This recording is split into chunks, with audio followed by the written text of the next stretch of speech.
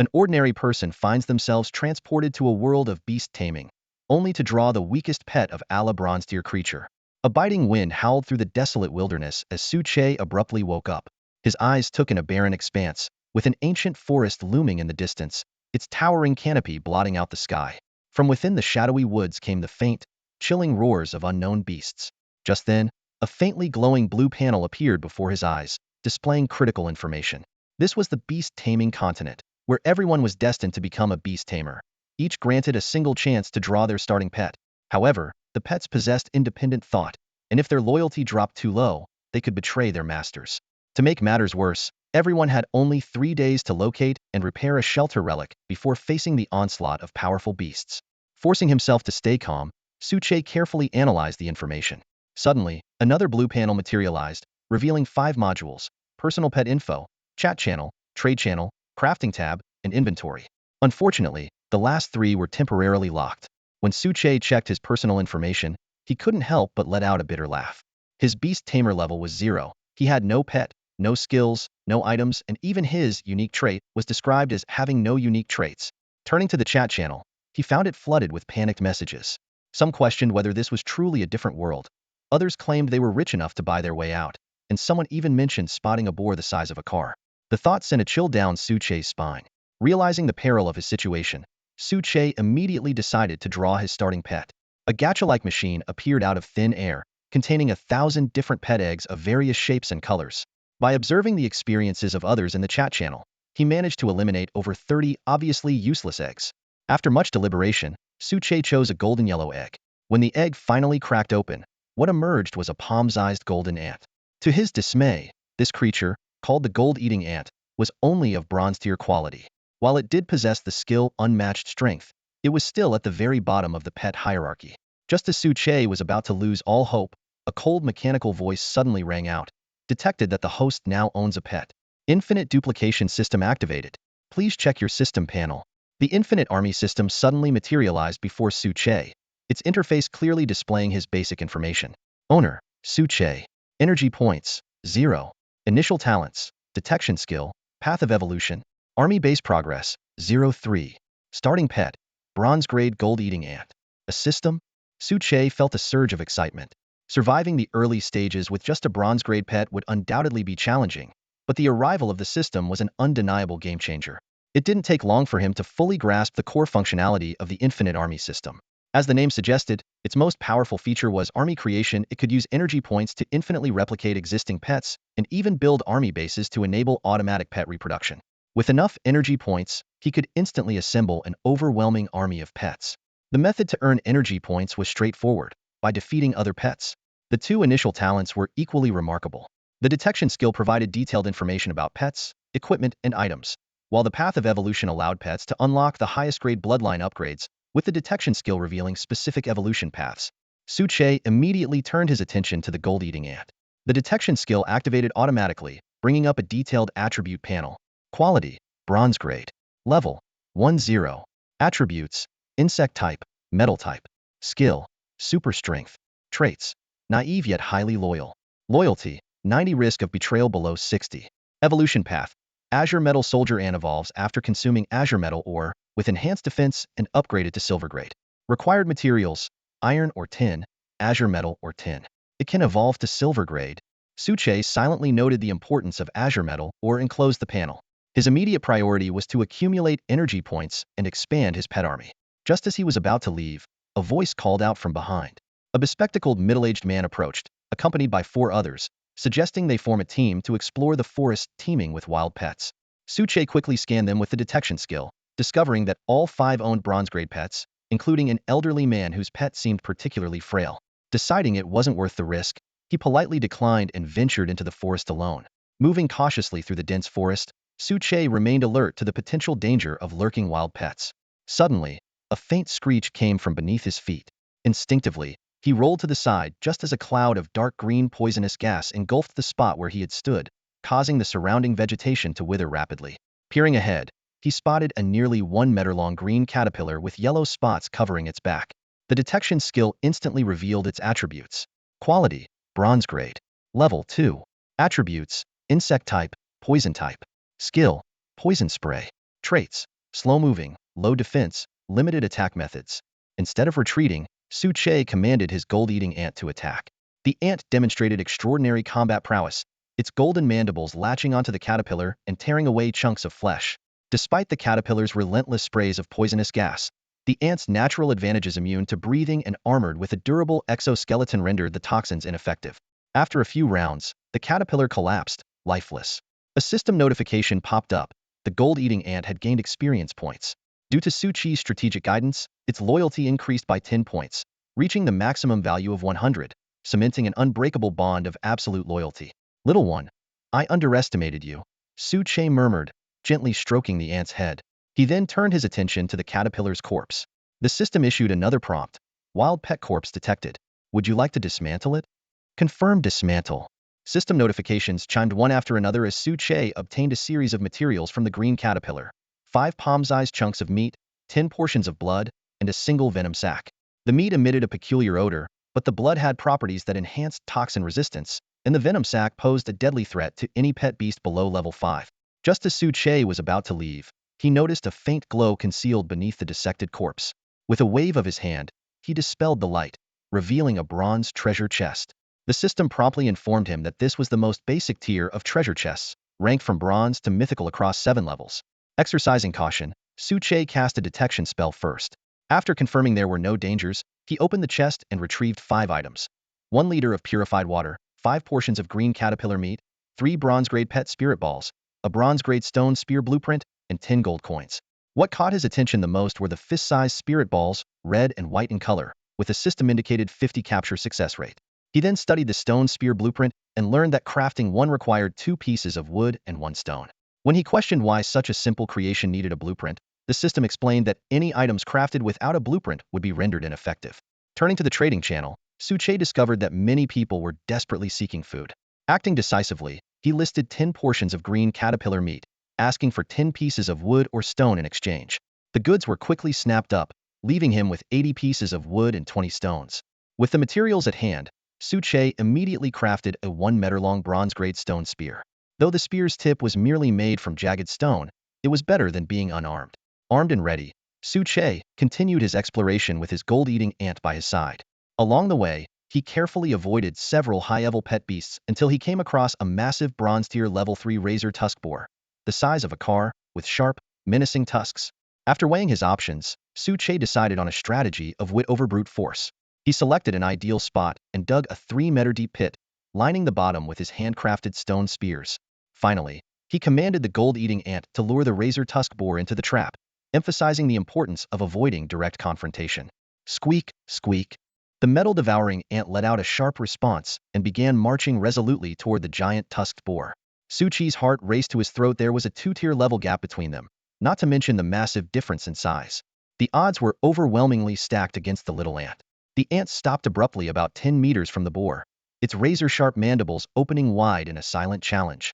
The boar, however, merely glanced lazily at its tiny opponent before resuming its leisurely grazing, utterly indifferent to the ant's provocation. The sight left the ant momentarily perplexed. It turned its head towards Su-che, as if seeking further instructions. Classic pig behavior completely focused on eating, Su-che muttered awkwardly, scratching the back of his head. He quickly shifted to his backup plan. All right, little guy, come back for now. With the ant safely recalled, Su-che gripped his bronze-tier stone spear tightly, his eyes locking onto the boar. A few tense seconds passed before the boar turned slightly, inadvertently exposing a weak spot. Seizing the moment, Su-che summoned all his strength and hurled the spear. It flew through the air with a sharp whistle, striking the boar squarely in the haunch. Despite the boar's formidable defenses, the combination of Su-che's relentless training and the spear's sharpness allowed it to pierce through with ease. The boar let out a blood-curdling scream as its body shimmered faintly with a golden hue. Enraged, it activated its charge ability, barreling towards Su-che like an unstoppable juggernaut. Trees and shrubs were flattened in its wake. So this is the power of a pet skill, Su-che murmured, not with fear but with growing exhilaration. Just as the boar was about to reach him, the trap he'd prepared earlier sprang into action. Thud. Rip. The sickening sound of flesh tearing filled the air as the boar plunged into the concealed pit. Su-che rushed forward to inspect the scene. The boar lay at the bottom of the trap, its body riddled with wounds and bleeding profusely, its vitality rapidly fading. Though all 10 of the stone spears lining the trap had shattered, the mission was accomplished. Finish it, little guy, Suche commanded. The metal-devouring ant scuttled up the boar's battered frame, delivering the final blow. A system notification chimed, announcing the ant's successful promotion to level 2 and rewarding Suche with valuable combat experience.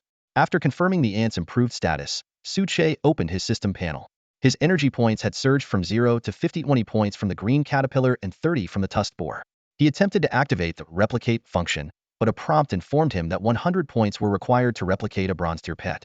With the spoils of battle in hand, Suche received another system notification, this time offering to dismantle the boar's carcass. Without hesitation, he confirmed the action, acquiring a bounty of meat, blood, and sharp tusks. Spotting a nearby treasure chest, he scooped up the metal-devouring ant and left the blood-soaked battlefield. Finding a secure spot by a sturdy rock, Suche settled down to examine the unusual silverdeer treasure chest. Inside, he discovered 2 crafting blueprints, a tint, 10 iron ingots, and 5 pokeball-like capsules, rare and valuable resources. After studying the blueprints, Suche carefully reviewed the requirements for crafting a campfire and a flame crossbow. The crossbow, in particular, captured his imagination with its immense firepower, though gathering the necessary materials would be no easy feat. Lastly, he inspected the attributes of the tint and the capsules. Feeling a sense of relief, he realized these items would significantly improve his chances of surviving the night in this perilous wilderness. With his newfound gear, Suche allowed himself a rare moment of calm, ready to face whatever challenges lay ahead. Suche stood at the edge of the sprawling forest, his brow furrowed in thought. Finding the base's ruins felt like searching for a needle in a haystack, and on top of that, he urgently needed to capture a high-level companion beast. Glancing down at the tiny, endearing gold-eating ant by his side, he sighed quietly. Without a colony to back it up, this little creature's combat strength was frustratingly weak. By noon, sunlight filtered through the dense canopy, casting dappled patterns on the forest floor. Suche used his remaining 10 units of stone to construct a makeshift campfire and snapped 2 sturdy branches from a nearby tree. Thankfully, he had acquired the blueprint for the campfire. Otherwise, he'd have no choice but to endure raw meat. He retrieved 2 slabs of giant fong boar meat and activated his probing skill. Giant fong boar meat, high-quality ingredient. When cooked, it offers a delicious flavor and, with prolonged consumption, provides a slight boost to physical constitution. His eyes lit up with excitement. Wasting no time, he skewered the meat and placed it over the flickering flames. While the aroma began to fill the air, he opened the chat channel to pass the time. The feed was flooded with messages from desperate voices, people bartering for food and water. One person was willing to grovel for a meal. Another offered 30 units of wood for sustenance, and someone stranded in a desert was on the verge of madness from thirst. Others were trading fruit in exchange for water. Suddenly, inspiration struck Suche. Although most people couldn't defeat wild beasts to gather resources, they still had labor to offer. That could be leveraged for trade. Without hesitation, he listed 40 slabs of giant fong boar meat for sale, each weighing 5 pounds. The trade listing went live. Seller, Suche. Item, giant fong boar meat. Requirements, wood 50, stone 50. Alternative 1, copper or 5. Alternative 2, fire crystal 1. Alternative 3, beast tendon 1. Stock, 40. The chat channel exploded with activity. Within seconds, his stock dwindled to just 5 pieces. Then, a private message caught his attention. It was from a female player named Chi Wei. To his surprise, she had both fire crystals and copper ore. After a round of negotiation, Chi Wei traded a fire crystal, some copper ore, and a bronze-tier blueprint for crafting paralytic poison in exchange for the remaining meat. Suche stored the blueprint in his inventory. Now, he was just 1 beast tendon away from crafting the fire crossbow. After savoring the roasted meat, Suche set off with the gold-eating ant, delving deeper into the forest. Along the way, he hunted every tier 2 and below companion beast he encountered, even taking down another giant fong boar. His energy points climbed to 250, and he managed to secure 2 bronze-tier treasure chests. Yet, the elusive beast tendon continued to evade him. Half an hour later, he stumbled upon a crystal-clear stream. Instinctively, Suche crouched low, blending into the shadows. Something unusual lay ahead, and his every sense was on high alert. Elsewhere in the forest, Chi Wei, dressed in a sleek tracksuit, stood among the towering trees. She glanced down at the vines coiled around her ankles and smiled warmly. "Oh, great tree, with those 5 pieces of meat, you'll finally recover your strength. When the time comes, make sure to take down plenty of wild companion beasts for me, all right?" In the tall grass, Suche cautiously poked his head out, and the scene before him left him utterly speechless. The riverbank was teeming with countless wild beasts, stretching as far as the eye could see. What surprised him even more was that, despite their ferocious and aggressive nature, the beasts were peacefully drinking water, as if abiding by some unspoken rule. This could be my chance, Suche thought to himself, standing up and scanning for any bovine creatures among the crowd. As his gaze swept across the area, detailed information about the beasts popped up. Flame tiger, bronze quality, level 15. Bloodthirsty jackal, bronze quality, level 16. Gale leopard, silver quality, level 22. Any one of these beasts could easily end his life. If only I could tame a silver or gold quality one, Suche muttered to himself in frustration. After advancing another 100 meters, a massive black water buffalo came into view. Using his probing skill, he gathered the following details. Black water buffalo. Quality, bronze. Level, 5. Attributes, water type, beast type. Skill, black water shield creates a water shield to block attacks. Traits, honest, stubborn. This is the one. Suche's eyes lit up. Although its level was slightly high, there was no time to be picky. The sun was setting, and the dangers of the night were even greater. If he could craft a flaming crossbow, his safety would greatly improve. He instructed his gold-eating ant to monitor the buffalo's movements while he quickly retreated to a densely wooded area to dig a trap. This time, the pit was deeper than before, lined with 20 bronze-grade stone spears, 10 of which were coated with green caterpillar venom. 10 minutes later, after confirming that the black water buffalo hadn't moved, Suche signaled the gold-eating ant to act. The little creature, having already served as bait once before, seemed much bolder this time. It leapt right next to the buffalo and, without hesitation, bit down hard on its rear. Moo! The buffalo bellowed in pain, conjuring a black water shield in front of it and charging furiously after the ant. With a thunderous crash, the massive beast plunged into the trap, sending dust flying everywhere. The stone spears pierced its hide, but given the buffalo's formidable defense, the injuries were not fatal. Soon, however, the venom began to take effect. The black water buffalo staggered, then collapsed to its knees, blood streaming from its nose and mouth. Seizing the opportunity, Suche drove a spear into its eye socket, delivering the final blow. System notifications chimed in quick succession. You have slain the wild beast black water buffalo and gained experience points. Gold-eating ant has gained experience points. Player has leveled up to level 2. Gold-eating ant has leveled up to level 3. After dismantling the carcass, Suche obtained Blackwater buffalo meat 50. Blackwater buffalo blood 30. Blackwater buffalo horns 2. Water element fragments 3. Water element fragments were precious items. Collecting 100 of them could create a water element crystal, which could be used as an evolution material for water-type pets or consumed to gain a 30 boost in water element damage. Before darkness fully descended, Suche used his remaining energy to summon a second gold-eating ant. With the added security, he began hunting low-level beasts more boldly.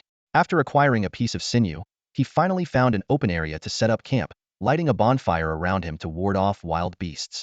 By the end of the day, he had slain a total of 12 beasts, amassing enough food to last for a long time. Inside the tent, Suche opened his inventory and carefully took stock. A total of 620 pieces of assorted meats came into view, their quality varying greatly. He decided to trade off the lower-grade items, like green caterpillar meat and pet blood, in the trading zone. Next up was the highlight of the day-opening treasure chests. Suche pulled out 6 bronze-tier chests. After using his detection skill to ensure safety, he eagerly began opening them. Congratulations! You've obtained 60 units of wood. Congratulations! You've obtained 60 units of stone. Congratulations! You've obtained 10 bronze-tier pet pokeballs. Congratulations! You've obtained 50 gold coins. Congratulations! You've obtained a blueprint for crafting bronze-tier golden crocodile armor. Congratulations! You've obtained a dodge skill card. Congratulations! You've obtained 3 liters of drinking water. Suche froze for a moment. 6 bronze-tier chests, yet the resources obtained were clearly disproportionate. Not only were rare items like blueprints scarce, but even basic materials such as wood and stone were far below expectations. A system notification popped up. Each Beastmaster has a 100 drop rate for the first 5 chests opened daily. For each additional chest, the drop rate decreases by 10. With that, Suchi's plan to strike it rich through bronze chests was completely dashed. He felt relieved that he had opened the silver-tier chest second. Otherwise, the reduced drop rate could have caused even greater losses. He carefully examined the blueprint and skill card. The golden crocodile armor required 10 units of iron, 1 golden crocodile hide, 5 threads, and 10 units of copper. It was a piece of equipment that could adjust to the size of the pet wearing it. The dodge skill card allowed a pet to gain a 10 dodge rate boost. Looking at the nearby gold-eating ant, Suche noticed new tabs for equipment, skills, and consumables had appeared. This is starting to feel more and more like a game. he murmured. He equipped the skill card on his first gold-eating ant, knowing it could be removed at any time. After organizing his items, Suche opened the crafting menu and selected the option to create a bronze-tier flame crossbow. A sleek, jet-black crossbow etched with crimson flame patterns materialized in his hands. A faint magical array glimmered at its center, radiating intense heat. Stepping outside the tent to test its power, Suche aimed at an ancient tree, so thick it would take 2 people to encircle it. Whoosh! The flaming bolt shot through the tree trunk in an instant. Flames engulfed the area, leaving behind nothing but ashes. The bolt continued its trajectory, flying dozens of meters further before finally landing. Holy crap! This thing's insane! Suche exclaimed in awe. This weapon, capable of automatically condensing fire element bolts, completely outclassed stone spears of the same tier. Clearly, elemental crystals were the real premium material. Need to collect more of them. Back at the campfire, Suche grilled 3 slabs of premium blackwater buffalo meat, intending to share them with his 2 pets. To his surprise, the 2 gold-eating ants devoured the meat like whirlwinds, finishing it in no time and then staring at him pitifully for more. Round after round, the 2 ants each consumed 6 slabs of meat, weighing 7 to 8 pounds apiece before finally being satisfied. Suche suddenly realized pets didn't have mana point skills and combat were fueled entirely by food consumption. Recognizing the looming food crisis, Suchi's eyes lit up with an idea. With his steady daily supply of meat, this could actually be an opportunity. He immediately listed all the meat except for blackwater buffalo and big-toothed boar meat in the trading zone. Seller, Suche. Items for trade. Any 3 pieces of meat. In exchange for 1 elemental crystal, 1 blueprint, 5 iron, 5 copper, 5 threads. Note: other valuable items can be negotiated via private message. Stock available, 420-inch.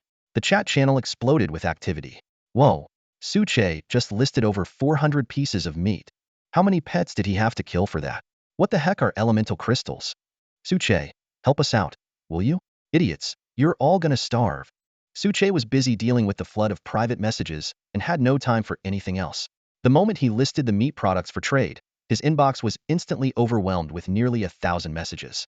Although the trading pace wasn't exactly brisk after all, on the first day of this apocalyptic world, most people were struggling to survive and didn't have resources to spare. Patiently, Suche began sifting through the messages one by one. Most were irrelevant.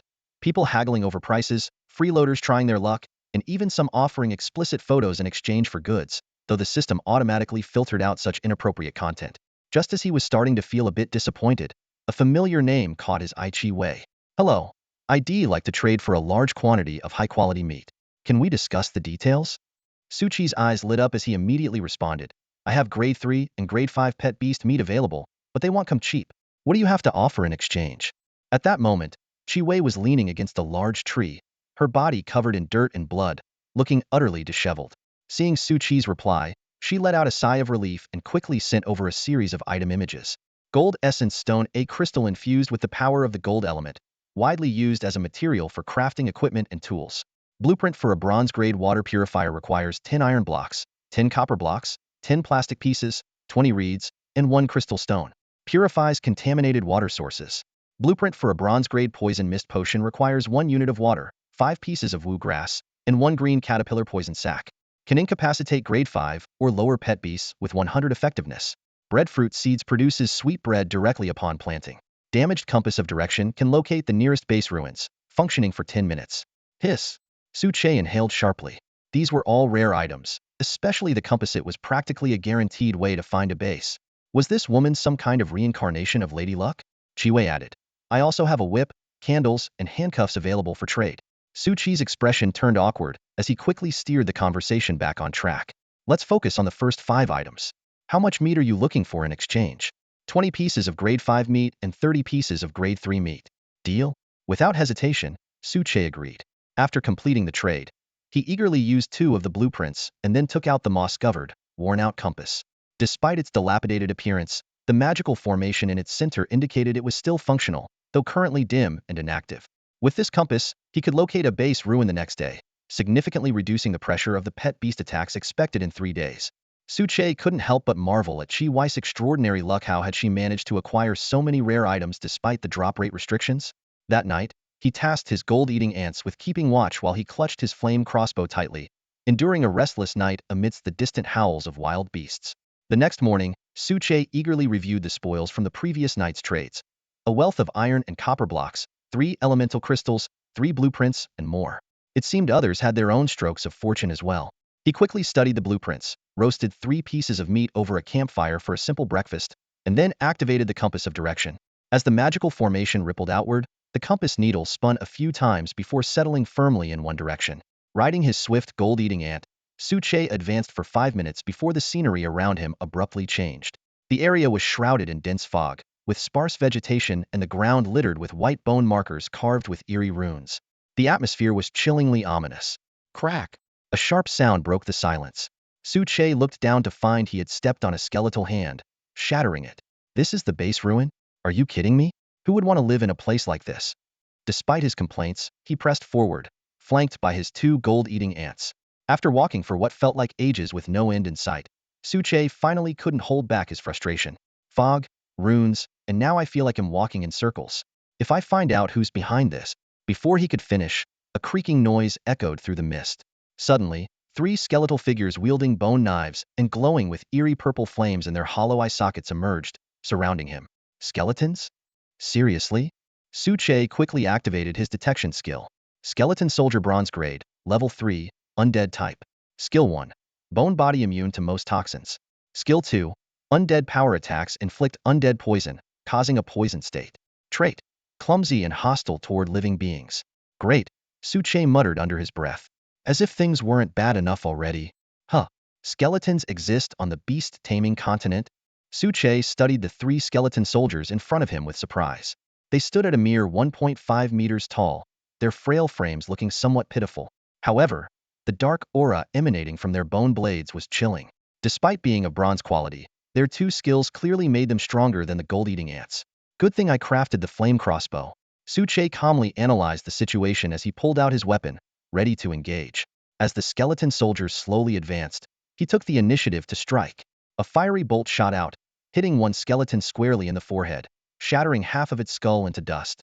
The intense flames clung to the skeleton, burning its body relentlessly.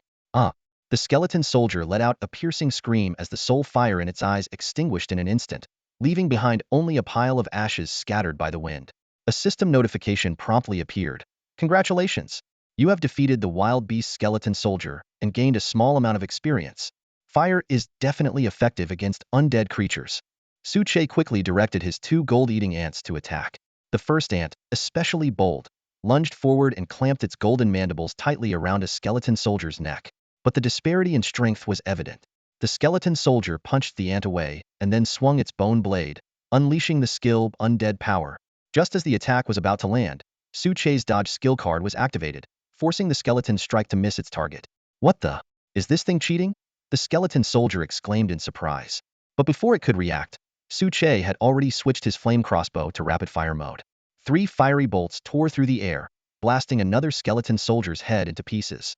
The last skeleton soldier, meanwhile, was left barely hanging on under the relentless assault of the gold-eating ants. Hold up, Suche commanded, stopping the ants from delivering the final blow. He took out a bronze tier spirit ball. Considering the likelihood of encountering more skeleton soldiers in the future, he decided to try capturing one as a laborer. The spirit ball arced gracefully through the air, releasing a bright white light that enveloped the skeleton soldier. However, the capture failed. The system message read, "The weaker the wild beast's state, the higher the chance of capture. Once captured, all damage to the beast will be repaired unless it was killed." A sly grin spread across Suche's face. Well then, with a wave of his hand, the 2 gold-eating ants resumed pummeling the skeleton soldier. Once it was trembling and its soul fire flickered weakly, Suche crouched down, pressing the flame crossbow against its forehead. "Behave and let me capture you, or I'll grind you into bone powder." The skeleton soldier nodded frantically, and this time the capture succeeded with ease. The analysis results popped up. Skeleton Soldier. Quality, Bronze. Level, 3. Attribute, Undead. Skills, Bone Body, Undead Power. Traits, Clumsy. Loyalty, 59. Evolution Path, None. No evolution path? Its potential is worse than the gold-eating ants, Suche muttered, slightly disappointed. Still, he summoned the skeleton soldier to ask if there were any special structures nearby. The skeleton nodded and led the way. As they ventured deeper, the number of skeleton soldiers they encountered grew from 3 to over a dozen at a time. However, with the flame crossbow in hand, clearing them out was manageable. After defeating over 60 skeleton soldiers, Suche leveled up to 3, and the 2 gold-eating ants reached level 4. significantly boosting their combat power. Just then, the first skeleton Su Che had captured returned, accompanied by 6 others, to deliver a warning. A base ruin lay ahead, guarded by a much stronger skeleton. Su Che decided to prepare first. Opening the crafting menu, he began creating a bronze tier healing ointment. Materials: bone powder 1, heathergrass 3, acidwood root 3. Description: a humble-looking ointment that quickly restores injuries when used. He quickly listed 60 pieces of wild boar meat for trade and posted in the chat channel. Everyone urgently need heathergrass and acidwood root. Wild boar meat is up for grabs, first come, first served. The channel was silent for a moment before exploding. A boss has appeared. Isn't wild boar a level 3 beast? I'm still struggling with level 1 creatures. Luckily, I have plenty of heathergrass. What's acidwood root? Why does the boss always need such strange items? Are wood and stone going to lose value tomorrow? As a transmigrator, Su Che's wild boar meat was clearly in high demand, and the 60 pieces were quickly snapped up. System notifications flashed rapidly. Su Che had just acquired 150 portions each of stone fern grass and sourwood root, along with 50 units of bronze grade ointment. To ensure his safety, he spent 1,800 energy points to summon 6 additional Tier 3 skeleton soldiers, completing his 15 pet army. Little skeleton, take the lead and clear the way. Gold-devouring ants, you guard the rear, Su Che commanded. With orders given, the team pressed forward. The deeper they ventured, the thinner the surrounding fog became. Yet they encountered no more skeleton soldiers. Suddenly, the leading skeleton soldier, designated Skeleton 1, froze in its tracks and raised its arm in warning. The ground began to quake violently. From several hundred meters ahead, a white phantom burst forth from the earth, enveloped in a thick, suffocating deathly aura that blanketed the area. 2 sharp sword energies shot out from the miasma, instantly shattering the 2 leading skeleton soldiers into pieces. What is that? Su Che's pupils contracted sharply. Though the sword energy wasn't aimed directly at him, it still sent chills down his spine. He immediately activated his probing skill to identify the target. Bone Sword Saint. Quality: silver grade. Level: 6. Type: undead. Skills: 1. Body of the Fallen can heal mortal wounds by absorbing the soul flames of other beings. 2. Power of the Undead. 3. Death Sword energy launches devastating white sword energy. 4. Skeleton summons 5 skeleton soldiers every 5 minutes. 4 skills at silver grade? Su Che cursed under his breath. I came here looking for the base ruins, and instead, I've run into a boss looking to get me killed? His eyes caught sight of the ruins of a building behind the Bone Sword Saint. Without hesitation, he made a decision. Little skeleton, lead the charge and engage it heathen. Gold-devouring ants, flank and harass. They'll provide suppressive fire. However, Skeleton 1 hesitated, retreating step by step. The flickering soul flames in its eye sockets betrayed its unease. Confronted with a silver-grade counterpart, the bronze-grade skeleton soldiers instinctively felt an overwhelming suppression. If not for Su Che's presence, they might have already knelt in submission. Afraid? Su Che's expression darkened. You need to step up your game. It's a skeleton, and so are you. What's there to fear? He patted Skeleton 1 on the shoulder. Take it down, and you'll become the new Bone Sword Saint. Want pink skeletons as your entourage? You can have them. These words instantly ignited the youthful, unseasoned ambition within the little skeleton. Its soul flame blazed with intensity, nearly bursting out of its sockets. With a furious roar, it brandished its bone blade and charged forward. The remaining skeleton soldiers followed suit, shedding all hesitation. Seeing this, Su Che quickly equipped Skeleton 1 with a dodge-enhancing card. The Bone Sword Saint cast a disdainful glance at the oncoming charge. With a sweep of its bone sword, the deathly aura parted like a curtain, forming a clear path. Several chilling sword energies sliced through the air, instantly obliterating 6 skeleton soldiers. Witnessing the brutal demise of its comrades, the little skeleton roared in fury, lunging forward with its bone blade gripped in both hands. Clang! The bone blade shattered upon impact. The Bone Sword Saint effortlessly deflected the attack, countering with a swift strike that severed the little skeleton cleanly in half. Just as it prepared to crush the little skeleton's skull, 2 flaming crossbow bolts streaked through the air. One was deflected, but the other struck its left arm with a fiery explosion. Thank goodness for the flame crossbow. Su Che exhaled in relief and immediately activated rapid-fire mode to suppress the enemy. The 2 gold-devouring ants seized the opportunity to leap onto the Bone Sword Saint, clamping down on its arms. Meanwhile, the 4 remaining skeleton soldiers latched onto its legs, successfully immobilizing the foe. Seizing the opening, Su Che charged his flame crossbow to the limit. A blazing bolt shot forth like a meteor, piercing straight through the Bone Sword Saint's forehead. Its skull fractured, and its soul flame flickered violently, but stubbornly refused to extinguish. What? It's still alive? This thing's cheat mode is better than mine. Su Che gritted his teeth, readying another shot, only to find his ammunition depleted. Skeleton summon? The bone sword Saint cackled maniacally, raising its hand toward the ground. But just then, the seemingly lifeless little skeleton sprang up with sudden ferocity, wielding a jagged shard of its broken blade. It plunged the weapon directly into the bone sword Saint's soul flame with precision. A system notification flashed.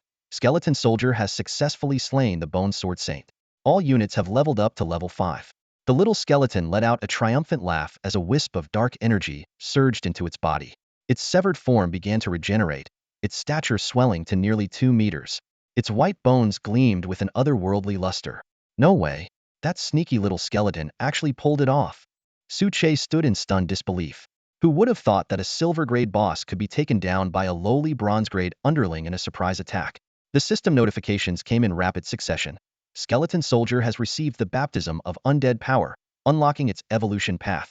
Skeleton Soldier 1 has slain the Bone Sword Saint. Bloodline optimized to its peak. Automatic evolution successful. Through this heated battle, a new skill has been awakened. Su Che couldn't help but grin. Well, I'll be damned. That little skeleton really knows how to turn the tables. The evolution of the little skeleton left Su Che overjoyed.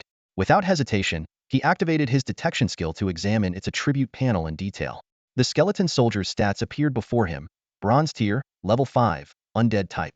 It possessed 2 skills: bone body and undead power. Its personality was described as dull-witted, but its loyalty level was maxed out.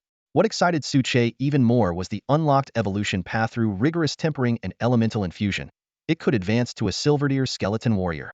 The required materials were surprisingly simple: 10 portions of bone powder and 1 random elemental crystal. The slain Bone Sword Saint, however, was in a league of its own. Gold tier, level 5, with mastery of skills such as undead body, undead power, death sword aura, and skeleton summon. It even awakened a unique skill, treacherous bone, which could reduce its presence by 50 while significantly increasing its critical hit rate. This fanatical swordsman was also marked by an unusual trait: an addiction to ambushes. Holy crap! Su Che couldn't help but exclaim. The new Bone Sword Saint not only represented a quality upgrade, but also came with unexpected abilities. Yet, the treacherous bone skill seemed oddly out of character for the image of a noble swordmaster. Looking at the little skeleton before him, Su Che couldn't help but chuckle. The memory of the proud and aloof Bone Sword Saint, who once radiated sword energy, was now replaced by this hunched figure grinning slyly at the corpses on the ground. Noticing its master's gaze, the little skeleton quickly straightened its back, placed one hand on the bone sword at its waist, and raised a thumbs up with the Athera comical display resembling a swaggering trickster. Su Che approached the Sword Saint's corpse and selected the decomposition option. He obtained 120 portions of bone powder, though it was a modest yield. The bone powder could be used to craft healing salves, serve as food for skeleton soldiers, or act as evolution materials, making it undeniably useful. Shortly after, a glowing orb slowly emerged. As the drop from a silver-tier boss, this treasure chest filled Su Che with anticipation. Upon opening it, he received 4 items: 100 gold coins, 3 silver-tier pet capture balls, a blueprint for crafting a bronze-tier pickaxe, and another for crafting a silver-tier precision ring. Although the quantity of items was less than the haul from yesterday, their quality was exceptional. Su Che immediately examined the 2 blueprints to assess the required materials. Bronze-tier pickaxe, 5 portions of wood, 3 stones, 1 thread. Increases mining efficiency. Silver-tier precision ring, 3 iron blocks, 3 silver blocks, 3 portions of bronze, and 1 gold crystal. Increases attack accuracy by 20 when equipped. The ring was exactly what Su Che needed. While the accuracy boost might seem underwhelming in the early stages, it was a game-changer for someone like him who relied on a flame crossbow. Currently, his accuracy for targets over 100 meters away was less than 50. With this ring, his performance would undoubtedly improve. The only problem was that he had no clear way to acquire silver blocks. After stowing away his spoils, Su Che led his 7 pets forward. The journey was smooth, and soon, the surroundings began to change. The bone markers vanished, replaced by towering trees, dense wild grass, and an abundance of colorful wild fruits. Within the ruins of what appeared to be an old base, structures like warehouses, pastures, and planting areas were dilapidated but still recognizable. The only relatively intact building, a wooden cabin, was riddled with holes and unusable. A system prompt informed him that he could repair the level 1 base. The required materials were substantial: 200 portions of wood, 50 stones, and 30 gold coins. Once repaired, the base would include a wooden cabin, bed, chairs, storage chest, and a basic fence. For a beginner, These materials were a tall order gathering. Just the wood would take 3 days of non-stop chopping, not to mention the coins that could only be found in treasure chests. Suche decided to postpone repairing the base and instead inquired about building a troop spawning base. To his delight, the system revealed that the first troop spawning base was a beginner reward.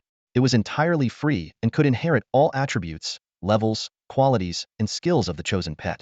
After careful consideration, Suche decided to construct a skeleton warrior troop spawning base. Although lapis lazuli and gold-devouring ants were temporarily out of reach, he had an ample supply of bone powder and only needed an elemental crystal. Remembering the 2 water elemental shards he had obtained from blackwater buffaloes, Suche eagerly prepared to revisit the river. This time, his powerful pet team would help him attempt to capture some high-quality pets. Carefully navigating through the misty bones, Suche returned to his temporary shelter from the previous day, only to be taken aback by the sight before him. The area looked as though it had been ravaged by a fierce battle. Large patches of grass had been torn up, exposing the dry, yellow soil beneath, and the remnants of campfire marks had been completely trampled. Examining the ground closely, Suche frowned deeply. The extent of the destruction far exceeded any scene he had witnessed before, even those caused by rampaging blackwater buffalo. It was clear that some high-level, large reptilian wild pet was responsible. Realizing the potential danger, he decided not to linger any longer. By the time he reached the riverbank, Suche surveyed his surroundings and noticed that wild pet activity was relatively low at this time, perfect for hunting. Without hesitation, he gave his orders. 2 skeleton soldiers will each team up with a gold-eating ant to hunt. Remember, retreat immediately if you encounter danger. Your lives come first. Clack, clack. Squeak, squeak. The 6 pets quickly split into 2 teams and dispersed. The small skeleton, who had been hiding at the back, tried to follow, but Suche stopped it in its tracks. Small skeleton, with the way you act, how can you still call yourself the White Bone Sword Saint? Might as well rename you Cowardly Sword Saint. Suche smacked its skull with his palm. You're a level 5 golden boss, yet you always cower in the back. All you do is hide. When the small skeleton tried to argue, Suche cut it off with a cold command. You'll act alone. By nightfall, you must take down a level 5 wild pet, or it'll cut off your food supply for 3 days. Seeing the murderous intent in Suchi's eyes, the small skeleton shivered and scampered off in the opposite direction. Once all the pets had left, Suche found a rock by the riverbank to sit on. Staring at the flowing water, he opened his crafting menu to check the requirements for making a bronze-grade fishing rod. 5 pieces of wood, 5 iron blocks, and 1 string. With the materials on hand, he immediately began crafting. A flash of white light later, a rough 5-meter-long fishing rod appeared in his hand. Suche didn't mind its crude appearance. He cut off a piece of giant fong-boar meat for bait and cast the line into the center of the river. Up close, he noticed the river's water quality was far from ideal. It was littered with debris, and he could even spot discarded pet materials floating around. What a shame. This water won't be drinkable until I make a purifier. And the drinking water I have now is running low, Suche muttered with a sigh. As he waited, he opened the chat channel to browse through messages. Most were requests to buy food, but a few caught his attention. Someone was offering 30 pieces of wood for food. Another complained about their pet's insatiable appetite. Someone else mentioned breaking a bone while chopping wood barehanded. And there were even inquiries about the location of base ruins. Switching to the trading section, Suche was stunned by the current market prices. The lowest quality green caterpillar meat was priced at 50 wood, bucktooth rabbit meat at 80 wood, and blockbird meat at an astonishing 100 wood. Realizing an opportunity, he thought to himself, I have plenty of meat. I could stockpile wood now and sell it later at a higher price. Heh, I'm starting to feel like a proper profiteer, Suche chuckled to himself, though he couldn't suppress the grin spreading across his face. Just as he was focused on fishing, a sudden splash broke the calm. The fishing rod bent violently under a strong pull. Even with his level 3 strength, Suche found it difficult to reel in. After nearly 10 minutes of a grueling tug-of-war, he finally hauled his catch onto the Sharia half-meter-long golden crocodile, growling lowly at him. A quick inspection revealed the creature's stats, a level 3 bronze-quality golden crocodile with the skills Death Roll and Water Arrow. Its traits were listed as juvenile and lazy. Looks like my golden crocodile armor is only missing 1 piece golden crocodile skin. And here it is, delivering itself to me. Suche laughed as he pulled out his flame crossbow. With a single shot, he effortlessly pinned the golden crocodile to the ground. After dissecting the carcass, he obtained 30 portions of golden crocodile meat, 30 portions of golden crocodile blood, and 10 golden crocodile bones. However, Suche frowned when he didn't see the golden crocodile skin or a treasure chest drop. The system informed him that due to the target's juvenile status, the drop rate was significantly reduced. Suche nodded in understanding and refocused on his fishing. He firmly believed that if he could catch the first golden crocodile, He could surely catch more. Sure enough, the fishing float soon began to bob again. He quickly reeled in his line and this time, effortlessly pulled up a ha-ha fish. Though it wasn't a golden crocodile, this peculiar-looking yet endearing fish had its own value. Its meat was delicious, and it was one of the rare non-aggressive wild pet beasts that could even be domesticated. Over the next 2 hours, Su-che managed to catch over 30 ha-ha fish and a single blackfish, but the golden crocodile remained elusive. Suddenly, the calm river surface turned turbulent. Large schools of ha-ha fish frantically swam downstream, as if fleeing from some unseen danger. Recalling the signs of wild pet beast rampages he had observed earlier, Su-che immediately became alert. At that moment, his skeleton warriors and gold-eating ants came rushing toward him. Though their numbers were intact, most bore visible injuries. Through the gestures of gold-eating ant number 1, Su-che learned that they had been caught in a fierce battle between wild pet beasts. For opponents to wound such high-level beasts, their strength had to be formidable. After weighing his options, Su-che decided to take the risk and investigate. Both the evolution of his skeleton warriors and the repair of his base required vast resources. If he could defeat this group of beasts, the rewards would undoubtedly be substantial. After regrouping with his trusty little skeleton, he followed the lead of the gold-eating ants upstream. Before they even got close, the low growls of beasts reached their ears, accompanied by trembling ground and clouds of dust. On the riverbank, a group of massive golden crocodiles was locked in a standoff with an even larger herd of black-water buffalo. The crocodiles had chunks of meat clamped in their jaws, while the buffaloes glared with bloodshot eyes, their water shields shimmering in front of them, ready to charge at any moment. A quick scan revealed that these were adult golden crocodiles, all at level 5. They were far stronger than their juvenile counterparts and had even acquired the deadly death roll skill. Slowly, a dozen or so golden crocodiles crawled onto the riverbank. In the sunlight, their shimmering scales glinted menacingly, and their sheer size dwarfed that of the black water buffalo. The battle erupted in an instant. The golden crocodiles struck first, launching water arrows as thick as a person's wrist toward the buffalo's water shields. The shields didn't shatter immediately but emitted a corrosive hiss as smoke billowed from them. The black water buffalo, though unsettled, quickly reformed their shields and counterattacked. As the clash raged on, a massive golden crocodile, nearly 5 meters long, emerged from the water's depths. This was a level 6 golden crocodile king. Unlike the others, it not only possessed the standard skills but also wielded the devastating tail sweep ability. Its presence caused visible unrest among the buffalo herd, and several were promptly dragged into the water by the crocodiles taking advantage of the chaos. Witnessing this scene, Su-che realized the tide of the battle had shifted decisively. Unless, his gaze shifted to the little skeleton standing beside him. This guy was hiding behind 2 branches, watching intently from the sidelines. Let's reimagine the scene. Su-che stood in the shadows, his gaze fixed on the massive golden crocodile not far away. He motioned for the little skeleton to come closer and, pointing at the enormous creature, whispered, "Little skeleton, it's time to put your sneaky skills to good use. Wait for the perfect moment and strike it with a fatal blow." The little skeleton glanced at the chaotic battlefield, its bony frame trembling slightly. 40 to 50 summoned beasts were locked in a fierce melee, and now it was supposed to ambush the opposing leader? Wasn't that just courting death? It might lack a brain, but it wasn't foolish. Clack clack. "Boss, my little life can't lose it." The little skeleton dropped to its knees with a thud, clutching Su-che's pant leg tightly as it let out a pitiful wail. If it had flesh and blood, its face would already be streaked with tears. All right. Su-che shook it off with a look of disdain. "You're a level 5 gold tier mini-boss. Ambushing a level 6 bronze tier summon beast should be a walk in the park. They'll cover you from the side. Just make sure to take it down." As he spoke, he pulled out his flaming crossbow. Realizing it wasn't being sent to its doom, the little skeleton finally breathed a sigh of relief. Carefully concealing itself with branches, it began to stealthily approach the golden crocodile king. The battlefield's outcome was becoming clear. With the golden crocodile king joining the fray, the tide of battle had completely turned. Within 5 minutes, the remaining 6 Blackwater oxen were battered and on the brink of collapse. The golden crocodile king had yet to make a move, observing the fight calmly until victory was certain before slowly making its way ashore. At that moment, a seemingly innocuous bush by the river concealed a deadly threat. Now's the time. As the golden crocodile king fully emerged from the water, Su-che immediately activated the rapid-fire mode of his flaming crossbow. 12 flaming bolts tore through the air simultaneously. Sensing the danger, the golden crocodile king let out a furious roar, its massive body twisting as it lashed out with its tail in a sweeping attack. However, it had clearly underestimated the power of the flaming crossbow attack, capable of overwhelming even a white bone sword saint. was not something a mere level 6 bronze tier wild beast could withstand. Thud. 5 bolts struck true, leaving bloody holes in the crocodile's tail.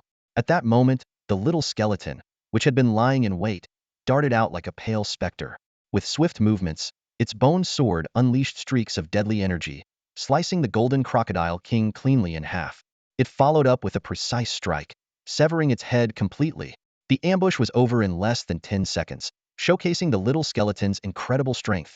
The remaining golden crocodiles, seeing their leader slain, scattered in panic. Seizing the opportunity, Suche commanded his devouring gold ants to pursue them.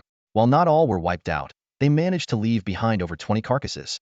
The aftermath of the battle was a grisly sight.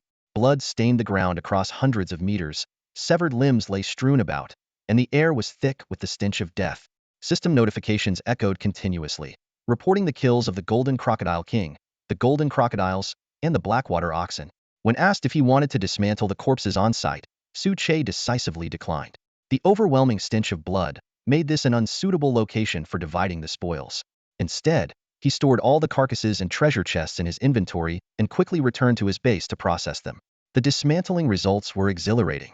1 Golden Crocodile King carcass, 22 Golden Crocodile carcasses, 30 Blackwater Oxen carcasses, 30 portions of Golden Crocodile King meat, 1,100 portions of Golden Crocodile meat, 1,800 portions of Blackwater Oxen meat, 102 water element fragments, 10 portions of Golden Crocodile King blood, and other items. We hit the jackpot. 2,900 portions of level 5 meat. Suche couldn't hide his excitement. In this environment, meat was as good as hard currency. With this stockpile, he could trade for nearly any resource he wanted from other beast masters, with plenty left over. He took a deep breath to calm himself before carefully examining the rare items dropped by the Golden Crocodile King. Golden Crocodile King meat. A delicious delicacy that significantly enhances physical strength when consumed. Golden Crocodile King blood. A potent tonic that boosts strength upon ingestion. These were far more valuable than the ordinary meat and blood of the golden crocodiles or Blackwater oxen, which lacked such body-enhancing effects. Finally, Suche opened his inventory to check the most anticipated reward of this expedition: 10 bronze-tier treasure chests. Although the Golden Crocodile King hadn't dropped a silver-tier chest, he still had 2 attempts left for the day to try his luck. Let's see, he'll start with this one. Suche took out the bronze-tier chest dropped by the Golden Crocodile King and prepared to open it. The system notification chimed, and Suche received a batch of loot: 30 units of wood, 3 bronze-grade pet spirit balls, and 1 blueprint for crafting a bronze-grade barbecue grill. That's it? So little? Refund. I protest. Suche grumbled in frustration. This was the second treasure chest he had opened today, and it was from none other than a level 6 Golden Crocodile King. Clearly, his rapid power growth had disrupted the game's early balance, and this low drop rate seemed to be the system's way of limiting him. If the drop rate is this bad now, he'll probably need golden grade chests just to sustain an army later on, Suche sighed. At least there's a blueprint, guess that's my consolation prize. Without hesitation, he used the blueprint and then opened the remaining treasure chests. Having lowered his expectations, he wasn't surprised when the 9 chests only yielded 100 units of wood and stone, with no bronze-grade spirit balls in sight. But Suche wasn't too bothered, as already had nearly 3,000 pieces of meat in his inventory, and acquiring better items wouldn't be too difficult. He opened the crafting menu and selected the blueprint for the bronze-grade barbecue grill. It required 6 units of wood and 6 units of stone. The description indicated it was a device capable of automatically cooking meat, though it lacked any bonus effects. This is great. Suche's eyes lit up. As someone who had never cooked before, all his attempts at roasting meat over an open flame had ended in failure. Finally, he could look forward to eating proper meals. As night fell, Suche quickly assembled the barbecue grill using his supplies. He also set up numerous campfires around his base ruins to ward off any potential pet attacks during the night. Once the grill was ready, he placed a piece of Golden Crocodile King meat and 20 pieces of Blackwater Buffalo meat onto it. The aroma of roasting meat filled the air, but Suche didn't waste time savoring it. Instead, he turned his attention to the trading section to execute his plan. To avoid drawing too much attention, he decided to list the level 5 meat in batches.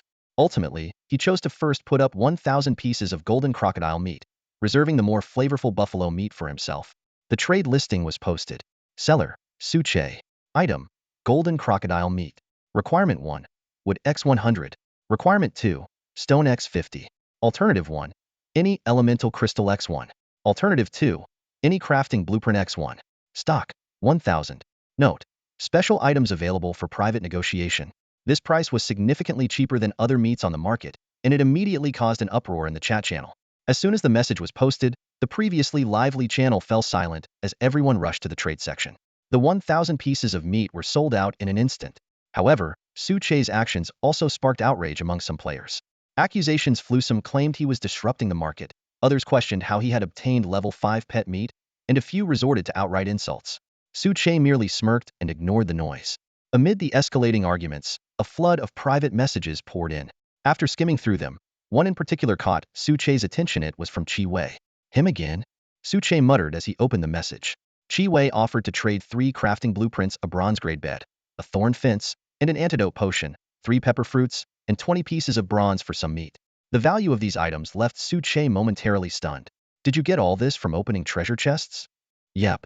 It's not much though. I was hoping to trade more with you, even on credit if that's okay. Don't worry, I'll definitely pay you back. For a moment, Su Che felt a pang of envy. The 10 bronze chests he had opened didn't even come close to half of Chi Wei's haul. Be honest, are you cheating? Su Che joked before setting the trade terms. 1 blueprint for 1 piece of meat. Pepper fruit and bronze are rare, but I don't really need them right now. Since we've already traded 3 times, they'll throw in 10 extra pieces of blackwater buffalo meat for you. And if you ever get more good items in the future, they'll pay you above market price. Chi Wei eagerly agreed, thrilled by the generous deal. The terms were far better than he had expected. After completing the trade with Chi Wei, Su Che pocketed the 3 blueprints and closed the trade panel. Almost immediately, a series of notification sounds echoed through the system, informing him that he had acquired 100,000 units of wood and 50,000 units of stone. No one's willing to trade elemental crystals or crafting blueprints. Su Che muttered in mild disappointment. Clearly, others had started to realize the value of these rare resources. However, he wasn't too concerned. Once they discovered base ruins, they'd regret not trading blueprints today. After quickly finishing the meat in his hand, Su Che approached the wooden hut. The system promptly displayed a notification. Base ruins detected. Would you like to repair? Level 1 base requirements. Wood X 200, stone X 50, gold X 30. Buildings include wooden hut, wooden bed, wooden chair, storage chest. Confirm repair. As soon as the words left his mouth, a large amount of materials flew out from his inventory and merged with the dilapidated hut. At the same time, the gold coins vanished, and a massive hammer materialized in midair, slamming down forcefully. With a crisp sound, the decrepit hut transformed into a brand new structure. The system chimed in. Repair successful. Level 2 base construction requirements. Wood X 500, stone X 500, iron X 100, copper X 100, earth crystal X 1, base upgrade certificate X 1. Eagerly, Su Che stepped into the wooden hut, only to be stunned by the sight before him.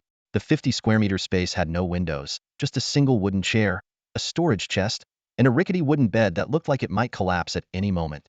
This level of simplicity was almost insulting, so bad even a stray dog might reject it. The small skeleton following behind him shook its head as if agreeing with its master's thoughts. Now came the real task. Su Che took out 100 water elemental shards and combined them into a single water elemental crystal. Randomly selecting 1 skeleton soldier, he began his first evolution experiment.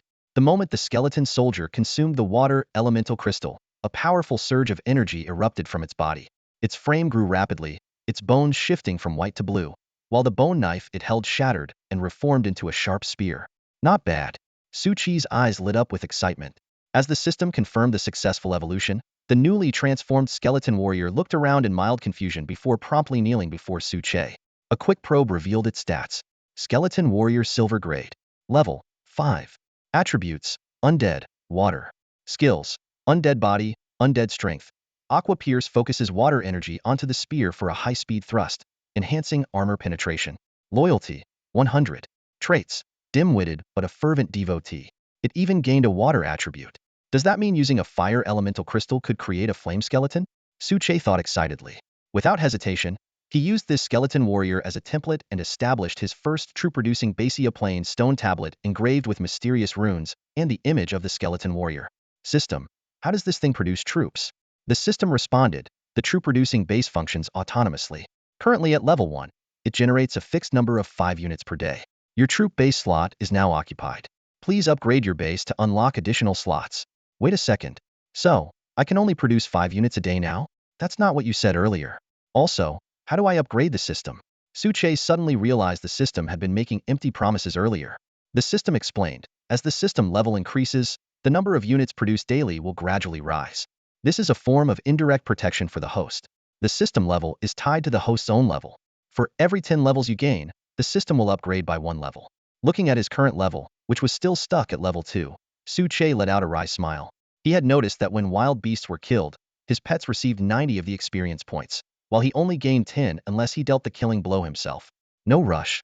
A daily output of 10 skeleton warriors is more than sufficient for now. Su-che reminded himself that tomorrow marked the end of the beginner's protection period. He needed to prepare for the oncoming beast attacks. After assigning his pets to keep watch overnight, Su-che laid down on the wooden bed and drifted off to sleep. The next morning, the first thing Su-che did was list the remaining 100 pieces of golden crocodile meat in the trading zone at the same price as before. Stepping out of the wooden hut, he took a deep breath of fresh air, squinting with satisfaction. Though there was no nightlife here, going to bed early and waking up early did wonders for his health. Today's main objectives were to gather reeds, silver ore, and green caterpillar venom sacs, while also clearing out nearby wild beasts to improve safety. With the plan set, Su-che finished a simple breakfast and set out with his 7 pets. The true production timer hadn't reset yet to hunt. Not long after leaving the fog array, they encountered a wild beast in the forest. Jackal bronze grade. Level 5. Attributes: Beast, Earth. Skill: Earth Spike summons spikes from the ground under the enemy. Traits: Cruel, Pack hunting beast, large numbers. A level 5 pack hunting beast? Su-che's expression darkened as he immediately commanded 2 gold-eating ants to scout the area. After confirming there were no other beasts nearby, he sighed in relief. This jackal seemed to have strayed from its pack, making it the perfect target to test his new pet's abilities. Skeleton Warrior 1. Attack. As a fanatical devotee, the skeleton warrior obeyed without hesitation. The flames of its soul flickered intensely as it roared and charged at the jackal. Having reached silver grade, its attributes had improved significantly. Its spear thrust out with precision, but the jackal, experienced and agile, reacted quickly. Its hind legs pushed off the ground as it leapt nimbly to the side. The coyote let out a low, guttural growl, its eyes fixed warily and angrily on the skeletal warrior that had appeared so suddenly. Moments earlier, a deadly spear thrust had nearly ended its life. Only a swift dodge had saved it from certain death. Now, the coyote barked and snarled incessantly, a desperate attempt to intimidate its opponent. But the skeletal warrior, devoid of fear or mercy, was not about to grant it a moment's reprieve. Obeying its master's command to kill, the skeletal warrior struck first. Its spear sliced through the air in an elegant arc, and the ability power of the fallen activated. A chilling aura of decay swirled ominously around the tip of the weapon. With a sudden burst of force, the skeletal warrior lunged forward like an arrow loosed from a bow. The spear found its mark, piercing the coyote's front leg with brutal precision. A blood-curdling howl of pain tore from the coyote as it frantically tried to retreat. But it was too late. The deathly aura seeped into the wound, spreading rapidly. In mere moments, the entire limb withered away, leaving behind nothing but shriveled skin and brittle remains. Not bad, not bad, Su-che remarked with a satisfied nod as he observed the battle from the sidelines. Even without using its new skills, its combat power has already surpassed its previous form. This is the difference between silver tier and bronze tier strength. At the rear of the group, a small skeleton glanced at Su-che, then rolled its hollow eye sockets in disdain. Its expression seemed to silently grumble, "Big oaf, this reckless fighting style is so inefficient. Survival and cunning are the true paths to victory." Meanwhile, the other 3 skeletal soldiers gazed at the skeletal warrior with a mix of awe and envy. Despite their limited intelligence, they instinctively yearned for greater power. The fight was nearing its climax. The coyote, realizing it was doomed, decided to risk everything in one final, desperate act. While the skeletal warrior appeared momentarily distracted, the coyote unleashed its skill, Earth Spike. The ground trembled as a sharp, meter-long earthen pillar shot upward with deadly intent. But the skeletal warrior was ready. Gripping its spear with both hands, the flames of its soul burned fiercely within its hollow sockets. With a surge of movement that whipped the air into a frenzy, it charged forward. The swirling vortex created by its spear engulfed the coyote, tearing it apart in an instant. A series of system notifications rang out. Your pet skeletal warrior has successfully killed a coyote. Gained a small amount of experience. Would you like to harvest the corpse? Harvest. Congratulations. You have obtained Coyote Meat X30, Coyote Blood X10, Earth Element Shard X1. Another element shard. Su-che's eyes lit up with excitement. As for the wolf meat, I wonder how it tastes. Might be worth a try for lunch. The story continues with the same level of detail and tone, maintaining all key plot elements while enhancing readability and imagery. Splatter. Blood sprayed through the air. The mighty figure of the Earth Wolf leader suddenly froze, its knees buckling as it collapsed heavily to the ground. Trembling all over, it let out a heart-wrenching scream. Ugh! Oh whoa! Its eyes rolled back as it lost consciousness, the earthen armor covering its body slowly crumbling away. Dark red blood gushed forth in a steady stream. Hiss! Suche, watching from the rear, couldn't help but suck in a sharp breath. The attack was not only devastatingly lethal but carried a humiliating sting. The Earth Wolf leader's agonized howl was enough to make anyone shudder. The small skeleton struggled to pull its long sword free, pausing for a moment before spinning around. It gave Suche a thumbs up, its mechanical voice filled with praise. Boss, your teaching very effective. Works perfectly. Wait, hold on. Suche quickly interrupted, his expression turning serious as he corrected. I told you to target its weak spots, not to stab it in the, rear. Don't tarnish my reputation. Limping slightly, he made his way toward the fallen Earthwolf leader. The small skeleton scratched its smooth, bony skull before turning to face the remaining Earthwolves. Whatever, it thought. As long as it works, I've learned a new trick. Seeing the Earthwolf leader unconscious and defenseless, Suche knocked an arrow and fired, piercing its throat to end its suffering. A system notification popped up immediately. Congratulations! You have successfully slain the Earthwolf leader. You gained a small amount of experience. Congratulations! You have leveled up to level 4. Huh, I actually leveled up? Suche was taken aback. The experience required to progress from level 3 to level 4 was supposed to be several times greater than before. By all accounts, his 10 share of the experience shouldn't have been enough. However, upon checking the detailed log, he realized the truth. In this world, experience distribution between Beastmasters and their pets was based on contribution. His role in distracting the enemy and landing the finishing blow had earned him a significant portion of experience. A fleeting idea crossed his mind, sending his skeleton minions to weaken wild beasts while he delivered the killing blows to maximize gains. But he quickly dismissed it with a shake of his head. In the Beastmaster's world, stunting the growth of one's pets was akin to sabotaging one's foundation. Turning his attention to the Earth Wolf leader's corpse, Suche issued a command. Discovered Earth Wolf leader's corpse. Would you like to dismantle it? Confirm dismantle. You received Earth Wolf leader meat X50, blood X60, hide X10, earth element shards X10. Examining the items, he noted the exceptional quality of the level 7 materials. Earth Wolf leader meat. Average flavor, but consuming it long-term enhances physical strength. Earth Wolf leader blood. Bitter taste, but long-term consumption improves physical resilience. Earth Wolf leader hide. A good crafting material for clothing and equipment. Suche suddenly understood wild beasts above level 5 had unique properties in their meat and blood, offering Beastmasters a path to bolster their fragile constitutions. The bronze-tier treasure chest that dropped from the leader was promptly tossed into his storage inventory. Knowing his notoriously bad luck, Suche decided to save his limited Hydroprate attempts for later.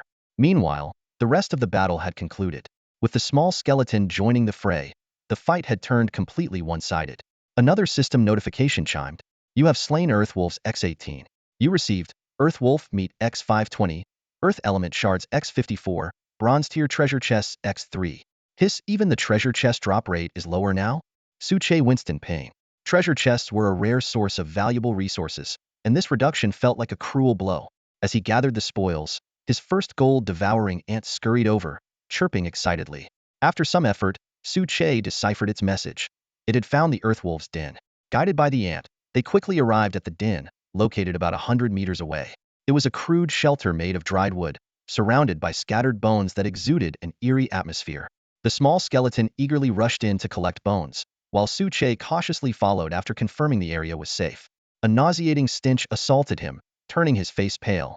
In the dim light, he saw the ground littered with feces and rotting corpses, emitting yellowish fumes that seemed ready to ignite at any moment. Suddenly, something unexpected caught his eye. Amidst a pile of straw, alongside stones and plants, lay a litter of unseeing wolf pups. Sensing the intrusion, the pups let out soft, panicked whimpers. Suche first collected the surrounding resources. You received Stone X30, Woodbeard Grass X10, Vermilion Fruit X3. Then he examined the wolf pups' attributes. Earth Wolf Pups. Quality, Bronze. Level, 1. Type, Beast, Earth. Skill, Earth Spike. Trait, Innocent and inexperienced. Quite the surprise find, Suche chuckled softly. The woodbeard grass, a key ingredient for antidotes, was exactly what he needed, and the Earthwolf pups were defenseless, a perfect opportunity for capture. He retrieved a fragrant vermilion fruit and inspected it closely. His analysis skill confirmed it was a rare fruit that significantly boosted physical strength and poison resistance. Without hesitation, Suche consumed all 3 fruits. A surge of warmth coursed through his body, and he felt his strength skyrocket. Testing his newfound power, he casually punched a nearby wooden post, shattering it into splinters. The sheer force astonished even him, while the small skeleton enthusiastically cheered him on with exaggerated gestures. Finally, Suche turned his attention back to the wolf pups, deliberating their fate. Killing them seemed wasteful, but he didn't need more pets at the moment. Perhaps 12 wolf pups in total. Suche carefully carried them out of the wolf den and placed them in a clean spot. He opened the trading zone and tentatively listed the coyote pups for trade. The system immediately prompted, "Item successfully listed. Please set a price promptly." The listed item is a living creature. The sale period is limited to 12 hours. If unsold, it will be returned. Seeing the successful listing, Suche breathed a sigh of relief. As for whether they would sell, a confident smile curled at the corner of his lips. Over the past 2 days, the highest death rate wasn't among beast tamers, but their starter pets. Many had starved to death, died in battles, or worse, were killed and eaten by their desperate owners. These 12 coyote pups were bound to cause a buying frenzy. He quickly set up the trade details. Seller, Suche. Item, coyote pups. Required, any elemental crystal 1. Alternative 1, silver ingots 3. Alternative 2, reeds 20. Alternative 3, plastic 10. Stock, 12. After listing the items, Suche switched to the trading channel and posted a brief advertisement. Everyone, 12 live pets just listed. Grab them while you can. Limited to 12 hours. First come, first served. The moment the message was sent, the chat channel went silent for a split second before exploding with activity. Suche is here. And they're alive. Quick, get him. First floor, boil water. Second floor, grab a pot. Third floor, light the fire. Don't let him escape. Holy crap. Suche is selling pets? 12 of them. That's insane. I just managed to take down a level 2 pet, and Suche is already catching them alive. Suche, please share a guide. Well, trade resources for it. Seeing the flood of messages all about him, Suche pondered for a moment. He searched the trading zone for guides, only to be left speechless. From top 10 tips for beginners to postpartum care for sows and even private photos of Zyniac and .jpg, the content was utterly absurd. After decisively reporting those inappropriate listings, Suche realized that guides could actually be a lucrative business opportunity. With his unique scouting ability, he could easily capitalize on the information gap to generate steady income. By noon, Suche set up a grill to prepare lunch for himself and his 2 hungry gold-eating ants. A piece of coyote leader's meat and 20 pieces of regular coyote meat soon filled the air with mouth-watering aromas. Once he had eaten his fill, Suche began working on a guide, meticulously documenting detailed information on 16 types of low-level pets. From the bronze level 1 buck-toothed rabbit, passive-aggressive, skill, bite to the bronze level 3 big-toothed boar, passive-aggressive, skill, charge, each entry was accurate and thorough. He set the price at 20 units of wood for one-time access and listed the guide for sale. The results were immediate. Within minutes, a flood of system notifications chimed in. Notification. You have received wood 20. Notification. You have received wood 20. Over 10,000 copies of the guide sold out in a flash. Meanwhile, the guide received widespread acclaim. In her treehouse, Chi-Wei marveled at its detail, while far away, hobbits also praised its usefulness. However, Suche paid no heed to the praise. After a short rest, he resumed exploring with his little skeleton companion. Before long, they arrived at a peculiar hill dotted with jagged rocks. The landscape stood in stark contrast to the surrounding forest, resembling a scene from the Misty Bone Monument. Little skeleton, this isn't some burial site for your distant relatives, is it? Suche gripped his flame crossbow tightly, a chill running down his spine. Sensing the danger, the little skeleton shrank its 2-meter-tall frame into a 1.5-meter bone ball and stuck close to Suche, muttering stubbornly, "Ha! Tue! Ka! Cowards! Don't need relatives. Only cannon fodder." Just as Suche was about to retort, a gust of foul wind suddenly swept toward them. He looked up and saw several blobs of thick, black, viscous liquid hurtling their way. Damn it! An ambush! Suche's pupils contracted sharply as the sudden attack of venom forced him into a defensive stance. Among all forms of assault, poison was the most troublesome to deal with. Even though he had consumed 3 jus fruits, he was not willing to take this lethal strike heeding. Unfortunately, the enemy had clearly planned this attack in advance. Dozens of sticky venomous blobs were launched simultaneously from various angles, cutting off all possible escape routes. Suche cursed under his breath, his face darkening. This was clearly a killer-be-killed scenario. At this critical moment, the small skeleton companion that had been hiding behind him sprang into action. The soul fire in its eyes flared brightly, burning with fury. Despite its usually cautious nature, its unwavering loyalty, marked by a perfect score of 100, shone through. The little skeleton leapt forward, intercepting all the venomous attacks. Then, with a powerful stomp on the ground, it launched itself like a cannonball, kicking up a cloud of dust. Thanks to its undead-bodied skill, the venom had little to no effect on it.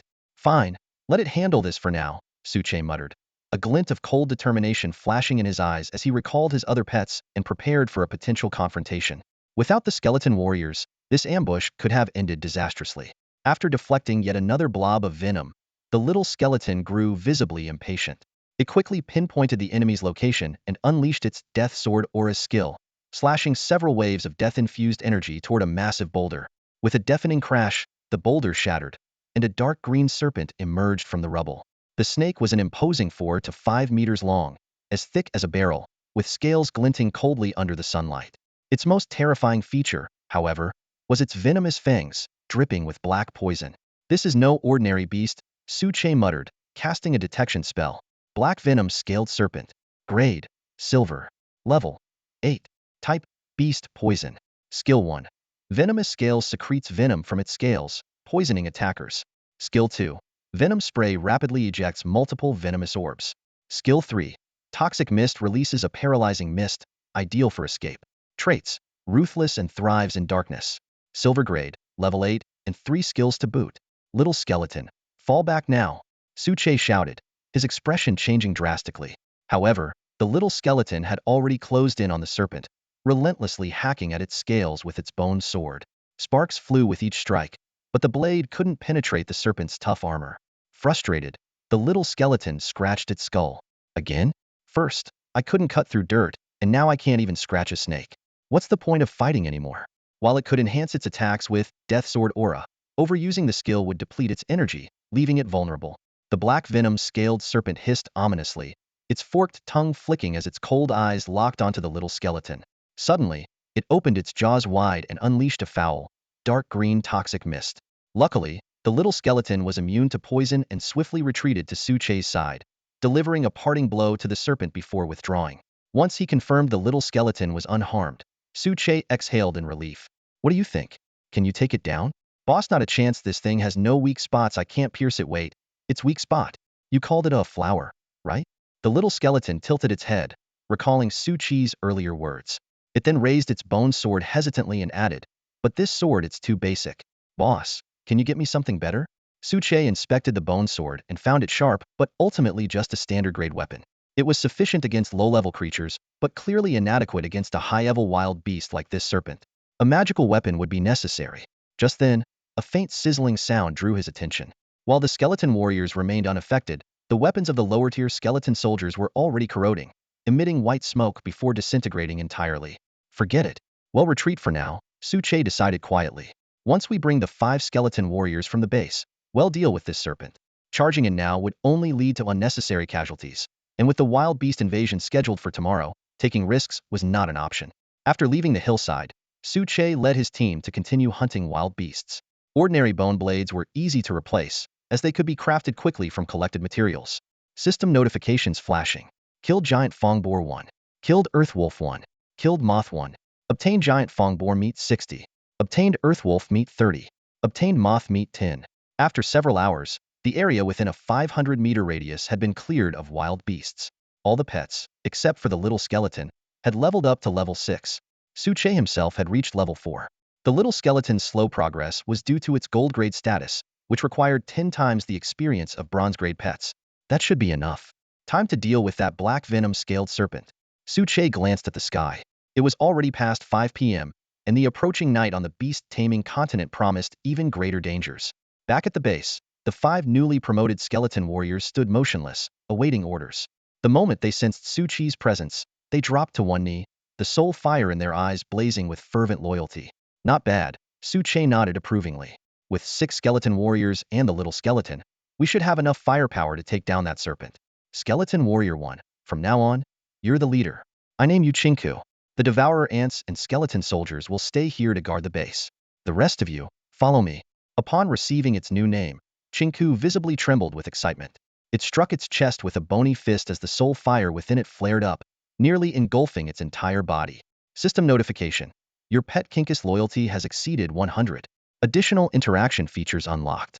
Suche paused briefly, surprised by the unexpected development. He hadn't realized loyalty could surpass 100, or that it would unlock new features. However, there was no time to investigate further. With his team in tow, he set off toward the hillside once more. Dusk was falling, and the temperature was dropping. The wild beasts in the forest were beginning to stir. At the foot of the hill, Suche led his team forward cautiously, swiftly subduing any stray beasts they encountered to avoid exposing their mission. Chinku, lead the frontal assault. I'll provide firepower support, Suche instructed in a low voice as he gathered his team. Then, turning to the little skeleton, he added, you continue as the assassin. Make sure it's a one-hit kill aim for the weak spots. He was well aware that the black venom-scaled snake's body was covered in tough black scales, making its defense nearly impenetrable. Even the traditional strike a snake at its 7-inch mark tactic was ineffective. Its scales were twice as thick in that area. As the team reached the hilltop, they unexpectedly came face-to-face with the black venom-scaled snake, which was preparing to hunt. Both sides froze for a moment. Suche was the first to react, raising his bow and firing a flaming arrow. The arrow struck the snake's body but left only a shallow scorch mark. Chinku immediately led the skeleton warriors in a charge. Ever since Suche had named it, Chinku had maintained an unwavering enthusiasm for battle. The black venom-scaled snake recognized the intruding skeleton warriors and, with a flash of icy malice in its eyes, unleashed a cloud of toxic mist, retreating toward a boulder for cover. However, the toxin-immune skeleton warriors pressed on fearlessly, dispersing the poisonous fog with a wave of their hands. Chinku led 5 of them forward, slashing fiercely with their blades. Clang! Sparks flew as their strikes failed to penetrate the snake's scales. Instead, 2 bone blades shattered on impact. Just as Suche was beginning to despair, the snake stumbled and coughed up blood. It seemed its external defenses were intact, but it had sustained internal injuries. Chinku, pin it down. Focus your attacks on the same spot. Suche's eyes lit up with determination. The skeleton warriors immediately suppressed the black venom-scaled snake, hacking at it relentlessly. The shower of sparks and flashes of light made the scene look like a blacksmith's forge. Writhing in agony, the snake activated its venomous scale armor in a desperate counterattack. But when it realized the toxin had no effect on the skeletons, its gaze locked onto Suche, the only living being with warm blood in the area. With a sudden burst of strength, it broke free from the encirclement and lunged at Suche, its gaping maw revealing venom-dripping fangs. In a split second, Chinku darted in front of Suche, gripping the snake's jaws tightly. Through gritted teeth, it uttered 2 strained words. Master, run? Suche was stunned. It was the first time Chinku had spoken. The system immediately notified him that Chinku had unlocked the Berserk skill. No need to run, Suche shouted, his mind racing as he stared into the snake's open mouth. A sudden idea struck him. Little skeleton now, attack its mouth.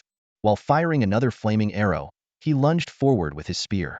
At the same time, the camouflaged little skeleton, disguised as a shrub, sprang into action, unleashing 2 deadly sword auras. Slash! Slash! The sword energy tore through the snake's insides, shredding its internal organs. The system chimed in. White Bone Sword, Saint has successfully slain the black venom-scaled snake. Experience gained. Level up to 6. Boom. The black venom-scale snake crashed heavily onto the ground, raising a cloud of dust. Suche paid no attention to the snake's lifeless body. Instead, he eagerly pulled up Chinku's attribute panel. Skeleton Warrior. Chinku. Quality. Silver Deer. Level. 6. Attributes. Undead. Water. Skills. Power of the Dead. Whirlpool Thrust. Special skill. Berserk Potential Burst temporarily boosts movement speed and defense significantly. Traits. Thoughtful. Devout Follower. It really has intelligence now. Suche couldn't hold back a triumphant laugh.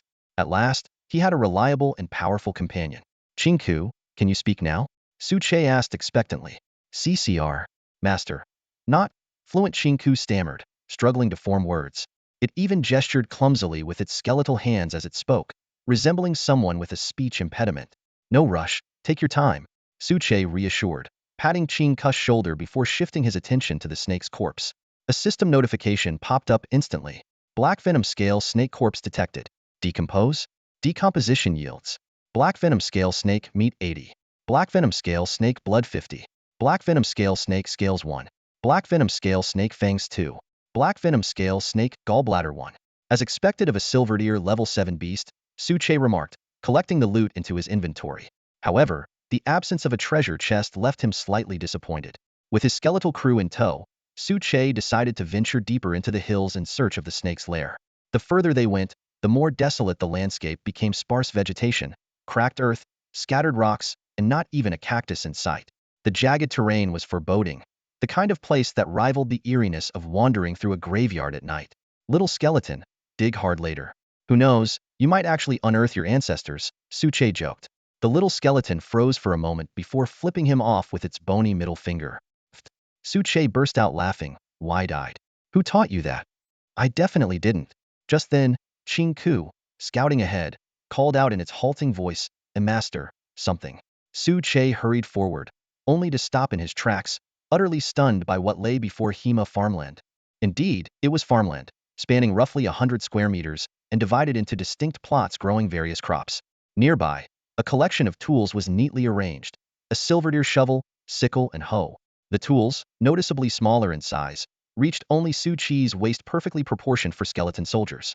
"A master, just take, who sees, owns," Ching Ku blurted excitedly, its soul flames flaring so intensely they seemed ready to ignite its skull. "Great.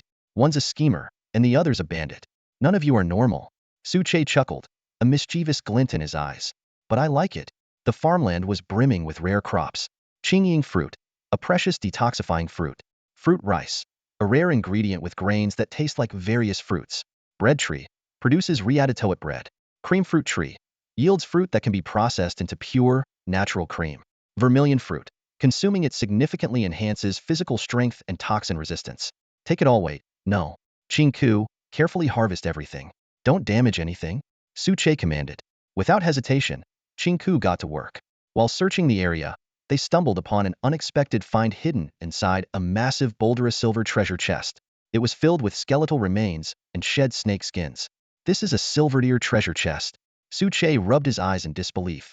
After confirming the chest's existence, he quickly walked over to inspect it. The scattered snake scales around indicated that this was the nest of the black venom scaled snake.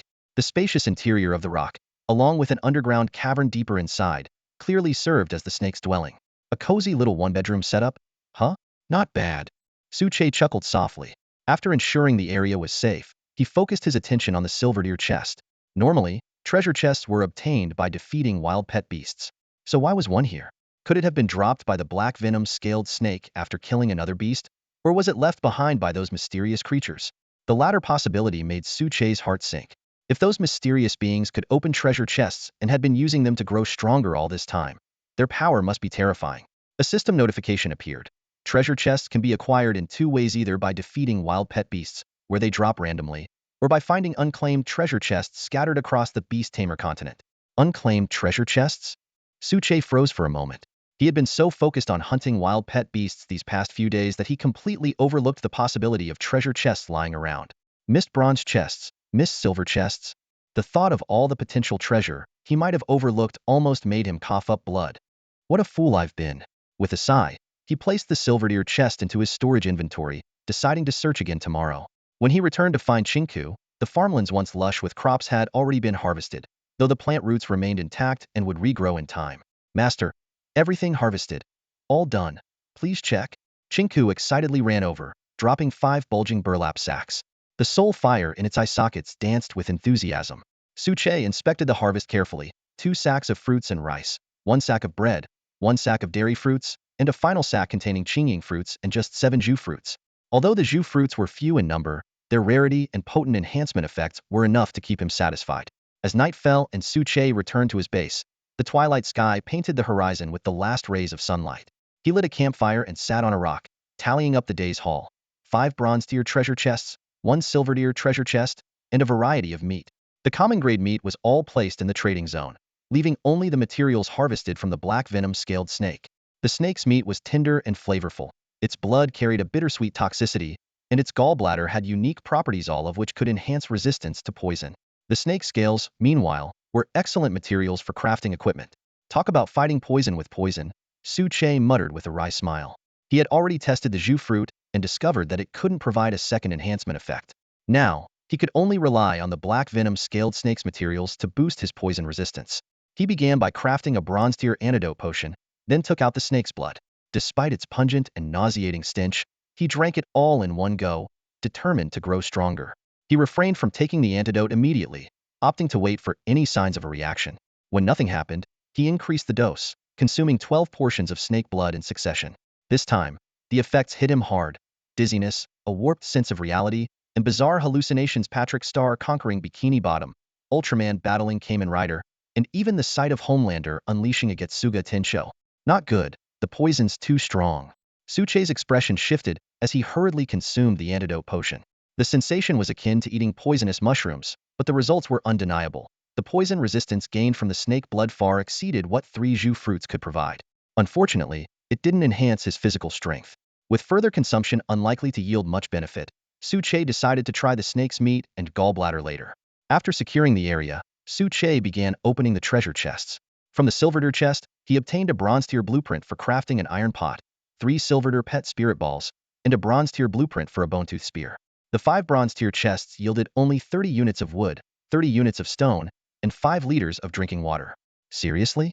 Could anyone have worse luck than me? Suchei sighed in exasperation. The Silverdeer chest didn't even contain a single Silverdeer blueprint last time. It had given him a Silverdeer precision ring. As for the bronze-tier chests, their contents were downright pitiful. Do I really need to find a professional chest opener? Suchei mused, recalling Chi Wei, a notorious luck goddess. Maybe that idea wasn't so far-fetched after all. He studied the 2 blueprints he had acquired.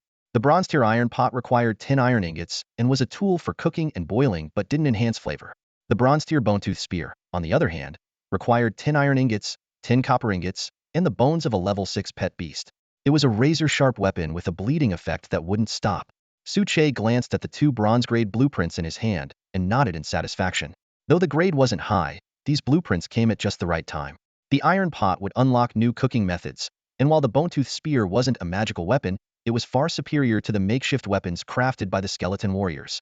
Without hesitation, he began crafting the bronze iron pot, setting it up over the campfire. He poured in 2 liters of water and added 2 freshly caught haha fish from yesterday. Before long, the pot was bubbling with fragrant fish soup, the lid bouncing gently with the rhythm of the boiling broth. The aroma was far more enticing than roasted meat. Suchei took a sip and squinted his eyes in satisfaction. Even the little skeleton, who didn't need to eat, was drawn over by the smell, curiously peeking at the pot. Unfortunately, it could only continue gnawing on bone powder. While enjoying his creamy bread, Suchei opened the trading interface to check the day's harvest.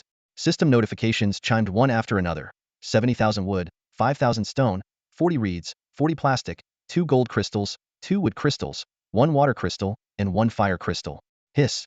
Even though he had been mentally prepared, the sheer volume made Suchei take a sharp breath.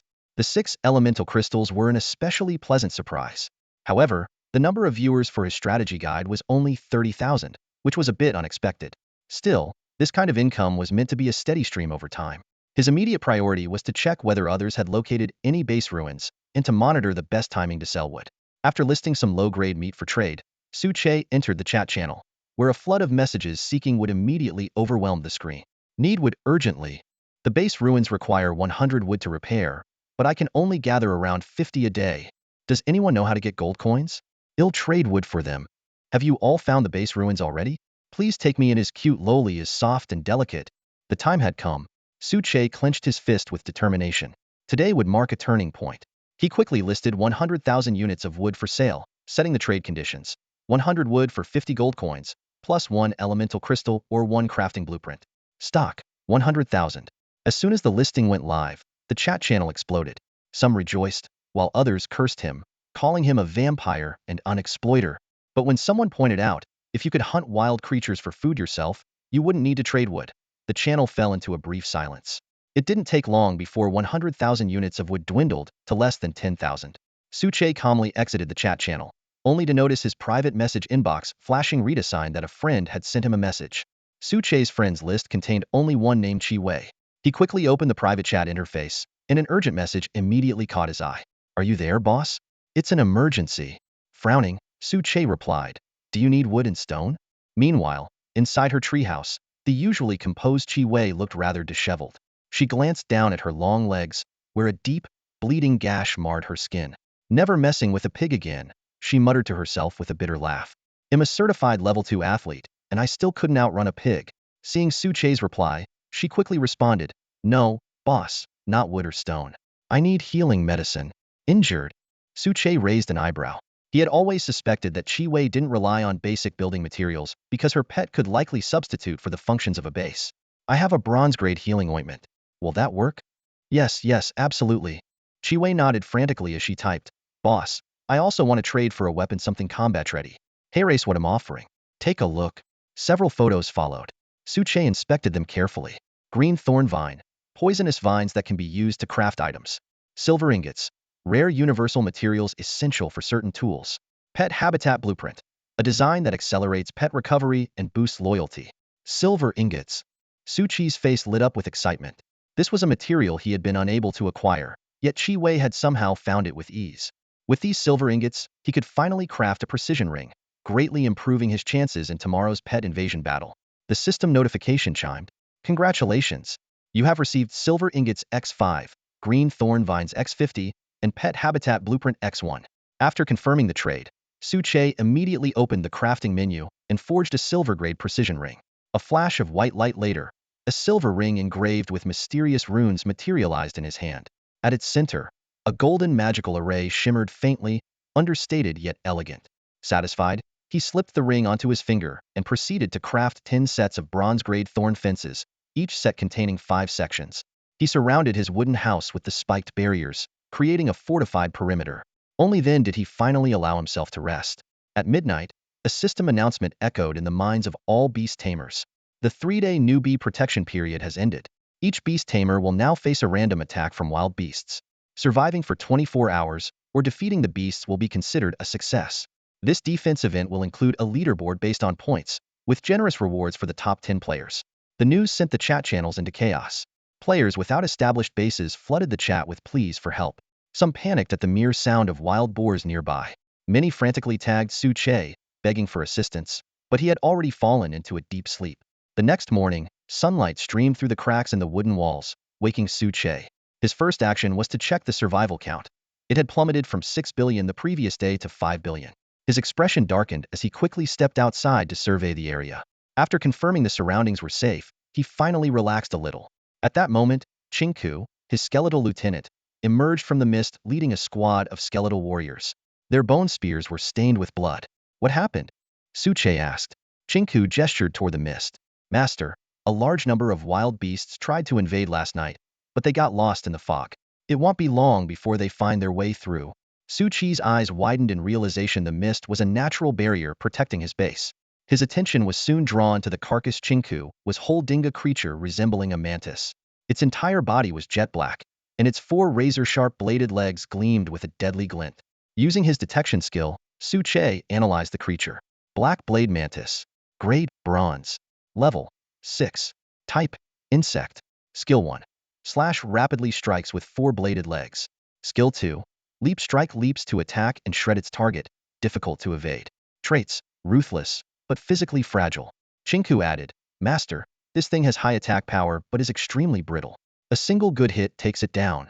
Su Che nodded thoughtfully, already formulating his strategy for the battles ahead.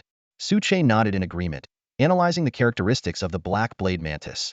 This creature poured all its points into offense, wielding 4 razor-sharp blade-like legs coupled with incredible speed and explosive power, enabling it to shred enemies in mere seconds.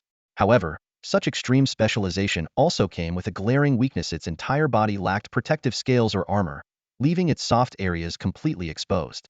A single hit could be fatal. To Su Che, this creature was the epitome of an assassin. If it were to face off against a hyena leader of the same level, it would be like smashing an egg against a rock. Chinku, can you estimate the exact number of wild beasts approaching us? Su Che asked in a deep voice. Chinku froze, the soul fire in its eyes dimming noticeably. This was clearly beyond its comprehension.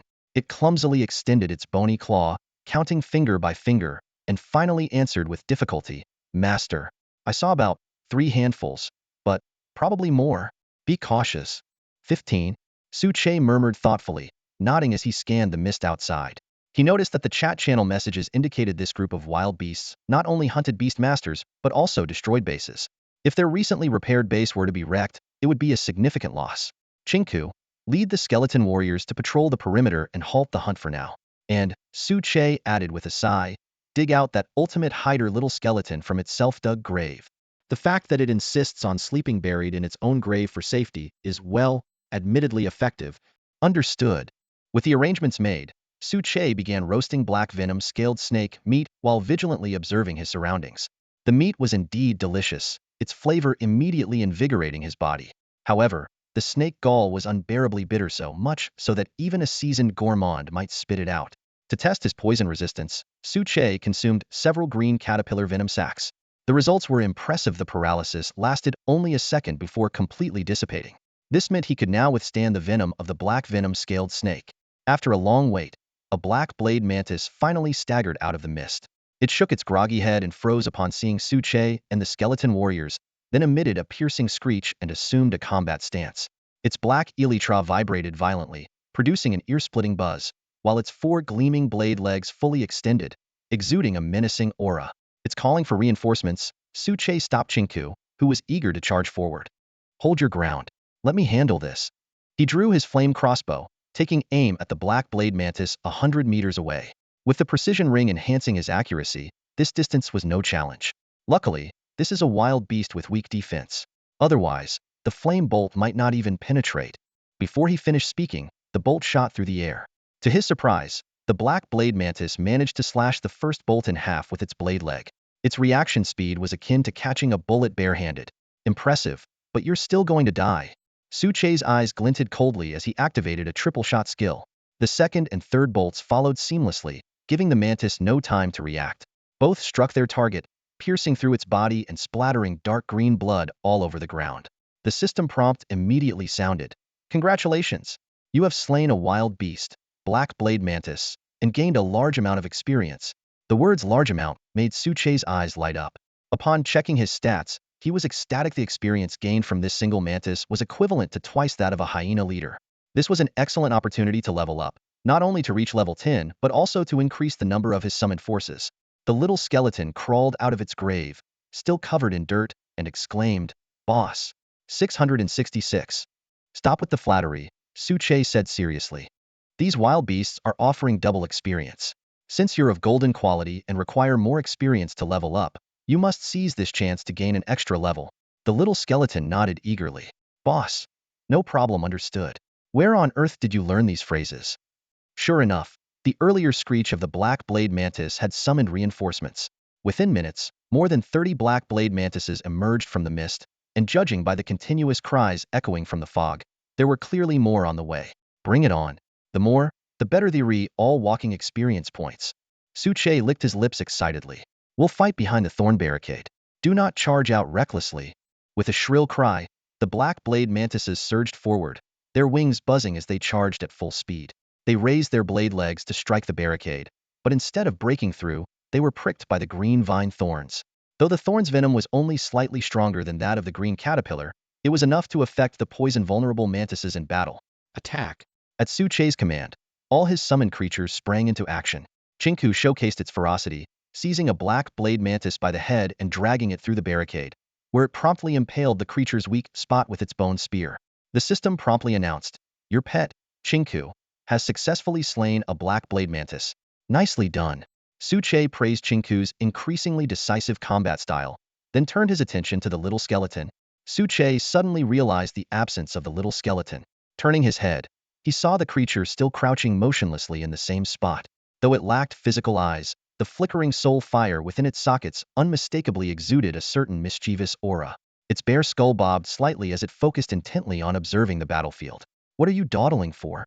Su Che asked, exasperation evident in his tone. Huh. The little skeleton scratched its smooth, bony head and replied with utmost seriousness, I'm gathering intel on the enemy. Know yourself and your opponent. That's the key to survival.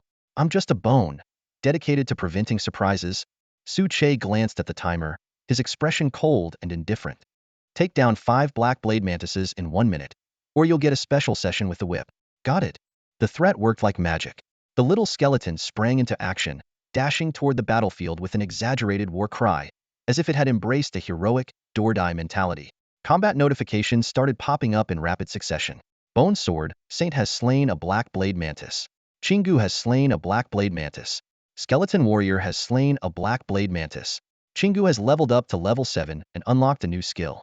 Under Su Che's motivation, the little skeleton fought with unparalleled zeal. Empowered by the strength of the undead, Its bone sword cleaved through enemies effortlessly, beheading them with ease. Even when it couldn't deliver an instant kill, the corrosive death energy and deathly sword aura continued to sap its opponent's strength. In less than a minute, it managed to take down 8 black blade mantises. Unexpectedly, it was Chingu who achieved a breakthrough first. Suche immediately opened its attribute panel to inspect the changes. Skeleton Warrior Chingu. Grade: Silver. Level: 7. Attributes: Undead, Water. Skills: Undead Power. Whirlpool Thrust. Frenzied Burst boosts speed and defense. Whirlpool Shield creates a defensive water shield. Traits: Strategic Thinker, Eager Learner, Bandit-like Demeanor, Unwavering Conviction. Wow! Suche's eyes widened in astonishment. With 4 skills and such formidable traits, Chingu's strength now seemed to surpass that of the little skeleton. It suddenly dawned on Suche that the insights provided by his detection ability were far from useless. Chingu's traits aligned perfectly with its actions. Its bandit-like demeanor was evident in its tendency to loot, and unlocking new skills reflected its eagerness to learn. Meanwhile, the little skeleton's 2 traits, addicted to ambushes, and its sneaky nature were glaringly obvious in its behavior. The battle concluded with all 32 black blade mantises annihilated. On Suche's side, only a single gold-eating ant sustained minor injuries. However, the thorny barricades had taken significant damage and likely wouldn't hold up for another wave. The green blood of the mantises pooled into small streams across the ground, their severed limbs and shattered bodies scattered everywhere. Suche frowned in disgust as he hurriedly collected the spoils of war. 960 portions of black blade mantis meat, consuming it boosts speed. 320 portions of black blade mantis blood, drinking it boosts speed. 128 black blade mantis blade legs. 32 black blade mantis skeletons. 10 black blade mantis eggs can be eaten or hatched into pets. Despite their decent attributes, the grotesque green blood hinted at their unappealing taste. After storing the loot, Suche discovered 6 treasure chests among the debris, including one of silver grade.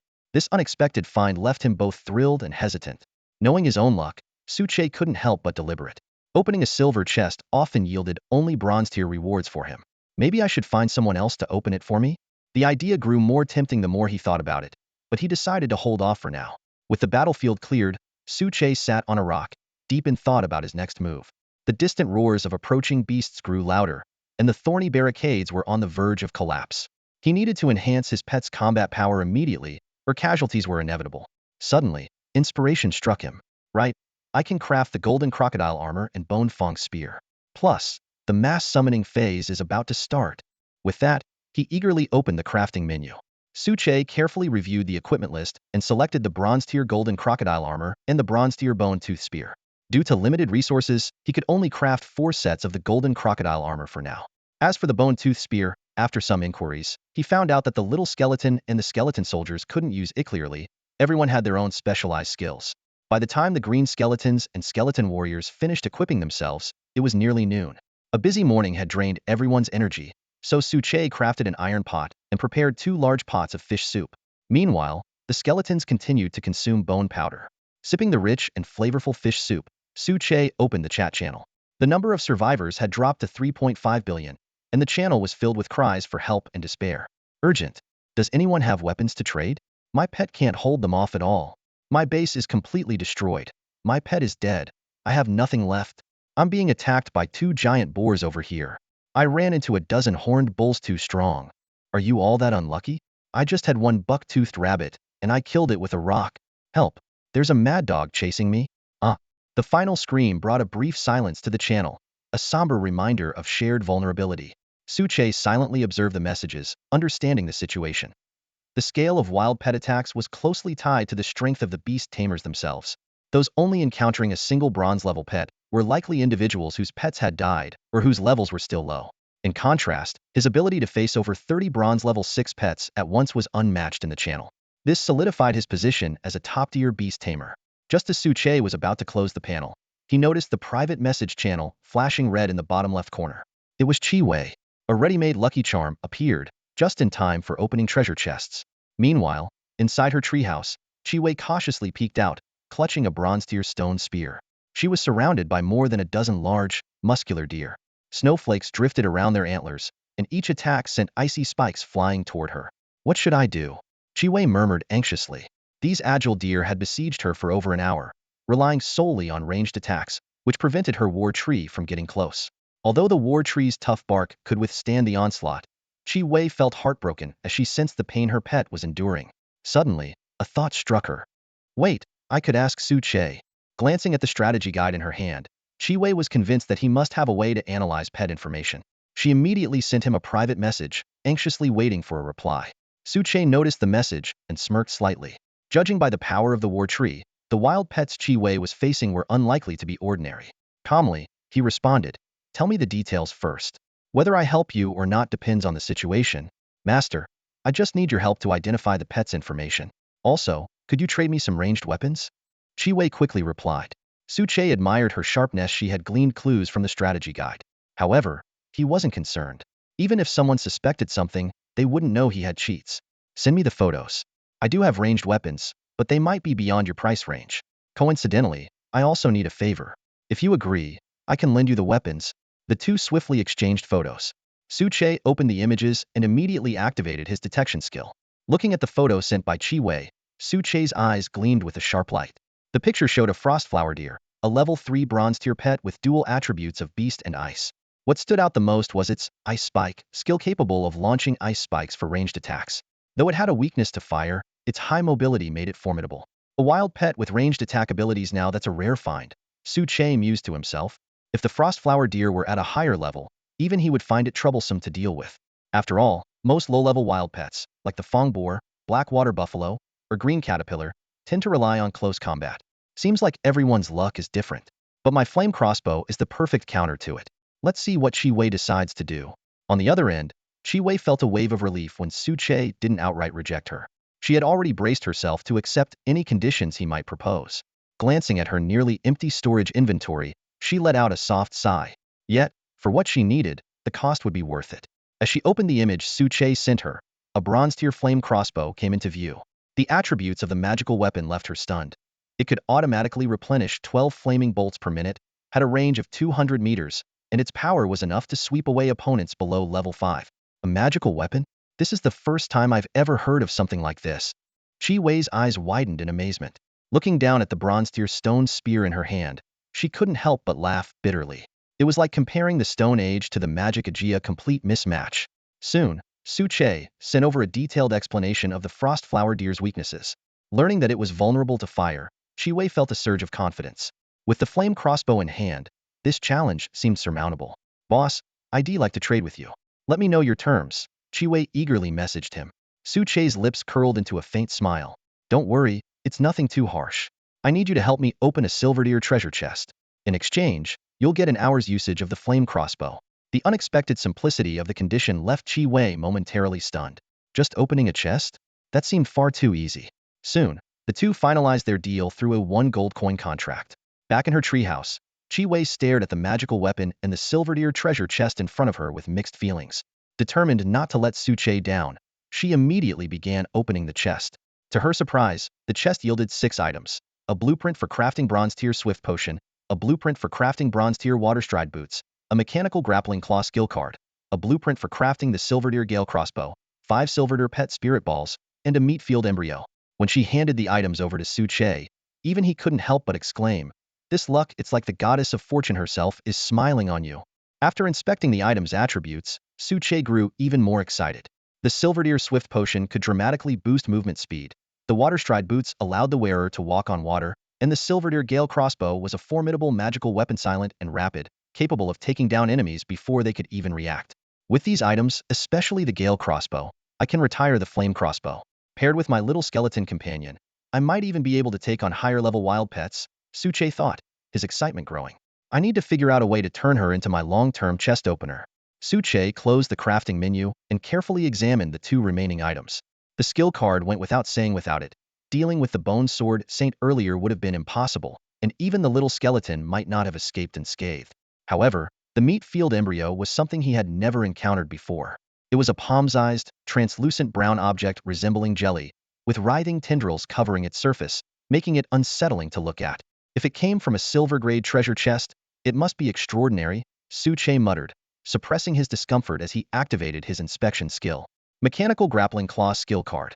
When equipped, it allows the user to grab enemies within 300 meters, causing a 1-second stun. Cooldown, 30 minutes. Meat field embryo. can parasitize the corpse of a wild pet beast. Once cultivated, it will continuously produce meat from that beast. As expected, this is leagues ahead of bronze-grade items. Suche thought with excitement. With the mechanical grappling claw, he could now capture the leader of a pet beast pack before dealing with the rest. As for the meat-field embryo, it was a game-changer for solving food shortages. He had originally planned to capture a big-toothed boar to set up a meat production base, but now he could save that slot for something else. After summoning his pets, Suche equipped the mechanical grappling claw onto Chinku, the skeletal warrior. What's the situation? Have any black blade mantises appeared? Yes. Chinku nodded and replied in its slow, deliberate manner.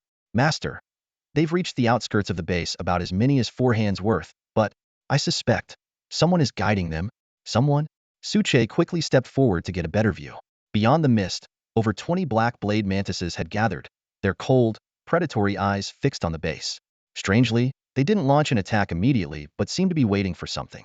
Chinku elaborated. Master, I think one of them might be, intelligent? It shook its head suddenly, the flames of its soul flickering in its eye sockets. No, that's not right. At that moment, the little skeleton popped out of the ground, scoffing. It's an intelligent beast. Haven't you studied? Stop digging holes.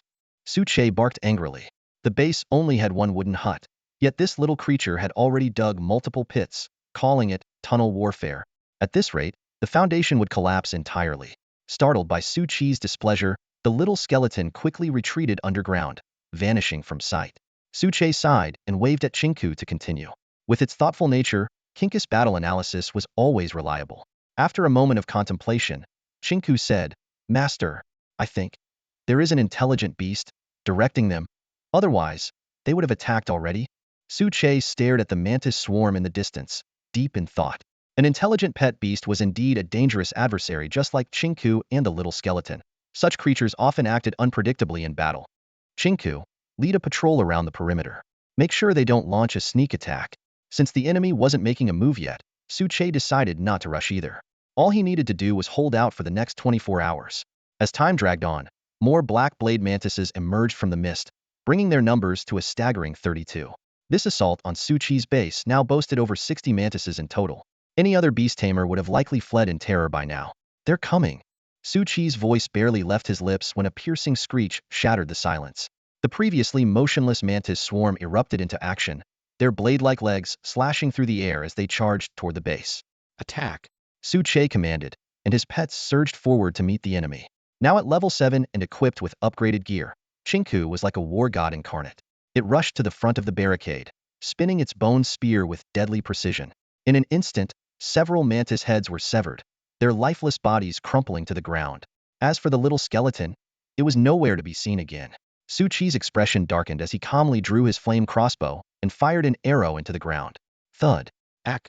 A shriek followed as dirt flew everywhere, and the little skeleton scrambled out of the hole it had been hiding in, a flaming arrow comically lodged in its skull. Before Suche could say a word, the bone sword saint had already drawn his bone blade and let out a wild howl, charging into the enemy swarm with a ferocity that even surpassed Chinku's. Suche shook his head in exasperation. This guy seriously needed some discipline.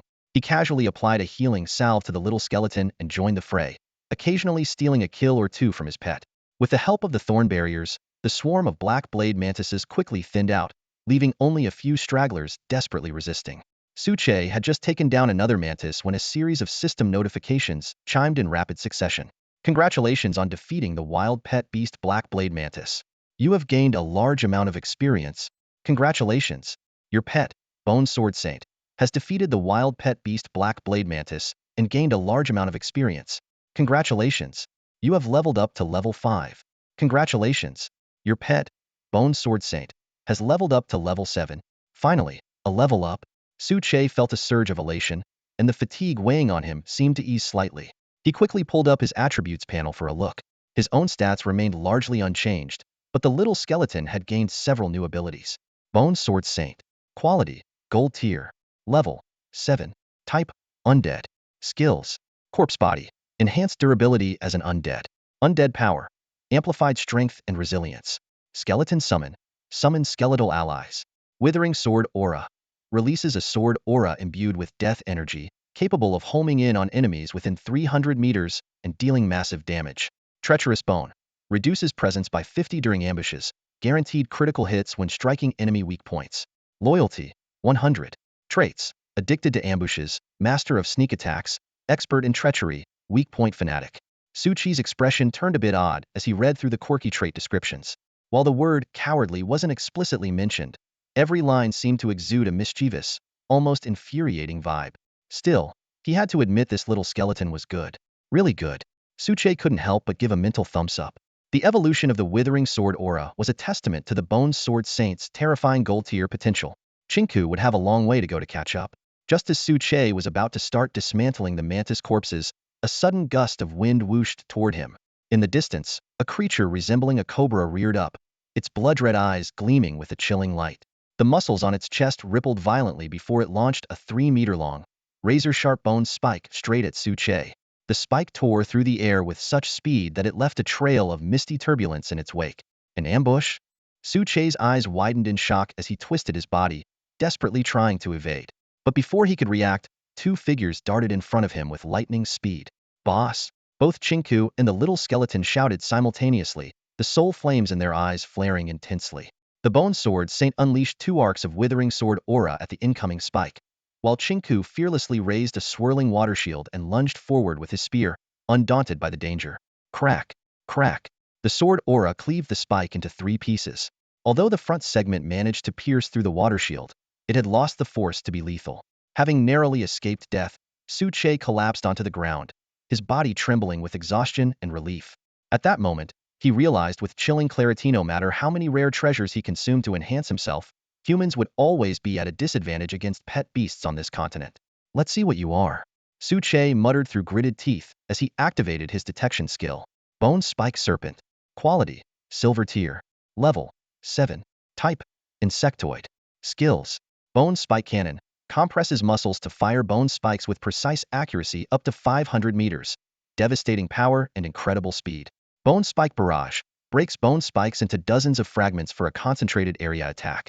Traits. Slow and cumbersome. Attacks with deliberate pauses. A wild silverdeer, level 7 pet beast. This must be the mastermind behind the Black Blade Mantis's aggression. The memory of his near-death experience sent a shiver down Su Chi's spine. Boss, are you okay? You didn't get hit on the head, did you? The little skeleton asked with feigned concern, though its tone carried an unmistakable hint of mockery.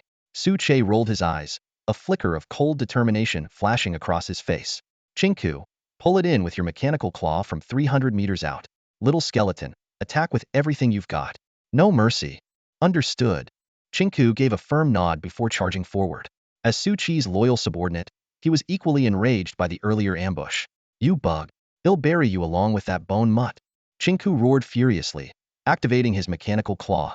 A massive metal arm shot out from his body, seizing the Bone Spike Serpent and dragging it back with brute force.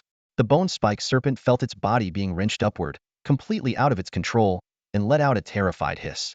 Moments earlier, it had witnessed firsthand how this group of undead skeletons effortlessly slaughtered dozens of Black Blade Mantises. Though it boasted a decent level and quality, its frail physique left no doubt in its mind once caught in close combat, death was inevitable.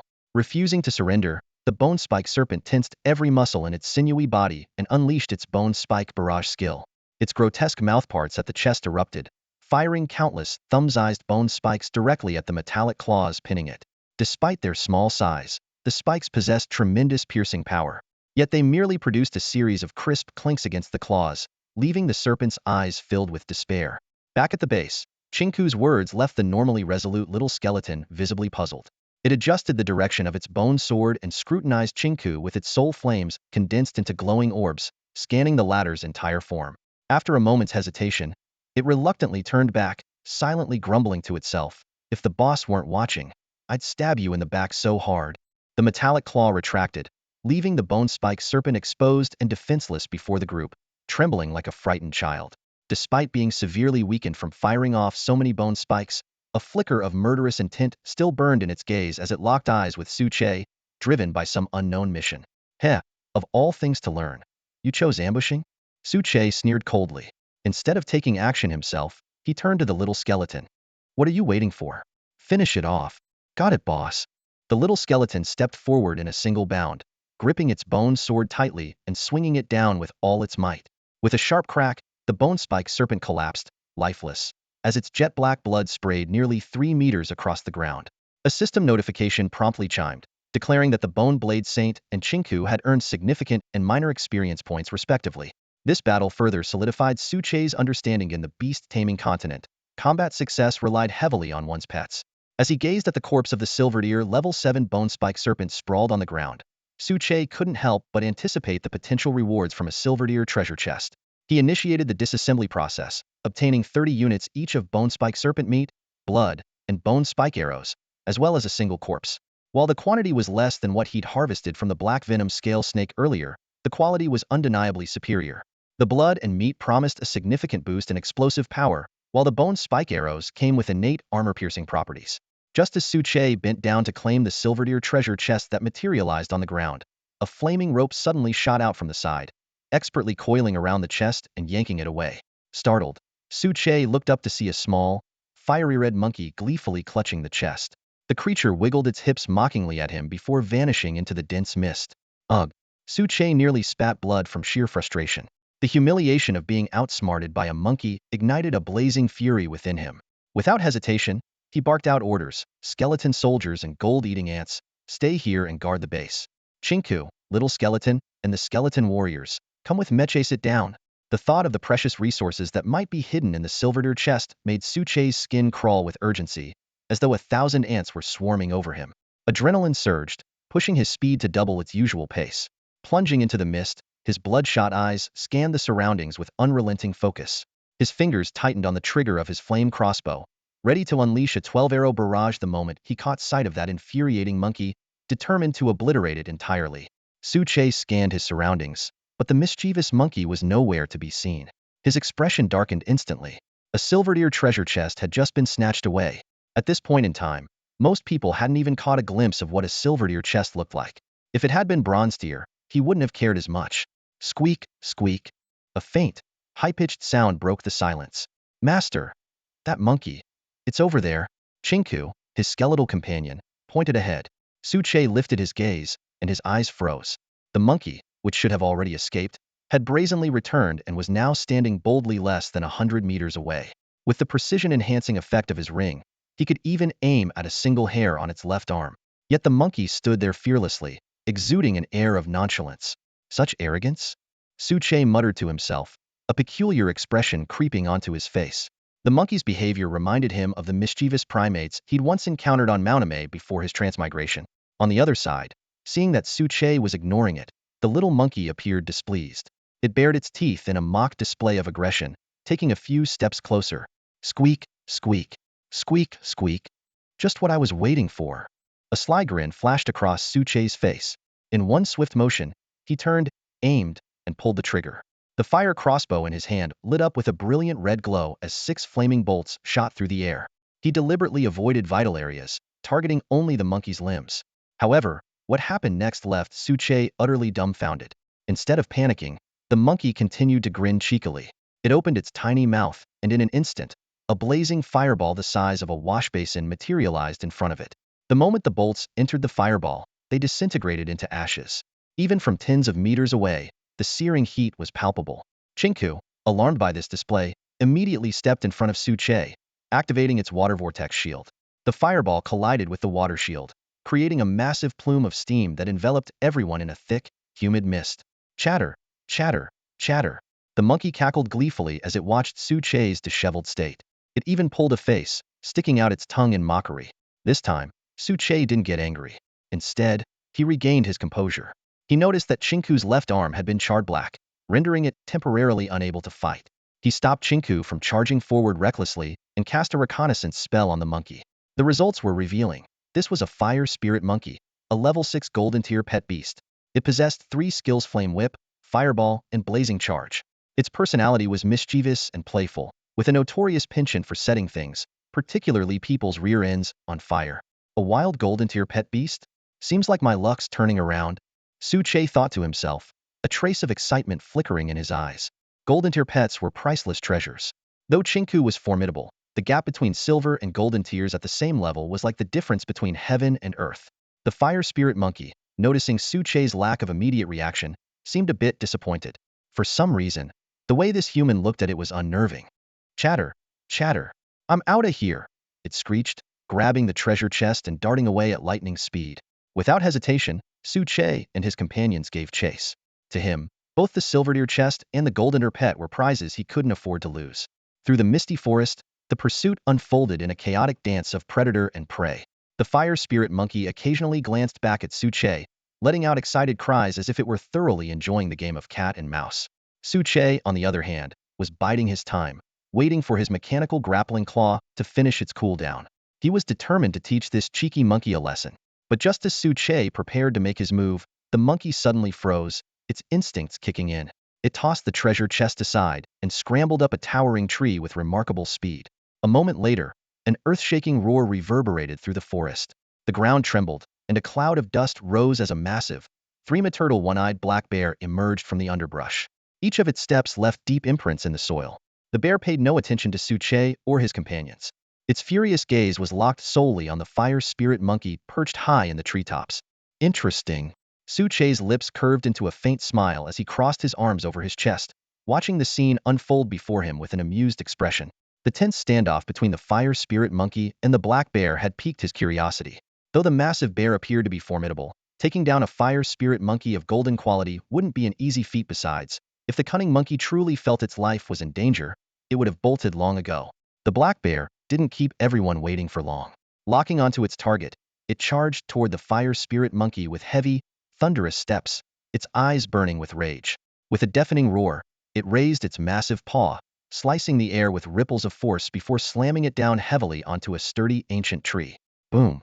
The resounding impact scattered the nearby birds and beasts, though they quickly returned, unbothered, as if such scenes were nothing out of the ordinary.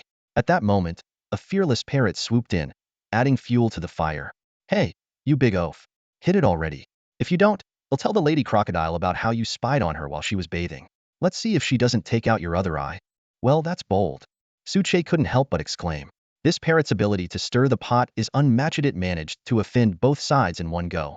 Sure enough, both the black bear and the fire spirit monkey turned in unison, spitting a mouthful of saliva at the parrot and sending it flying. Then, they resumed their tense standoff. The ancient tree, which had endured multiple blows from the bear, remained unyielding, showing no signs of breaking. Seeing that the bear couldn't do much to it, the fire spirit monkey grew even more audacious. Turning around, it aimed its bright red rear at the bear and began swaying provocatively in a mocking dance, accompanied by a series of bizarre cackles. Who could tolerate this? Su Che shook his head in disbelief. Beside him, the little skeleton nodded in agreement, the flames in its eye sockets flickering slightly, clearly just as stunned by the scene. Chinku, unable to hold back any longer, waved its bony fist and shouted, "Hit it already. If you don't, even I'll lose respect for you, you cowardly bear." The fire spirit monkey, hearing this, shot Chinku an internationally recognized rude gesture. However, in that moment of distraction, the black bear seized the opportunity. Gathering all its strength, it delivered a powerful strike. Screech. Caught off guard, the fire spirit monkey flailed and stumbled, landing awkwardly at the bear's feet. Its face paled as it looked up with a forced, sheepish grin. But before it could utter a word, the black bear had already seized it firmly in its paw, roaring triumphantly. "That's it? It got caught just like that?" Su Che was stunned. Thinking back to how Head chased the monkey for miles without even brushing its fur, he couldn't help but suspect this was all part of the monkey's plan. Determined not to let his efforts go to waste, Su Che exchanged a glance with the little skeleton and Chinku before stepping forward to address the black bear. "That monkey, are you willing to sell it?" The black bear cast a wary glance at the little skeleton, growling and shaking its head. It clearly sensed a dangerous aura emanating from the skeletal figure. If not for that, it might have already swatted this annoying group to death. "Not selling? Don't blame me then." Su Che took a few steps back and immediately activated his detection skill. Explosive Bear, Bronze Tier, Level 8, Beast Type. Skill 1. Brutal Palm concentrates all its strength into its palm, dealing double damage. Skill 2. Bear's Fury temporarily enters a berserk state, greatly increasing strength but losing intelligence, followed by a period of weakness. Trait. Sweet Tooth, hates monkeys, fears toothaches. Seeing the bear's traits, Su Che couldn't help but laugh. What on earth had the fire spirit monkey done to earn such hatred, enough for hates monkeys to become a defining trait? He quickly devised a plan. Chinku, lead the skeleton warriors in a frontal assault. Watch out for its strength. Little skeleton, find its weak spot. Chinku nodded and led 10 skeleton warriors in a charge. The little skeleton gave a thumbs up, muttering, know your enemy, and survive to the end, before disappearing into the underbrush. Suche readied his flame crossbow, prepared to provide support at any moment. Though the explosive bear wasn't as dangerous as the black poison scale snake, its brute strength was more than enough to pulverize the skeletons, so he couldn't afford to let his guard down. The battle erupted in an instant. Seeing the little skeleton vanish, the explosive bear hesitated for a moment before fully unleashing its fury, swiping at the incoming skeletons with a massive paw. Scatter, pair up, and target its weak points. Chinku commanded calmly, activating a water vortex shield to block the attack. Frustrated by its failed strike, the explosive bear roared in anger and pounded the ground before activating its brutal palm skill. Chinku, unfazed, dodged with agility while driving its bone spear precisely into the bear's arm, leaving behind a bloody wound. Suche watched Chinku's swift and decisive offensive, his eyes lighting up with admiration. Chinku never ceased to impress him. Though it carried a certain air of a bandit, it was far more dependable than the little skeleton. Ever since Chinku awakened its intelligence, Suche felt as if it had stirred some primal instinct deep within its soul, just like the little skeleton. While one embodied the instincts of a fearless rogue, the other seemed to awaken the cunning nature of a trickster. The immediate priority was to deal with the blast bear. A silver level 7 facing off against a bronze level 8 meant their strengths were evenly matched, leaving the tide of battle to hinge on the little skeleton's decisive strike. Suche's gaze shifted back to the blast bear, and he suddenly noticed something intriguing. A sly smile tugged at the corner of his lips as a glimmer of mischief sparkled in his eyes. On the other side of the battlefield, the fire spirit monkey was struggling desperately, its body pinned beneath the bear's massive paw. Suddenly, it froze, its movements halting as an ominous feeling washed over it. Its fur bristled with unease, and it darted its gaze around, searching for hidden threats. Yet finding nothing amiss, it reluctantly resumed its futile struggle against the bear's grasp. Unfortunately, its resistance was laughable, barely enough to tickle the blast bear. To make matters worse, the blast bear had not only captured the fire spirit monkey but had also immobilized its vital points with precision, rendering it incapable of summoning its internal energy. Even a single spark of fire was out of reach. The fire spirit monkey's face, twisted into an expression of utter defeat, its dignity was in tatters. The battle raged on. Chinku managed to wound the blast bear, and in that moment, 10 skeletal warriors launched a coordinated assault, their spears stabbing relentlessly at the bear's legs like crashing waves. Blood sprayed through the air as the blast bear roared in pain, forced to one knee. While the skeletal warriors were no match for Chinku in strength, their silver level 6 capabilities combined with their bone-tipped spears were sufficient to breach the bear's defenses. The blast bear, now enraged, could not comprehend how this fragile group of bony figures dared to challenge it. With a single swing of its arm, it sent one of the skeletal warriors flying, crashing through several towering trees. Chinku witnessed this, and the soul flames in its eyes flared with fury, nearly erupting.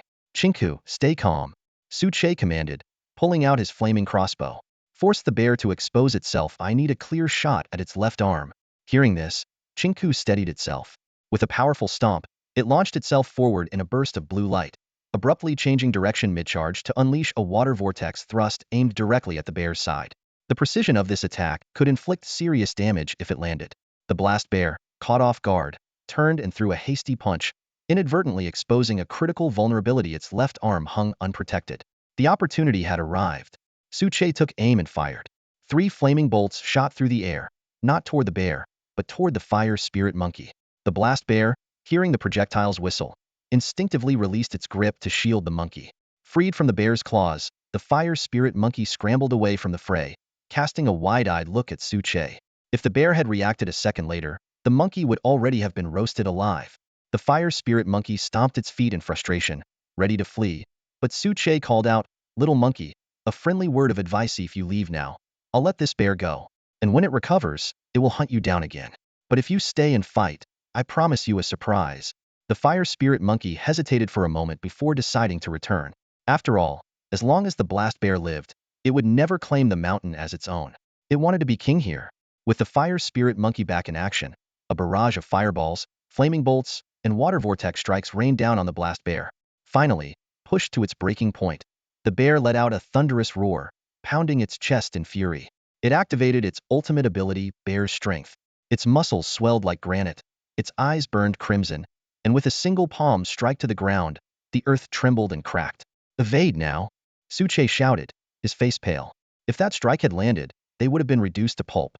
Thankfully, the blast bear's intelligence plummeted in its berserk state, allowing Suche, Chinku, and the fire spirit monkey to outmaneuver it and maintain their strategic positions. Just as Suche was down to his last 3 bolts and facing the prospect of running out of ammunition, a flash of white darted out from a nearby thicket. It was the little skeleton.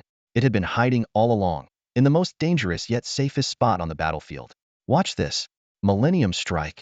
The little skeleton muttered, gripping its bone sword tightly. It crouched low, its gaze locked onto the bear's weak point. With a fierce cry, it lunged forward, thrusting its sword with precision and even adding a deliberate curve to its strike.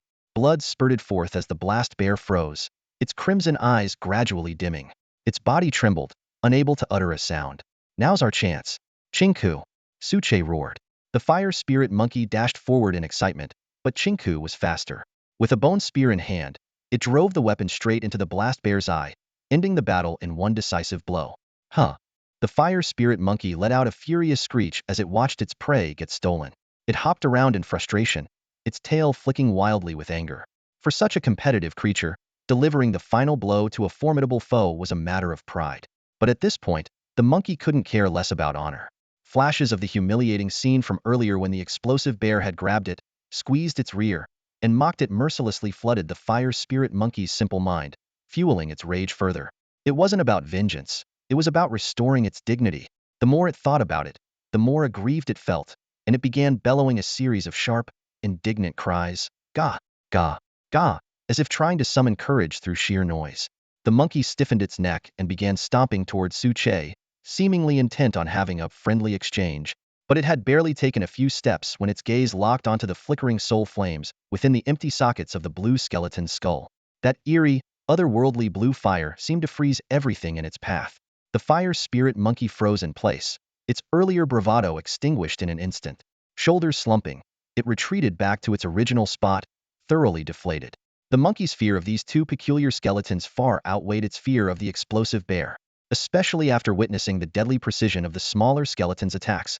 Targeting weak spots with unsettling accuracy, the monkey's terror only deepened. Its bright red backside, conspicuous and vulnerable, felt like a glaring target. Wait, why did everything seem to involve its rear end? Watching the defeated fire spirit monkey sulk, Suche couldn't help but laugh. This was a wild pet beast at bronze level 8, prime hunting material for experience points. There was no way he'd let it deliver the final blow. Letting it anywhere near the bear's corpse would only complicate his plans. Just then, the system notification chimed. Congratulations! Your pet, Blue Skeleton, successfully killed the wild pet beast, Explosive Bear. Gained a small amount of experience. Congratulations! Your pet, Bone Sword Saint, gained a small amount of experience. Congratulations! You gained a small amount of experience. Having grown accustomed to the hefty experience boosts from the Black Blade Mantis, these underwhelming notifications were a bit of a letdown. With the experience split between himself, the smaller skeleton, the blue skeleton, and even the fire spirit monkey, the remainder was disappointingly minimal. Suche opened the status panels for himself and his 2 pets. Although the notifications hadn't mentioned it, the fire spirit monkey had indeed snatched away about 10 of the experience. However, that minor loss was insignificant compared to the real prize. The crucial final blow had been delivered by the blue skeleton. This ensured that the loot chest drop rate wouldn't be affected. After all, wild pet beasts killing each other never triggered chest drops. Bronze level 8? It should drop a silver tier chest, right? Combined with the one that got stolen earlier, that makes 3 in total, Suche mused. To prevent the fire spirit monkey from acting up again, he approached the explosive bear's corpse without delay. The system prompted, "Explosive bear corpse detected. Would you like to disassemble?" Suche paused mid-step, a sudden idea sparking in his mind. Turning his back to the fire spirit monkey, he rubbed his face with his hands, attempting to look as approachable and harmless as possible. Spinning around, he waved at the monkey with a friendly smile.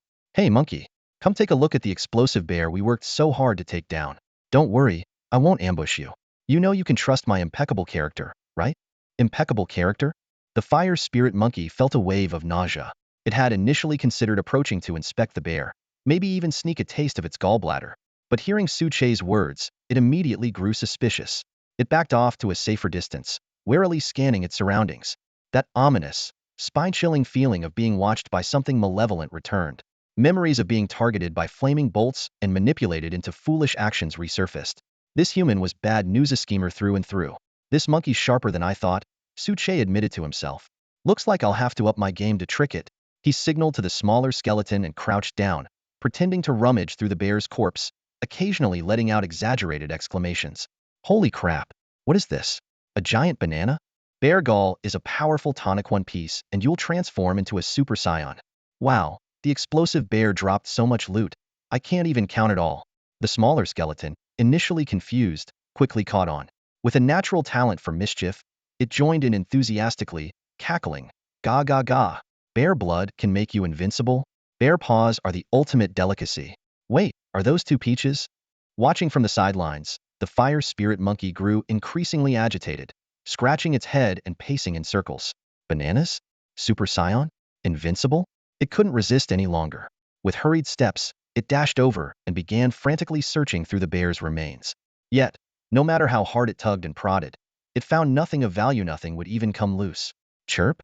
Chirp chirp? The monkey tilted its head, its expression a mix of confusion and clarity. It scratched its rear in frustration, clearly puzzled. Stupid monkey, Su Che thought, a sly smile tugging at his lips. Phase 1 of the plan was a success. The monkey couldn't resist temptation. Did it really think it was born yesterday? Blue skeleton, prepare to freeze it, Su Che whispered. I'll keep it distracted with the smaller skeleton. Once it's in position, use the mechanical claw for a 1-second stun and take it down. His ultimate goal was clear, capturing the fire spirit monkey. Securing a goldener pet would significantly enhance his team's strength and provide an opportunity to test whether the war beast base could accommodate such high-quality creatures. After all, the smaller skeleton had been incompatible, likely due to its superior rank. Even though Su Che kept his voice low, the fire spirit monkey caught a hint of unease. Something about the atmosphere felt off, like a setup. Words like freeze, stun, and capture reached its sharp ears. Chirp? Chirp chirp? Blue skeleton now? Su Che shouted, abandoning all pretense. No more games. You're mine. He and the smaller skeleton launched an immediate assault, cutting off the monkey's escape routes. The blue skeleton swiftly repositioned and unleashed its mechanical claw. The metallic contraption shot forward with a sharp whoosh, its talons closing in on the monkey's lithe frame. At such close range, with such speed, dodging seemed impossible. But the fire spirit monkey didn't panic. Instead, it activated its fiery dash ability. With a burst of blazing flames, it transformed into a streak of fire, rocketing upward like a meteor. The intense heat incinerated everything in its path: ground, projectiles, even the withering sword energy from the smaller skeleton. Ga ga ga! The monkey let out a triumphant cry as it nimbly evaded the mechanical claw, scaling a nearby tree in mere seconds. From its lofty perch, it glared down at Su Che with eyes full of disdain, as if to say, "Is that all you've got?" The turn of events left Su Che stunned. This monkey's luck is unreal. PHFFFD. The fire spirit monkey blew a raspberry at him before vanishing into the dense canopy, leaving no trace behind. They just ran off? Su Che muttered, staring in the direction where the fire spirit monkey had vanished, his tone tinged with frustration. He had initially thought the fiery dash was merely a mobility skill, but its power had exceeded his expectations. Chinku lowered his head in shame. Master, I'm sorry. I failed to catch it. For a devout follower like him, being unable to serve his master was already a grave offense, let alone causing a mission to fail. It's fine. Su Che patted Chinku's shoulder, trying to lift his spirits. After all, it's a wild pet of golden rarity. Defeating it was already an impressive feat. Besides, it's probably still nearby. Tomorrow, we'll come back better prepared. With that, he turned his attention to the corpse of the explosive bear, ready to process the spoils of their battle. The system notification promptly appeared. Congratulations! You have obtained Explosive Bear Meat 80, Explosive Bear Blood 40, Explosive Bear Claws 2, Explosive Bear Hide 1, Explosive Bear Carcass 1. Su Che retrieved one of the claws to examine its attributes. Explosive Bear Claw, tender and flavorful meat with a rich balance of yin and yang energy. Consuming it grants a 1 chance to acquire the skill Hardness. It really has the Hardness skill? Su Che raised an eyebrow in surprise before moving on to check the bear's blood. Explosive Bear Blood, slightly astringent taste. Drinking it increases physical constitution slightly, with a 0.1 chance to acquire the skill Unyielding. Although the chances were slim, having 40 portions of blood meant the odds weren't as bad as they seemed. Suppressing his growing excitement, Su Che continued inspecting the corpse. Beneath the body lay a bronze chest, which he opened to find. Wood 10, coins 10, blueprint for bronze-grade clothing 1. Blueprint for bronze-grade clothing. Materials required.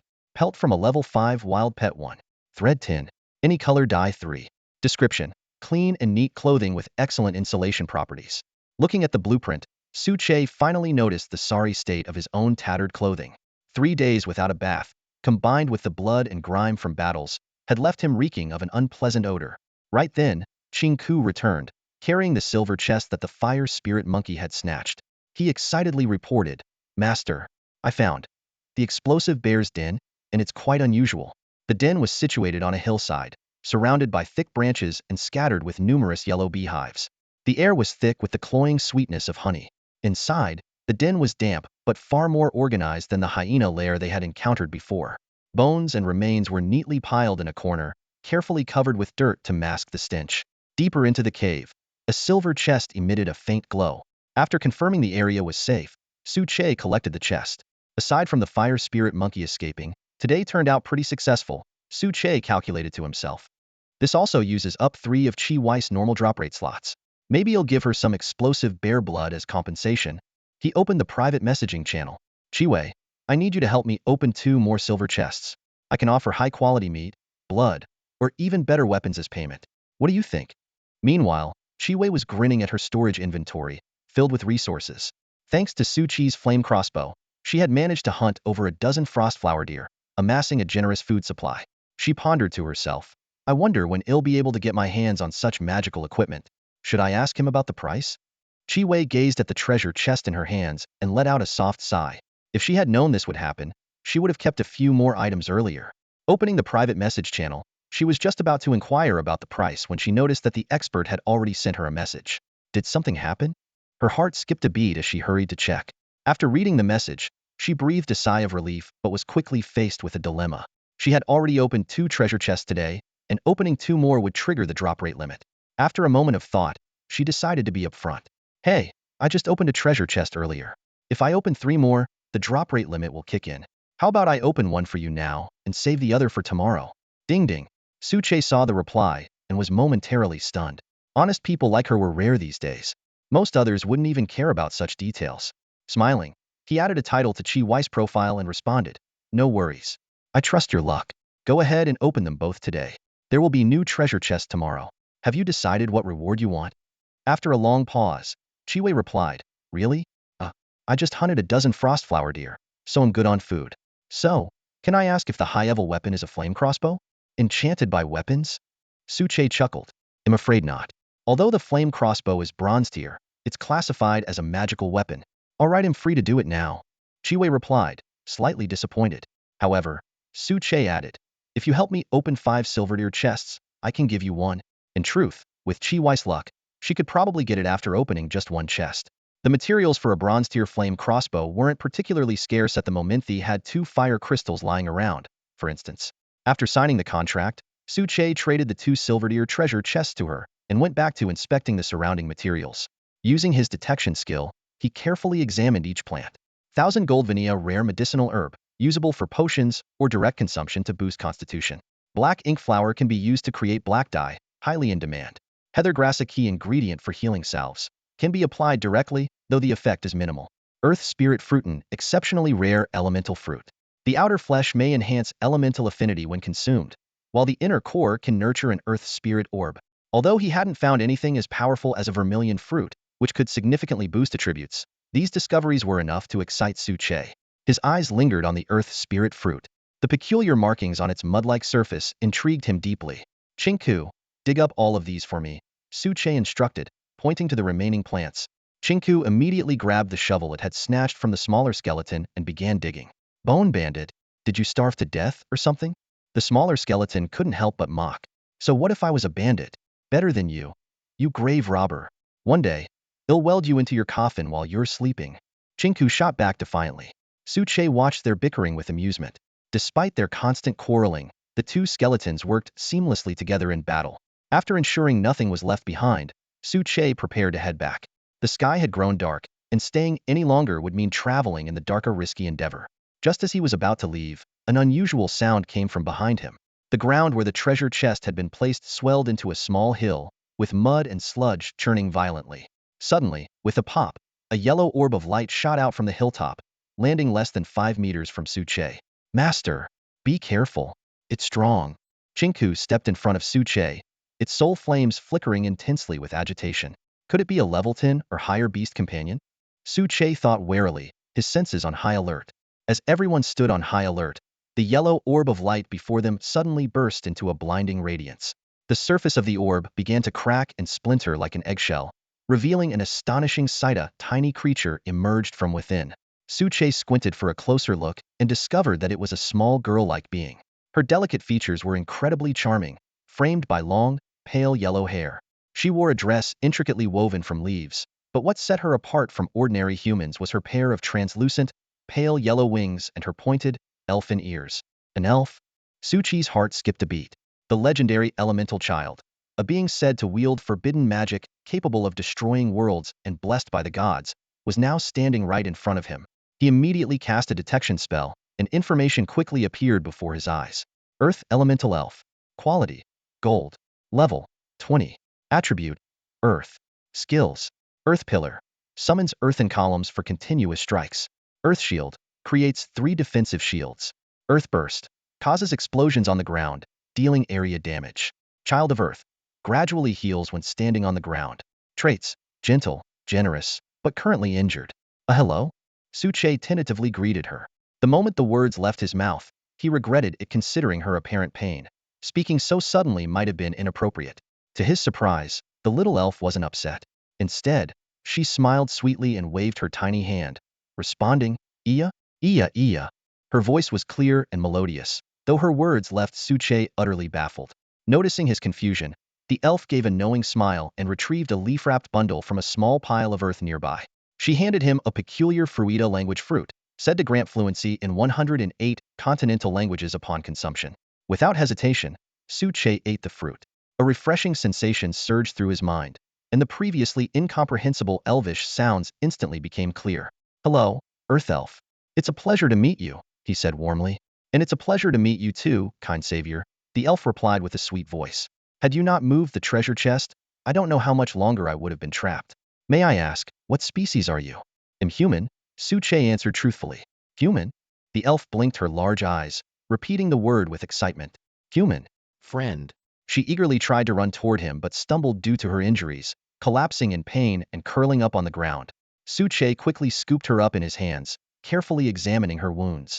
Her right leg bore a deep gash from a sharp object, now inflamed and infected, swollen and discolored in an alarming purple-black hue. This is serious. Would you like to come back to my base? I've got some healing medicine there, Suche suggested, secretly thinking how incredible it would be to tame this earth elf as a companion. Feeling the warmth from his palm and seeing the earnest concern on his face, the elf's cheeks flushed slightly. Despite his larger size, this human was surprisingly appealing by elven standards. All right, thank you very much, she replied softly. Suche gently placed the earth elf in his pocket and gathered some honey along the way, planning to make a special honey-glazed steak back at the base. Their journey was fraught with danger, as they encountered wild beasts and even several enemies over level 10. After much effort, they finally returned safely. Back at the base, Suche brushed off the leaves and debris clinging to his clothes and quickly lit several campfires. The earth elf emerged from his pocket, struggling slightly due to her injuries, and landed on the ground with some difficulty. Why was this your base? She asked, her voice filled with curiosity. Little one, you rest here for now, Suche said as he carefully set her down on a smooth rock. He turned to set up a grill and placed an iron pan over the fire. Today, we'll have a feast. Today, Suche decided to treat himself to a hearty dinner. As he pondered over the menu, he began pulling ingredients from his storage. Let's start with some fish soup, pair it with honey-glazed steak, and add the explosive bear meat I got today. He poured fresh water into an iron pot and added 2 cleaned haha fish, letting them simmer over high heat. Ever since he first tasted the delicious haha fish soup, it had become a staple in his meals. Meanwhile, he placed the blackwater beef on the grill to roast. Although the blackwater beef was only a level 5 ingredient, it would have long been discarded if it weren't for the honey he acquired, as its attribute boost was relatively low. It was worth noting that the drunken flower honey he obtained today was of exceptional quality. Its attribute enhancement was on par with the explosive bear meat. Not only was this honey incredibly flavorful, but regular consumption could significantly improve physical strength and accelerate wound healing. No wonder explosive bears, despite fearing toothaches, are so obsessed with honey, Suche mused, gently patting the head of the earth sprite. Little one, you're in luck. You've just arrived and already get to taste such fine ingredients. This honey is perfect for helping you recover from your injuries. The earth sprite tilted her head, her big eyes filled with confusion. She timidly raised her hand and asked, Excuse me, what is this? She pointed at the fish soup that was boiling. Su Che froze. Was there really a creature that didn't know what fish was? On second thought, could it be due to malnutrition? He quickly began formulating a care plan in his mind and patiently explained, "This is fish soup, made by cooking fish in water. You haven't seen it before?" The earth sprite shook her head and fluttered her wings, flying to the edge of the pot. As the fragrant aroma wafted over, tears involuntarily welled up in her eyes.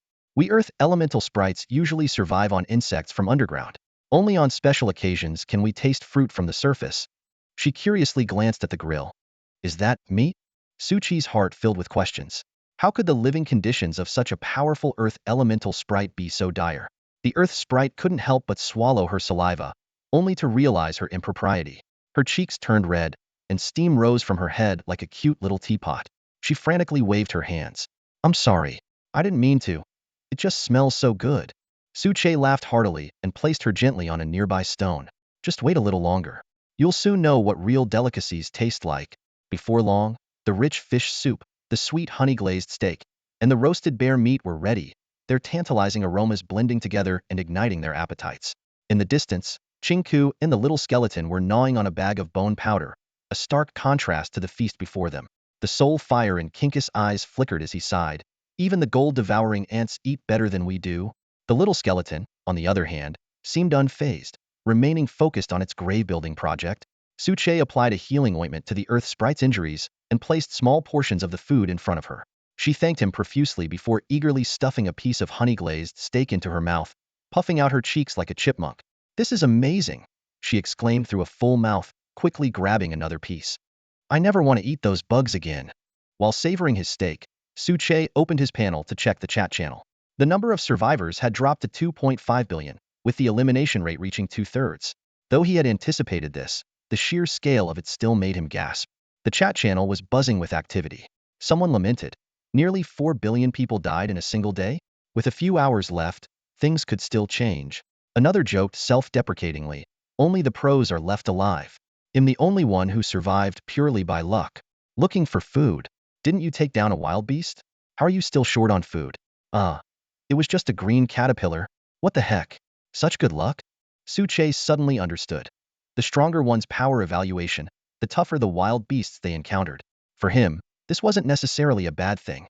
Although beastmasters were currently cooperating and trading with one another, it was only a matter of time before this turned into competition, conflict, or the formation of factions. With my base for producing troops, none of this will be a problem. I just need to focus on getting stronger and staying alive. Su Che closed the panel and looked over at the earth sprite, who had already finished her fish soup. She wiped her mouth contentedly, then let out a loud burp. The earth sprite let out a tiny hiccup, her fair cheeks instantly flushing with a rosy hue. She hurriedly covered her mouth with her small hands, only to notice Su Che watching her with an amused smile. Embarrassed, she lowered her gaze, not daring to meet his eyes. "Full now?" Su Che asked with a chuckle. "Yais, I'm full," the earth sprite replied hastily. Then, as if suddenly recalling something important, she fluttered her delicate wings and began searching frantically for her pouch. Su Che, quick on his feet, gently caught her in his palm. Under her surprised gaze, he carefully lifted the edge of her tiny skirt to inspect her injured leg. After confirming it had healed well, he nodded in satisfaction and released her to hover in the air once more. "Looks like the healing balm combined with the drunken flower honey worked wonders. Little one, your injury is almost fully healed. Just a bit more rest, and you'll be good as new," Su Che said warmly, patting her tiny head with a gentle touch. "Really?" the earth sprite exclaimed in delight, glancing down at her left leg. The once terrible wound had completely vanished. Though there was still some redness and swelling, the pain was entirely gone. She cheered and twirled joyfully in the air, her wings fluttering freely. After a moment of celebration, she hovered midair, her gaze full of gratitude as she looked at Su Che. "Thank you, my friend. Thank you for healing my injury, rescuing me from under that treasure chest, and even preparing such a delicious feast for me." As she spoke, she quickly pulled out her pouch and retrieved a few dazzling items, offering them to Su Che. "These are my gifts of thanks and payment for the meal." However, Su Che paid little attention to the precious items in his hands. Instead, he frowned slightly and asked, "Are you planning to leave already? Why not stay another night? I can make you a hearty breakfast tomorrow morning." The earth sprite hesitated, clearly tempted by the thought of more delicious food. But after a moment of internal struggle, she shook her head regretfully. "I'd love to stay longer. There's something special about being around you. But I came to the surface to gather food for my people. My tribe is facing a food shortage." so I can't linger here. Su Che fell silent for a moment, understanding her urgency. Still, something about her explanation struck him as odd. Little one, your earth element sprite tribe is incredibly powerful. Why don't you just hunt wild beasts on the surface? With your strength, even a single hunt could sustain your tribe for a long time. The earth sprite's expression grew somber. It might have something to do with the curse placed on our tribe. We earth element sprites can live up to 1,000 years, and our strength surpasses that of many creatures. But at some point in history, we were forced to permanently relocate underground. What's worse, we're unable to initiate attacks on beasts. We can only defend ourselves. 1,000 years? Su Che couldn't help but feel astonished. That was 10 times his own lifespan. How old are you now? He asked curiously. My age. The earth sprite counted on her fingers for a moment. I should be about 100 years old. I'm still in my childhood. She then went on to explain the life stages of her kind. From birth to 200 years old is childhood, during which they remain small and fragile. 200 to 500 years is adolescence, when they begin to grow larger. 500 to 800 years marks maturity, when their strength peaks. And 800 to 1,000 years is old age, when they risk withering away. Let me know if you'd like me to continue rewriting the second half of the story. Su Che picked up the items given by the little earth spirit, a hint of surprise flashing in his eyes. The value of the 2 earth crystal stones was more than enough to cover all the meat he had purchased, with some left over. He casually picked up the necklace and immediately used his detection skill. Symbol of earth spirit friendship. Quality, gold tier. Description. Only those who earn the friendship of earth element spirits can obtain this. Wearing it greatly enhances physique, strength, and speed attributes, and grants a random earth element skill. Additionally, it allows the wearer to summon an earth element spirit once per day. Note: extremely rare, as each earth element spirit can only gift one. Gold tier equipment. Su Che couldn't help but smile. This far exceeded his expectation of silver tier gear, and the necklace itself seemed to hold deeper significance. Although the earth element spirit tribe lived under harsh conditions, they had thousands of years of accumulated history, and their collective wealth was undoubtedly remarkable. He continued inspecting the other items. Serpent vine fruit, a rare fruit nurtured by the blood of numerous snakes. Consuming it enhances physique and improves the bloodline of snake-type pets. Earth Cannon Defense Crystal, a silver ear-based defense device. Once inserted into the ground, it automatically elevates and can detect enemies within a kilometer radius, launching automatic attacks. Stone Burst Array Skill Card, usable by pets. This card enables the release of a stone-based array that detonates after 3 seconds, dealing damage. Su Che immediately equipped the skill card to Ching Ku, giving it a 6 skill. Although its quality was not as high as the gold-tier little skeleton, its combat strength remained impressive due to its numerous abilities. He found an open area to test the defense crystal. Once inserted into the ground, the crystal emitted a beam of light that shot into the sky.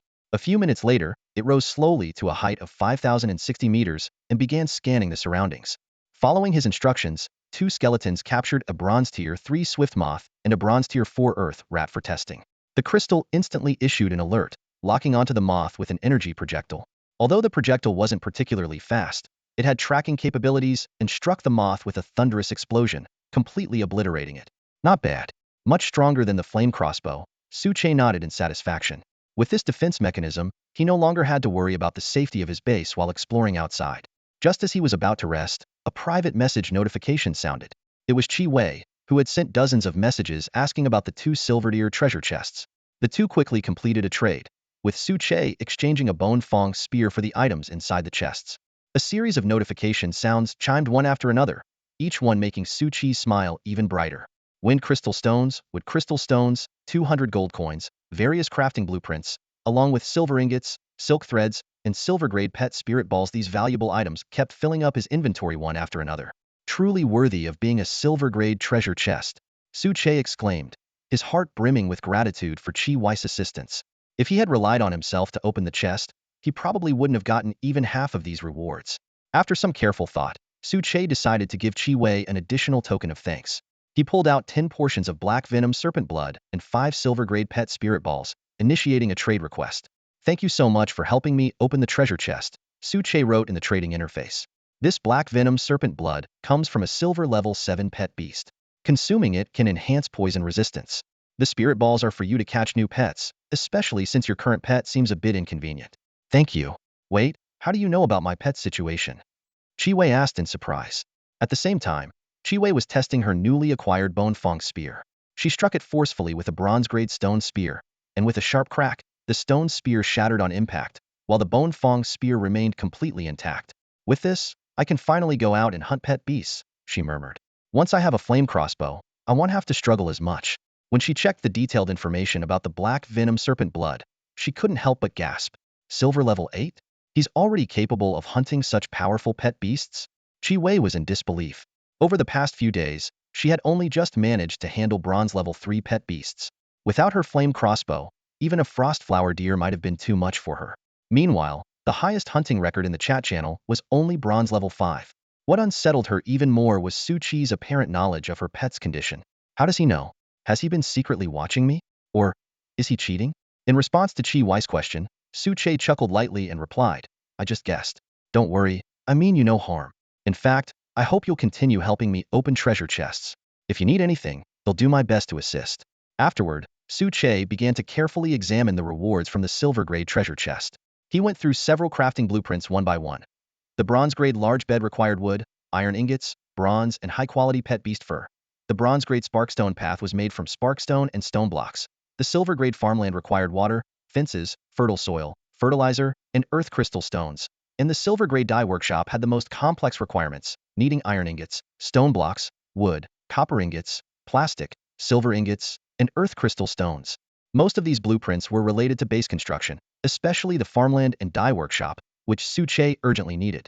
With the farmland, he could finally put his collection of rare seeds to use and enjoy a 30 growth bonus. However, as he looked at the intricate requirements for the dye workshop, Su Che couldn't help but frown. Su Che stood by the bed, holding a vial of dye in his hand, lost in thought. Clean clothes were undoubtedly a necessity, but was it really worth expending so many resources just to obtain this dye? After a moment, he shook his head and set the thought aside for now since he already had it. He might as well make good use of it. Who knows? It might prove invaluable in the future. For now, there was a more pressing issue to address. This stiff, uncomfortable wooden bed had to go. Every morning, the aching soreness in his body served as a stark reminder of how important a good bed was. Finally, he crafted a bronze-grade bed, topping it with the rare fur he had taken from the alpha hyena. Once the bed was set in place, Su Che wasted no time lying down on it. The soft fur immediately enveloped him in unprecedented comfort, causing him to close his eyes in contentment. There were still a few hours left before the wild beast's assault would come to an end. Lying on the bed, Su Che reflected on his accomplishments. Dozens of black blade mantises and a bone-spiked serpent. That should be enough to secure the top spot on the leaderboard, right? With that thought, the exhaustion from days of relentless battles caught up to him, and he quickly drifted into a deep sleep. If it weren't for the tireless vigilance of his skeleton warrior, keeping watch tonight would have been nearly impossible. Meanwhile, across the test zone, most beast tamers were far from enjoying a peaceful rest like Su Che. With only a few hours left until the trial's conclusion, no one dared to let their guard down. After all, the value of their pets often far exceeded their own, and any mishap could result in catastrophic losses. Ugh, finally made it this far. One beast tamer muttered as he climbed down from a tree, his voice heavy with exhaustion. I've been perched up there the entire day. Same here, dodging and hiding non-stop. I almost bit the dust a few times. Another chimed in. The leaderboard is what really matters. Someone else interjected, shifting the focus. I wonder who's in the top 10. I'd be thrilled just to squeeze in. You? Keep dreaming. Another immediately mocked. I'm betting Su Che will take first place for sure. Su Che? Please. Our great kimchi hero is the strongest. I think it'll be Kato EI. The arguments echoed through the night, as everyone eagerly speculated about the final rankings. The discussion in the chatroom grew increasingly heated as everyone passionately defended their choice for the top spot. Su Che's recent remarkable performance had earned him massive gains, but also stirred up a wave of envy. The mere mention of his name sparked immediate backlash from all sides. Naturally, Su Che remained oblivious to these quarrels, and even if he knew, he wouldn't care. Why waste time on petty arguments when he could be out hunting another wild beast? Meanwhile, on the open plains, a brawny man with golden hair and piercing blue eyes sat atop a massive boulder. In his left hand, he gripped a blood-stained iron bow, while a majestic eagle perched on his right arm. Around him lay the corpses of several bizarre wild beasts, their blood still fresh. Glancing at the chatroom's disputes, he sneered. Su Che? Just a lucky average guy. If the plains weren't teeming with wild beasts, my kill count would easily rival his. My Skyhawk is a level 4 golden ear beast. Once the leaderboard updates in a few hours, everyone will see who the real top beastmaster is. Elsewhere in the desert, a short, scruffy man named Kato Hidemesa gulped down a live scorpion. The scorching sun had burned his skin to the point of peeling, making him look even more grotesque. Amaterasu, grant me your blessing. Once I take the top spot, I'll find that oasis and get out of this godforsaken wasteland. He cursed, unable to comprehend why he, supposedly under the divine protection of Amaterasu, had been thrown into such a barren hellhole. Just then, a weasel with a double-barrel shotgun strapped to its back emerged from the sand, smoke still curling from the barrels. With gun godsend by my side, anyone who dares stand in my way will meet their end with a single shot. On the other side of the map, Chiwei sipped on a bitter drink, reflecting on her earlier doubts about Su Che. She couldn't help but laugh at herself. A powerful beastmaster capable of slaying a level 8 silverdeer beast wouldn't need to resort to sneaky tactics if he had any ill intentions toward her, could have simply taken what he wanted by force. Shaking off her embarrassment, she slapped her flushed cheeks and forced herself to focus. The priority now was securing a spot in the top 10 to claim the special rewards. Even if the rewards weren't useful to her, she could always trade them with Su Che. As the clock struck midnight, time seemed to slow. Many participants collapsed in exhaustion, some even breaking down in tears. The reality of losing nearly 4 billion lives in a single day was a psychological blow few could withstand. A glowing blue panel appeared, accompanied by the system's voice. The wild beast attack has ended. Congratulations to the survivors, you are now officially beast masters. Rankings will be determined based on kill count, level, and quality of beasts. The top 10 will receive generous rewards, with a special prize for the first place winner. The leaderboard began scrolling rapidly, starting from the lowest rank at a pace of 10,000 names per second. When it reached the top 10, the pace slowed to 1 name per minute. Each of the top 10 names gleamed in golden light. 10th place, Chui Dongsheng, 150 points. 9th place, Abigail, 300 points. 8th place, Kato Hidemesa, 330 points. 5th place, Ada Wong, 400 points. 4th place, Wu Sixian, 480 points. 5 minutes later, the final 3 spots were revealed. 3rd place, Chi Wei, 600 points.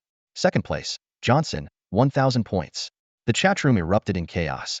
Whoa, even last place on the leaderboard has 150 points, and I only managed 20. 11th place had just 90 points. The top 10 are on another level. How is Ada Wong only 5th? Who the heck is Wu Sixian? Su Che must be 1st place. Haters, sit down. This time, there were noticeably fewer dissenting voices. Su Che's track record spoke for itself. Falling out of the top 10 was almost unthinkable. Since he hadn't appeared yet, it was almost certain he had claimed the top spot. However, when Johnson's 1,000-point score was revealed as 2nd place, everyone was stunned. Wait, it's not Su Che? Then who's in 1st? The moment those words were spoken, the chat channel erupted into chaos. Sarcastic remarks and mocking laughter filled the air, one after another. Haha, I thought he was supposed to be strong? This is it? Really, this is it? Johnson and Kato EI were so cocky earlier, weren't they? Why so quiet now? A mere mortal dares to challenge the gods? Bets quickly followed. Let's start the betting pool. I think the boss's score will hit 1,500 points. That's too conservative. I say 2,000 points. They'll wager a pack of Indian flatbread that the boss score will reach 3,000 points. Meanwhile, on the grasslands, Johnson, who had been sitting composedly on a massive rock, suddenly froze when he saw the rankings. It was as if he had been struck by lightning. His body began to tremble uncontrollably, his eyes wide with disbelief, and he leapt to his feet. The sky eagle perched on his shoulder sensed his agitation and let out a piercing screech. Impossible, Johnson murmured in a daze, his voice hollow. I sacrificed 2 of my pets and even injured my sky eagle, just to barely take down 20 level 5 bronze wild beasts. Clinging to a shred of hope, he tried to convince himself otherwise. Wait, maybe the 1st place isn't Su Che. Maybe the difference between his score and mine is just a single point. I still have a chance. At that moment, the system notification chimed, now announcing the 1st place, the strongest beast tamer. 1st place, Su Che, with a score of 4,540 points for defeating wild beasts. The number hit like a thunderclap, freezing the entire world in place. Everyone stopped what they were doing, staring blankly at the leaderboard. Even the chat channel fell into an eerie silence. Moments later, the news triggered an avalanche of messages. Did I just see that? Su Che, oh my god.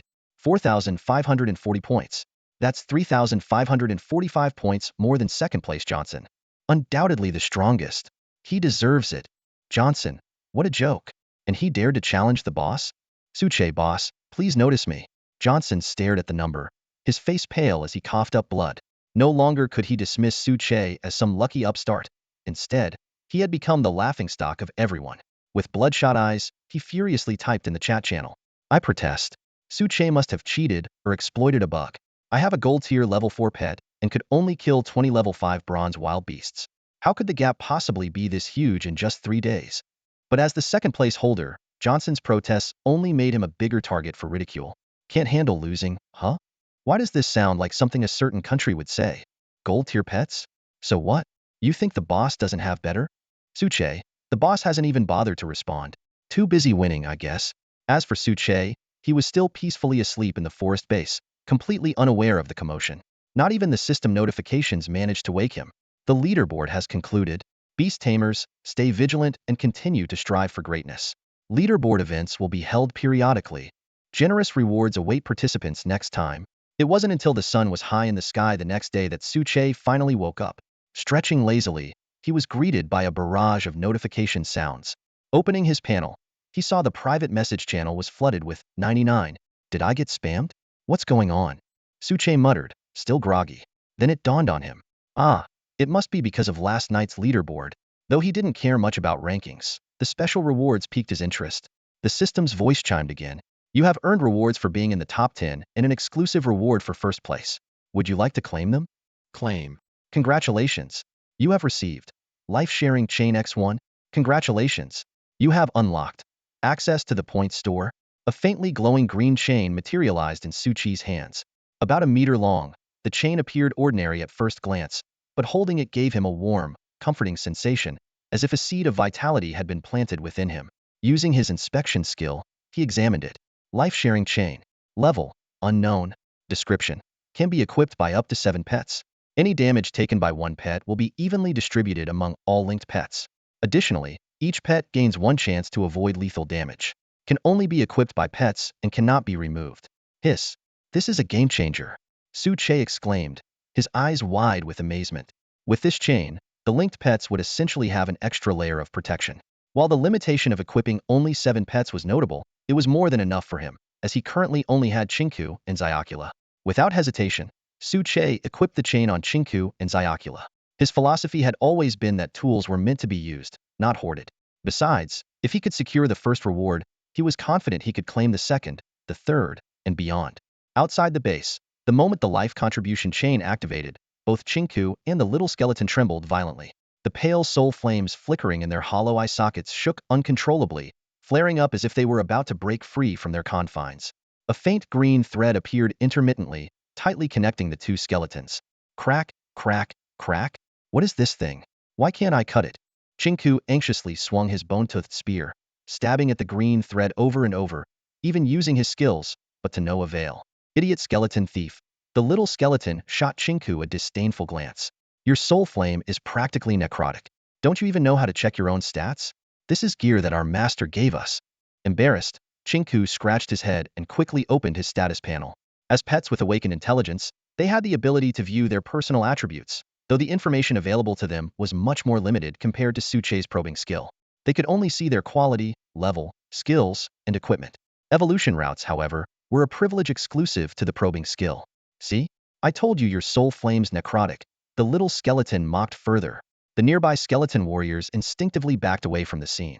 While they lacked intelligence, even mindless creatures could sense the tension. These two had a peculiar relationship. Every encounter inevitably devolved into mutual ridicule. If not for Suche's presence keeping them in check, they probably would have fought each other long ago. Huh, stuck in a grave all day? You'll probably rot first. Chinku sneered in retaliation. Why did Master tie me to you with this chain? Even a regular chain dog would be better than you. Skeleton thief, being linked to you is a liability. The little skeleton shot back. As the 2 skeletons bickered back and forth, neither noticed the changes brought by the life contribution chain. Not only did it grant shared damage and a death prevention ability, but it also enhanced the vitality represented by their soul flames. This unique piece of equipment, with no level restrictions, had far deeper capabilities than its description suggested. Inside the wooden cabin, Suche shook his head helplessly as he listened to their endless squabbling. These two were always so idle was enough to give him a headache. Turning his attention away from the commotion, he focused on the last reward, access to the points mall. While it wasn't a tangible item, as the special reward for first place, it was bound to be superior to the rewards given to the top 10. What exactly is this points mall? Can you explain it in detail? Suche asked cautiously. With a soft chime, a brand new interface appeared before him.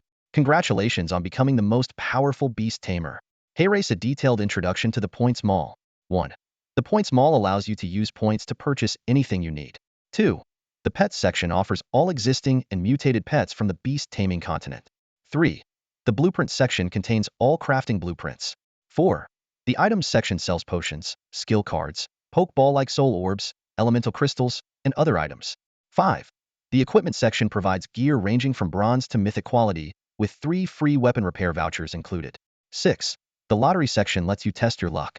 Please use your points wisely. Suchi's heart raced with excitement. This was basically a GM store. With enough points, he could rival the final boss even at the beginner stage or perhaps even surpass it. However, he only had 4,500 points, which wasn't much to work with.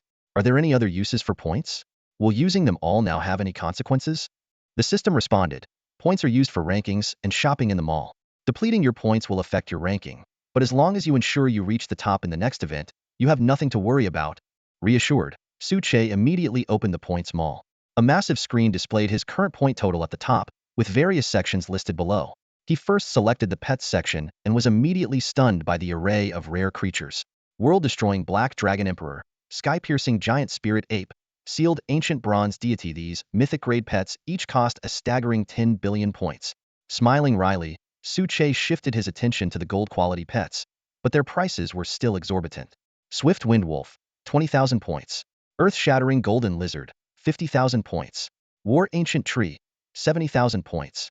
Bone Sword Saint, 99,999 points. Even the cheapest gold-quality pets cost tens of thousands of points. With his current total, he could only afford a lower-tier silver-grade pet. However, the Bone Sword Saint, priced just under 100,000 points, clearly stood out as a top-tier gold-quality PETA small consolation. Suche stood in front of the marketplace, gazing at the eye-watering price of 4,500 points for a silver-tier pet. He shook his head with a wry smile. Forget it. Let's check out the other sections, he muttered to himself. This is the Beast Tamer continent. After all, pets are bound to be the priciest. He stepped back into the main hall, pausing for a moment to think before heading into the item shop. Truth be told, with Xiaoskull and Chinku by his side and the ability to gain 5 silver-tier pets daily, he wasn't in urgent need of high-quality pets. As for crafting blueprints, he still had a few unused ones in his inventory, so there was no rush there. Equipment was always a welcome addition, but it was likely even more expensive than pets. What he truly needed at the moment was a base upgrade permit. The item shop was packed with a dazzling array of goods, potions, skill cards, and more. As expected, the prices here were slightly more reasonable. It didn't take long for him to spot his target. The level 2 base upgrade permit priced at 1,000 points, while the level 3 version required 2,000 points. Finally, something I can afford. Without hesitation, Suche purchased the level 2 permit. With this, he could upgrade his base soon and make better plans for the future. With some time to spare, he carefully browsed through the rest of the items, stopping only when the prices climbed to 4,000 points. If only I had another 1,000 or two, he thought wistfully. The idea of the points other beast tamers possessed crossed his mind, and he couldn't help but smirk. If points were tradable, with over 2 billion people in this world, he was confident he could clean out the entire marketplace. In the end, he decided on a few additional purchases, a potion, a skill card, and a bronze-tier alchemy room blueprint, spending a total of 2,500 points. Just as he was about to exit, a system notification popped up. Warning, you have only one-time access to the points shop. Once closed, you will not be able to reopen it. I know, Suche grumbled, frowning. I don't even have enough points left to buy anything worthwhile. But the system wouldn't relent. Are you sure you don't want to double-check? Blueprints, equipment, skill card. Silence. How dare you disturb my focus? Suche snapped, his tone laced with mock indignation. Even if I were rich, I wouldn't spend another point today. We also have a lottery shop available. Would you like to try a 10 draw? The system chimed in temptingly. Suchi's ears perked up. A 10 draw? Do you understand the resolve of someone cursed with bad luck? Tell me, how does it work? How many points? What can I win? Learning that a 10 draw cost only 1,000 points and could potentially yield mythical tier items, Suche made up his mind instantly. He was going to take the gamble. 10 shimmering treasure chests appeared before him, each glowing with a rainbow hue. One by one, they opened. The first few results were underwhelming. Wood, stone, iron, copper, silver, and 10 threads of string, ordinary materials that left him feeling dejected. But the final few chests turned the tide. A golden tier pet Pokeball, a bronze tier pet egg incubator blueprint, a powerful skill card, and most astonishingly a diamond tier pet egg. Suchi's eyes lit up with excitement. This gamble had paid off in ways he hadn't dared to imagine. Suche stared at the points panel, a faint smile unconsciously curling at the corner of his lips. 1,000 points. This deal is a guaranteed win. However, when his eyes landed on the last item, he froze. Instinctively, he rubbed his eyes and confirmed the words diamond grade once more.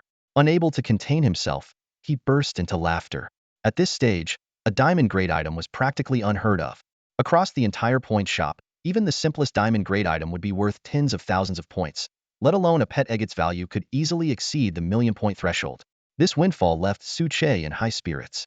Though it might not compare to Chi Wei's legendary luck, he could finally shed the label of being perpetually unlucky. Eagerly exiting the point shop, Su Che immediately retrieved the diamond grade pet egg from his storage inventory. The egg bore a striking resemblance to the devouring ant egg he had seen before. About 20 centimeters tall, its fiery red shell was dazzlingly vibrant. Only upon closer inspection could one notice the faint, simple crimson patterns etched across its surface. Let's use the detection skill, Su Che said to himself, a glint of excitement flashing in his eyes as he activated the ability. Unknown pet. Quality, diamond grade. Skills, 0. Attributes, wood, unknown. Skills, unknown. Loyalty, 1. Traits, unknown. Evolution path, unknown. This is the definition of a mystery box, Su Che thought to himself. Even with the detection skill, only a handful of details were revealed. But confirming its diamond grade quality alone was more than enough. He began outlining his next steps in his mind. Upgrading the base, planning the layout of the planting and breeding zones. Meanwhile, the chat channel erupted into chaos because of him. In an instant, Su Chi's ranking plummeted from first place to several hundred spots down, sparking a heated discussion. What just happened? How did Johnson suddenly take the top spot? Whoa, did the big guy's points drop to only 40? Huh, I knew Su Che was cheating. Now he's been exposed, and his points got reset. See? Johnson is the true top-tier beast tamer. Even if his points were reset, how does he only have 40 left? I just defeated 5 bronze level 1 pet beasts, and somehow I'm stronger than the big guy now. In the chat channel, a player suddenly voiced a thought-provoking idea. Have you all forgotten about the 2 rewards the big shot received? What if they converted the points into some tangible items? This comment was like a pebble dropped into a calm lake, causing ripples of speculation. The channel went silent for a moment before messages came flooding in like a tidal wave. Players chimed in with agreement, saying, exactly. This is the real world, not a game where bugs are common. How could points be reset so easily? Still, Su Chi's extraordinary abilities seemed almost too good to be true, as if he were using cheats, which explained why so many were opposing him. At that moment, Su Che wasn't paying attention to the chat channel and was unaware he had become the topic of heated discussion for the entire night. Instead, he was focused on examining the items he had received. First up were 2 skill cards. The description of the killing skill card stated, when equipped, there is a 10 chance of doubling critical hit damage dealt to enemies. The card can be equipped or unequipped at will. Meanwhile, the Sword Shield skill card allowed the user to summon a shield of sword energy. This shield could block frontal attacks, and when shattered, it would release over a dozen powerful sword energy strikes. This killing skill card is practically tailor-made for Little Skeleton, Su Che thought with excitement. As for the Sword Shield skill card, he specifically selected it for Little Skeleton. Firstly, because the sneaky old 6 lacked defensive abilities, and secondly, to avoid potential conflicts with Chinku. After all, if the bandit and the trickster could work together seamlessly, they'd become a terrifying duo. Next, Su Che turned his attention to the remaining items. 10,000 Blood Pill, a rare medicine crafted from the blood of tens of thousands of wild beasts. Consuming it greatly enhances physical strength, power, and speed. Blueprint for a bronze-level pet egg incubator. Requires materials like iron and copper and has a 1 chance of producing a high-grade mutation. Blueprint for a bronze-level alchemy room. Requires a large amount of basic materials and can produce potions of silver grade or higher. Level 2 Camp Upgrade Certificate. Requires substantial wood, stone, and other resources for upgrading. Without hesitation, Su Che consumed the 10,000 blood pill. A surge of scorching energy erupted within his body, coursing through his limbs and bones like tidal waves. Steam began to rise from his head, accompanied by a sizzling sound. Crap, am I going to blow up? Su Che quickly drank the last bit of water from his inventory. As the pain subsided, a profound sense of transformation washed over him. He felt as though his physical prowess had increased tenfold. Eager to test the results, Su Che casually threw a punch at the wooden door. With a loud crack, the sturdy door instantly disintegrated into dust.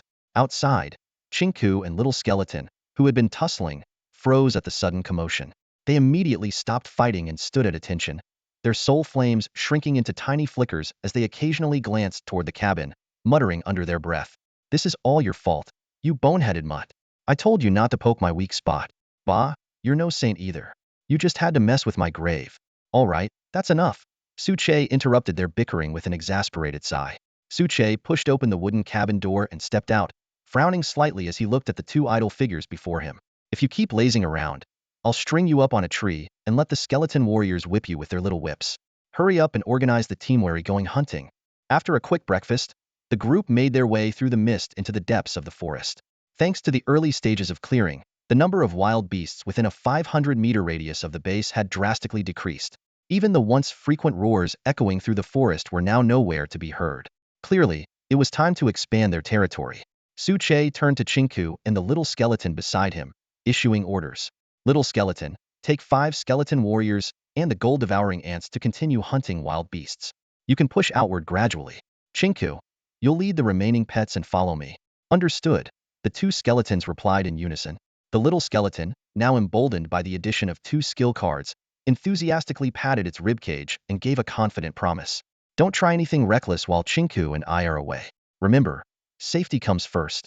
Suche warned, recalling the little skeleton's history of questionable antics. After confirming the task assignments, Suche and Chinku headed to the riverside. Though wild beasts were less active during this time of day, the scene before them was unsettling. The ground was riddled with pits of various sizes, and scattered bloodstains painted the area. It was clear a fierce battle had taken place here. Isn't the river area usually pretty peaceful? This looks like it was on a large scale, Suche muttered, his expression turning serious as his vigilance heightened. He had deliberately chosen the upper reaches of the river due to its distance from pollution sources and relatively clean water. With the help of a water purifier, it was safe for direct consumption. Master, the bloodstains are still fresh. The fight likely happened not long ago, Chinku reported after crouching down to examine the scene closely. Suche nodded, his gaze sweeping across the calm river surface. Despite his concerns, he ultimately decided not to relocate. Chinku, take the skeleton warriors and patrol the area. If you spot any powerful wild beasts, report back to me immediately. Be careful. Master. Chinku nodded cautiously, then decisively led 5 skeletal warriors into the forest. The occasional roars of wild beasts echoed around them, sounding particularly distinct in the otherwise silent forest. Once Chinku had left, Suche opened the crafting menu, selected the bronze-grade water purifier, and confirmed its creation. With a flash of white light, a machine about the size of a car engine appeared before him. The purifier had 4 iron pillars at its base for support, with a pipe on each end serving as the inlet and outlet. Most striking of all was the faint blue magic array in the center. This was the core component responsible for purifying the water. A bronze-grade purifier is still too basic. Suche sighed. He regretted not being able to purchase the blueprint for a silver-grade purifier, but on second thought, if Head had enough points, he wouldn't have had the chance to pull that precious diamond-grade pet egg during the Tendraw spin. Positioning the purifier carefully, Suche took a plastic bottle from his storage space and placed it at the outlet. He lightly activated the magic array, and the machine began to hum softly. River water was drawn in through the inlet pipe, and soon, clear drinking water flowed steadily out. According to his calculations, the purifier could produce about 1 milliliter of purified water per minute, not bad for its level. While waiting, Suche pulled out a fishing rod and started fishing. He recalled how all the ha-ha fish Head caught earlier had been given to the Earth Spirit, and he couldn't help but glance toward where the explosive bear had been defeated. He silently hoped the little spirit was successfully completing the trade. Tomorrow, however, he would have to track down that fire spirit monkey. It couldn't be allowed to slip away so easily. By noon, sunlight danced across the rippling river. Yet Suche couldn't shake the feeling that something was watching him, and the sensation was growing stronger. Suddenly, the fishing float bobbed violently, and a powerful force tugged on the line. Suche, whose strength now rivaled that of the explosive bear, pulled with all his might to reel in a palm-sized black fish. Not a ha-ha fish? And this small? Suche muttered in disappointment. Using his detection skill, he identified it as a blackwater scaled fish, bronze grade level 2, with abilities like flotation force and tail whip. While he was still inspecting it, the little fish suddenly flicked its tail, slapping his face 3 times in quick succession. Did I just get slapped by a fish? 3 times? Suche couldn't believe it. With a stony expression, he promptly smacked the fish dead and stored it in his inventory. The system awarded him experience points, but he declined the option to dismantle it, deciding to save it for soup instead. Casting his line again, an even stronger force suddenly yanked the rod, nearly pulling Suche into the water. The fishing rod bent into a dramatic arc, already showing signs of cracking. In desperation, Suche shouted toward the forest, "Chinku, bring all the skeletal warriors here to help." Chinku immediately emerged from the forest with 5 bloodied skeletal warriors in tow. "Master, Who to chop? Chinku asked excitedly. Chop what? The world isn't just about fighting and killing, it's about relationships and understanding. Can't you see him struggling here? Suche exclaimed in exasperation. With all the skeletal warriors working together, they finally managed to drag a massive shadow out of the water. Through the combined efforts of Suche and his 6 loyal pets, the grueling battle finally came to a victorious end. Yet, there was no trace of joy on Suche's face. Instead, his expression was grim, and his eyes glimmered with a cautious wariness. On the surface of the river, calm waters suddenly turned turbulent as countless bubbles rose to the surface and burst with a sharp hiss. What was even more alarming was the massive shadow gathering beneath the water, spreading outward like a ravenous virus. So it wasn't just one fish I caught. It's an entire school of them, Suche muttered to himself, his tone heavy with concern. He knew that if he recklessly entered the water now, he might be devoured in an instant, leaving not even a trace behind. Upon closer inspection, it was clear these were still blackwater scale fish but fully grown. Each fish exceeded a meter in length, their bodies covered in thick, black-scaled armor that gleamed ominously under the sunlight, sending chills down one's spine. Suddenly, one of the previously motionless blackwater scale fish erupted into a frenzy. It opened its massive jaws, lined with razor-sharp teeth, and thrashed violently. Each movement produced a deafening crack, and the ground beneath it fractured under its immense strength. Is this even a fish? Suche exclaimed, hastily retreating as shock coursed through him. This creature was clearly a formidable wild beast, blessed with incredible strength. What puzzled him, however, was how the fish remained so vigorous despite being out of the water for 5 or 6 minutes and exposed to the glaring sun. Activating his scouting skill, Suche quickly pulled up the blackwater scale fish's attributes. Rank, bronze. Level, 8. Type, water. Skills, tail whip, generates a shockwave to disorient enemies. Aqua levitation, allows brief moments of weightless maneuvering. Blackwater scale armor, reinforces its scales with water elements, enhancing defense and reflecting damage. Traits, bloodthirsty, sunlight adaptive, capable of temporary survival out of water. A fully grown blackwater scale fish at bronze level 8? Suche frowned, deep in thought. The difference of 5 levels between its juvenile and adult stages was unprecedented in his experience. If a leader of this species existed, its level might easily exceed 10. Even more surprising was the fish's affinity for sunlight, a trait that defied conventional understanding of aquatic creatures. Chinku, you're up. Be careful, this one's a bronze level 8. Suche drew his flame-imbued crossbow, taking the initiative to attack. A flaming bolt shot forth with a sharp whistle. On land, where water elements were scarce, this attack should have been particularly effective against the fish. However, sensing danger, the blackwater scale fish struggled fiercely for a moment before activating its blackwater scale armor. In the blink of an eye, its dark scales shimmered with a faint blue glow. The flaming bolt struck the armor but failed to leave even a scorch mark. To make matters worse, at the moment of impact, a water element arrow materialized and rebounded towards Suche. Interesting. So that's the reflection effect? Still, the damage is negligible, Suche remarked, effortlessly swatting away the projectile. A faint smirk tugged at his lips. While its defense was impressive, the reflected damage was too weak to pose a real threat. After all, who gets taken down by their own attack? Now, the blackwater scalefish was little more than a sitting duck. Chinku, eager to protect his master, sprang into action. His skeletal hands pinned the fish firmly to the ground, and with a swift strike of his bone spear, the fish's head was severed cleanly. A system notification chimed. Your pet Chinku has slain a blackwater scalefish. Gain minor experience. A corpse has been detected. Would you like to disassemble it? Disassemble? Suche responded decisively. The juvenile fish hadn't yielded any materials earlier, but this one was clearly different. Headlong suspected the blackwater scalefish had untapped potential. The disassembly yielded. Blackwater scale fish meat 30. Blackwater scale fish blood 30. Blackwater fish skin 1. Suddenly, Suche froze in realization. He quickly opened his crafting menu and navigated to the Pathfinder boots blueprint. Haha, talk about a stroke of luck. Are all water-based beasts this generous? He chuckled. While the Pathfinder boots didn't offer any extraordinary attributes, they were exactly what he needed to explore the river's opposite bank. Observing the far shore, Suche noted that the wild beasts there were significantly stronger, with even the weakest ones reaching level 10. In comparison, this side of the river was home to lower-level creatures, save for the occasional earth elemental. To maintain his lead, he needed to hunt more high-level beasts. Even his silver-rank Chinku and gold-quality little skeleton were finding it increasingly difficult to level up. After stowing away his spoils, Suche turned his gaze back to the river. Countless blackwater scale fish emerged, their jaws bristling with sharp teeth as they silently roared in defiance. Boss, maybe we should, retreat for now? Chinku mumbled, nervously shuffling behind Suche. Though it wasn't afraid of a fight, the sheer number of enemies was undeniably daunting. Suche shot Chinku a sharp glare. Chinku immediately straightened up, adopting a serious tone. Apologies, master.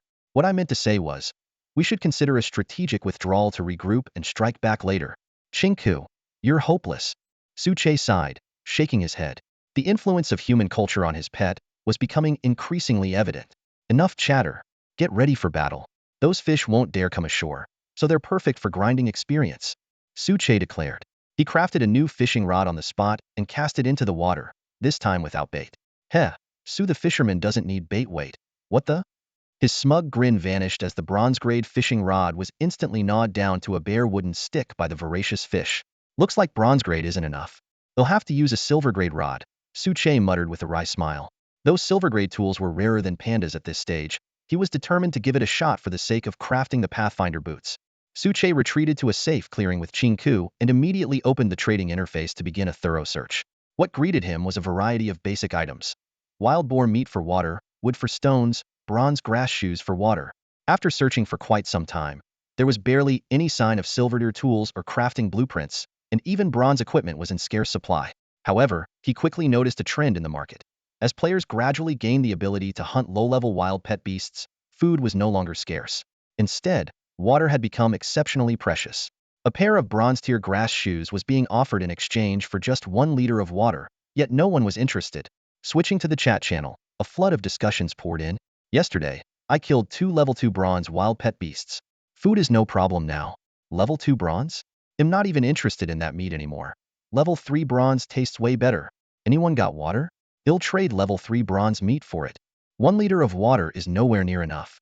Are you guys still drinking water? I've switched to iced tea. Don't even talk to me about it. I'm stuck in the desert and can't even make iced tea. Drinking pet beast blood just makes me thirstier. Seeing the situation, Suche decided to cast a wide net. He quickly listed 3 sets of bronze-tier healing ointments and 100 portions of black blade mantis meat. Though the meat was bitter and not very palatable, it came from a level 6 bronze beast and offered significant attribute boosts. The trade listing was swiftly posted. Seller, Suche. Bronze-tier healing ointment X3. Seeking, silver-tier fishing rod X1 alternative. Silver-tier fishing rod blueprint X1. Black blade mantis meat bronze level 6 X1.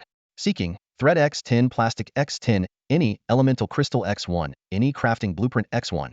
Stock, 40. He followed up in the chat channel. Healing ointments and level 6 bronze meat are now available. First come, first served. The news caused a frenzy in the trading zone. Players scrambled for the level 6 bronze meat, as most of them had never even encountered a wild pet beast of that level. While the healing ointments were valuable, silverware items were exceedingly rare, making them harder to trade. Private messages flooded in like snowflakes. Abigail, hey big shot, I've got fresh seafood. How about a trade? Kato EI, Baka, how did you even manage to kill a level 6 bronze wild pet beast? Suddenly, a player named Wu Sixian sent a message, attaching an image of a bronze-tier fertilizer blueprint. The recipe required 5 liters of water, blood, and meat from a level 3 wild pet beast, and could shorten crop growth cycles with a 1 chance of inducing beneficial mutations. Curious, Suche checked Wu Sixian's profile picture. To his surprise, she was an elegant and striking young woman with an oval face and a high ponytail, exuding a confident charm that could rival even Qi Wei. At that moment, Wu Sixian herself was seated atop a lofty mountain peak. In front of her lay 2 injured pets, a shimmering silver crane and a dignified little green snake, both battered and bruised. Stroking them gently, her eyes brimmed with tears. It's all my fault for being too stubborn about hunting that wild pet beast. Don't worry, I'll get you some healing ointment soon. The 2 pets weakly voiced their reassurance, trying to comfort their owner. After weighing his options, Suche firmly replied, sorry, I can only offer 2 ointments. What you're offering is worth no more than that. In the end, Wu Sixian reluctantly agreed. Fine, can you hold some for me? I'll gather more resources and come back soon. The deal was made, and Suche obtained the bronze-tier fertilizer blueprint. He carefully stored it away, preparing to close the interface.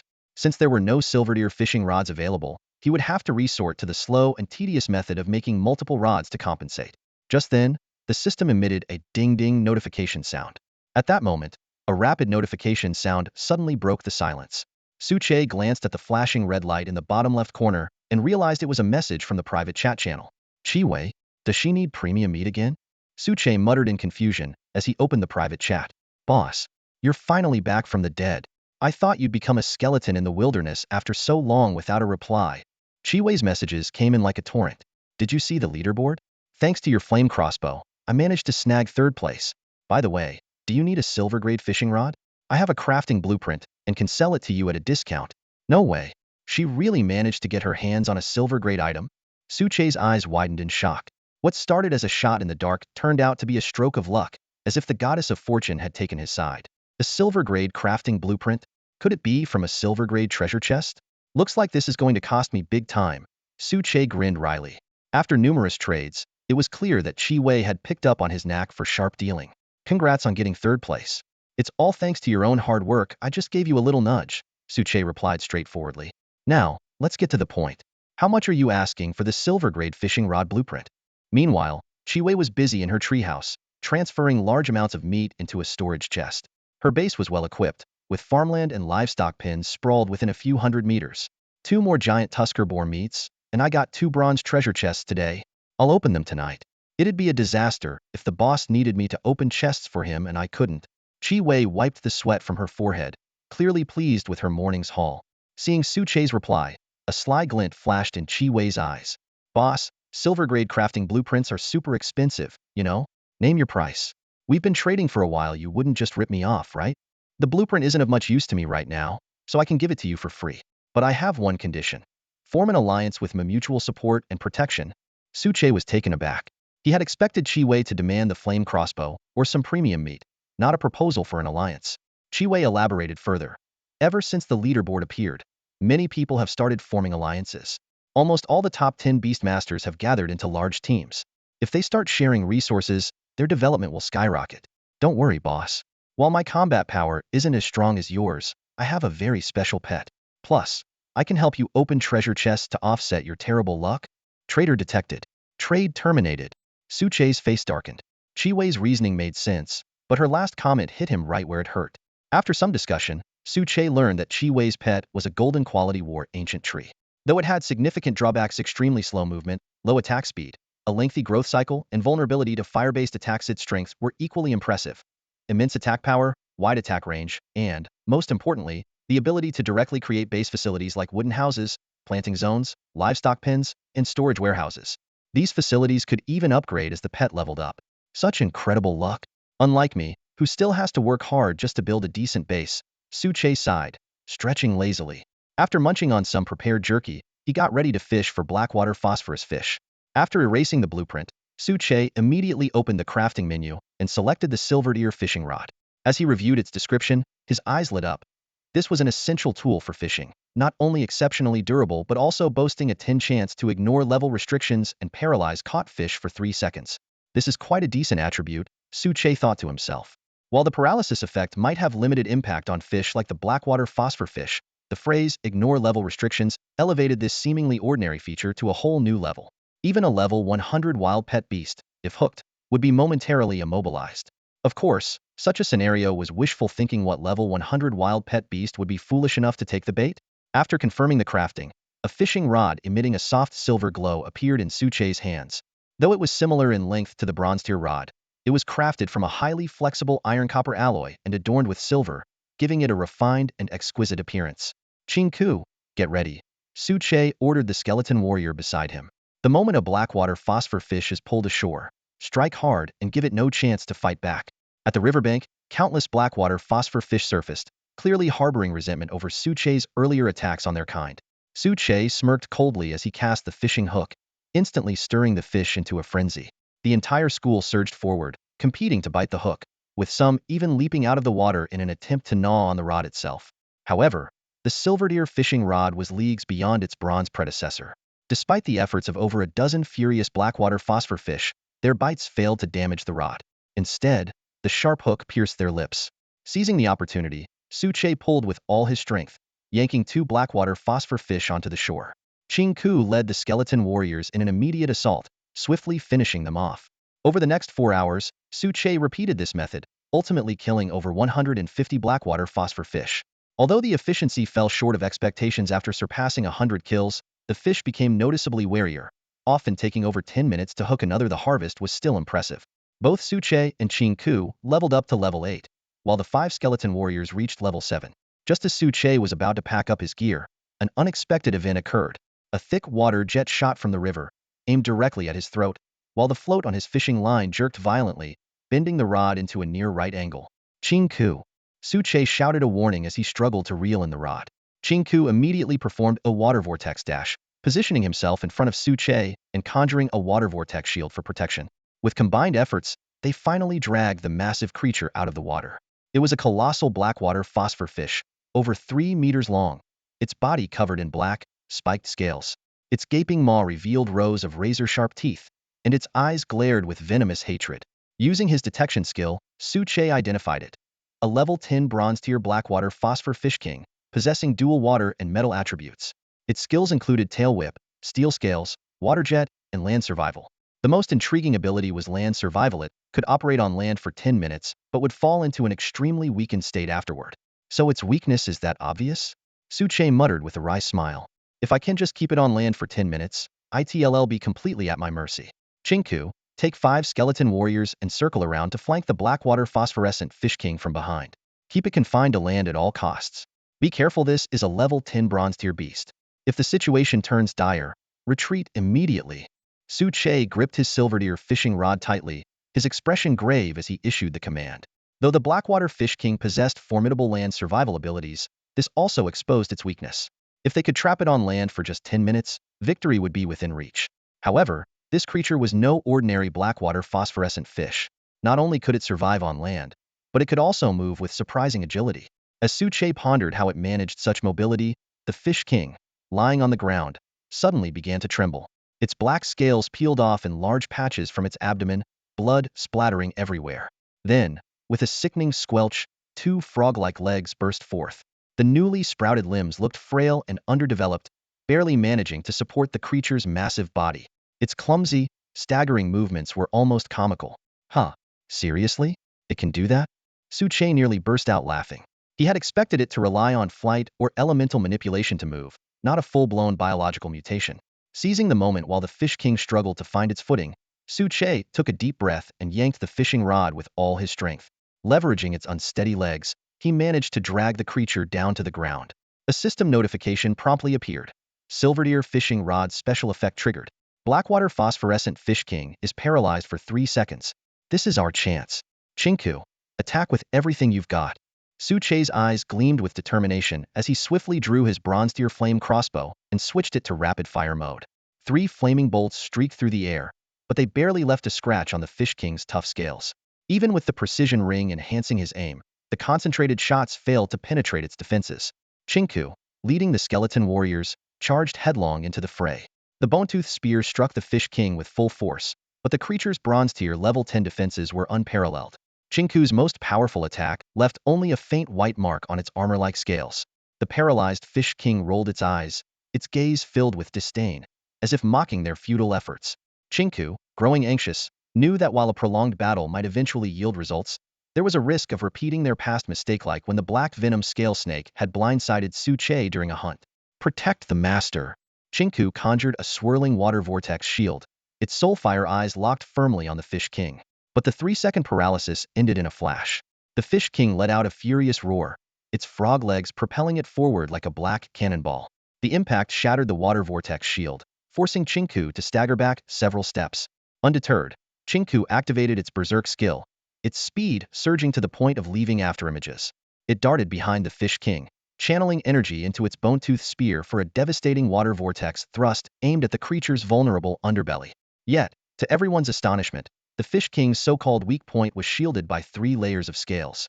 Not only did the attack fail, but the spear's tip snapped under the pressure. Gah! Qingku froze in disbelief. After spending so much time with Suche, it had become adept at targeting weak spots. To have its first sneak attack fail so miserably was beyond comprehension.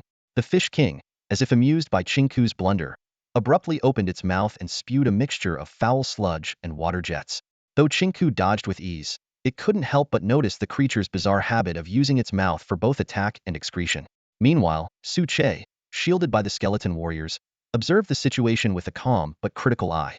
Seeing how even the Fish King's soft underbelly was fortified with triple-layered scales, he couldn't help but wonder if this creature had suffered some trauma in the past. But the pressing issue remained.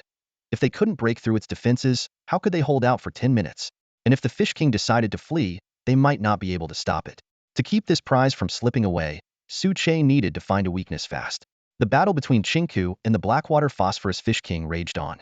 With less than a third of the 10-minute limit elapsed, the Blackwater Phosphorus Fish King remained calm, simultaneously launching attacks and gradually mastering control over its newly grown frog legs. On the surface, the fight seemed evenly matched, but the instability of Chinku's soul fire revealed its disadvantage. It couldn't even break through the Fish King's defenses.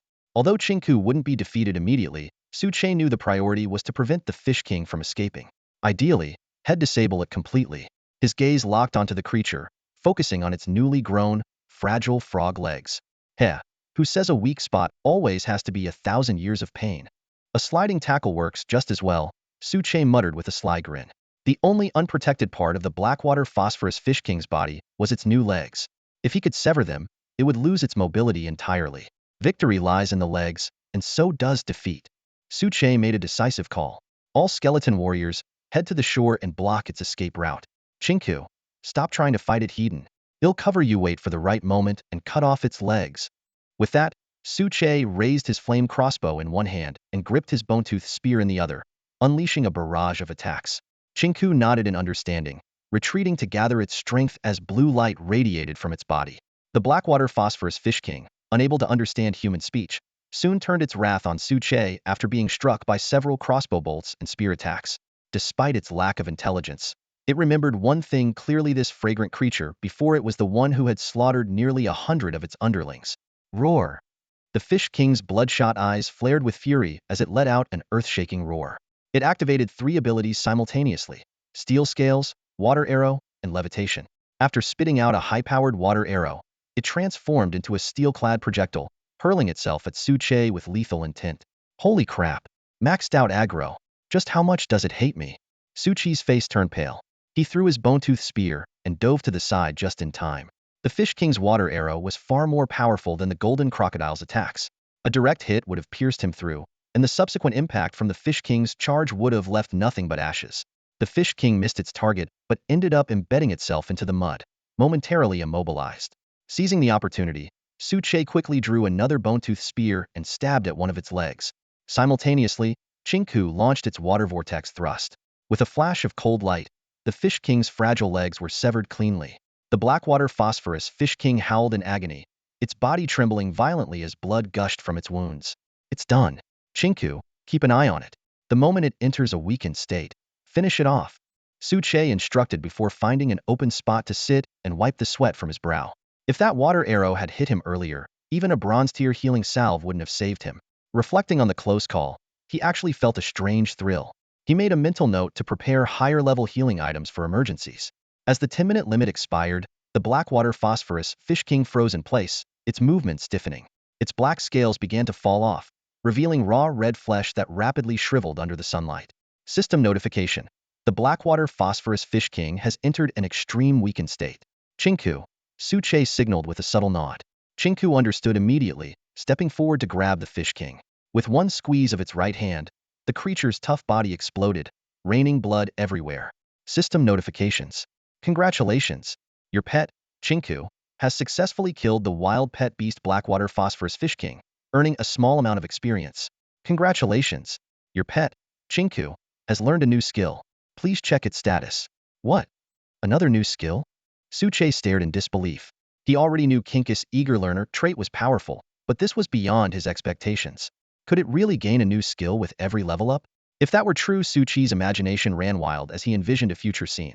Atop a mountain peak, a level 100 Silverdeer Chinku facing off against a mythical grade level 100 Divine Beast, casually unleashing 100 skills like basic attacks. Divine Beasts are strong? Clearly, you haven't seen what it's like when skills are treated as normal attacks.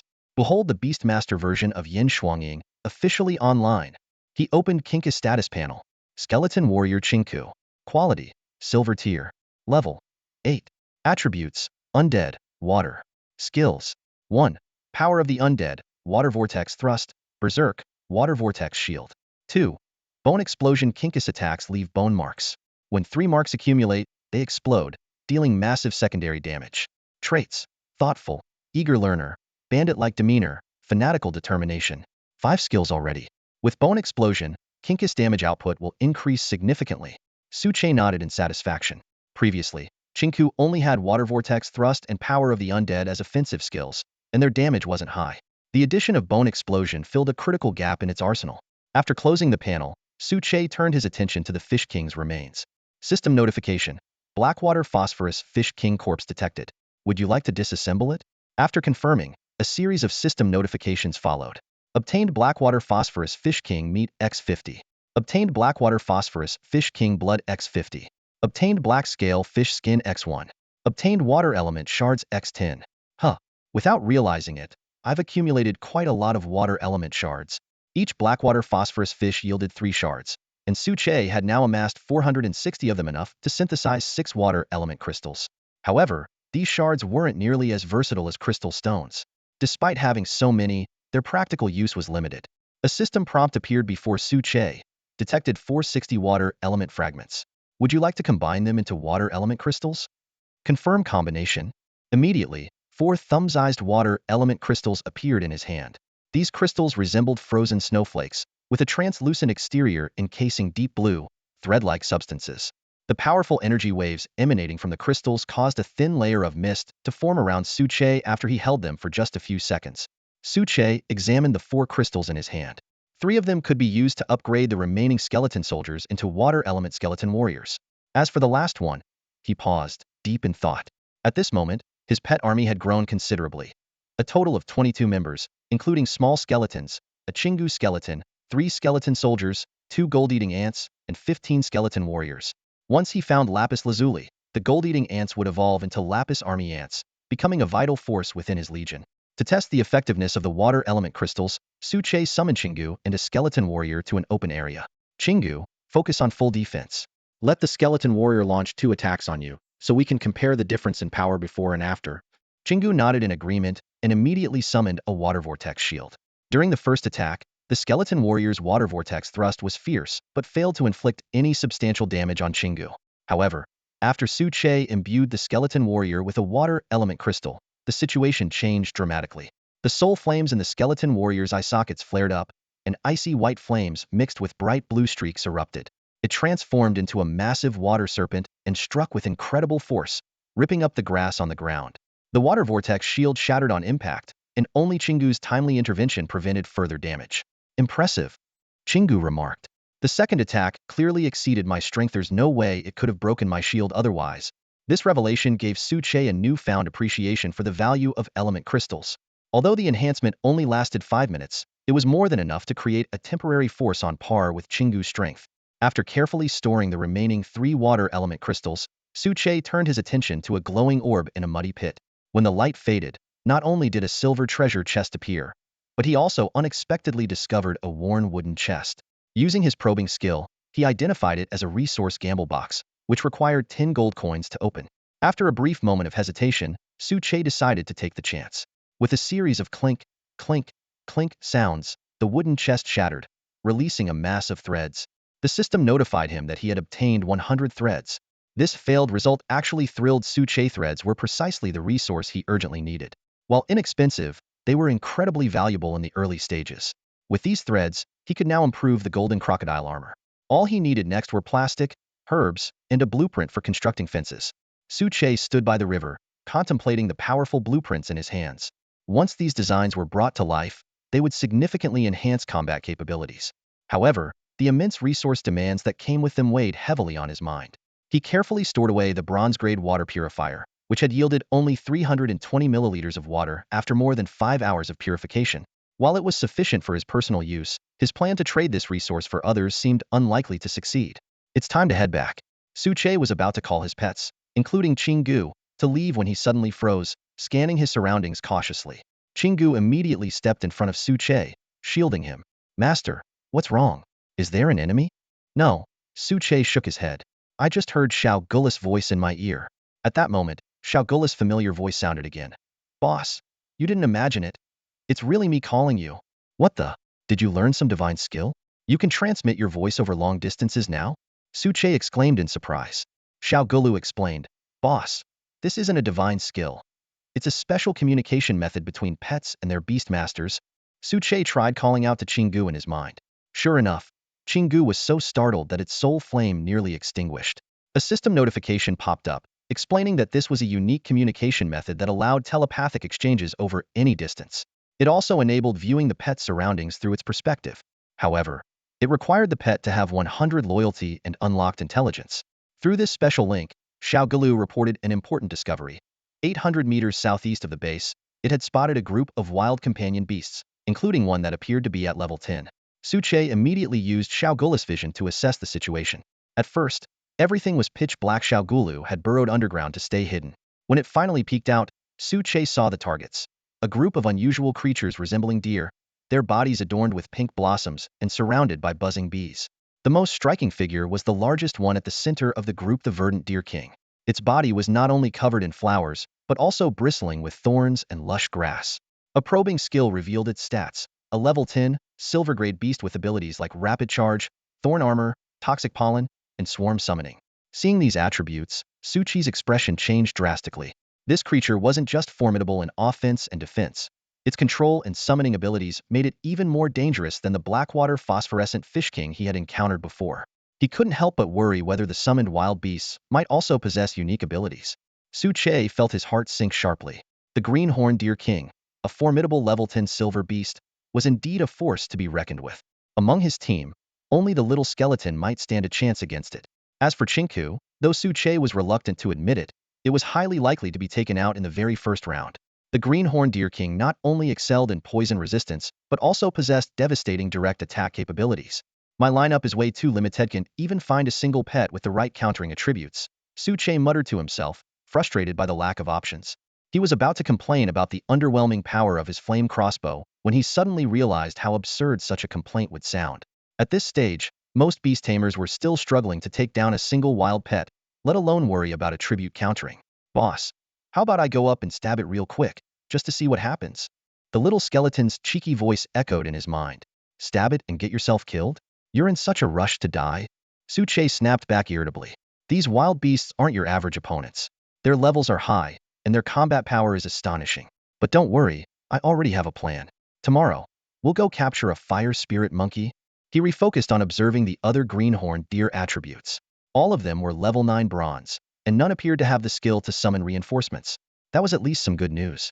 1 level 10 silver, 11 level 9 bronzes, plus some unknown wild beast if he could take them down. It would clear the way for him to explore the far side of the river. Retreat, and don't try any funny business, Su Che ordered decisively before disengaging his special ability. His vision spun briefly, and he was back in his original location. Boss, did that bony mutt run into trouble? Should I lend a hand? Or maybe just watch from the sidelines? Chinku chuckled mischievously, barely concealing his schadenfreude. All right, enough. These wild beasts aren't ordinary foes. Let's head back to base and plan our next move, Su Che said firmly. By the time they returned to the base, it was already past 6 in the evening. Night had fallen, and the air carried a slight chill.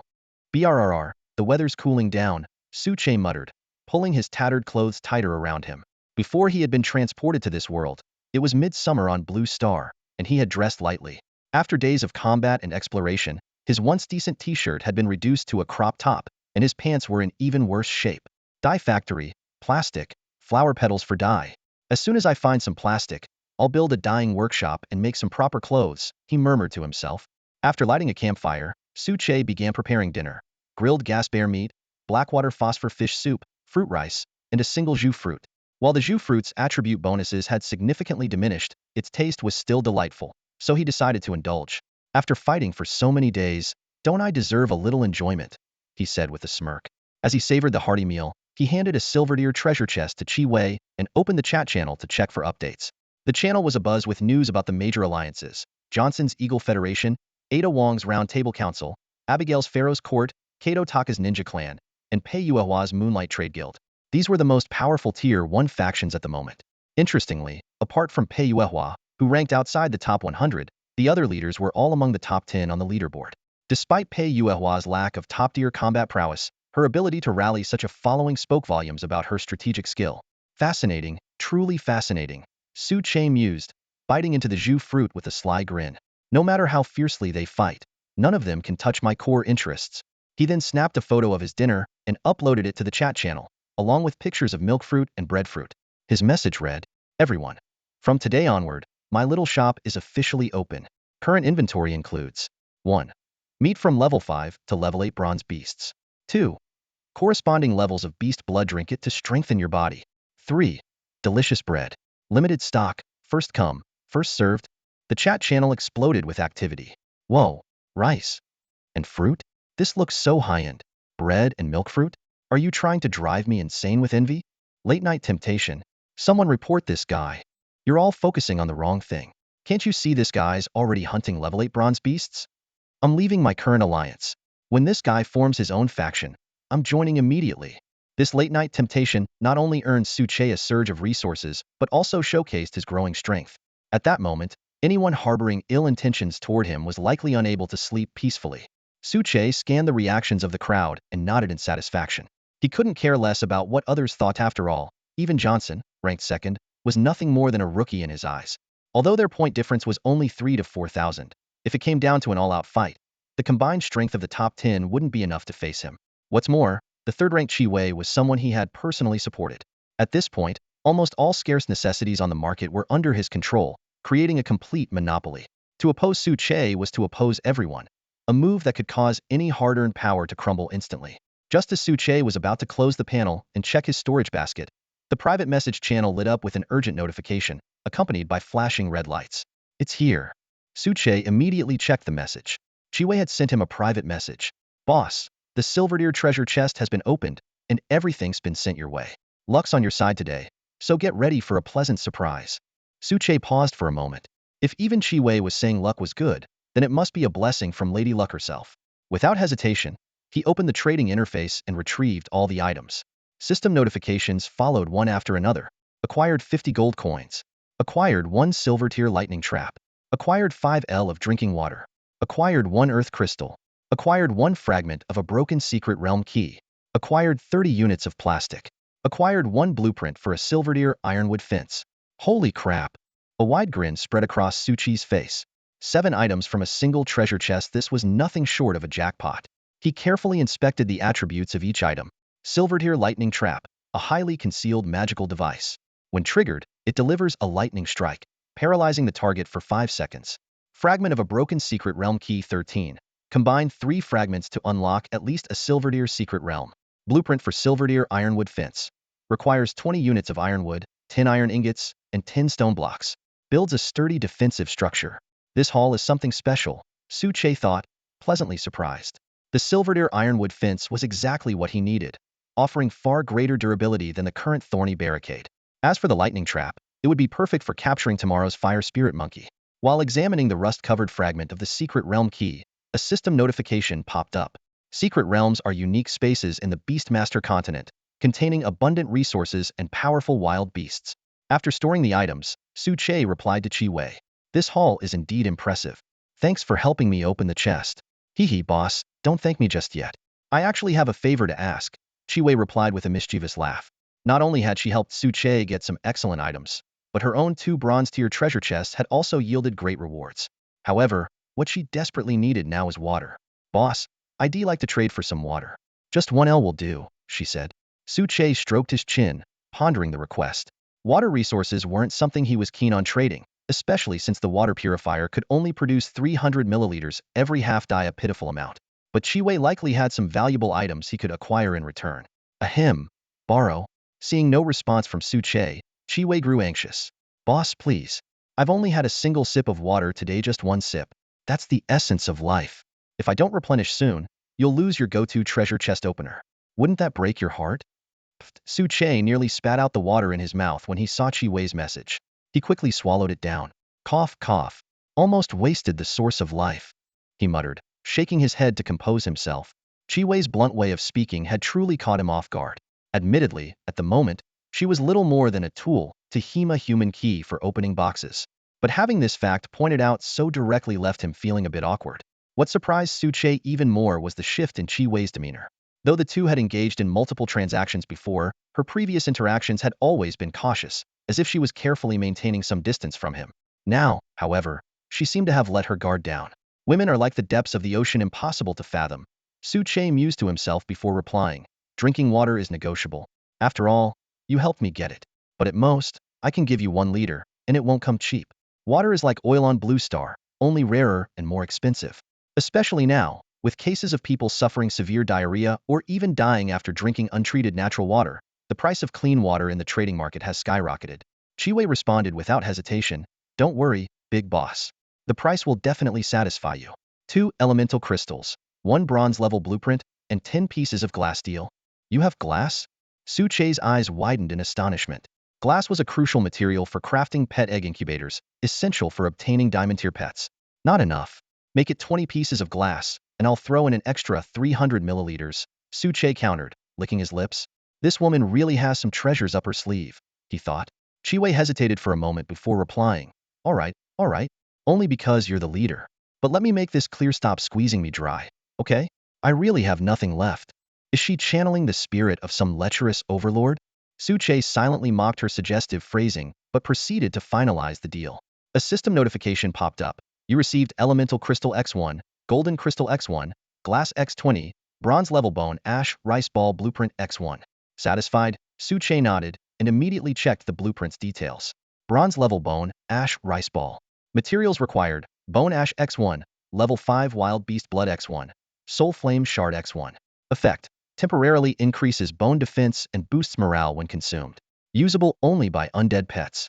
Glancing at the pitiful creatures gnawing on bone powder in the distance, Su Che chuckled to himself. Bone Ash Rice Ball sounds delicious? Meanwhile, Chiwei couldn't wait to inspect the drinking water she had just traded for. Staring at the 2 bottles of life's essence before her, she licked her cracked lips eagerly. 1,300 milliliters if rationed properly, it could last her a few days. It wouldn't be easy to strike another deal with this stingy alliance leader anytime soon. She hurriedly took a few gulps from one of the small bottles, only to grimace. Normally, when someone was extremely thirsty, clean water would taste heavenly. But this water had a strange, astringent flavor. Holding the bottle up to the sunlight, she noticed reddish-brown particles floating inside. Is this iced tea? Fighting back her nausea, she quickly messaged Su Che before the trade interface closed. Big boss, where exactly did this water come from? Don't tell me it's iced tea? Su Che frowned at the question. Iced tea? If I had iced tea, do you think I'd let you drink it? This water was filtered through my purifier. It's been tested, it's safe to drink. Thank goodness. Chi Wei sighed in relief, patting her chest. Upon closer inspection, it really didn't taste like iced tea, at least it lacked that faint, Mei Yang flavor. Ahem, big boss, I actually have something else to discuss. Do you have a moment? Su Che rubbed his temples. Just now realizing you're a chatterbox and a comedian rolled into one. Huh? Go on, make it quick. Hee hee, that's because we're friends now. Chi Wei's tone turned serious. Big boss, you've seen the current situation with Beastmasters. Most of them are forming groups to survive, and this trend will likely continue for a while. I know you're not keen on expanding your team, but I think it's crucial to recruit some high-level Beastmasters to avoid being put at a disadvantage during future events. Su Che fell into thought. She had a point: high-level combatants were different from regular members. The top-tier Beastmasters not only sustained themselves but also maintained steady development, making them less reliant on external resources. This meant Su Chi's influence over them would be limited. However, recruiting such elites wouldn't require much additional effort or resources on his part. Working with smart people really saves time. You already have someone in mind, don't you? I do. Chi Wei grinned. How about Wu Sixian, ranked 4th on the leaderboard? Her. Su Che was taken aback. He hadn't expected that just after completing a trade, he might gain such a formidable ally. Fate, it seemed, worked in mysterious ways. All right, anyone in the top 50 is worth recruiting. I'll leave this task to you. Su Che had reviewed the rankings before. All beast tamers within the top 50 were at least capable of taking down wild bronze tier level 2 beasts. While this level of strength was far from impressive to him, it was considered high-tier combat power in the current environment. Got it. Big shot. Just wait for my good news. Chi Wei quickly closed the private message channel and immediately opened Wu Sixian's profile. Sixian, I've negotiated with the big guy. We can officially bring you into the alliance. But Chi Wei hesitated, looking a bit embarrassed. We, don't even have a name for the alliance yet. She thought about how other alliances boasted flashy, albeit sometimes ridiculous, names like Sacred Flame Meow Sect, Sky Tyrant Clan, or Love Burial Family. As strange as those names sounded, they were still better than having no name at all. What were they supposed to do? Go around introducing themselves as Lei Feng's Anonymous Alliance?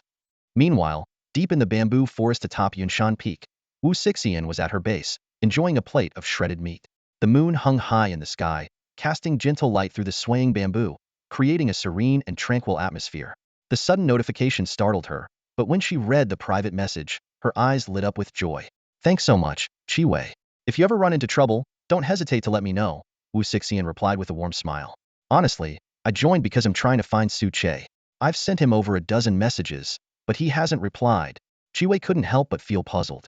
Why did that sound like some drama about a heartless man who ghosted someone? By the way, does our alliance have a group chat? I need to talk to the leader, Wu Sixian asked. No, not yet. We're kind of a bare-bones alliance right now. And honestly, if you want to talk to him, you might have to wait until tomorrow, Chi-Wei admitted, scratching her head awkwardly as she recalled Su Chi's earlier impatience.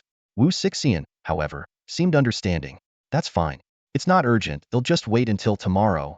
She glanced at the two injured beasts by her side. Though their wounds hadn't fully healed, they were noticeably recovering. Hang in there. Just one more night, and you'll be good as new. On the other side, after closing the interface, Su Che walked up to the wooden hut at his base. He opened the base panel while taking out the Level 2 base upgrade certificate. The so-called certificate was little more than a piece of red, hard-bound paper with the words Base Upgrade written on it in bold stroke, simple and almost perfunctory in design. Resources are still sufficient, but upgrading will pretty much drain my copper reserves, Su Che muttered to himself. Based on the central radiation principle, a Level 2 base should unlock farming and livestock areas. As for the more distant features, like the pond or abandoned warehouses, those would likely remain out of reach for now.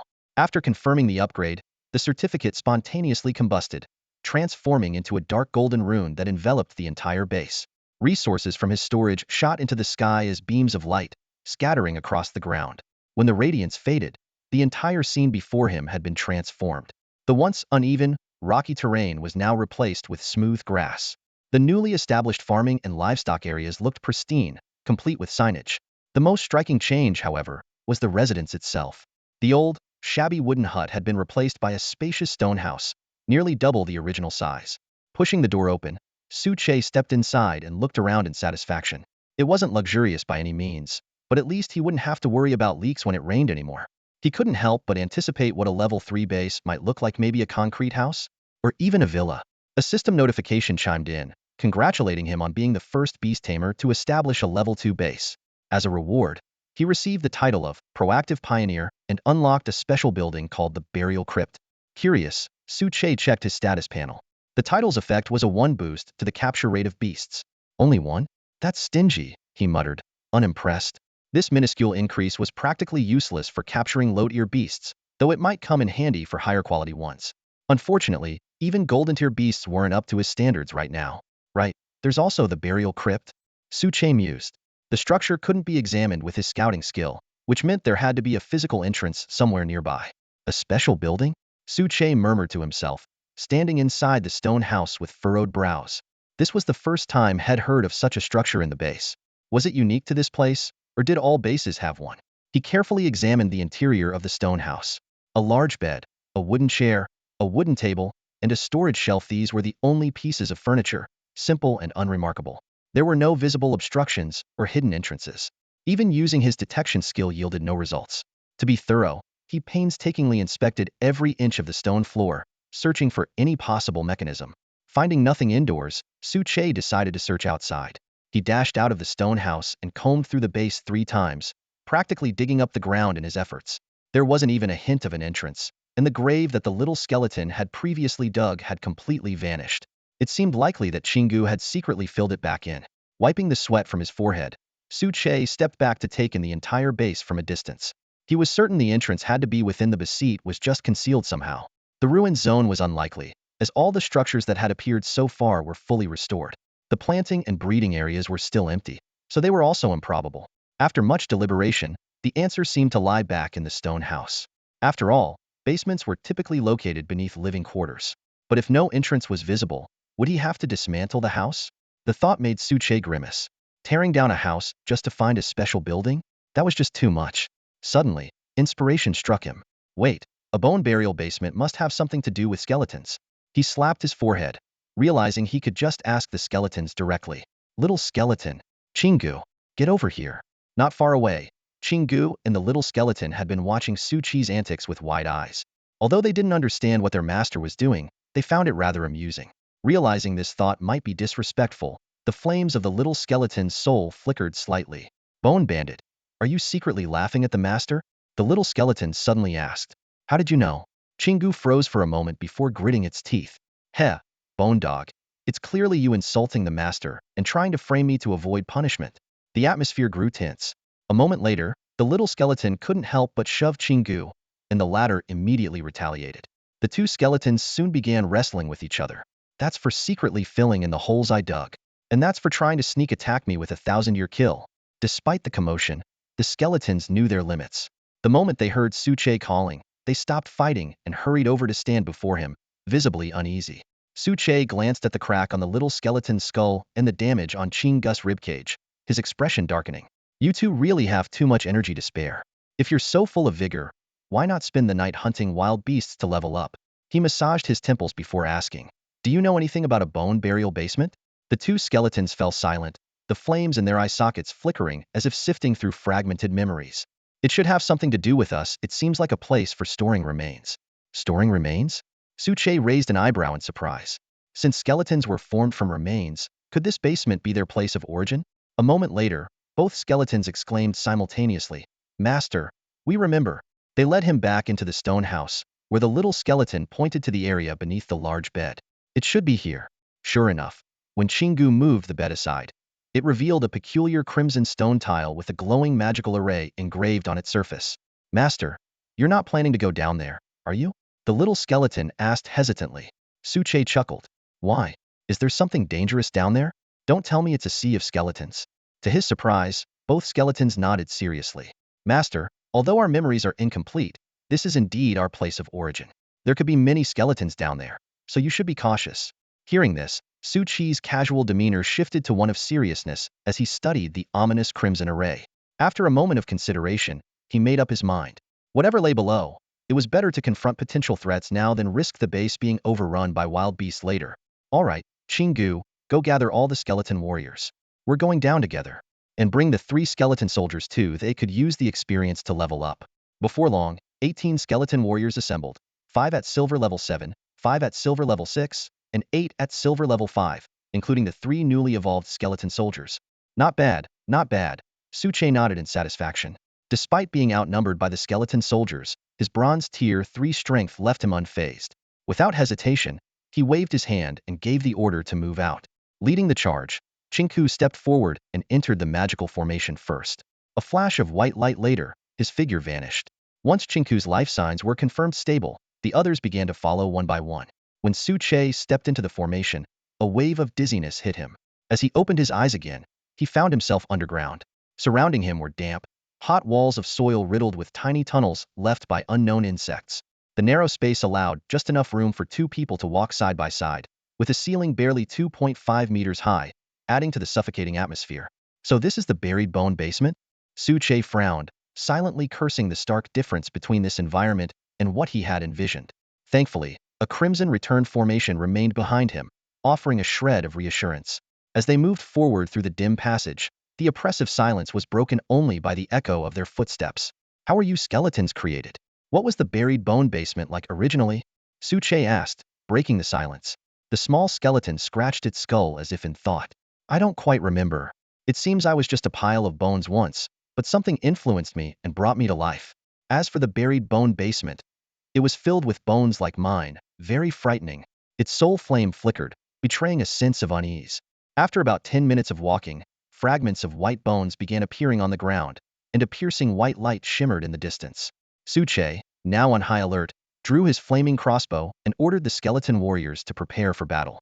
When they emerged from the passage, the sight before them stunned Suche. It was a massive space, easily the size of 3 or 4 football fields. The ceiling was out of sight, shrouded in an endless pale glow. What was most chilling, however, was the mountainous heaps of decayed skeletons scattered across the ground, intermingled with rusted weapons and armor. Suche nudged one of the skeletons with his foot, and it instantly crumbled into powder. The small skeleton explained, most of these are lifeless remains. Only a few can be transformed into skeleton soldiers. Following the small skeleton's guidance, Suche noticed a faint glimmer in the distance. As they passed a towering pile of bones, a deafening roar erupted, and hundreds of decayed skeletons suddenly burst forth. Form up, Suche commanded as he began firing. Although these bronze tier 3 decayed skeletons vastly outnumbered them, their combat abilities were feeble. Under the combined assault of Suche and his silver tier 5 or higher pets, the battle quickly turned into a one-sided massacre. A series of system notifications echoed in his mind. Congratulations, you have slain a wild pet beast, decayed skeleton. You have gained a small amount of experience. Congratulations, you have defeated the wild pet beast, the decayed skeleton, and gained a small amount of experience. The system notification sounded. Suche wiped the sweat from his forehead, his expression grim as he stared at the scattered fragments of white bone before him. Though the decayed skeletons were weak and as fragile as paper tigers, their sheer numbers were overwhelming. A rough count showed that he alone had taken down 230 of them. The looming bone piles around him heightened his vigilance. These towering heaps of remains were likely potential skeleton barracks. In the distance, 7 or 8 more bone mountains stood silently, their numbers far from insignificant. Good thing I cleared out this threat in time, Suche thought with relief. If this swarm of skeletons had reached the base, it wouldn't have threatened our lives, but the hard-earned repairs to the base would have been for nothing. Master, are you all right? Please forgive me. There were just too many of them. Chinku hurried over, his skeletal frame still carrying fragments of white bone in its joints. He gave himself a shake, and the fragments fell to the ground. Don't worry, I'm an 8th level existence now. These skeletons pose no threat to me, Suche said with a reassuring wave. Take a break for now, then gather all the decayed skeleton remains into one place. Understood. Chinku responded promptly and set off to carry out the task. Thanks to the nourishment of the blood elixir and high-grade pet beast feed, Suche's combat strength had been steadily increasing. Though his power level lacked formal evaluation, he estimated himself to be somewhere above bronze, but not quite silver. For a beast master, this level was more than sufficient after all. He didn't need to fight on the front lines himself. He was confident that he could single-handedly crush any other beast master. Before long, Chinku and the other pets had piled the decayed skeleton remains into a small mountain. Although most of the bones were incomplete, it shouldn't affect the decomposition process. Congratulations, you have discovered decayed skeleton remains 750. Would you like to decompose them? So many. Suche was both shocked and unsurprised. He had personally taken down over 200, and Chinku had likely handled at least 300. That lazy little skeleton must have slacked off again. I'll deal with him later. Confirm decomposition. The system notifications followed one after another. Obtained bone powder 7500. Obtained bone corrosive toxin 750. Obtained soul fire fragments 2250. Obtained bone token 1. The spoils of war brought a gleam to Suche's eyes. The bone corrosive toxin, stored in small vials, contained a rust-like black poison perfect for both self-defense and more nefarious purposes. The soul fire fragments could not only be used to craft bone ash rice balls, but also to transform corpses into skeletal creatures. Most exciting of all was the bone token, capable of summoning a bronze level 3 skeleton army of 7,500 for half an hour of battle.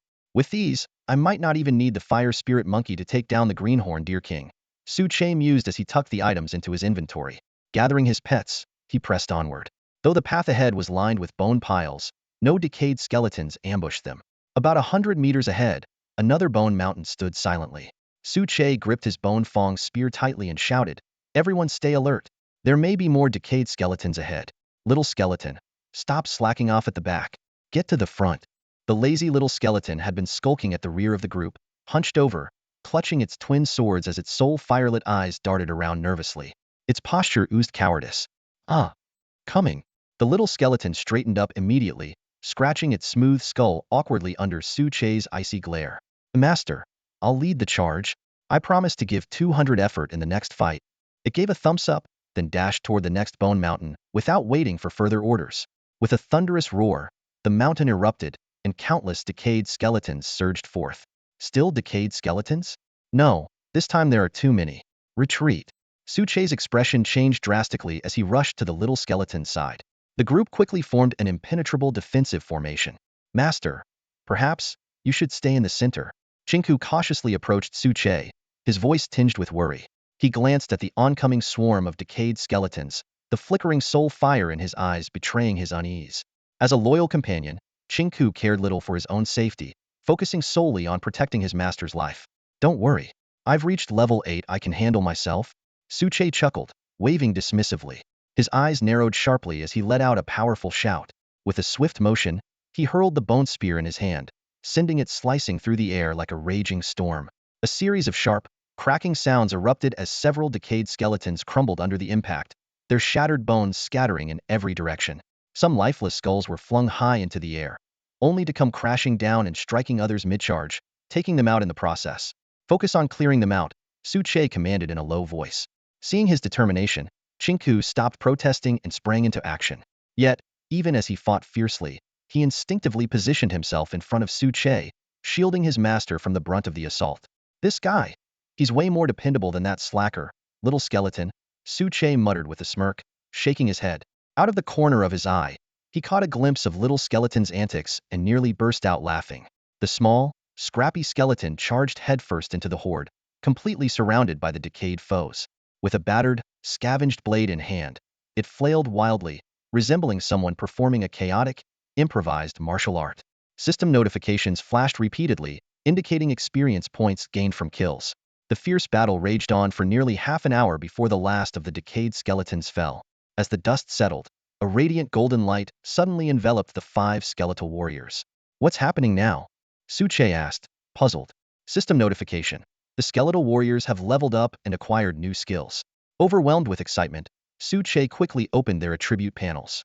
To his astonishment, the skeletal warriors had not only gained a new skill, chain armor break, but their traits had also evolved. Although they had not awakened true intelligence, their new United Brotherhood trait allowed them to reduce an enemy's defense by a staggering 50 when working in unison.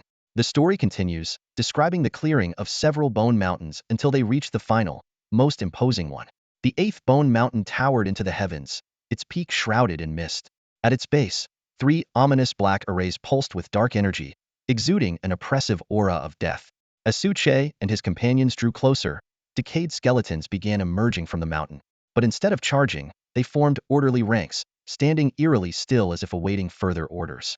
Su-che's expression darkened. Something about this unnatural stillness sent a chill down his spine. Chaos he could handle, but this calculated silence was far more unnerving. The narrative maintains all original plot points, including specific stats and details, while enhancing the pacing and imagery for a more engaging reading experience. The scene descended into an eerie silence, with time ticking by second after second. The stillness was so profound that the sound of a pin dropping could be heard clearly. Su-che furrowed his brows, his gaze fixed on the unmoving horde of decayed skeletons before him, anxiety quietly gnawing at his heart. 10 minutes have passed already? What the hell is going on? He muttered under his breath. Unable to hold back any longer, he decided to test the waters. Get ready, Su-che warned his companions as he swiftly pulled out his flaming crossbow, aimed at one of the decayed skeletons in the front row, and pulled the trigger. With a sharp click, the flaming bolt shot forth with a whistle. The faint flicker of fire in the skeleton's hollow eye sockets flared wildly, betraying a surge of emotion, yet it remained motionless. In an instant, the bolt pierced through the skulls of 4 decayed skeletons, reducing them to a pile of ash on the ground. What the hell? Not even dodging? Are they trying to play hardball with me? Su-che couldn't help but curse. This bizarre situation, coupled with the 3 mysterious magical arrays in front of the skeletal army, made him hesitate to act rashly. Another 10 minutes of standoff passed. A glimmer of insight flashed in Su-che's eyes as he turned to the 2 skeletons by his side. Little skeleton, Chingu, you 2 came from this place. Do you have any ideas? The 2 skeletons exchanged a glance, falling into deep thought. After a long pause, Chingu hesitantly spoke, Master, we were indeed born here, but back then, we lacked intelligence, and our memories are hazy. However, if I recall correctly, there should originally have been 4 magical arrays here, not just 3 as there are now. Su-che stroked his chin in thought. This piece of information alone wasn't enough to deduce much. The disappearance of a magical array could have countless costs. It might have been destroyed, or simply failed over time. At that moment, little skeleton, who had been silently pondering, suddenly looked up, the soul fire in its eyes flickering violently. I remember now. All skeleton soldiers undergo trials to evolve from decayed skeletons. Master, do you recall the white bone swordmaster you defeated? It was one of the leaders of this place, the burial basement. If I'm not mistaken, each magical array represents a leader, and the missing one belonged to the white bone swordmaster.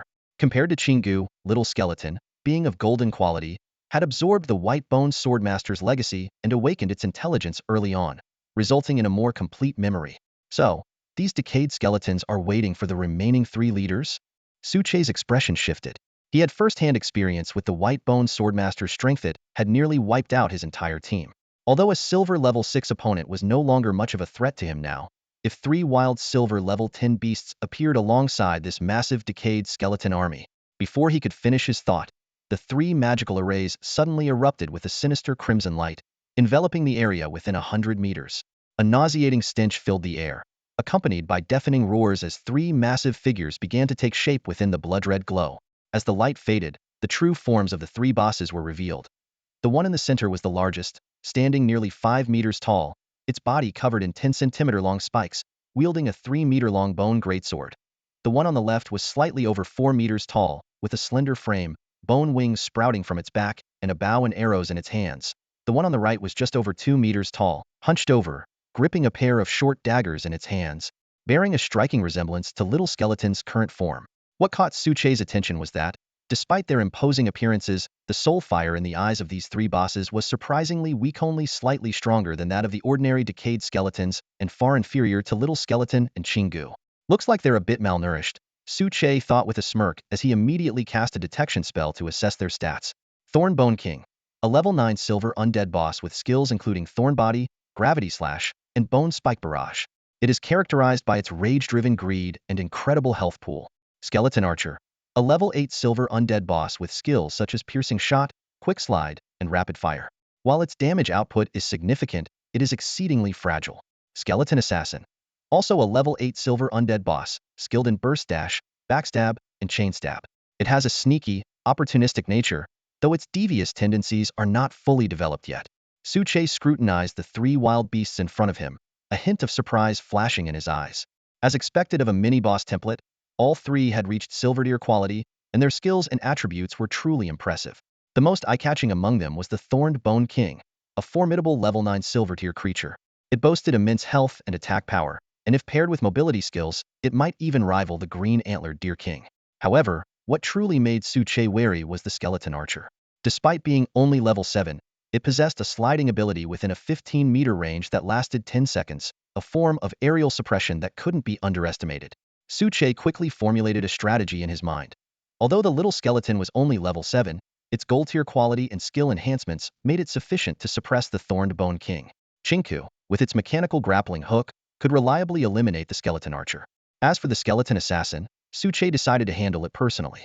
Just then, the little skeleton poked Suche and softly volunteered, "Boss, let me take on that big guy." This unexpected move surprised Suche. "Weren't you always gunning for the 6th one? What's gotten into you today?" The little skeleton chuckled awkwardly and explained, "Well, times change. Besides, that big guy is quite strong, and Bone Bandit the little weakling definitely can't handle it." This remark immediately drew a retort from Chinku. "You're the weakling. I may be 1 level lower, but my combat power might even be stronger." "Enough." Suche interrupted their bickering and swiftly issued commands. "Little skeleton, you'll take on the Thorned Bone King. Chinku, you're responsible for the Skeleton Archer. Remember, go all out and finish the fight quickly." He gave Chinku a special reminder. "You must take down the Skeleton Archer with overwhelming force. It's too dangerous with its suppressive abilities." Across the battlefield, the 3 wild beasts were already growing restless, their soul flames glinting with greed. The Thorned Bone King grabbed a decayed skeleton, crushed it, and began chewing, as if lamenting its monotonous diet of bone powder day in and day out.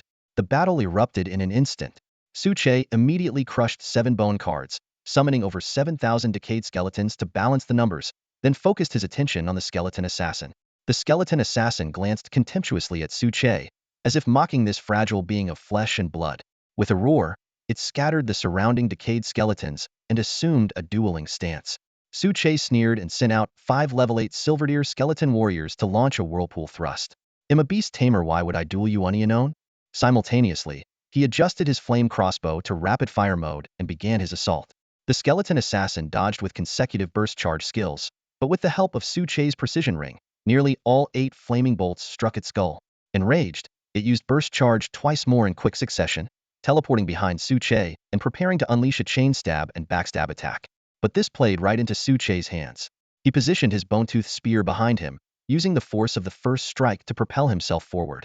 Though the bone-tooth spear was fractured, the Skeleton Assassin, unable to evade due to its burst charge cooldown, fell victim to the fatal blow of the skeleton warriors. "Too bad you didn't awaken your intelligence. You might have survived a few more minutes," Suche remarked as he stretched. By this time, Chinku had already finished its battle, and the little skeleton's fight was nearing its conclusion. The notification sound echoed as the system announced Chingku's successful kill of the wild skeletal archer. Thanks to Chingku's advantage over the skeletal archer, he managed to finish the fight even faster than Su Che's group effort against the skeletal assassin by a few seconds. Master, mission accomplished, enemy successfully eliminated. Chingku reported as Su Che approached. His gaze casually drifted into the distance, and a faint smile tugged at the corners of his mouth, clearly pleased with his victory. With both mini-bosses defeated, the Thornbone King was now a spent force. Su Che decided to let the little skeleton handle the Thornbone King alone, while he led the team to clear out the remaining decayed skeletons. As he collected the skeletal archer's corpse, a glowing orb suddenly appeared. A treasure chest? Su Che's eyes lit up. Unlike the previous 7,000 or so decayed skeletons, which only yielded decomposition materials, this skeletal archer had proven unexpectedly generous. Without hesitation, Su Che led Chingku and the other high-level pets to continue the sweep. Meanwhile, the little skeleton's showdown with the Thornbone King raged on, though the outcome was already clear. Despite being slightly lower in level, the little skeleton's overall strength was superior. The Thornbone King's right arm was shattered, its bones riddled with cracks, barely holding together. Big oaf. Huh. The boss and the bone thief. Finished so quickly. Chingku glanced into the distance, his tone tinged with mild discontent. The boss wins with brains and underhanded tactics. The bone thief wins with sheer luck. In that case, it's time I wrap this up too. The soul fire in Chingku's eyes flared intensely as he transformed into a spectral white bone figure, charging forward. The Thornbone King let out a defiant roar, gripping its blade tightly with its remaining left hand and slashing down with all its might. The attack carried an imposing momentum but betrayed its inner desperation. Though it felt no pain, the severe injuries and the loss of its comrades had shaken its very soul. Fool. The little skeleton sneered, activating its sword shield skill. Over a dozen sword auras coalesced into a shield, blocking the incoming strike. Taking advantage of the opening, it darted behind the Thornbone King. Its bone sword enveloped in withering death energy and delivered a decisive blow, severing its opponent's head. The system notifications came in rapid succession. Not only had the little skeleton successfully killed the Thornbone King, but it had also leveled up to 8. At the same time, Su Che gained a level after defeating the last decayed skeleton. The mountain of bones, once teeming with nearly 8,000 decayed skeletons, was finally cleared. Master, are you alright? Chingku asked with concern. I'm fine, Su Che replied, motioning for the skeletal warriors to gather the corpses. He walked over to the little skeleton, accompanied by Chingku. That was a clean and efficient fight. I almost forgot that the Bone Sword Saint is supposed to be a high-damage, high-burst archetype. He tended to the little skeleton's minor cracks, applying healing salve until it was fully restored. Inspecting the Thornbone King's corpse, Su Che discovered a silver-quality glowing orb. Coupled with the earlier spoils, this expedition had been quite lucrative. 2 silver-grade treasure chests, decomposition materials, and plenty of experience points. By 4 a.m., after a night of intense fighting, Su Che felt a slight weariness but remained in high spirits. He decided to save one of the silver-grade treasure chests for Chi Wei, hoping it might fulfill her wish for a flame crossbow. Finally, Su Che began decomposing the 3 skeletal mini-boss corpses. The system notifications followed. 150 units of bone powder, 30 soul fragments, 3 mysterious bone keys, and 3 skill cards: Thornbody, Brief Glide, and Chain Strike. Whoa, this is exactly what you'd expect from a boss-tier loot. Su Che stared at the items that had just been extracted, his eyes gleaming with excitement as he burst into laughter. Compared to the meager 120 units of bone dust he had obtained from slaying the White Bone Sword Saint earlier, this time the spoils were so abundant it left him in awe. In addition to a large quantity of bone dust, soul fragments, and bone poison common resources, the most thrilling finds were 3 innate skill cards from the skeleton boss and a mysterious bone key. The skill cards were invaluable, and the mysterious aura surrounding the bone key made it even more intriguing. Finding a bone to sit on, Su Che began carefully examining the skill cards. With plenty of time left before dawn, there was no need to rush. Activating his inspection skill, the properties of the 3 skill cards were revealed one by one. Thorned Overlord Form, a removable skill card that grants 30 immunity to control effects and allows the user to summon 99 bone spikes to attack nearby enemies, ignoring 50 of their defense. However, using this skill causes a weakened state, reducing all attributes by 90. Usable by beast tamers and pets. Brief Glide, a removable skill card that summons 2 bone wings on the user's back, enabling them to fly up to 20 meters high for 1 minute. Exclusive to beast tamers. Rapid Stab, a removable skill card that delivers 6 consecutive attacks within 1 second, with damage scaling at 100, 805050. Usable by beast tamers and pets. As Su Che read through the descriptions, his brows furrowed, and his initial excitement was quickly dampened. These skills were clearly nerfed versions of the boss originals. Thorned Overlord form's control immunity was halved, the number of bone spikes reduced from thousands to just 99, and a severe weakening effect was added. Brief Glide was slightly improved and was a pleasant surprise, while Rapid Stab gained more attack hits but saw an overall reduction in damage. After weighing his options, Su Che decided to keep Brief Glide for himself, assign Rapid Stab to Chinku, and temporarily set aside the weakened Thorned Overlord form. The final item was a set of 3 bone keys, each about the size of a middle finger. Though they appeared ordinary, the word mysterious in their description hinted at their significance. Upon inspection, the skill revealed that these keys were essential for opening the entrance to a secret realm. A secret realm? The term piqued Su Chi's interest. His gaze shifted to the mist-shrouded horizon beyond the Bone Mountain, where shadows seemed to flicker in and out of sight, as if phantoms were roaming. With the spoils sorted, Su Che moved on to assess his losses. The battle had cost him nearly 4,000 decayed skeletons. After breaking down 8,500 corpses, he ended up with 85,000 units of bone dust, 850 units of bone poison, and 24,500 soul fragments. Unfortunately, no bone cards had dropped. While Su Che was calculating his resources, a small skeleton shuffled over, hesitating as it rubbed its belly. Seeing its awkward demeanor, Su Che chuckled and shook his head, pulling out a blueprint for food he had acquired a few days ago. He used it to craft 100 bronze-grade bone ash rice balls. These gray, slightly glowing rice balls emitted a faint blue flame. The moment they appeared, the skeleton's soul flames burned brighter with anticipation. With Su Chi's permission, they eagerly devoured the rice balls, showering him with praise for this otherworldly delicacy. When Su Che attempted to taste one himself, he could only gag in response. After a brief rest, the group set out once more, heading toward the misty horizon. The journey was eerily quiet, with no wild beasts or creatures crossing their path. 5 minutes later, they finally arrived at the edge of the mist. Su Che froze in place as he stood before the dense mist. From afar, it appeared to be a simple fog, but up close, he realized it was made up of countless tiny particles of ash, suspended eerily in the air. They drifted in chaotic patterns, creating an oppressive and unsettling atmosphere. This is worse than the worst air pollution imaginable. One breath of this, and you'd probably get instant lung disease, Su Che muttered, shivering involuntarily. As someone who had transmigrated from the blue planet's long kingdom, he couldn't help but feel a deep sense of awe and unease at such a bizarre sight. Within the ash, faint white figures seemed to flicker and drift, sending chills down his spine. The ominous feeling was even more disturbing than the layers of skeletal mountains outside. Sensing that something was off, Su Che furrowed his brow and turned to the small skeleton and Chinku beside him. This ash mist seems to mark the edge of our destination. Since you two came from this place, do you have any memories of it? The small skeleton and Chinku exchanged a glance. The soul flames flickering in their eyes dimmed and brightened, betraying a hint of awkwardness. Chinku was the first to speak. Master, I'm sorry my memory isn't the best. But the little skeleton here should remember it was part of the enemy's upper ranks after all. Are you kidding me, Bone Bandit? You're throwing me under the bus. Just wait, I'll deal with you later. The small skeleton snapped, clearly annoyed. Chinku shrugged nonchalantly. Please, I'm a skeleton. What could you possibly hurt me with? Watching the exchange, Su Chi's lips curved into a faint smile. Even the usually serious and rigid Chinku had picked up some mischief from the small skeleton. Truly, one is influenced by their company. Enough, Su Che interrupted firmly. Little skeleton, tell me what you remember. The small skeleton paused, lost in thought for a moment. Based on the memories of my former self, the White Bone Sword Saint, this ash mist isn't inherently dangerous. However, it has the power to disrupt one's mind, making it easy to lose your way. As for what lies on the other side, I don't have any recollection. Recalling its past seemed to dim the soul flame in its eye sockets. Disrupting the mind, that means it lures out the desires hidden in the heart, Su Che said gravely. Once you fall into illusions of power or wealth, breaking free won't be easy. Chinku stepped forward eagerly. Master, shall I go in first? As a skeleton, I shouldn't be affected. No, Su Che shook his head. We don't know what's on the other side, and you can't risk going alone. Erase the plan. The two of you will go in with me. The rest of the skeleton warriors will stay here and wait.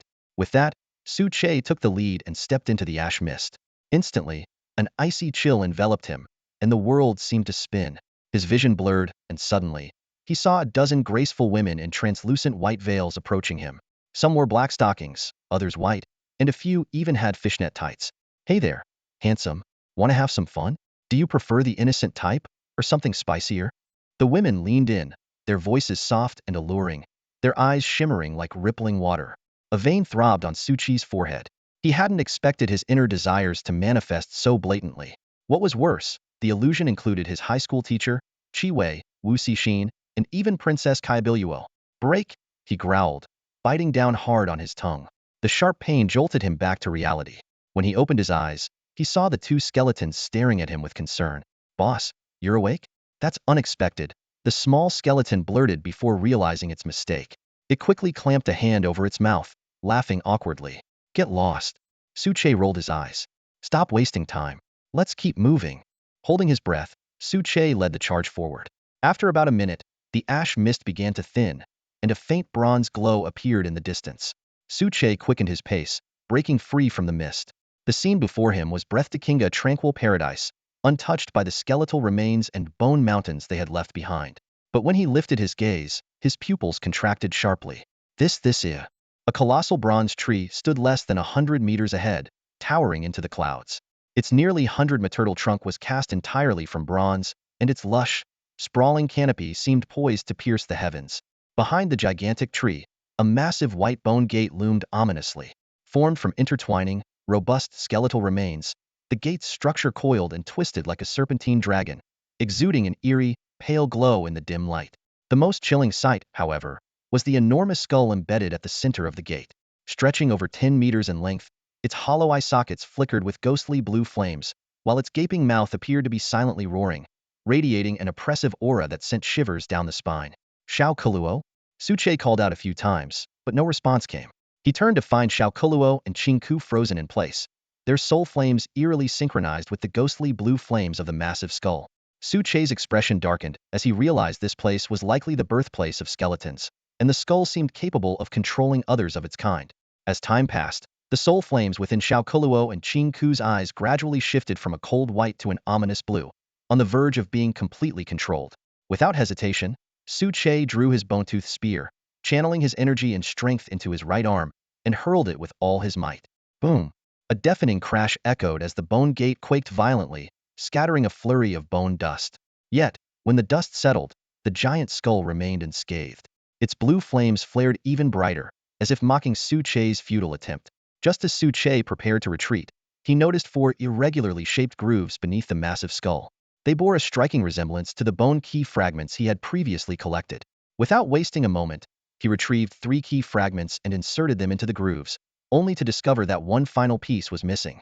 Realizing the last fragment was likely in the possession of the Bone Sword Saint and that Xiao Kuluo was the reincarnation of the Bone Sword Saint, Suche felt a pang of sorrow.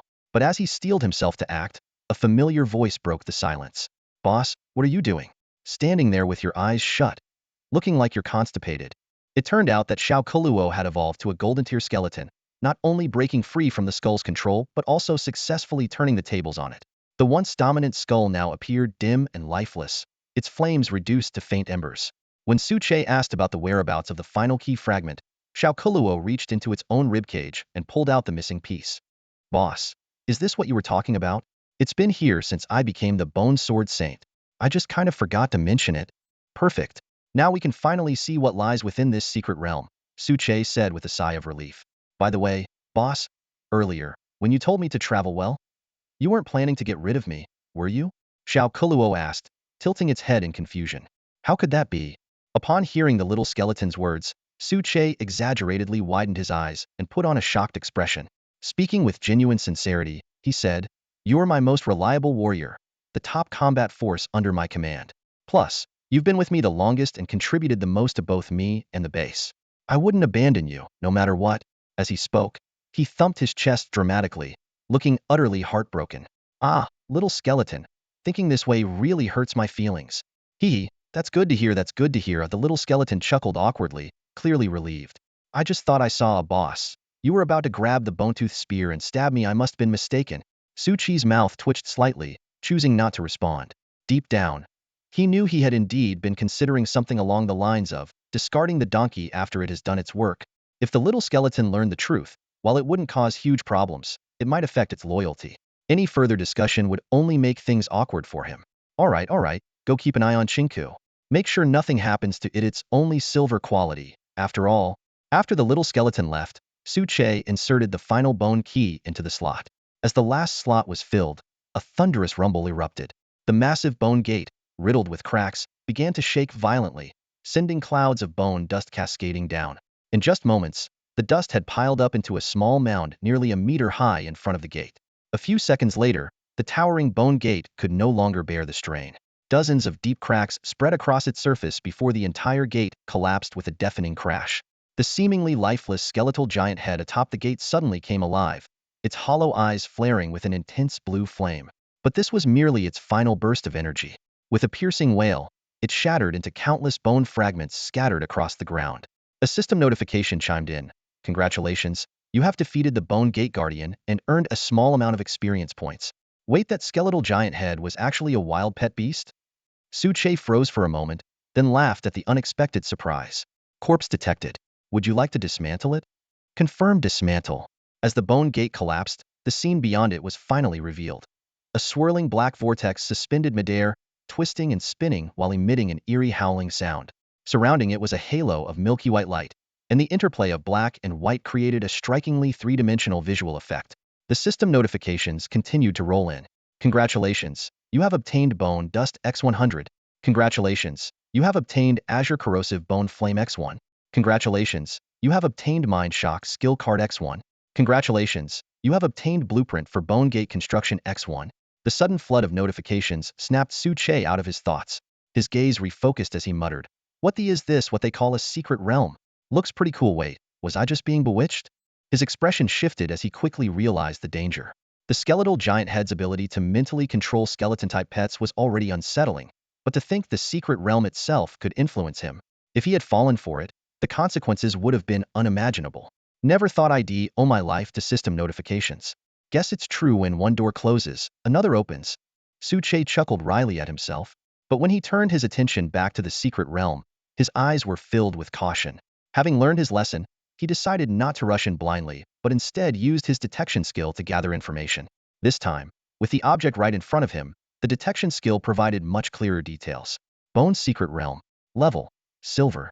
Wild Pet Beasts. Thorn Skeletons. Skeleton Archers. Skeleton Assassins. Resources: Bone Dust. Soul Fire, with sunflowers. Description: formed by the accumulation of countless bones over time, this independent space is home to numerous wild skeleton-type pet beasts. Danger lurks around every corner.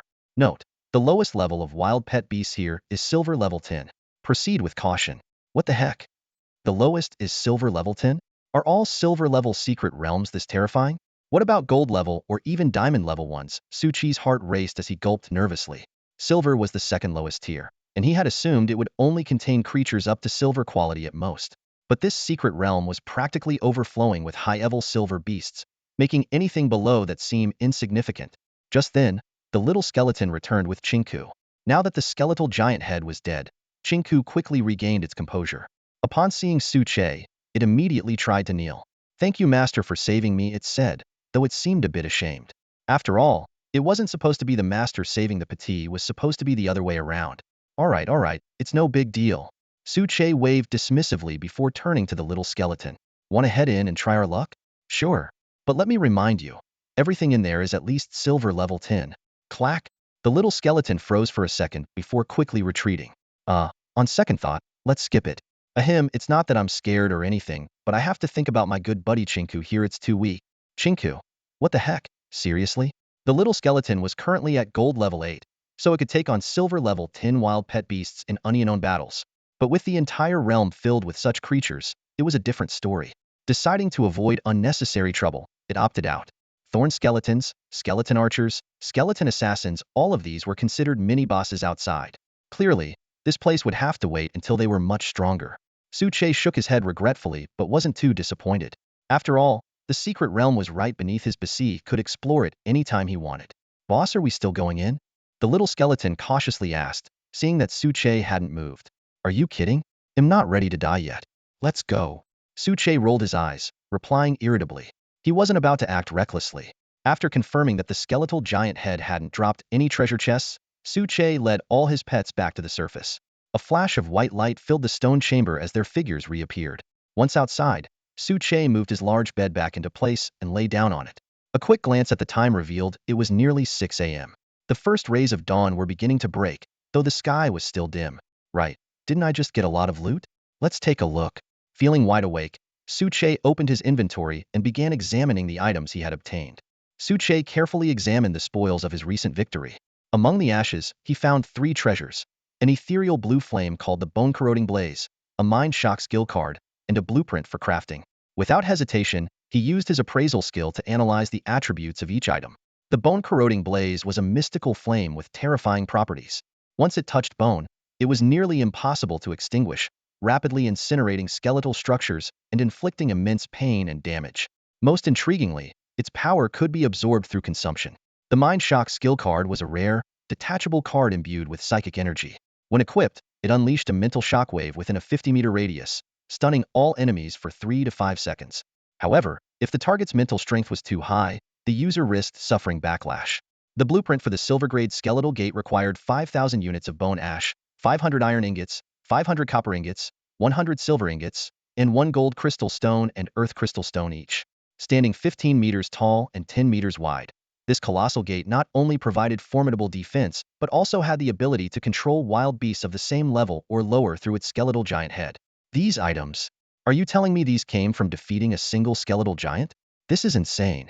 Suche muttered to himself, astonished. After weighing his options, Suche made a firm decision. Gritting his teeth, he swallowed the bone-corroding blaze. A searing pain instantly engulfed him, as if he were trapped inside a blazing furnace. He collapsed onto the bed, clutching his abdomen tightly, sweat pouring from his forehead as veins bulged at his temples. Just hold on. I have to get stronger. I have to survive. Suche roared in agony. Outside the stone hut, Little Skeleton and Green Skull watched anxiously, but they knew this was a challenge Suche had to face alone. An hour passed before Suche finally regained consciousness, feeling the changes within him.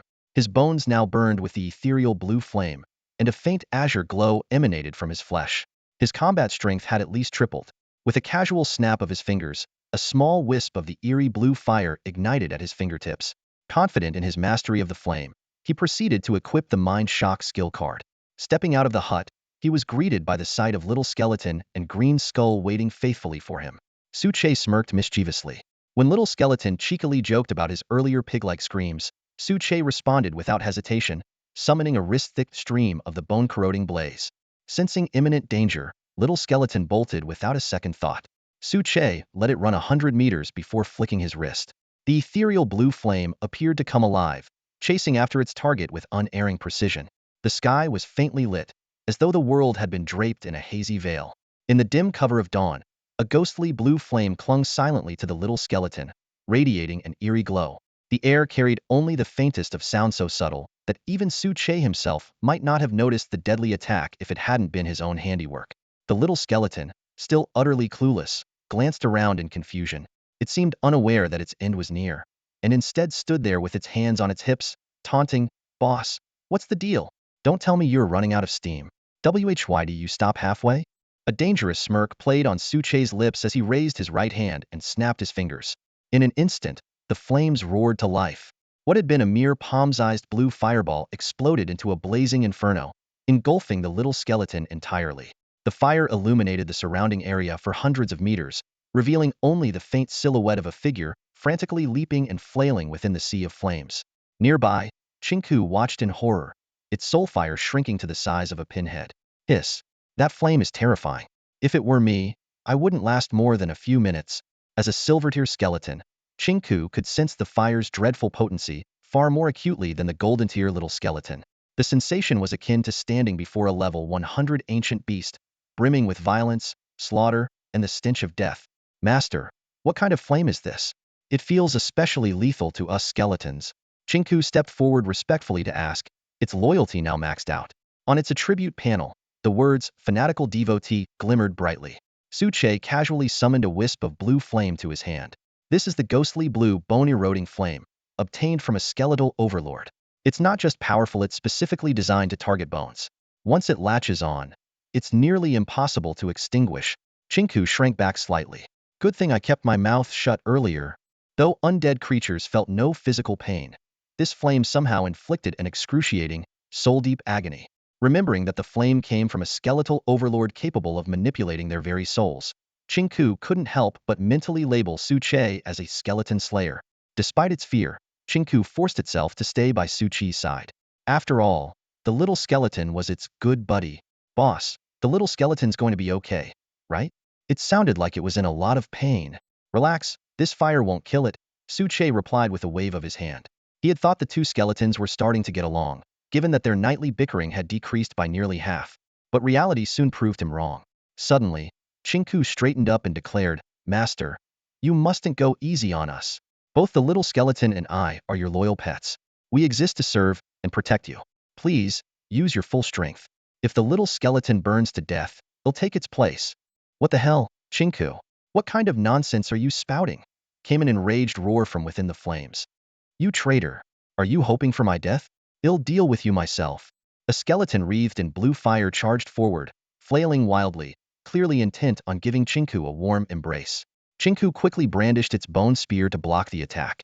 Bone thug, weren't you just eager to shine and burn? Bone dog, has the fire fried your brain? It'll shine after you've turned to ash. Scared? Huh? Coward? Huh. I'm just worried you'll accidentally hurt the master, idiot. Enough. Su Che sighed, shaking his head. Keep it up, and he'll hit you both with a 49-day bone-burning curse.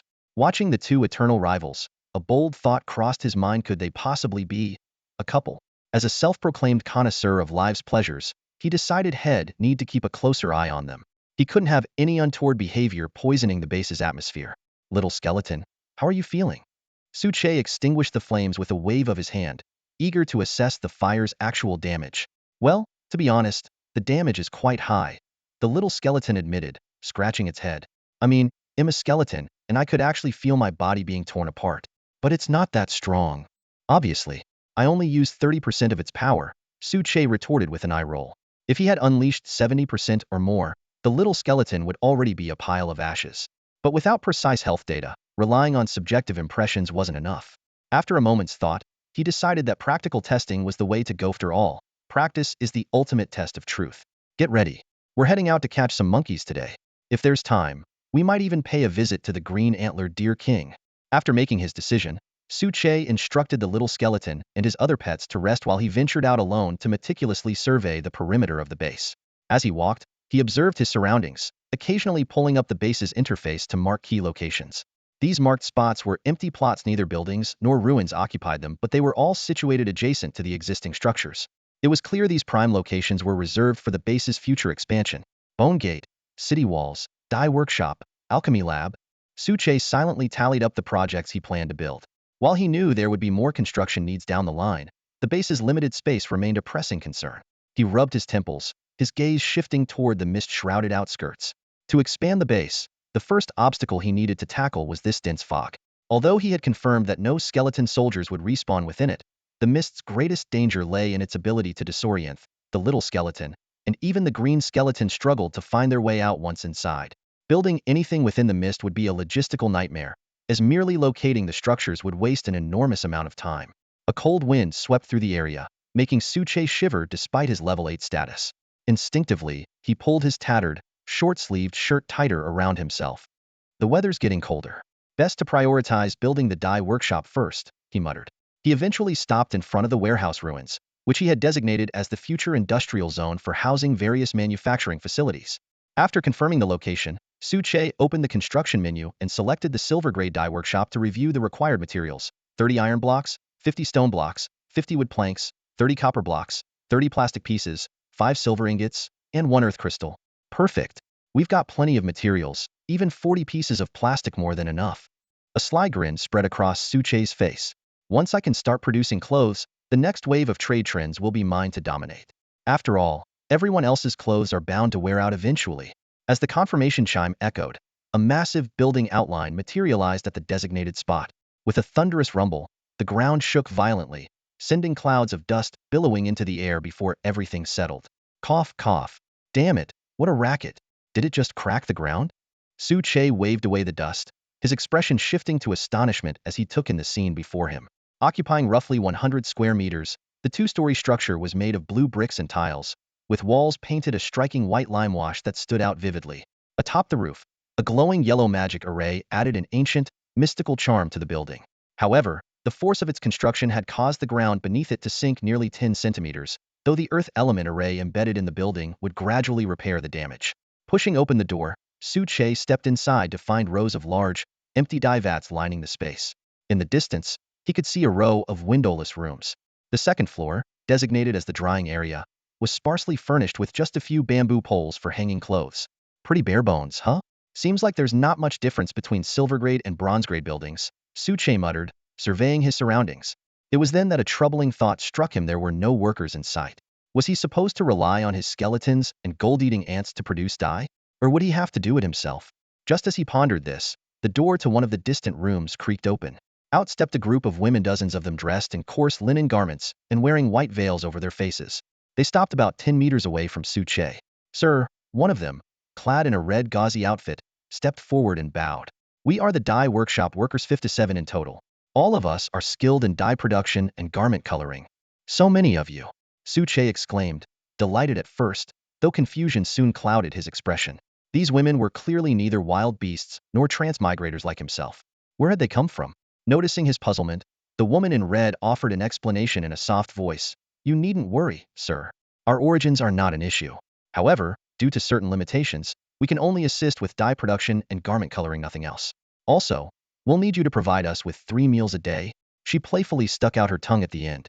"Haha, no problem. Food is not an issue," Su Che replied with a hearty laugh. "But we're short on dye-making materials, so you'll have to wait a bit." After a pause, he asked, "By the way, what's your name?" "Sir, you can call me Hong Luo." Leaving the dye workshop, Su Che felt a renewed sense of energy and optimism. Spending so much time with skeletons had made him worry about his own preferences, but now, he was reassured he was still very much a normal man. "Not enough black ink flowers. Guess I'll have to try my luck at the trading zone," he muttered. Opening the interface to check the trading area, the listings were depressingly sparse, mostly just meat and water, with hardly any blueprints or crystals in sight.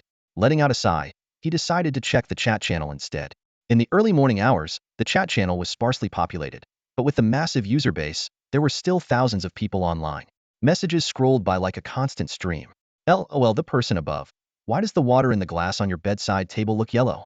Don't tell me it's last night's special iced tea," someone joked. "Yesterday, I hunted 3 wild beasts at bronze level 3. If anyone needs meat, DM a fair prices." "Nice one. Taking down a bronze level 3 is impressive, but you're still a rookie in my eyes."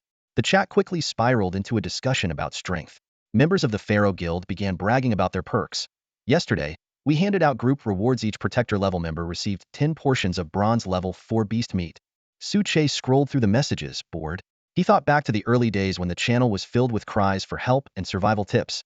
Now, it had turned into a space for boasting about food. Already handing out rewards? Su Che raised an eyebrow at the Pharaoh Guild's announcement.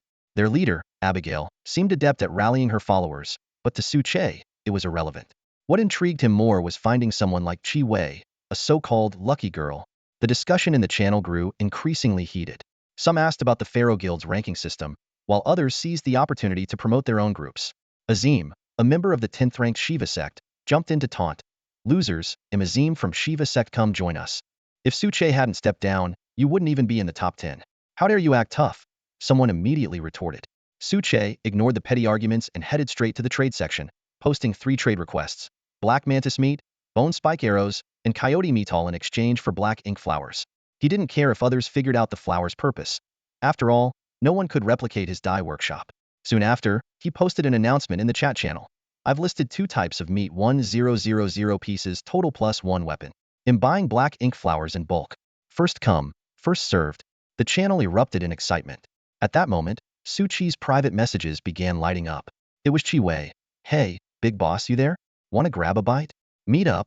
Seeing her playful tone, Su Che couldn't help but sigh. "Can you stop acting like a clown? Just get to the point. What do you want now?" In her treehouse, Chi Wei was lounging casually on a branch. Seeing Su Chi's reply, she flashed a mischievous smile. "Of course, it's about forming an alliance. Wu Sixian has already agreed to join, so we're officially, let's say, a small group now. Should we discuss alliance perks? Unless, of course, you'd rather talk about tribute instead?" The moment she sent the message, Chi Wei wanted to slap herself. What was she even saying? Normally, the leader of an alliance distributes benefits, but here she was, suggesting they offer tribute. She felt like she was acting like a complete sycophant. "Ugh," Chi Wei muttered to herself in frustration.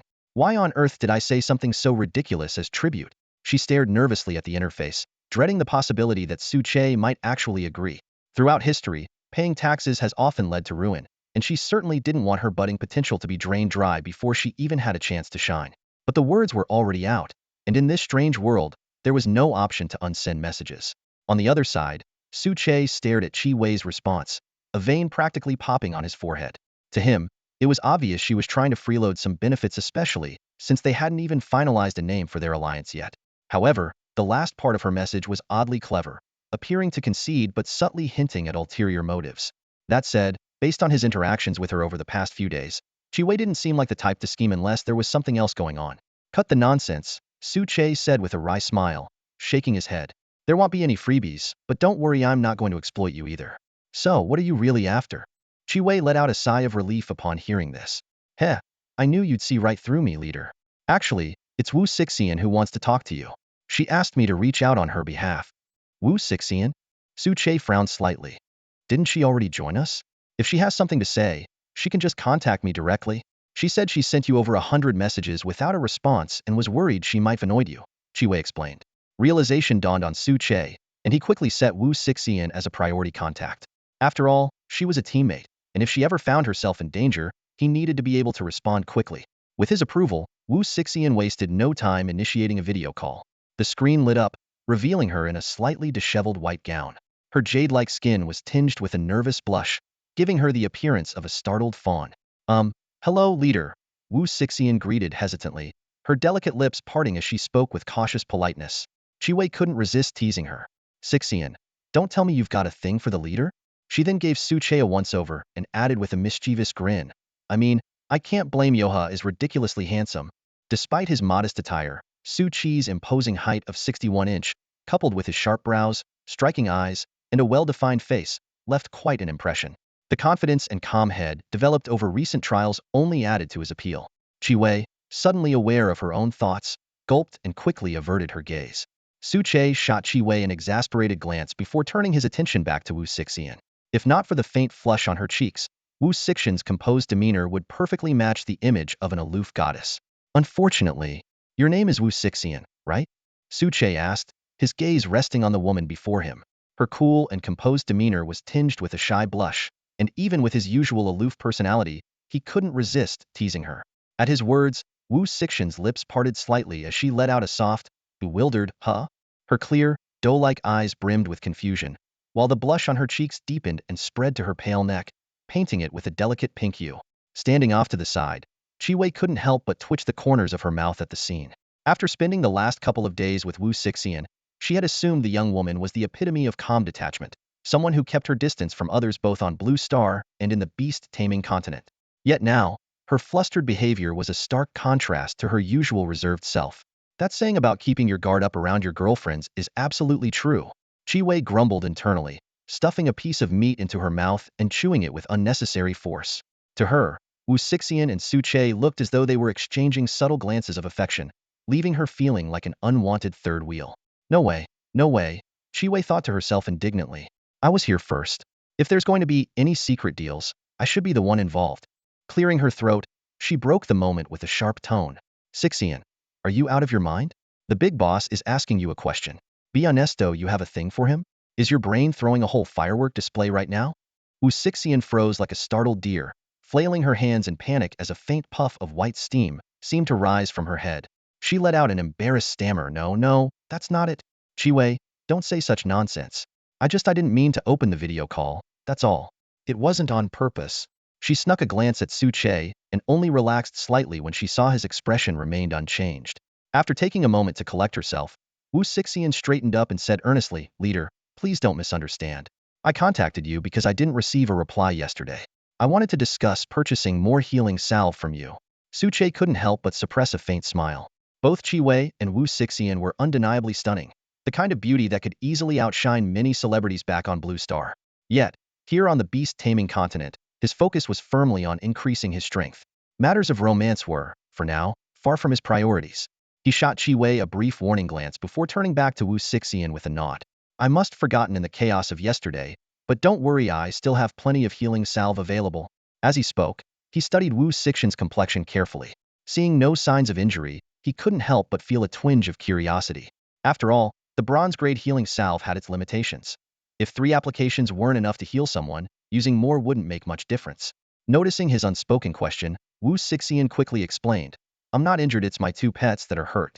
2 days ago, I attempted to hunt a wild beast, but I underestimated the gap in strength. Now they're both in bad shape, and if I don't treat them soon, they might end up with permanent damage. Her voice grew soft with regret as she finished, her expression clouded with guilt. As a beast tamer, she knew her primary responsibility was to issue the right commands, yet she had failed even in that. Would you like me to continue rewriting the details of the transaction and subsequent events? Seeing Su Che's dark expression, Wu Sixian's heart instantly tightened. She hesitated for a moment before cautiously speaking, Big boss, is there something wrong with my items? Are they too few? I actually don't need that many healing ointments. 6 will be enough. Her 2 pets, after a day's rest, were still seriously injured but had shown signs of improvement.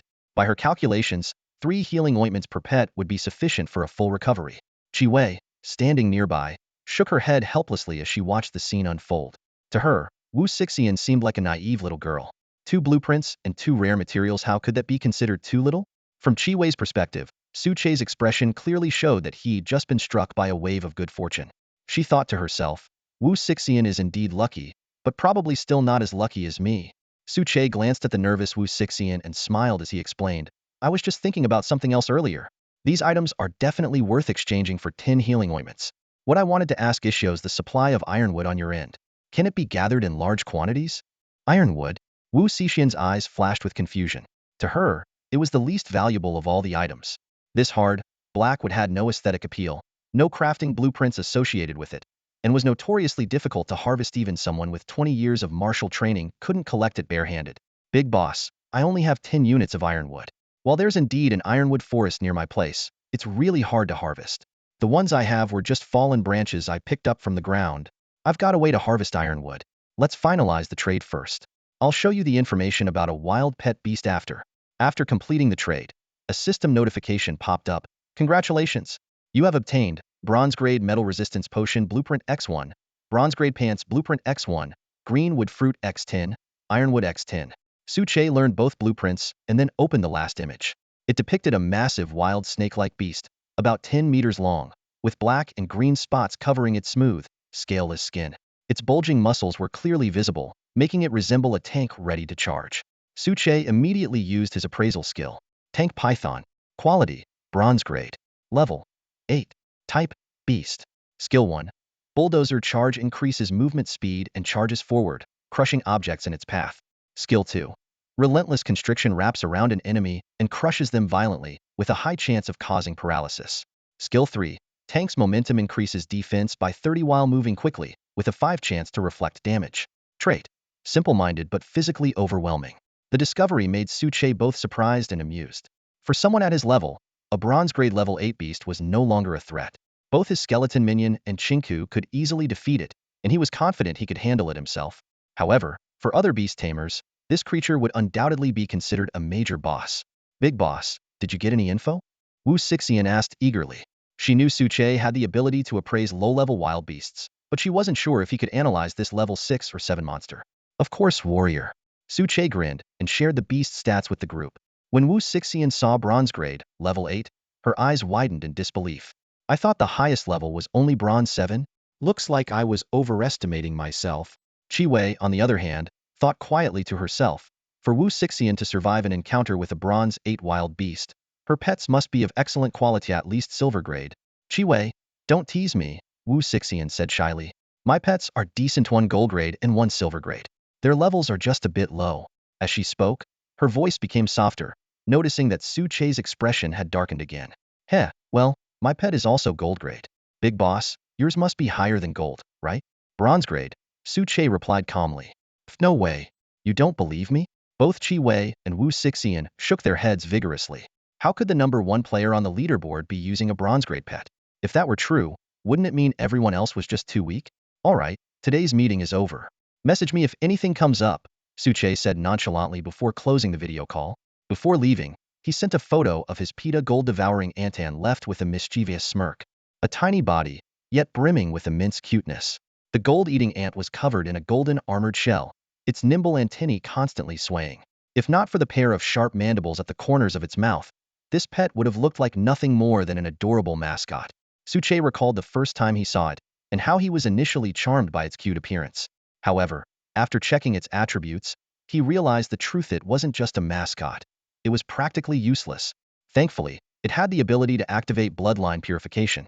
Without it, his own corpse would have likely been buried deep underground by now. This is the pet of a top-tier master? No way, absolutely no way. Chi-Wei stared at the gold-eating ant's attribute panel in disbelief, shaking her head. Bronze rank, level 6. Such unremarkable attributes might make it a top-tier pet among ordinary beast tamers. But from Chi-Wei's perspective, the combat power of this ant didn't even compare to her war ancient tree. How could the number 1 ranked powerhouse dominate the competition with a mere bronze-ranked pet? Well, this probably isn't the master's only pet, right? Wu Sixian speculated. After all, even I have 2 pets. Chi-Wei adjusted a pair of black-rimmed glasses she had somehow acquired, the lenses glinting with a flash of wisdom. Of course not. The master was already capable of defeating a wild bronze level 8 pet several days ago. His pets must at least be of gold rank. But why would the master capture a bronze-ranked pet? Could it be to mislead others? Wu Sixian quickly noticed a discrepancy in this logic. Although she hadn't known Suche for long, she could sense the innate confidence he carried would never resort to such tactics to deceive others. Are you suggesting this gold-eating ant is the master's starter pet? Chi-Wei said slowly. Wu Sixian nodded in confirmation. Hissed. Chi-Wei gasped sharply. A bronze-ranked starter pet that can crush us? Looks like we're the real failures here. She chuckled bitterly, lamenting the truth. If this got out, it would surely spark yet another wave of complaints and accusations. Meanwhile, Suche had just finished a video conference and immediately got to work crafting 10 bronze-grade lumber axes, sending them along with other resources to Wu Sixian. These resources included the blood and flesh of the explosive bear, bone teeth spears, golden crocodile armor, bronze-grade deciphering potions, and even a bronze-grade bed.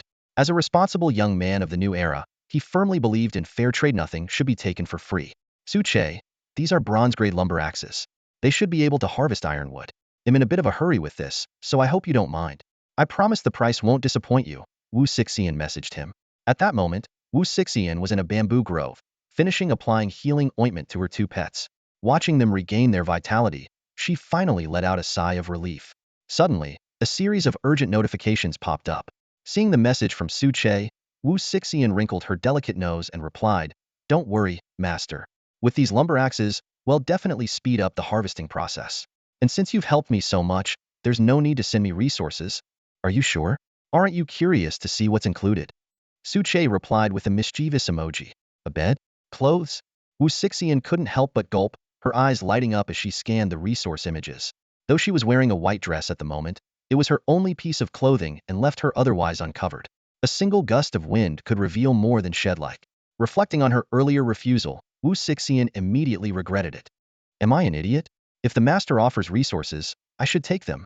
My clothes, my bed. She gritted her teeth, feeling a pang of heartache. Heh, don't worry. I know you're regretting it now. Rest assured, you'll get all the resources I promised, Suche reassured her. Thank you, master. By around 7 in the morning, sunlight had dispelled the darkness, and the temperature was gradually warming up. Little skeleton, are we ready to go? Suche called out. The little skeleton, who had been enjoying its bone ash rice balls, quickly stood up. Boss, everything's ready, we can head out anytime. After a quick breakfast, Suche set off with Little Skeleton, Green Skull, and 5 silver level 6 skeleton warriors. Passing through the mist, they headed straight for the forest where the fire spirit monkey resided. Along the way, they encountered a few wild bronze level 6 pets, but before Green Skull or Little Skeleton could make a move, the 5 skeleton warriors, skilled in chain armor piercing techniques, had already taken care of them. These 5 were more promising in terms of evolution compared to other skeleton warriors, so Suche decided to invest in their development, hoping they could become a third force to uphold his 16-word creed.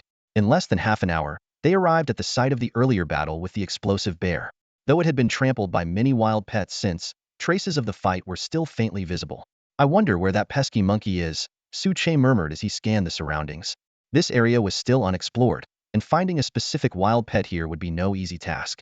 But to deal with the green plant deer king, he needed to capture a powerful fire-type pet as a precaution. Boss, are we really going after that monkey? Little Skeleton asked. Suche nodded. You remember the green plant deer king, right? It's a wild silver level 10 pet and highly vulnerable to fire. The fire spirit monkey will be our key to victory. Little Skeleton pulled a face, looking unimpressed. That stinky monkey doesn't seem reliable, and how are we supposed to find it anyway? With that, It plopped down on the ground. How do we find it? Of course, by searching every inch of this forest. Suche tightened his grip on the silver-deer lightning trap in his hand, a confident glint flashing in his eyes. This time, there's no way it's getting away. Irritated, he kicked the small skeleton lying on the ground, a sinister grin spreading across his face. The little skeleton immediately sprang to its feet like a carp leaping out of water, standing at attention. According to the trap's description, once the fire spirit monkey steps on it, it will be paralyzed for 5 seconds. While it's of gold quality, its level isn't high, so even with some resistance, it should still be immobilized for at least 3 seconds. That would be more than enough time to kill it 10 times over. Besides, Suche had a golden tier pet spirit ball in his hand, ready to seal the deal. Master, this area is quite large, and searching it thoroughly could take a lot of time. Chingu, the skeletal commander, said with a smirk, glancing mockingly at the smaller skeleton. Why not split up to cover more ground? The little skeleton pouted, thinking to itself that even the village idiot next door could come up with such an idea. But before it could voice its thoughts, Suche nodded in agreement. You're right. Let's do that. Chingu, you team up with the little skeleton. I'll take 5 skeleton warriors with me. Remember, move carefully and don't alert the target. After splitting into 3 groups, the little skeleton and Chingu disappeared into the forest to begin their search. Suche remained in place, pondering his next move. The fire spirit monkey had just barely survived a battle with the explosive bear, nearly losing its life in the process. Given that it was already late in the day, it should logically head back toward its home territory to recover. However, monkeys are cunning creatures. It could easily be a deliberate misdirection. Better to have a lead than none at all. Let's get moving. With that, Suche led his skeletal comrades into the dense forest. The towering trees blocked most of the sunlight, allowing only faint beams to filter through. This part of the forest was far richer in resources than the area near Suche's base. Along the way, he found blackgrass, sourwood roots, and even 3 scarlet fruits. While gathering herbs, he kept his skeleton warriors on high alert, dispatching any wild beasts they encountered with swift efficiency. Suddenly, Suche raised a hand, signaling everyone to stop. About 50 meters ahead, beneath a large tree, a silver-glowing chest caught his eye. No way. My luck's finally turning around. Suche licked his lips in excitement. A wild silver-deer treasure chest. This makes 3 now. I can finally trade them with Chi Wei for that flame crossbow. Just as he was about to approach, a massive wild beast emerged from behind the tree. It was a bear-like creature, standing nearly 2 meters tall, its body covered in earthy yellow armor. Each step it took left shallow dents in the ground. Using his detection skill, Suche identified the creature. Earthquake Bear, Bronze Tier, Level 8, Beast Type Earth Element. Skills: Earth Armor, Rock Throw, Bear Charge. Traits: Simple-minded, Deceptive. Earthquake Bear? Related to the explosive bear? Suche muttered under his breath. It's got Earth Elemental powers, making it stronger overall, but it lacks the raw strength of the explosive bear. That makes it less dangerous. Either way, that silver-deer chest is mine. He turned to his skeletal warriors. You guys distracted Hedon while I go in for the kill. What's wrong with sneak attacks? Even the Grandmaster of the Taiji sect fell victim to one. It's called the Art of Victory. The skeleton warriors immediately launched a coordinated assault, using their water vortex thrust technique. 5 bone spears, swirling with water energy, pierced the unarmored parts of the earthquake bear's abdomen, causing blood to splatter everywhere. Nicely done. Suche cheered, darting behind the earthquake bear. Mimicking the little skeleton's crouched stance, he leapt up with both hands gripping his spear, aiming for the creature's weak spot. But instead of landing a decisive blow, his bone spear snapped in half upon impact. Suche tumbled to the ground, narrowly rolling aside to avoid being crushed under the bear's massive paws. Are you kidding me? Suche looked up and felt a vein throb in his forehead. The earthquake bear, like the Blackwater scale fish king he had encountered before, had armor protecting even its supposed weak points. What the hell is wrong with this world?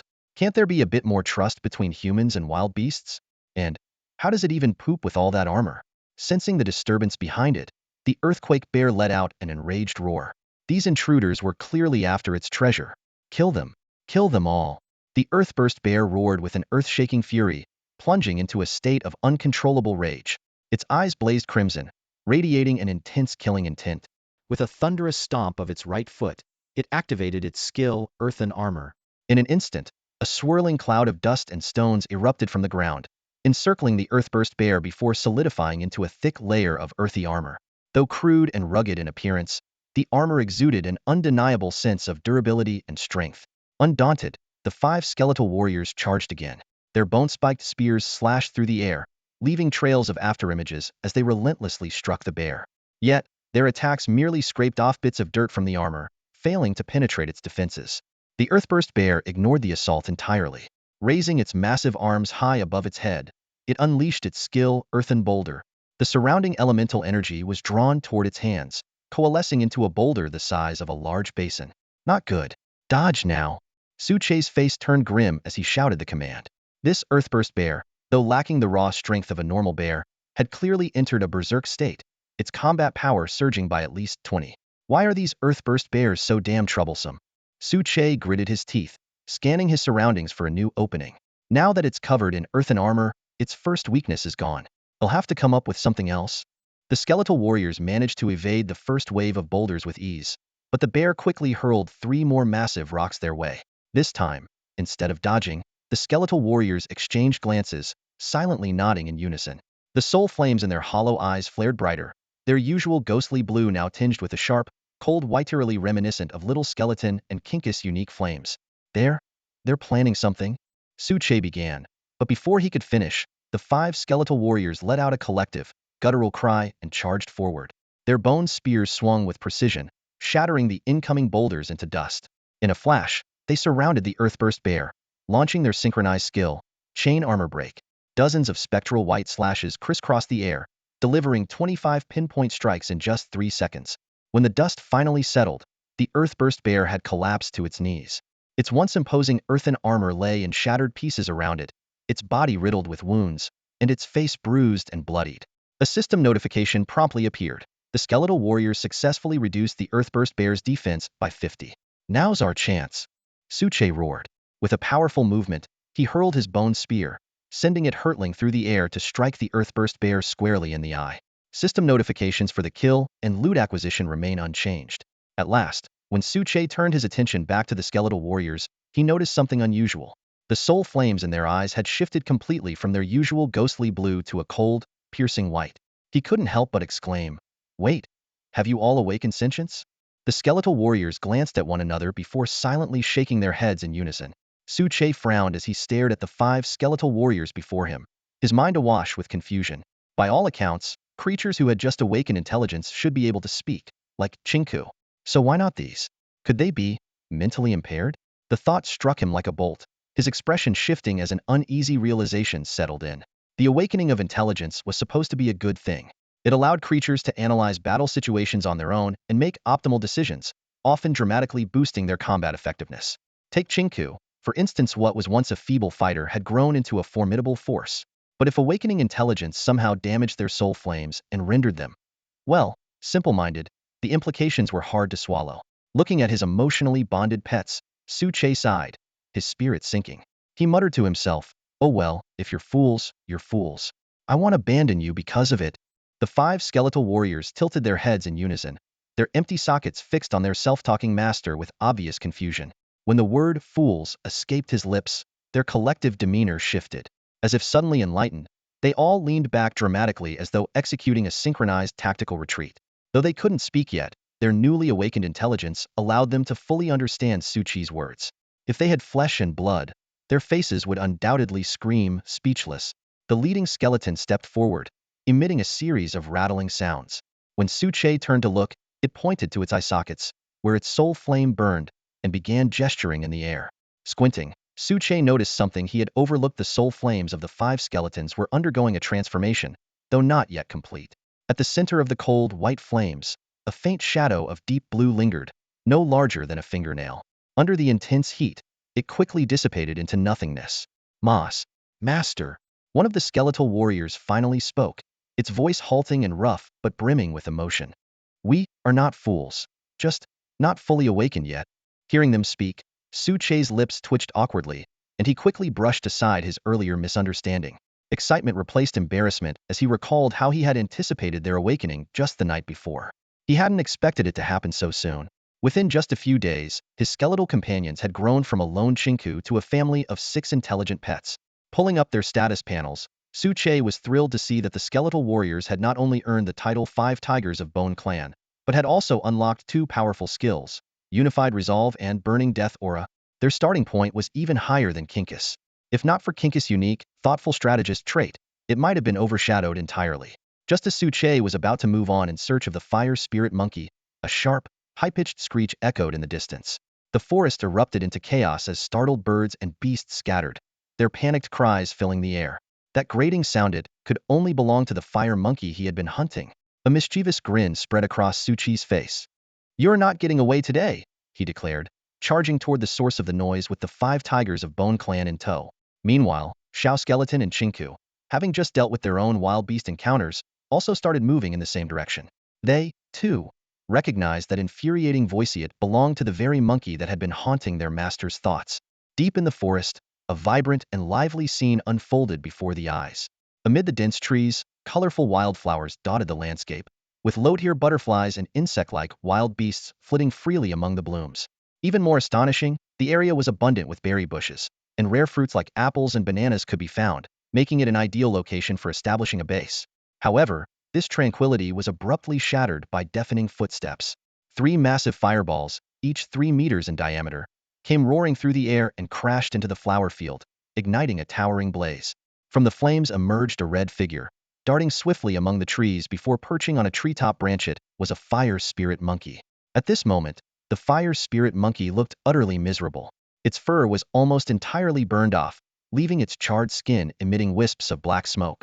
Even its signature red monkey rump seemed to glow an even deeper shade of red. Panting heavily, the monkey's labored breaths filled the air with a faint scent of roasted meat. Suddenly, the fire spirit monkey rose in fury, its eyes glaring wide as it let out an enraged roar. Below the tree, 3 massive bear-like wild beasts glared back at it with murderous intent.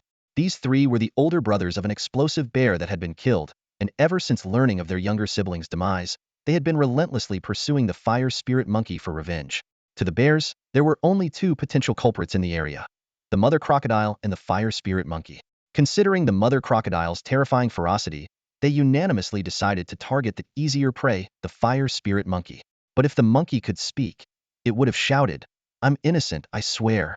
5 minutes later, the crimson-colored fire explosive bear made the first move, rubbing its paws together to conjure a massive fireball.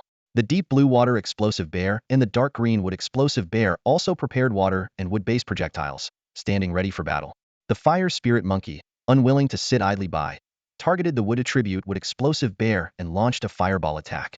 The wood explosive bear was forced to counter with its wooden projectile, creating an opening for the fire spirit monkey to use its flame dash to leap toward a distant tree. But the water attribute water explosive bear seized the opportunity, hurling a precise water ball that struck the airborne fire spirit monkey. If not for the uninterruptible nature of the flame dash skill, the monkey might have met its end right then and there.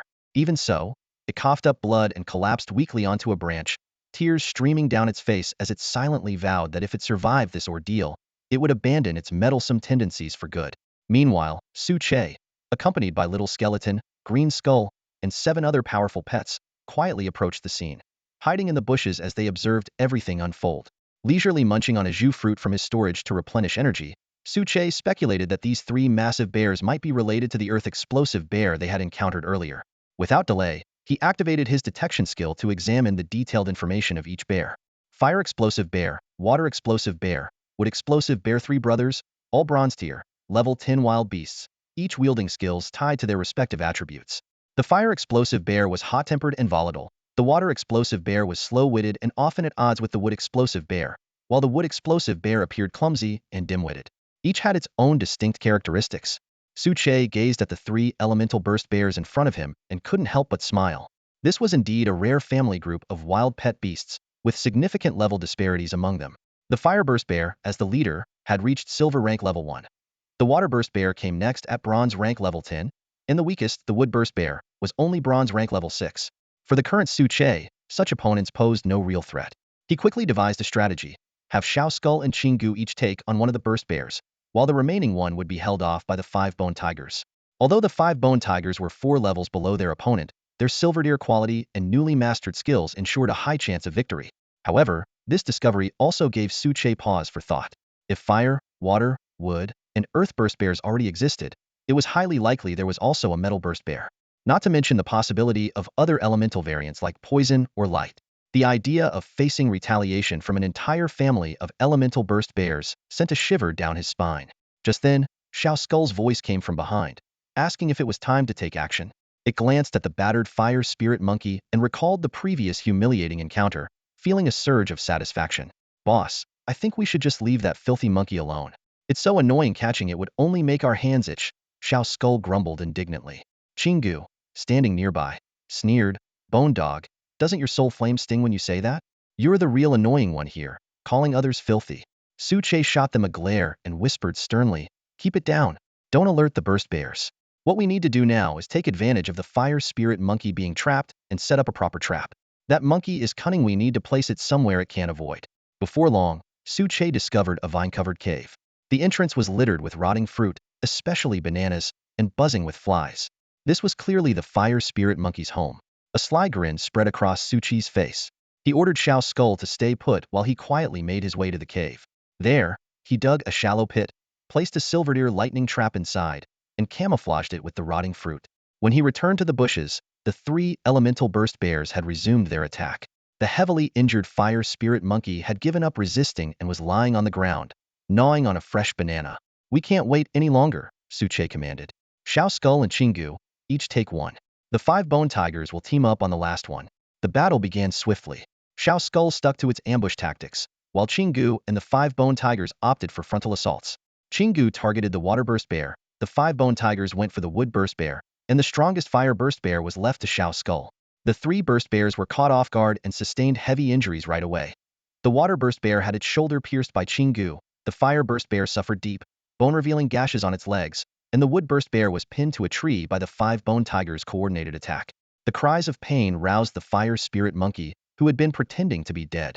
It sprang to its feet, but upon seeing Su Che, it quickly retreated to the treetops, leaving only half its body visible as it warily observed this demon. Su Che stepped forward and waved at it. Hey, little monkey. It's been a day, and look at the mess you're in. Want me to help you out? The fire spirit monkey gave him a disdainful look, clearly unimpressed by the offer. It kept scanning the area, seemingly plotting an escape route. Su Che deliberately revealed the direction of his base and smirked. No need to look around. You're injured and out of options. Once my pets finish off these 3 burst bears, catching you will be a piece of cake. Come down now, and you might avoid some extra pain. As he spoke, he pulled out a flame crossbow and fired a few symbolic shots. The fire spirit monkey hesitated for a moment, as if resigned to its fate, but didn't come down immediately. Instead, it pointed at a banana lying on the ground. The antics of the fire spirit monkey brought an involuntary chuckle from Su Che. In such a critical moment, this monkey was still fixated on eating bananas? Sure, it had been trying to avoid starving just moments ago, but now? What was it thinking? Could it be trying to eat its fill before making a run for it? Or perhaps, was there something special about these bananas? Narrowing his eyes, Su Che's gaze fell on the half-eaten banana lying on the ground. He attempted to activate his detection skill, but no information panel appeared. Perched on the treetop, the fire spirit monkey grew visibly anxious as Su Che remained motionless. It scratched itself nervously, letting out sharp, urgent squeaks. Every time it encountered this mysterious human, it felt utterly uneasy, as if it were nothing more than a puppet at his mercy. Raising its right arm, the monkey let out a call before ducking behind the tree trunk, leaving only its sly eyes peeking out. Its determined expression clearly conveyed, no banana, no peace. Su Che shook his head with an amused smile. Seeing that the battle involving the little skeletons would take some time to conclude, he finally looked up and said, all right, since you're so desperate for bananas, I'll pick a few for you. But, his tone turned icy, if I catch you trying any tricks, I'll string you up and poke your weak spots every day. Got it? Issuing his warning to the fire spirit monkey, Su Che began walking slowly toward the banana tree, keeping his flame crossbow trained on it the entire time. With the aid of his precision ring, his accuracy was nearly infallible, 99 to be exact. The flame crossbow might not have been high-level, but it was more than sufficient to deal with an injured fire spirit monkey. The mention of weak spots sent a shiver down the monkey's spine. It instinctively covered its rear, its most vulnerable and dreaded area. The thought alone was enough to terrify it. As Su Che approached the nearest banana tree, the rich, sweet aroma of the fruit greeted him from a distance of several meters. The scent was so invigorating that it seemed to replenish his previously drained energy. This is no ordinary banana, he mused. It might even rival the Zhu fruit in value. Activating his detection skill, Su Che confirmed his suspicion.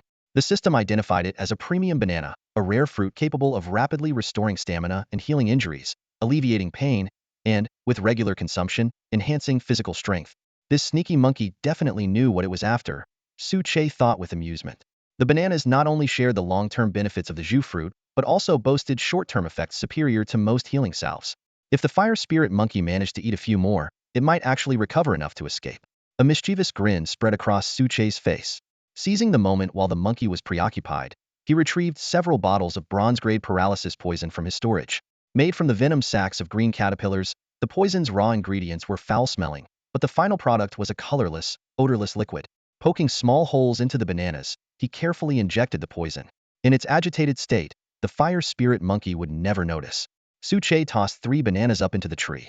The fire spirit monkey caught them eagerly, wasting no time before devouring them with gusto. It even shot Suche a triumphant grin and made a mocking gesture, clearly confident that once it finished eating, its injuries would heal, and it could escape as it pleased. TSK, you really have no idea what you've gotten yourself into, Suche muttered, his face calm as he waited patiently. Meanwhile, the little skeletons were nearing the end of their battle. The Bone family tigers had struck the final blow first, hardly surprising given their 5-tune advantage. The wood-burst bear, still reeling from its earlier injuries, endured a relentless barrage of 25 heavy slaps. Coupled with the effects of deathly flames, it succumbed in less than 10 minutes.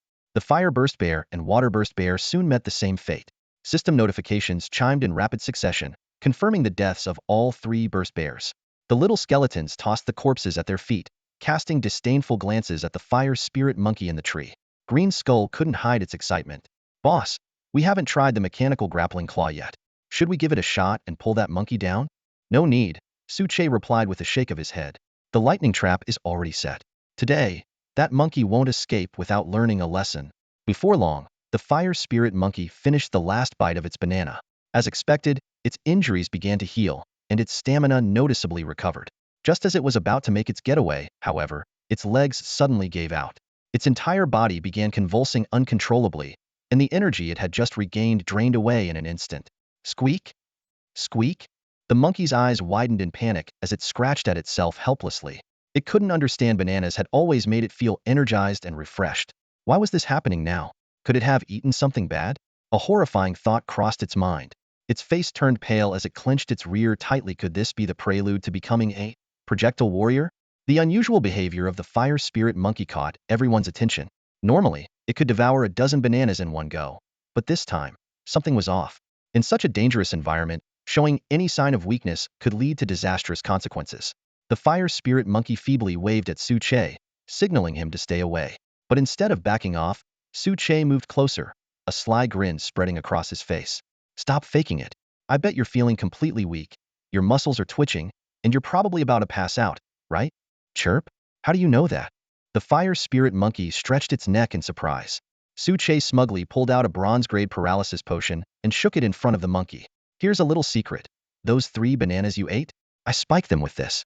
Used 4 whole bottles, in fact. Don't worry, it'll only paralyze you. No harmful side effects. The fire spirit monkey's eyes widened in shock as a mix of anger and helplessness surged through it. Ever since the fight with the explosive bear, it had been played like a puppet by this cunning human. Yet, the thought of more bananas and a beautiful female monkey waiting for it kept it from giving up. With a piercing cry, the fire spirit monkey unleashed a torrent of golden light and blazing flames from its body, shooting straight into the sky. When the light faded, not only had it fully recovered, but the paralysis was gone as well. Even more astonishing, 3 flames of different colors now hovered behind it, each radiating immense energy. What the? This is a total change in style. Suche couldn't help but blurt out, wondering if the pressure he had exerted had somehow triggered the monkey's evolution. As everyone braced themselves, the fire spirit monkey suddenly shot into the air, flames trailing behind it as it disappeared in a fiery streak. However, its escape didn't surprise Suche in the slightest. Relax, it won't get far. In less than a minute, we'll have it cornered. It's headed straight for its own lair. Sure enough, moments later, a blood-curdling scream echoed through the area. The lightning trap had been triggered, and a brilliant flash of electricity lit up the surroundings for tens of meters. The fire spirit monkey writhed in the crackling energy, its fur standing on end, eyes rolling back, looking as if it were performing some bizarre dance. Hey, Monkey King, what shady business did you do to get struck by lightning? Suche teased, slowly closing in. This was the perfect opportunity to crush its spirit. With only 1 golden-grade pet spirit ball in his possession, he had to ensure a 100 success rate. To Suchi's astonishment, the fire spirit monkey suddenly began speaking in human language, pleading to be let down. This was a clear sign that its intelligence had fully awakened. Che deactivated the trap, allowing the weakened monkey to collapse to the ground, and then calmly proposed making it his pet. The fire spirit monkey glared at him with fury and refused outright. You poisoned me, trapped me, and now you want me to be your pet? Keep dreaming. Che tried a more persuasive approach. If it weren't for me, would you have evolved, grown stronger, or gained the ability to speak? Stick with me, and you might even evolve further. Though his claim required significant resources to back up, it wasn't entirely baseless. But the fire spirit monkey, having been deceived multiple times, was deeply skeptical. To a beast, evolution was more precious than life itself. Achieving it once was already a rare blessing, let alone multiple times. It firmly rejected Che's offer. Well, if that's the case, then I guess we're done here, Che said with a shrug, his tone carrying a hint of finality. Seeing the fire spirit monkey's defiance, Che felt a hint of displeasure rise within him. After all, he was the renowned Wolf Emperor, a title that echoed even louder than that of the ruthless emperor. However, after a moment of reflection, he found himself admiring the monkey's unwavering determination and tenacious spirit. This was exactly the kind of quality a proper pet should have, not like the little skeleton, who would immediately behave after a single beating. Speaking of beatings, a sudden idea struck Che, and a mischievous grin crept onto his face. He signaled to the little skeleton and the others, saying, "Go, find a rope, hang it upside down, and give it a proper lesson. Just make sure you don't kill it." Hearing this, the fire spirit monkey whipped its head around, its eyes blazing as it stared at Che with unyielding defiance. However, it quickly realized the gravity of the situation. At Che's command, Ku and the others sprang into action, using vines to bind the monkey's legs and suspend it upside down from a tree branch. Thin branches lashed across the fire spirit monkey's rear with a sharp crack. Ea! The stinging pain made the monkey's body shudder, curling into a shrimp-like shape as its eyes rolled back and its throat emitted shrill cries. Che casually sat on a nearby rock, watching the scene unfold with great interest. Keep going, keep going. That backside isn't red enough, add some color to it. The little skeleton, thoroughly enthusiastic, swung a whip with all its might, nearly dislocating its own bones in the process. As it whipped, it jeered, "Come on, just give in already. Are you going to confess or not? Huh, confess or not?" The sight even made the other skeletons instinctively step back a few paces. Finally, after a relentless storm of lashes, the fire spirit monkey broke down and began wailing, tears streaming like a broken string of beads. Confess? Confess to what? At least ask me something first. Just look at my poor backside, what have you done to it? Che walked over to take a look. The monkey's originally reddish rear was now practically dripping blood, swollen to nearly 3 centimeters. All right, he clicked his tongue. Have you thought it through? Are you ready to become my pet? The fire spirit monkey raised its head, its defiance gone, and asked in a low voice, "If I don't agree, are you just going to keep beating me?" "Beating you? No. Che shook his head, clearly impatient. "My time is valuable. I can't waste it all on you. If you still refuse this time, they'll have no choice but to put you down humanely. My previous offer still stands, join me, and it'll help you unlock your full potential and evolve again." He gestured toward Ku and the Bone Clan's 5 tigers. See them? They evolved from bronze-quality skeleton soldiers into silver-quality skeleton warriors, and they even gained intelligence. The choice is yours. With that, Che held up his one and only golden ear pet pokeball, waiting for the monkey's answer. This time, the fire spirit monkey didn't hesitate for long. After glancing at the skeletons, it finally gave in. "Fine, they'll be your pet. But you have to promise you must have a way to help me evolve." A bright smile spread across Che's face as he immediately tossed the pokeball. With a flash of white light, the fire spirit monkey was sucked inside. The system notification promptly chimed. "Congratulations! You've successfully captured the golden tier wild pet, Blazing Flame Monkey." Blazing Flame Monkey? So it's got a new name now. Looks like it really has evolved, but has its potential been fully tapped? Che muttered as he released the Blazing Flame Monkey to check its stats. Blazing Flame Monkey. Quality: golden tier. Level: 7. Attributes: beast type, fire type. Loyalty: 60. Skills: 1. Blazing Whip summons a fiery whip to deal long-range damage with a burning effect. 2. Blazing Fireball spits a fireball that explodes on impact, causing area damage. 3. Blazing Charge transforms into a raging flame, charging forward to deal damage and knock back enemies. 4. Samadhi True Flame conjures a fireball with 3 unique properties, unleashing immense power. 7-day cooldown. Traits: mischievous, playful, enjoys setting others' rears on fire. So this is what a golden tier evolved pet looks like. The stats are impressive. Che marveled. That samadhi true flame skill even makes the little skeleton nervous. It's probably far more dangerous than the description implies. Although the blazing flame monkey had already evolved once, the stats alone didn't reveal everything. The first 3 skills hadn't changed much, aside from flashier names and slightly enhanced power. What irked Suche was the loyalty score of just 60, a clear sign the monkey still had a rebellious streak. No rush. Progress takes time.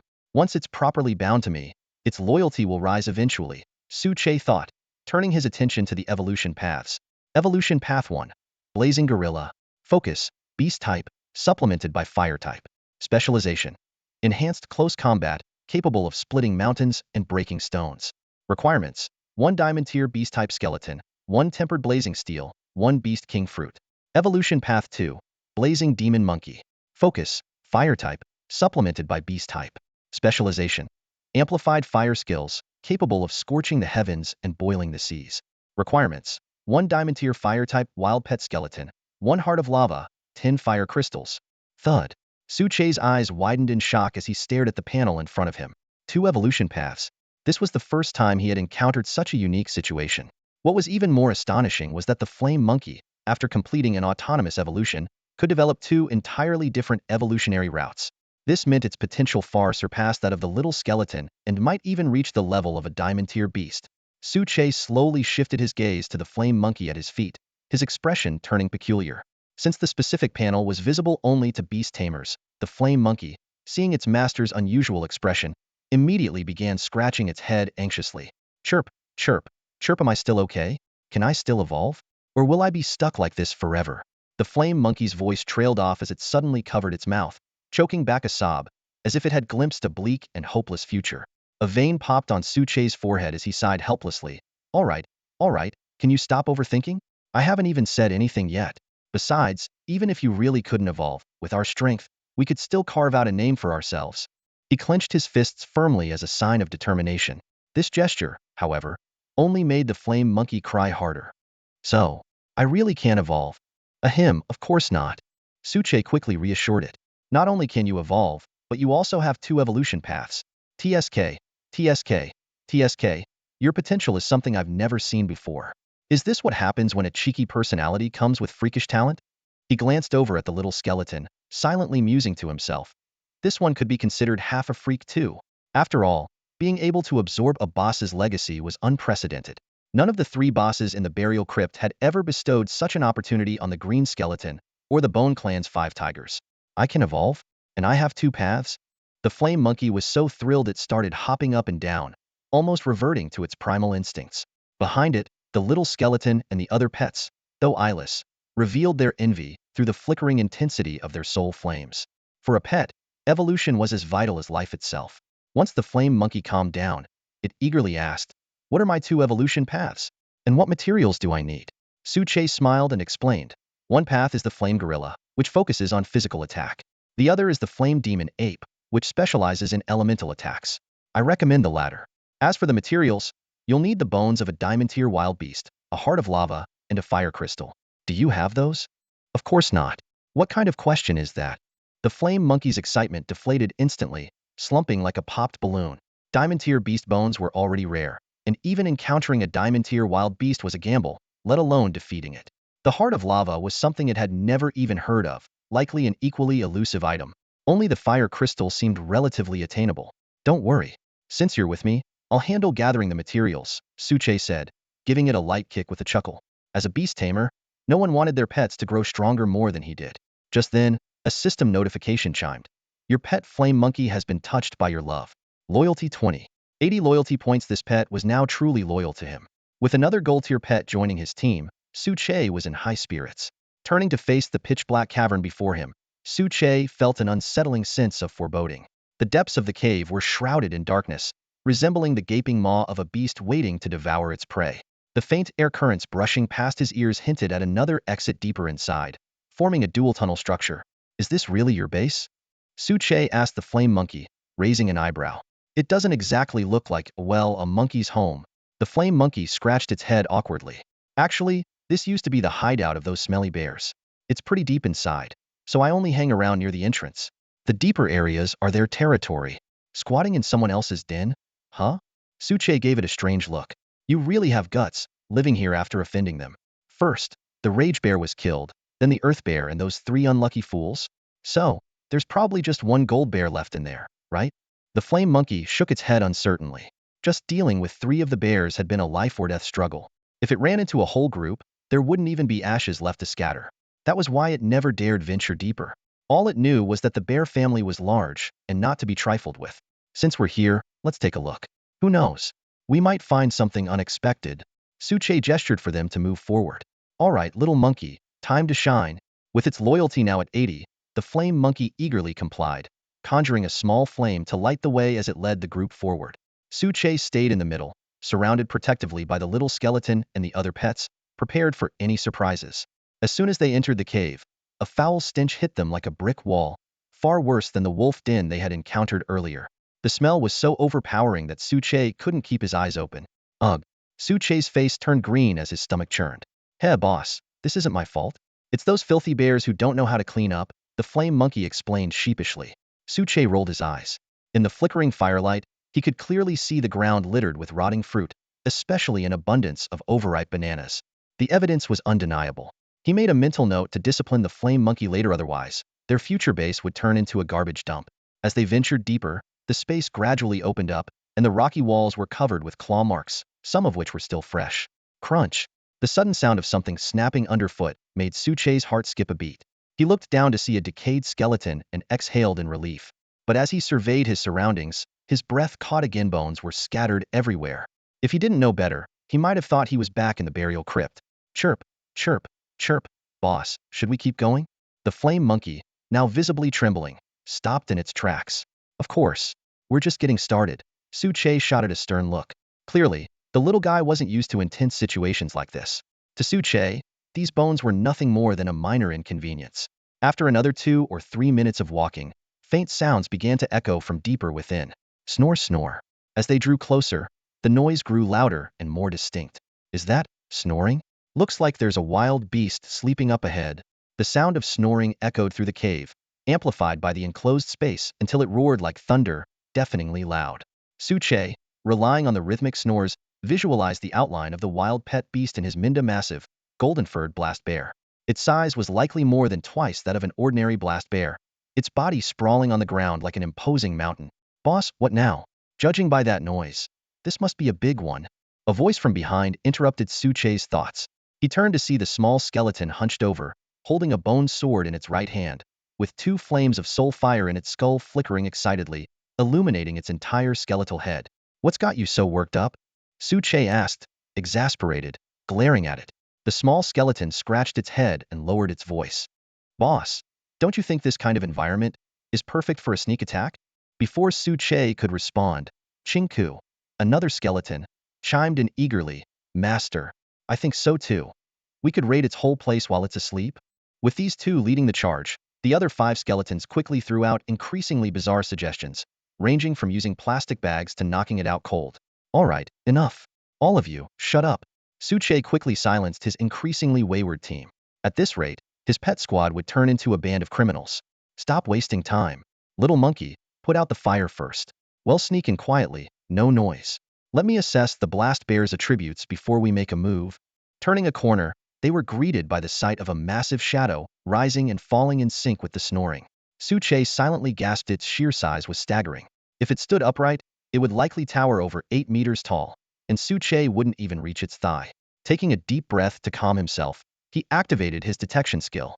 Golden Blast Bear. Quality, Silver Deer. Level, 10. Attributes, Beast Type, Metal Type. Skill 1 Golden Orb Throw. Condenses a massive golden sphere for a devastating throw.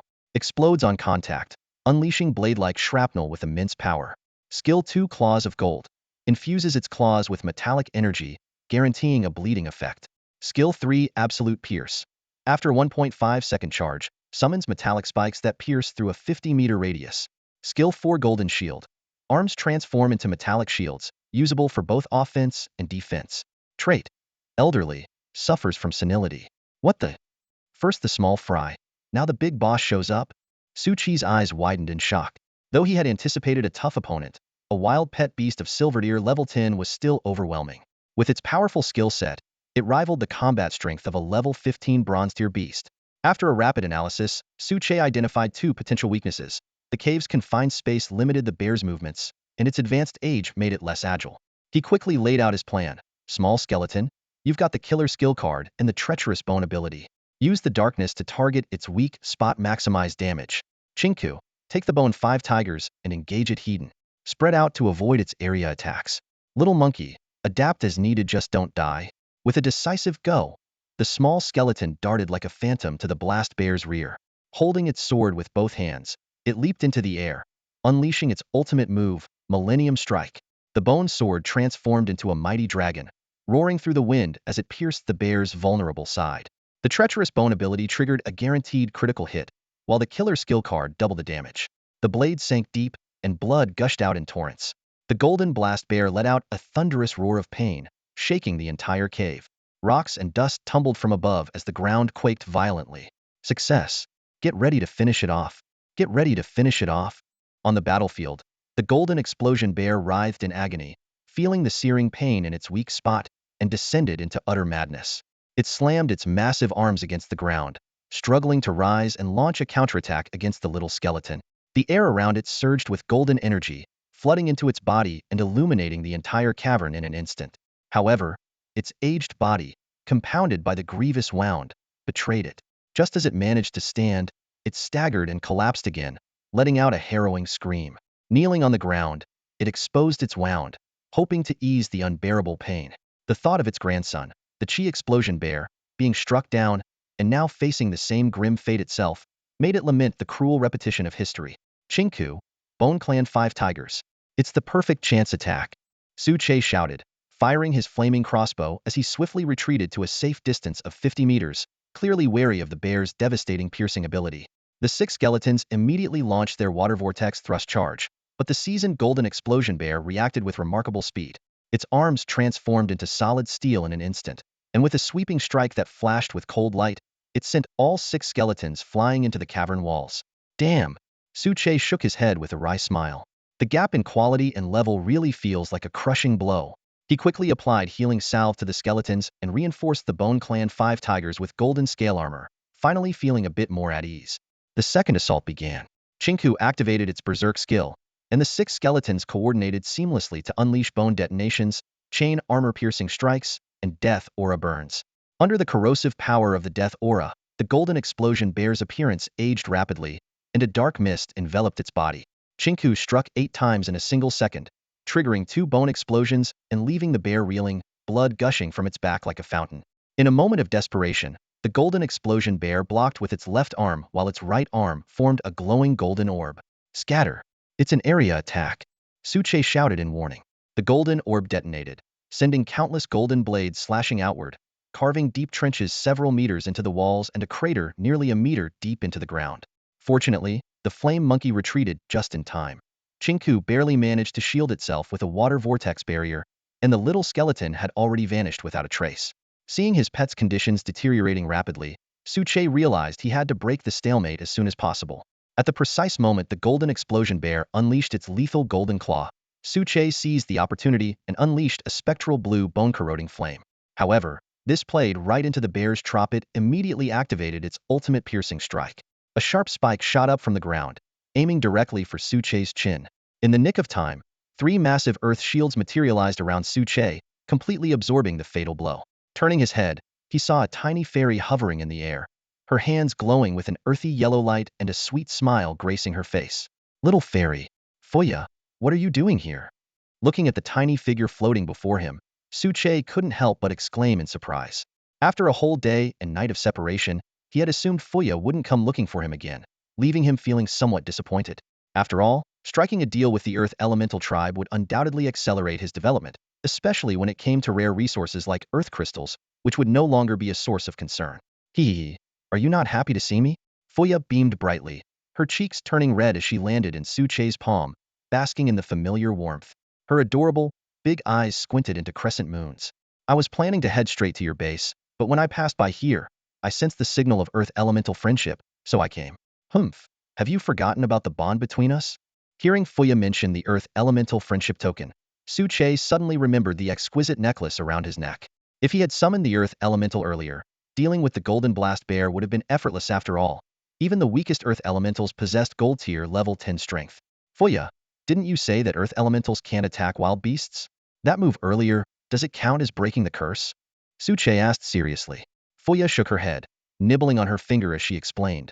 This curse seems to only restrict us from using offensive skills. Defensive skills like Earth Shield are fine. Because of this, many in our tribe work as mercenaries for other intelligent species, but the rewards are minimal, and it often brings trouble. Her smile turned bitter as she spoke. Suche nodded in understanding. The Earth Elementals had immense power, but couldn't harm their enemies. When faced with an invasion, surrender was often their only option. Hee, I've got a surprise for you. But first, let's deal with this big guy. Fuya quickly adjusted her mood, waving her tiny hand to summon a massive earthen pillar. It slithered like a serpent, striking the golden blast bear with force. However, after a deafening crash, it only stirred up a cloud of dust and rubble, causing little damage. I forgot, Fuya said sheepishly, sticking out her tongue. Suche chuckled, patting her little head before placing her on his shoulder. By now, the golden blast bear was writhing in pain, its massive body trembling as ghostly blue flames burned fiercely, searing its bones like an unshakable curse. Tiny specks of ash seeped from its pores, a testament to its agony. The other pets dared not approach, especially the skeletons, who instinctively feared the ghostly blue flames. Even the smaller skeletons hiding underground quickly emerged to avoid the flames.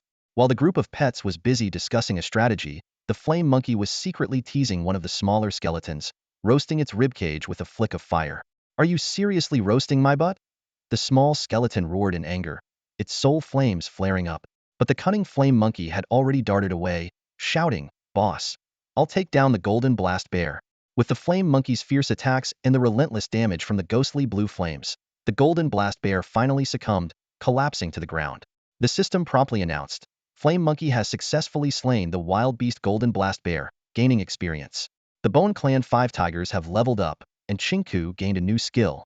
Although it didn't level up this time, Chinku's ability to learn a new skill might have been triggered by the intense battle. With the Bone Clan 5 tigers and the Flame Monkey growing stronger, maintaining its position as the second strongest was becoming increasingly challenging for Chinku. Beyond improving its quality, mastering new skills became its only path to power. However, under the evolution path system, there was still no sign of a further evolution option for the skeletal warrior, an indication that such a possibility was exceedingly rare.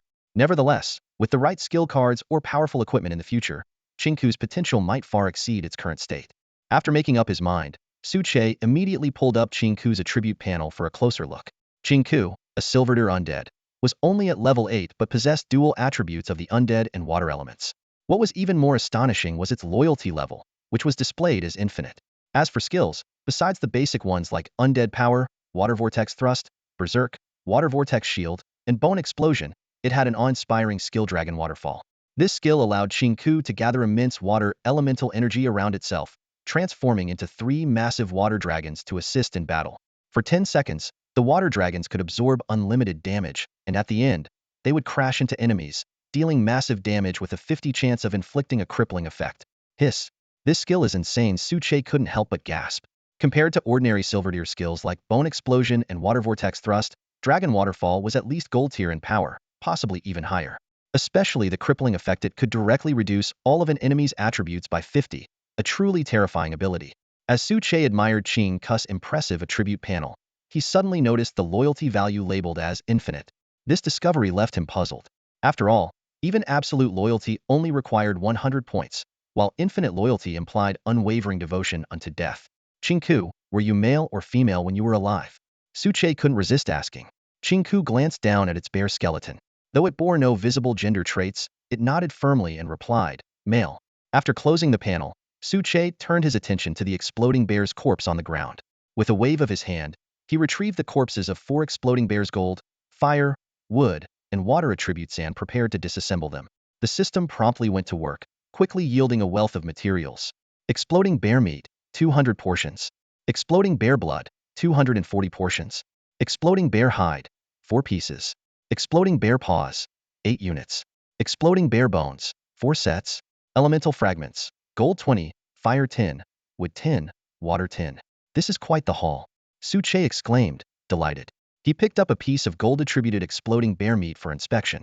As the meat of a level 10 Silverdeer exploding bear, Its quality was exceptional. Not only could it enhance physical attributes, but it also offered a one chance to awaken a gold element affinity, far surpassing the ordinary effects of fire-attributed exploding bear meat, which merely improved elemental affinity.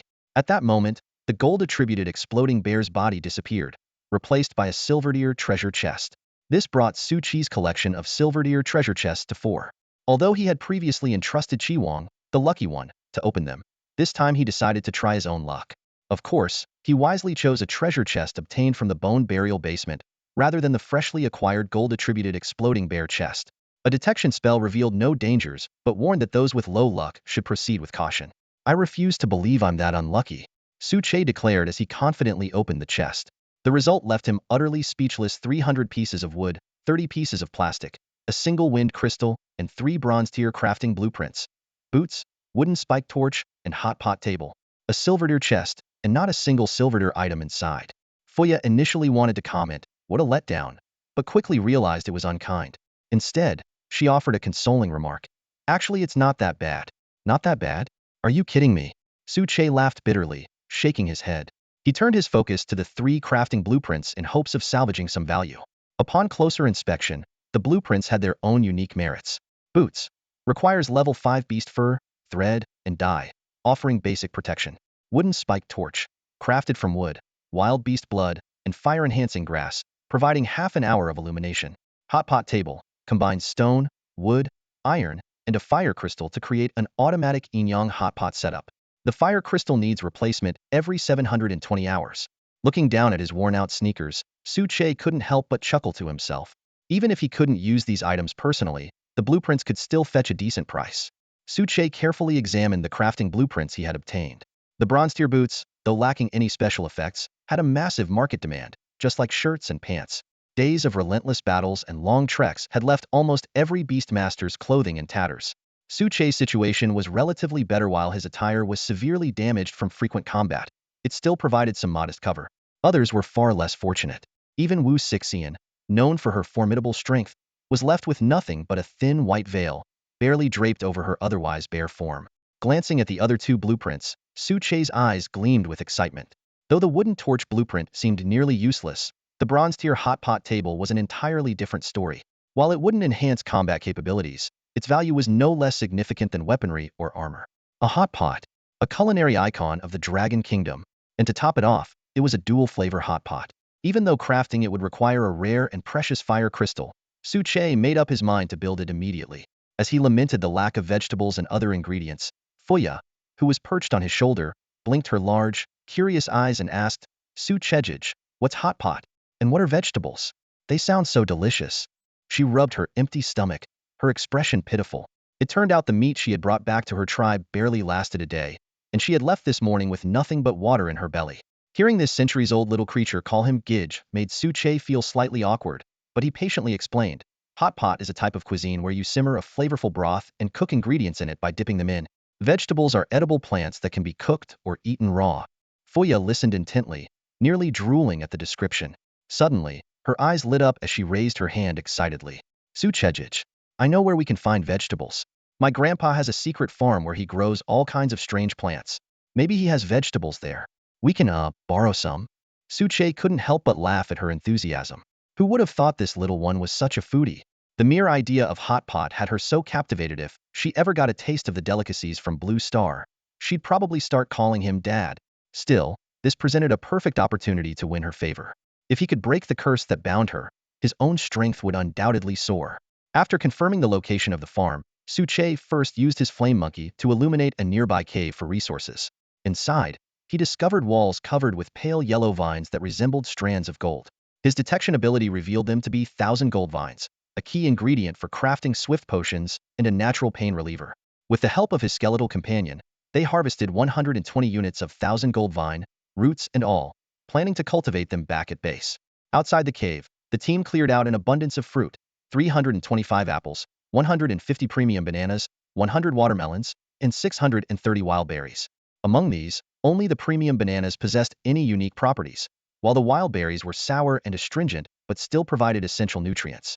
Fuya, however, was already impatient, urging Su Che to hurry up so they could find the vegetables. Though he reminded her of the risk of angering her grandfather, She confidently patted her chest and assured him they wouldn't get caught. Without further delay, the two set off, reaching their destination in just 10 minutes. Fuya pointed to a dense thicket ahead and whispered, "Su Chejij, the farm is just beyond those bushes. Let me scout ahead first." Didn't you say your grandpa wouldn't be here at this time?" Su Che widened his eyes, his tone filled with exasperation as he looked at Fuya. The reliability of this little sprite left him deeply concerned. If not for the promise of a proper hot pot meal, he would have left long ago.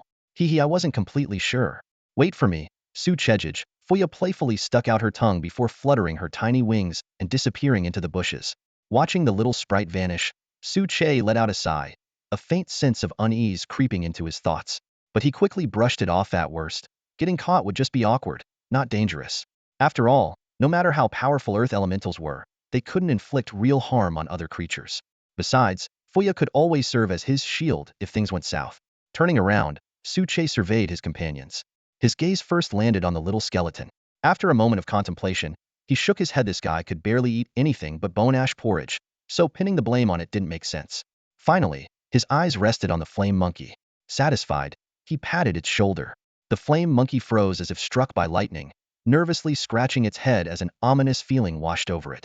Before long, Fuya came rushing back, her face lit up with excitement. "Su Chejij, come quickly. My grandpa isn't here." And he planted so many new crops they looked delicious. Her eyes sparkled with anticipation, her mind already filled with visions of a sumptuous hot pot feast. Back in her clan, she was always half-starved, surviving on bitter wild berries and disgusting bugs. Luckily, her small size meant she didn't need much food, but life had been tough. It wasn't until she met Su Che that she got her first taste of real delicacies. "Let's go." Su Che sprang into action. Pushing through the dense undergrowth, they emerged into a neatly cultivated field about 3 acres in size. The farmland was divided into sections, each brimming with various crops. It was meticulously maintained. There wasn't a single weed in sight. Irrigation channels crisscrossed the area, and traces of water indicated someone had been there not long ago. The site reminded Su Che of the farmland head seen near the black venom-scaled serpent's lair. He couldn't help but wonder if that, too, was a secret garden belonging to some intelligent creature. If that were the case, he might need to make friends or, as a last resort, take more drastic measures. The proximity of that area to his base posed too much of a potential threat to ignore. As Su Che mulled over these thoughts, Fuya's cheerful voice snapped him back to reality. "Su Chejij, can this cilantro fruit be used in hot pot?" She was holding a green fruit about the same size as herself, grinning mischievously. Su Che quickly stopped her, lifting her into his palm as he began examining the crops in the field. Using his detection skill, he identified 5 types of plants. Cilantro fruits that produced a fragrant liquid, cabbage trees capable of yielding 8 to 10 heads of cabbage, earwood mushroom stumps that matured every 3 months, tomato trees bearing 10 to 12 tomatoes each, and the rarest of all the scale armor fruit trees. There were only 5 of these, and their fruits provided an hour-long defensive boost. While most of these ingredients lacked any special effects, the sheer scale of the plantation was impressive. Su Che couldn't help but speculate. If this was just a personal garden, how massive would the Earth Elemental tribe's main farmland be? Noticing Fuya rubbing her stomach in hunger, Su Che chuckled. "Everything except the scale armor fruit can go into the hot pot. They'll taste great." Fuya's eyes lit up.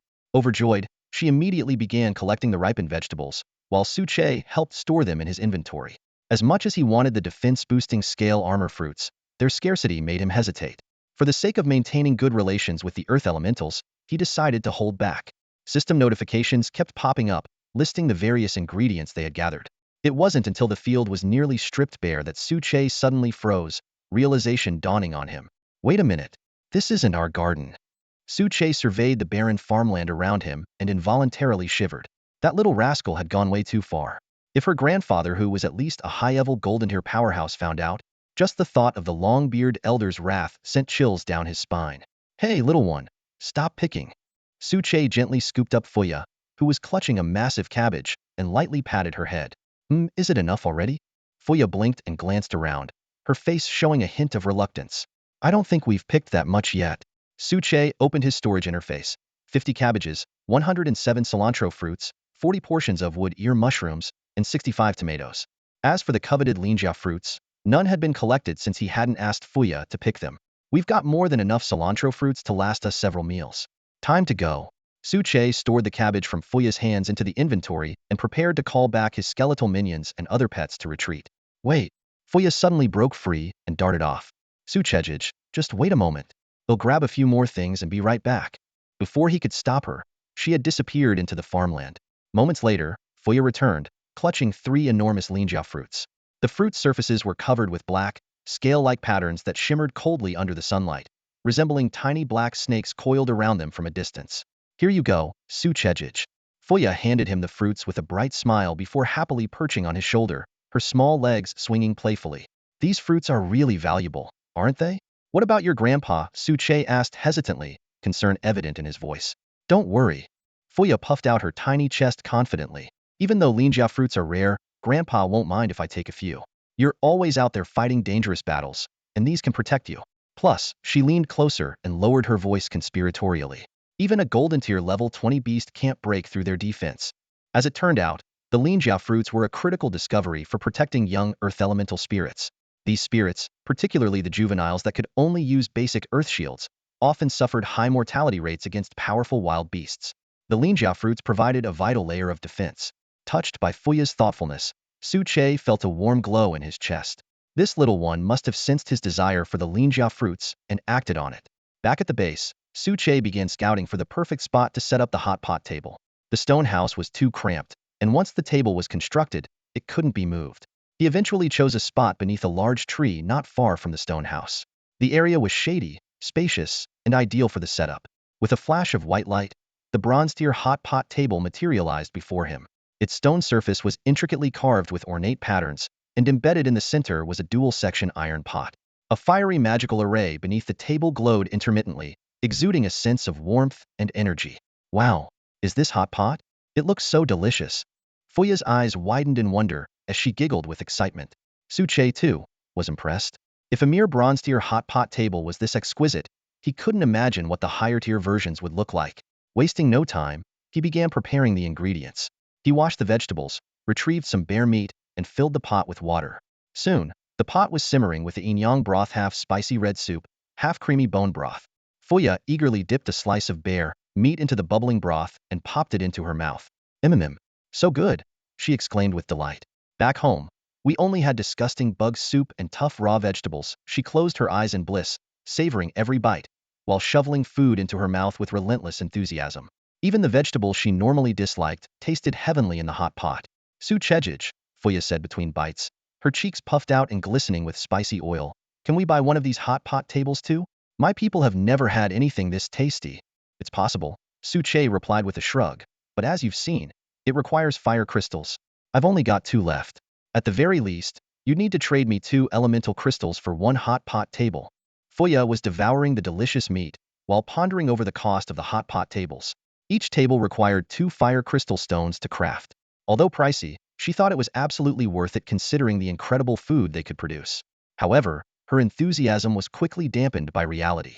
Each hot pot table could only seat 2 people, and while her tribe wasn't particularly large, it still consisted of several hundred members. A quick calculation revealed that they would need over 100 tables, which meant consuming hundreds of fire crystal stones.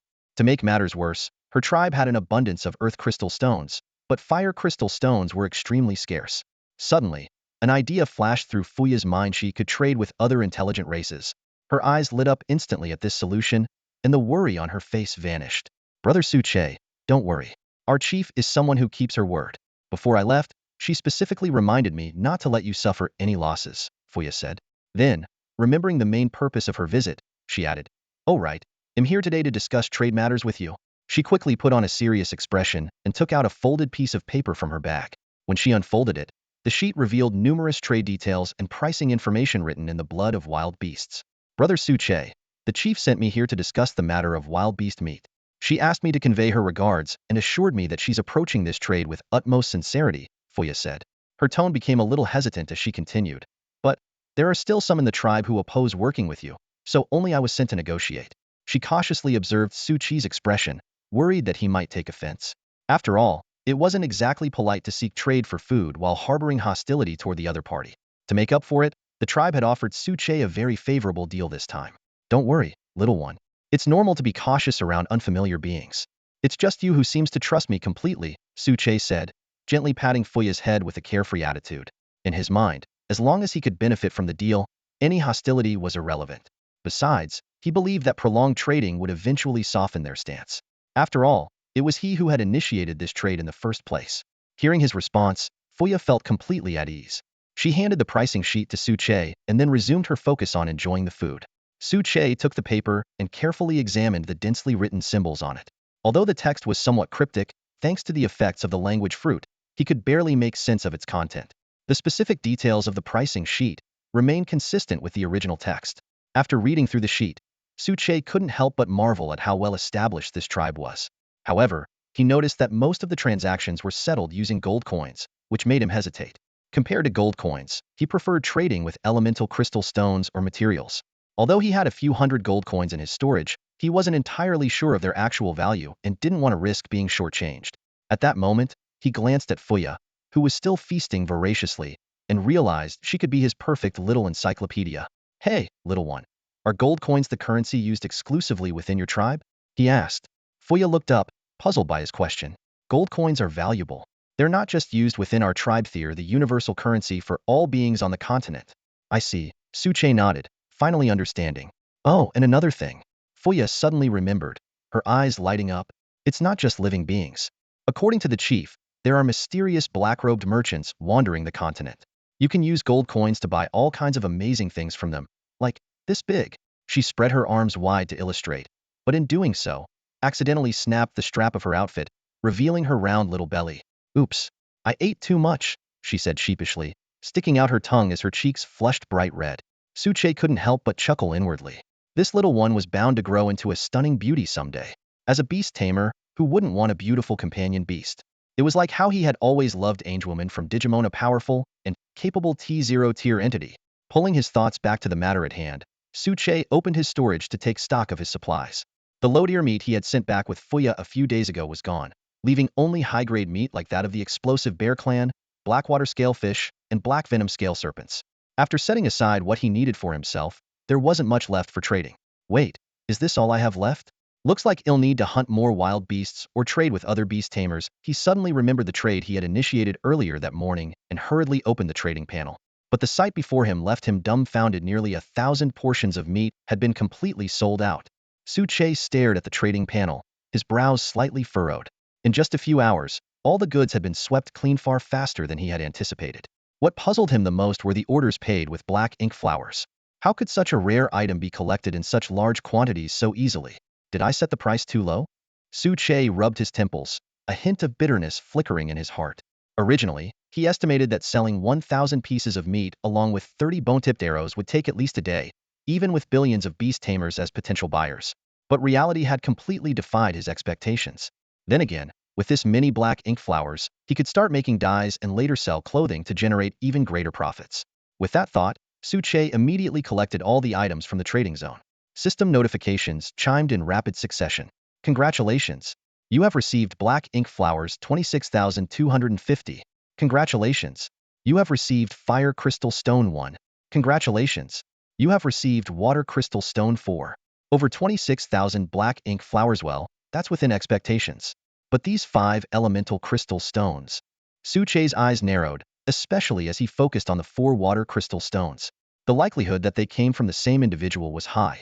Whoever the buyer was, they were either extraordinarily powerful, capable of unlocking silver-tier treasure chests, or they were a leader of a major faction, collecting resources from their subordinates.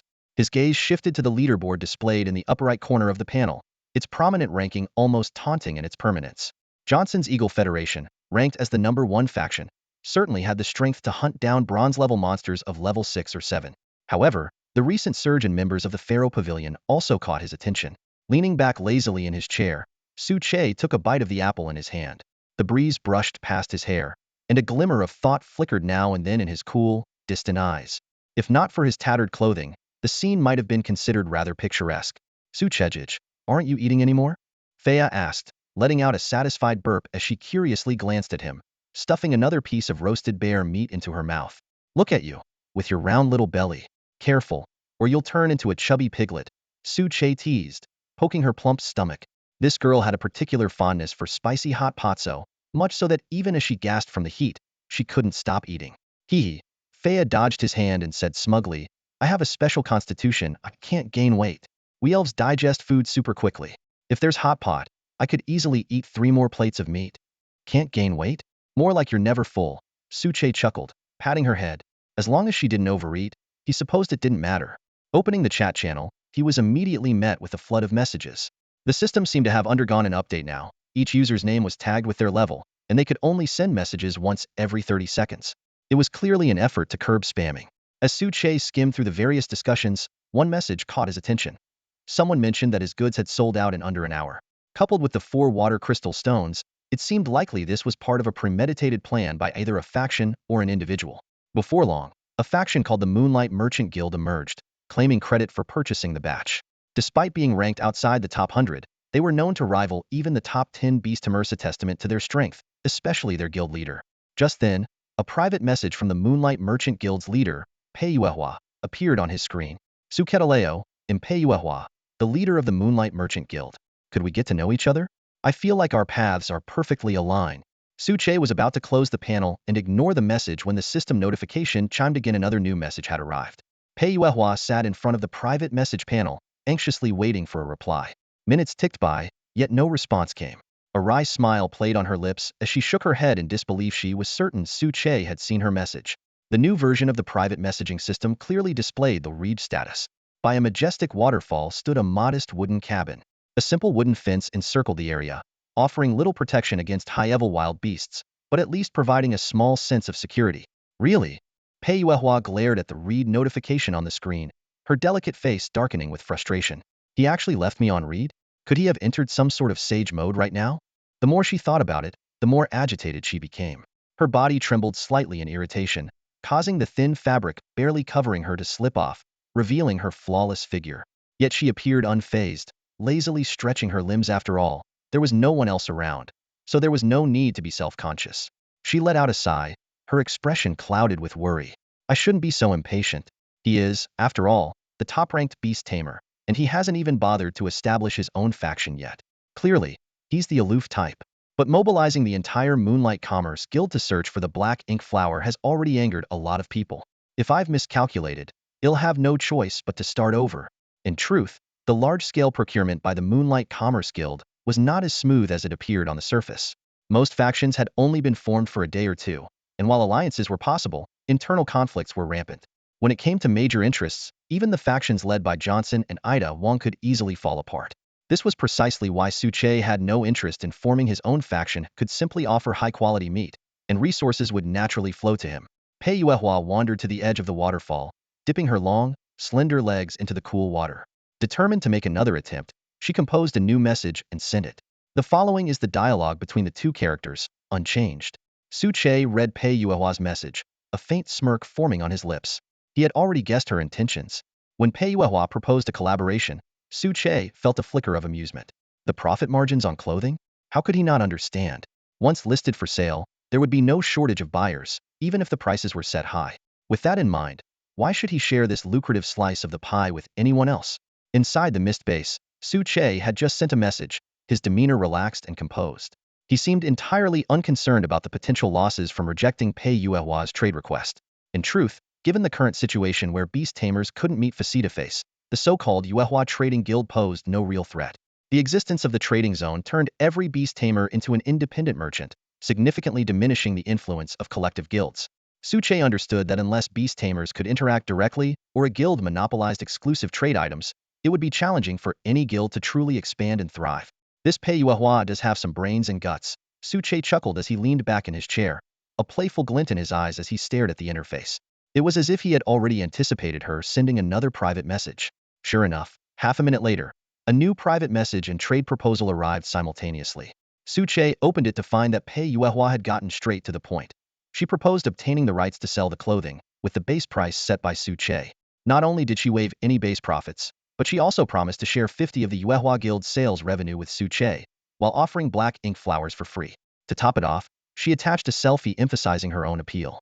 Base profits plus half the additional revenue, really leaving nothing for herself, Suche thought, deciding to give her a taste of success. After all, as long as he controlled the supply of high-tier trade items, the Yuehua Guild would always remain dependent on him.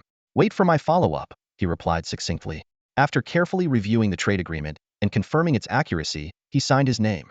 Meanwhile, Peyuehua was sitting by a waterfall, nervously staring at her interface. Beneath her feet was her PETA silvered ear garlic turtle. Though it had reached level 4, its combat abilities were laughable. It could only perform a water rush attack, and even then, only in water. It had once been defeated by a level 1 bronze tier peeing dog, a fact that explained why Pei Yuehua's ranking was far outside the top 100. When the notification sound chimed and she saw Su Che's signature on the agreement, Pei Yuehua was so thrilled she hugged her garlic turtle tightly. Amazing! The guild's problem is finally solved. She immediately began contacting internal guild members. Before long, the chat channel erupted. The Yuehua Guild announced its upcoming launch of bronze-tier clothing, sparking a frenzy of discussion among beast tamers. Some complained about heat rashes, others worried about exposing private areas, but most were simply curious about this suddenly rising guild. Watching all of this unfold, Su Che nodded to himself in satisfaction. Then, he turned to look at Fuya, who was lying on the hot pot table, her round belly slightly bulging as she napped contentedly. Arriving at the Silverdeer dye workshop, Su Che pushed open the door to find a group of women in sheer clothing sitting idly on the floor. As soon as Hong Luo saw him, she stood up and greeted him, inquiring if he had obtained enough dyeing materials. Su Che opened his storage inventory, taking out a total of 26,280 black ink flowers, piling them into a small mountain on the ground. Hong Luo frowned as she calculated. It may look like a lot, but it takes over 100 black ink flowers just to extract enough dye for one piece of clothing. Su Che nodded in confirmation of the calculation results. The 26,000 black ink flowers could only yield 262 units of dye. If all were used solely for making clothing, the quantity would be far too small. After careful consideration, he decided to change his strategy, opting to prioritize quantity over quality. Instead of focusing only on clothing, he would use the dye to create coordinated sets of clothing and pants. This way, they could produce at least 40 sets for sale. Although the total quantity decreased, the price could easily be doubled. Don't worry, the supply of black ink flowers will continue. For now, just extract this batch. By the way, how long will it take to finish? Su Che asked. After a moment of thought, Hong Luo confidently replied, Sir, extracting the dye isn't too complicated. With the sisters' skilled hands, it should take about 2 hours to complete. That fast? Su Che raised an eyebrow in surprise. Great. Let me know immediately if there are any issues. After leaving the dye workshop, Su Che opened his private messaging channel to briefly explain the set production plan and issued an order to expedite the collection of black ink flowers and threads.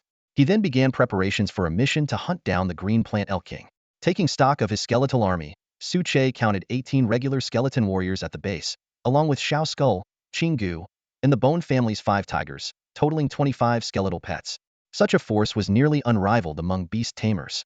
However, the Green Plant Elk King was even more challenging than the Golden Burst Bear, so relying solely on numbers wouldn't suffice. Now that the Flame Monkey had joined the team, they could employ more flexible tactics. After some thought, Su Che quickly made a decision.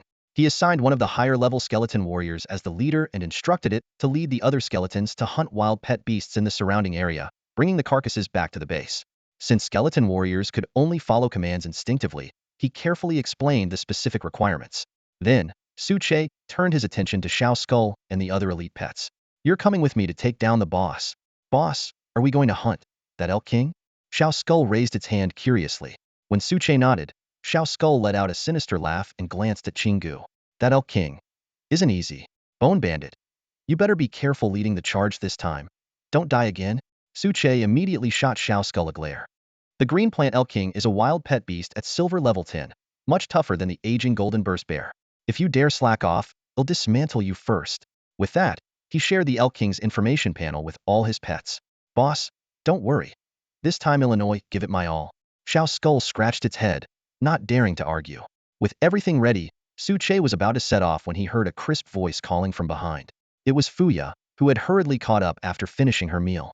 However, she was noticeably slower due to overeating. Phew. Fuya is so tired. She landed on Su Chi's shoulder, panting. Brother Su Che, where are you going? Take me with you. It's so boring being alone. Su Che chuckled and pointed to her round belly. We're going to hunt high-level wild pet beasts. Can you even move after eating that much? Hee, Fuya patted her belly. Don't worry, I'm full of energy now. I might not be able to fight, but I can protect everyone with my Earth Shield. Su Che nodded in agreement. As a gold level 20 being, Fuya's Earth Shield was incredibly reliable, even at lower levels. It had previously withstood the strongest attack of the Golden Burst Bear without breaking. Alright, if you insist, you can come along. They'll have the meat ready for trade by tomorrow at the latest. No rush, the chief gave me 3 days, Fuya said, a hint of worry flashing in her eyes.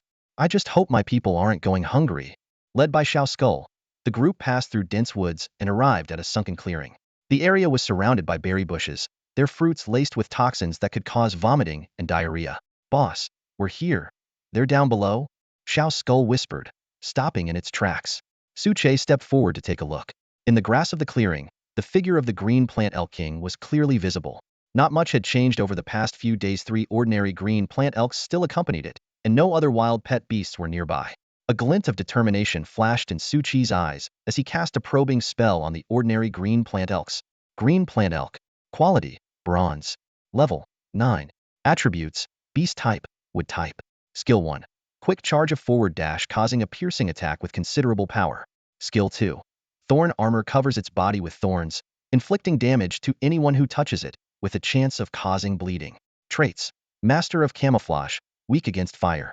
Suche let out a sigh of relief as he carefully examined the attribute panel in front of him. The ordinary green plant deer were only at bronze level 9, which eased his tension slightly. If even these small mobs had reached silver level, today's boss raid might have faced its first casualties. The little skeleton crouched low, its soul flames condensed into a single flicker, intently observing the weak points of the green plant deer king. Boss, should we make our move? Of course. Suche responded decisively.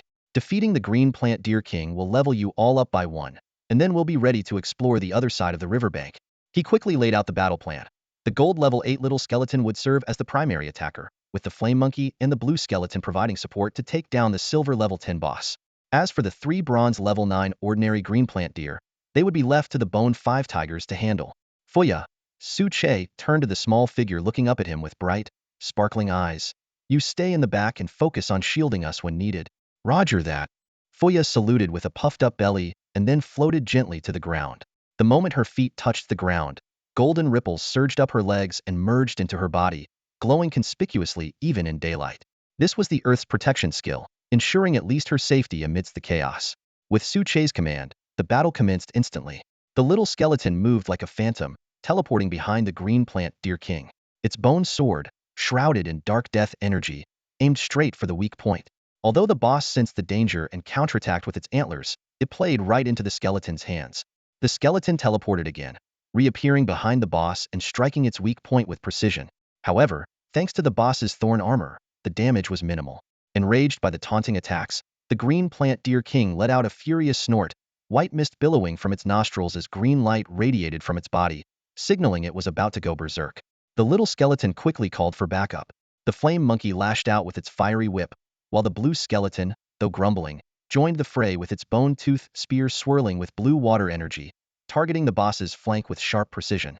Meanwhile, Suche, confident the main battle was under control, shifted his focus to one of the remaining ordinary green plant deer. He felt a surge of excitement, eager to test himself in an over-level challenge. Gripping his bone-tooth spear, he twirled it deftly before charging forward, unleashing a rapid 3-strike combo. The deer activated its thorn armor just in time, forming a barrier that effortlessly deflected his attacks. Interesting, so passive skills can be used like this, Suche muttered, slightly surprised, but undeterred. He decided to bring out his trump card. Behind him, an ominous blue flame ignited, taking the shape of a ferocious ghost that lunged at the target. Suche poured all his energy into the attack, determined to see its full power. Moments later, the green plant deer collapsed with a heavy thud. Suche snapped his fingers, extinguishing the flames, and stepped closer to inspect the aftermath. He gasped softly. The deer's exterior remained intact, but its internal bones had been completely obliterated. So this is the true terror of the ghostly blue bone-eating flames, Suche marveled to himself, feeling both awe and satisfaction. Suche let out a sigh, a mix of astonishment and uncontainable joy washing over him. Despite his current quality level still falling short of the silver tier, his earlier calculations were correct when it came to raw combat power. He was no match for Chinku under the same conditions. But now, everything had changed. With the addition of the ghostly azure bone-corroding flame, his combat prowess had leaped by an entire tier. Though he still couldn't rival gold-tier opponents, dominating anything at the silver level was now well within his grasp unless, of course, he faced some bizarre anomaly, a creature so strange it didn't even have bones. However, great power always comes with a price. The strain of using the ghostly azure bone-corroding flame left Suche utterly drained, his body feeling as if all its strength had been siphoned away. Wiping the sweat from his brow, he rummaged through his inventory and pulled out a few fruits to replenish his energy. Meanwhile, on the battlefield, the Silverdeer level 10 boss, the verdant antler deer king, was showcasing its formidable might. It stubbornly resisted the coordinated assault of the little skeleton, Chinku, and the flaming monkey. Its antlers gleamed coldly under the sunlight, each thrust accompanied by a resounding impact that radiated an oppressive aura. In contrast, the ordinary verdant-antlered deer were far less fortunate. Before they could even counterattack, they were surrounded by the Bone Clan 5 tigers, ultimately collapsing to the ground, riddled with wounds and utterly defeated. System notifications chimed one after another, informing Su Che that he had successfully slain the wild verdant-antlered deer, earning a significant amount of experience points. As a golden light enveloped him, Su Che leveled up to level 9, his complexion instantly improving. This milestone meant he would soon be able to increase his daily summoning capacity, enabling him to call forth a vast army of pets and cement his rise as a dominant force. After the skirmish ended, the Bone Clan 5 tigers dragged their spoils towards him. The leader of the group asked if they should assist their companions still locked in combat in the distance. Su Che, however, waved his hand, signaling them to hold back for now. He reminded them that the verdant-antlered Deer King still had an unused summoning ability up its sleeve. Taking advantage of the brief respite, Su Che began sorting through the 3 carcasses sprawled on the ground. The system notified him of the materials he had collected: verdant deer meat, deer blood, bones, flesh tree seeds, antler shards, and wood element fragments. Among these, what excited him the most was the flesh tree seeds. This rare and special crop could grow food that not only boosted vitality but also enhanced physical resilience and poison resistance, all without any side effects. Once everything was in order, Su Che led the Bone Clan 5 tigers to the main battlefield. The fight remained at a stalemate. The little skeleton was the primary attacker, but the burden of tanking damage fell squarely on Chinku. Meanwhile, the flaming monkey hung back cautiously, occasionally launching fireballs from a safe distance. Sensing the opportunity had arrived, Su Che drew out his flame crossbow and infused it with a trace of the ghostly azure bone-corroding flame. He aimed carefully at the verdant-antlered Deer King's abdomen and decisively pulled the trigger. Although the bolt failed to pierce its defenses, the moment it struck, there was a crisp sound, and the ghostly azure flame erupted like a sinister serpent, engulfing its target. The verdant-antlered Deer King was instantly overwhelmed by excruciating pain, its body convulsing as if its mind had short-circuited. Seizing the moment, Su Che urged his companions to launch an all-out attack. The little skeleton and Chinku charged forward without hesitation. The former unleashed its withering sword aura, while the latter executed a barrage of chain strikes and bone explosion techniques. Despite the Deer King's grievous injuries, it stubbornly refused to fall. Chinku, now furious, let out a thunderous roar, raising its spear high and tracing a circular arc in the air, preparing to unleash its ultimate bone bandit technique. Seeing Chinku, still in a state of charging, Xiao's skull anxiously urged, "The verdant-antlered Deer King on the ground is about to wake up. If this keeps up, it'll skewer you with its antlers. Here it comes. Get back. This strike is powerful. Watch out or you'll get caught in the blast too." Chinku roared, and an intense azure glow began to swirl around its pale skeleton. In an instant, as the surrounding space trembled violently, 3 massive water dragons, each tens of meters long, coiled out from behind it and soared into the sky. From afar, the 3 water dragons merged into what appeared to be a vast waterfall descending from the heavens, splitting the world in 2 with a chilling majesty. What the heck? Xiao's skull stood frozen, its soul fire flickering intensely in its eye sockets, reflecting utter shock. Though it had already died once and retained little memory of its previous life, the awe and fear of dragons were deeply etched into its solar-primal instinct innate to all lower creatures. Bone bandit, so this is why you've been acting so suspicious around me lately. You were perfecting a new skill. Good thing we ran into the verdant-antlered Deer King, or I'd have been your first target. That move, it could probably one-shot anything. Xiao's skull muttered nervously as it quickly retreated 100 meters away. Feeling still unsafe, it dug a hole and buried itself, leaving only its mischievous eyes peeking out to observe the scene. Su Che gazed up at the 3 water dragons, his eyes filled with awe. The sheer spectacle of the scene alone was enough to intimidate most opponents. Chinku truly lived up to its scholar template, constantly delivering unexpected surprises. Its self-taught abilities were growing stronger and stronger. Perhaps it would even surpass Xiao Skull's decay sword aura one day. Su Che silently compared. While the visual impact of the dragon waterfall was undeniably more stunning, its actual power fell short of the decay sword aura. Among all his pets, the most powerful skill belonged to the flame monkey's samadhi true fire.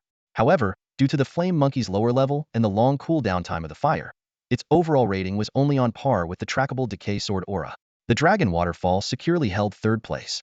At that moment, the unconscious verdant-antlered Deer King slowly opened its eyes, its body trembling violently. Feeling the searing pain coursing through it, Its eyes turned blood-red with fury.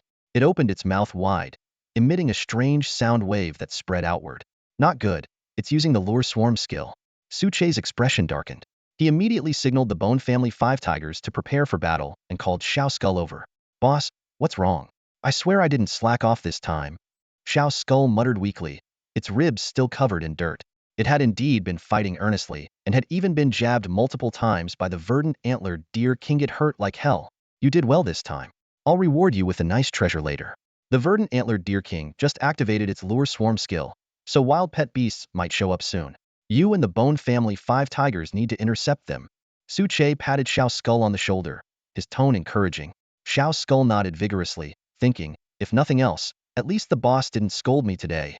Seconds later, the dragon waterfall's duration was nearing its end. The 3 water dragons let out a deafening roar and crashed directly into the verdant antlered deer king. Splurt. A woot! The verdant antlered deer king let out a mournful cry as massive clouds of blood mist erupted from its body. Already weakened by the corrosive blue flames, its eyes dimmed, and after a few feeble struggles, it lay motionless. Yet, no notification sounded. Still alive? Its vitality is insane. Suche frowned deeply. Just as he was about to instruct Chinku to deliver the finishing blow, a low droning sound echoed from the distance. The noise grew louder and more chaotic, grating on the nerves and even inducing nausea. They're here. Judging by the sound, there are quite a lot of them. What a headache. Suche muttered under his breath as he quickly stuffed a few premium bananas into his mouth to restore his stamina. From the low bushes in the distance came a rustling sound. A black-ended butterfly emerged first, followed by an increasing number of wild pet beasts varied in color and form, dazzling and overwhelming. Among them, a massive swarm of bee-like creatures darkened the skies like a black cloud, surging forward relentlessly. Hiss. This many? Even though he had anticipated this, Suche couldn't help but feel a chill run down his spine. Using his detection skill, he scanned the incoming swarm and sighed in relief upon seeing their levels. Phew, not too bad. Most of them are around bronze level 3 or 4, with only 2 at bronze level 10. Details of the 2 bronze level 10 wild pet beasts. Hornet. Quality, bronze. Level, 10. Attributes, insect, poison. Skill 1. Stinger barrage increases speed and delivers rapid stinger strikes with considerable power. Skill 2. Weakening toxin inflicts poison, reducing all attributes of the target by 10 for 5 minutes. Traits, reckless and fearless. Venom butterfly. Quality, bronze. Level, 10. Attributes, insect, poison. Skill 1. Venom spray sprays venom, causing damage over 30 seconds. Skill 2. Pollen barrier releases powder to obscure vision and reduce defense by 1015 for 30 seconds. Traits, fragile and easy to kill. Ugh, such terrible stats. Suche exclaimed in surprise. Even the bronze level 8 or 9 explosive bear clan was far superior to these 2 bronze level 10 wild pet beasts. This was partly because he had encountered more powerful wild pet beasts, broadening his perspective, and partly because beast-type wild pet beasts seemed inherently stronger than insect types. Boss, should we engage? Xiao Skull asked. Of course. Suche nodded, then turned to Fuya and asked, Little one, if the meat of these wild pet beasts isn't tasty, your clan won't mind, right? Fuya thought for a moment and shook her head. No, we won't mind. We've always survived by eating underground bugs. Ugh, just the thought of it makes me queasy. That's good. I was worried you might not be used to eating insect meat, Suche said with a slight smile, a glimmer of sharpness flashing through his eyes. The massive swarm of low-level wild pet beasts before him was practically a gift-a-ready supply of meat. While their level wasn't high, their sheer numbers more than made up for it. Once they were all slain and processed, he estimated they could yield over 1,000 portions of meat, worth tens of thousands of gold coins. He could then use those coins to trade with the Earth Sprite clan for essential supplies. It was an opportunity too perfect to pass up. Little skeleton, Chinku, you're in charge of those 2 level 10 bronze deer beasts. The rest of you, no need to hold back, kill as many as you can. Suche commanded his pets with a calm yet decisive tone. At his signal, the pets charged forward like unleashed predators, hurling themselves into the swarm of wild beasts. Suche joined the fray, wielding his weapons with practiced precision. His left hand gripped a flaming crossbow, while his right hand swung a bone-toothed spear. Surrounding him was a ghostly blue blaze of corrosive fire. The butterflies and bee-like creatures seemed irresistibly drawn to the flames, diving toward him only to be incinerated into ash upon contact. A steady stream of system notifications echoed in his mind. Congratulations! You have successfully slain a wild pet beast. You have gained a small amount of experience. Yes, Suche exclaimed. relishing the thrill of effortless slaughter. The experience points were modest, but he couldn't shake the hope that this spree might push him to reach level 10. Behind him, Fuya stared in awe, her large, sparkling eyes filled with excitement. Without hesitation, she raised her hands, summoning a golden yellow light that flowed around her feet like a bubbling stream. Brother Suche, let me help. Watch this earth shield. With the earth shield bolstering their defense, Suche and his pets unleashed their full potential, diving into a frenzy of carnage. In less than half an hour, the battlefield was littered with corpses, and the remaining wild beasts scattered in terror, fleeing for their lives. System notifications continued to chime, heralding their victory.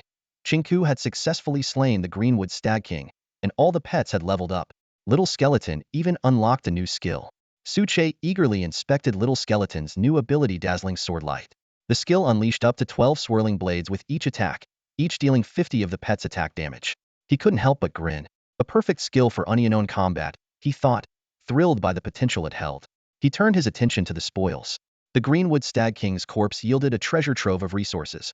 100 portions of meat, 100 vials of blood, 2 antlers, a windwood branch, 20 fragments of wood essence, and a rare poison element crystal. Beneath the corpse, he discovered a silver deer treasure chest and a battered resource gamble box. Boss, it's all done, Fuya said, her voice slightly breathless but filled with admiration. Brother Suche, are you really planning to trade all this wild pet meat with us? Fuya landed lightly on Suchi's shoulder, nibbling on her finger while her big, glistening eyes blinked curiously at the scene ahead. Piled before them were heaps of wild pet beast corpses, stacked like small hills.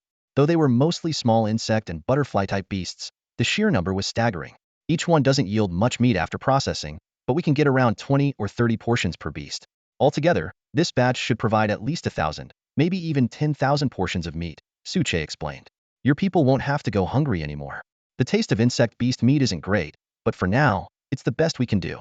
Fuya quickly waved her hands, a sincere smile spreading across her face. Brother Suche, we're not picky. My people will be so grateful. We usually survive on plants and berries, and only occasionally get to drink a bowl of insect soup. This kind of meat, it's been so long since we've had any. As she spoke, she floated in front of Suche and placed her right hand over her chest in a gesture of gratitude. This is a trade, not a favor. No need to be so formal, Suche said, waving her off as he walked toward the pile of corpses.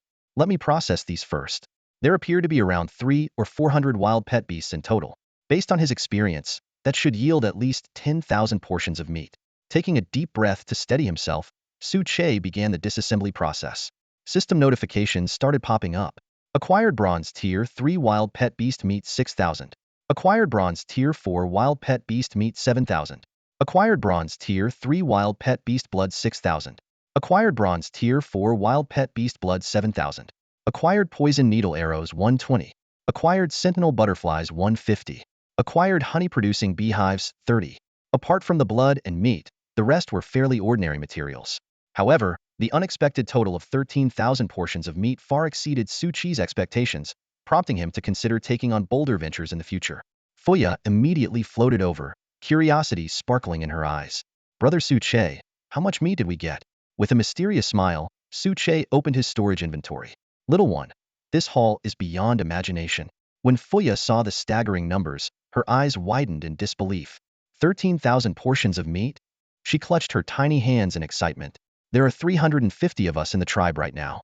If we turn this meat into soup, and each person only needs 3 to 5 portions a day, this will last us 10 days.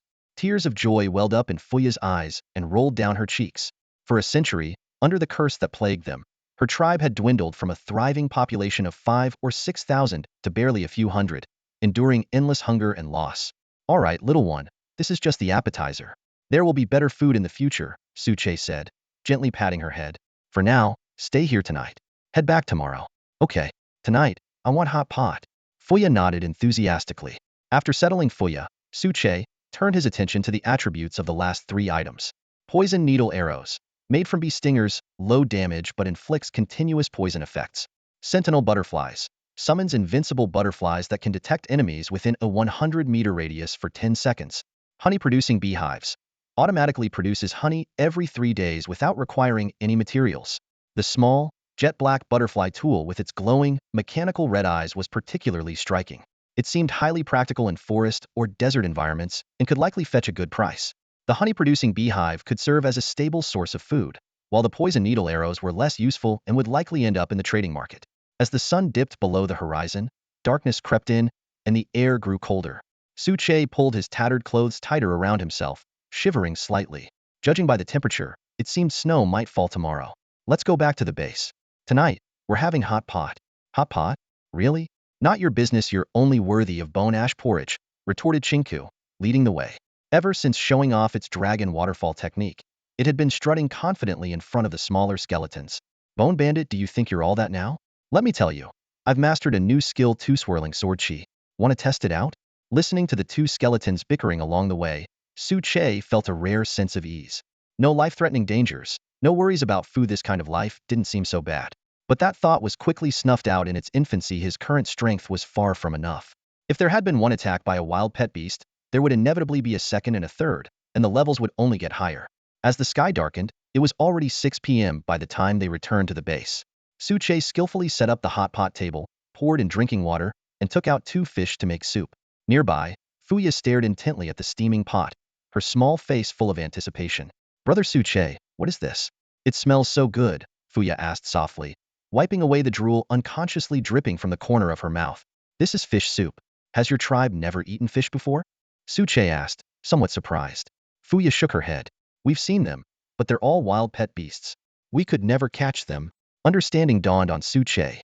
He served the little one a bowl of steaming fish soup and sat down to enjoy his meal. But just as the peaceful dinner moment unfolded, a series of urgent notification sounds interrupted them. The private message channel in the bottom left corner of his interface was flooded with over 99 unread messages, glowing red with urgency. Su Che muttered to himself, other than Chi Wei and Pei Yuehua, those 2 crazy women, who would send this many messages? Sure enough, Wu Sixian had only sent one, while the rest were all from those 2. Opening Pei Yuehua's private messages first, he was met with a barrage of anxious inquiries. Boss, it's already 5 p.m. How's the clothing production coming along? A lot of people are asking now. We're going to make a fortune this time. Please don't ghost me, boss. She had even attached some rather embarrassing pictures, which Su Che promptly deleted without hesitation. Stop whining. I go out hunting every day and can't check messages during fights. Unless it's urgent, try contacting me in the morning, noon, or evening, Su Che replied, exasperated. Upon receiving his response, Pei Yuehua immediately sat up in bed and hurriedly asked about the progress and quantity of the clothing. Su Che told her to wait and headed to the dye workshop. Pushing the door open, he found Hong Luo and the female workers chatting over their meal. Sir, Hong Luo ran over to report. We harvested a total of 26,000 black ink flowers, which produced 262 batches of dye. 2 of them underwent a special transformation. This was unexpected. Clearly, a silver-grade dye workshop was extraordinary. Even with only a 1 chance of special transformations, it was already impressive. After checking the attributes of the special dyes, Su Che began crafting equipment. Before long, a brand new black tracksuit appeared in his hands. After changing into the new outfit, Su Che sent Pei Yuehua a photo, along with a question about the acquisition of thread. When he learned she had only collected a little over 100 units, his face darkened. Had needed a total of 860 units of thread to make 86 sets of clothing. What the heck? That much? Su Che massaged his temples, carefully double-checking the calculations in his hands. Even with the quantity Pei Yuehua had acquired, there was still a shortfall of nearly 700 units. Such a large gap would be difficult to fill in the short term, though he wasn't particularly worried. As long as he could ensure that he, Chi Wei, and Wu Sixian each had a set, it would suffice. However, it seemed Pei Yuehua might not have the patience to wait. After pondering for a moment, Su Che decided to test his luck with the gambling chest. Pei Yuehua, noticing his delayed response, quickly realized something was amiss and cautiously sent him a message. Boss, don't tell me we're short on materials? How many more do we need? Should I try buying more, even at a premium? We have enough to make the clothes, but the quantity is limited. Even with what you've purchased, it's less than 20 sets. Hold on a moment, I have another solution, Su Che replied. Pei Yuehua obediently sat cross-legged on her bed, like a student waiting anxiously for exam results. She did some quick calculations in her head. 10 odd sets of clothes were indeed too few. Even if she marked up the price, the profit margin wouldn't be significant, and it might even provoke dissatisfaction among other beastmasters. However, she had already hit the limit with today's purchase of over 100 units. All she could do now was hope Su Chi's alternative plan would work. Su Che closed the panel and retrieved the worn-out gambling chest. The last time he used it, he had managed to get 100 units of thread. This time, he was ready to up the stakes. He placed 100 gold coins on the ground and used his detection skill to inspect the chest. The results made his eyes light up. The description of the gambling chest had changed. It now allowed direct cash inputs.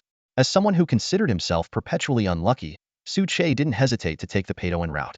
After all, he had a lucrative deal worth tens of thousands of gold coins on hand, so throwing in a few hundred coins was no big deal. Without hesitation, he deposited 100 gold coins into the chest. The box instantly emitted a dazzling golden glow, its size expanding dramatically. Feeling it wasn't enough, Su Che tossed in his remaining 30 gold coins. With a loud crack, the system prompt chimed in. The gambling chest has reached its critical threshold. Would you like to open it now? If not opened, it will self-destruct in 10 seconds. Open it immediately, Su Che commanded. As soon as he confirmed, a torrent of resources surged out of the chest, 10 times more than his previous attempt. The system notifications came in rapid succession. Received. Wood X 1000, thread X 1000, silver ingots X 10, and one piece of glass. Su Che glanced at the lone piece of glass and couldn't help but mutter a complaint. Still, he quickly refocused. With these materials, he immediately opened the crafting interface and produced 23 sets of bronze-grade clothing and pants. After setting aside 2 sets for himself, he messaged Pei Yuehua. All done. I used the black ink flowers you provided to extract over 260 units of dye, which is enough to make 86 pieces of clothing. The quantity is limited, but we can market them as premium items. I'll send you 21 sets for now. Pei Yuehua fumbled to check her messages and let out a sigh of relief. She quickly tried on one set. The black outfit fit perfectly, accentuating her graceful figure. Boss, these clothes are amazing. They'll definitely sell well. How should we price them? Su Che sent her a detailed trade template, outlining the contents of the sets and specific requirements. He concluded with a reminder. You can adjust the prices as you see fit, but don't forget the 50 cut you promised me. Pei Yuehua pouted. Got it. Don't worry, I won't shortchange you. By the way, if you have other products, feel free to let me handle the sales. Oh, and could you gift me a set? I'm basically naked right now. Su Che replied calmly.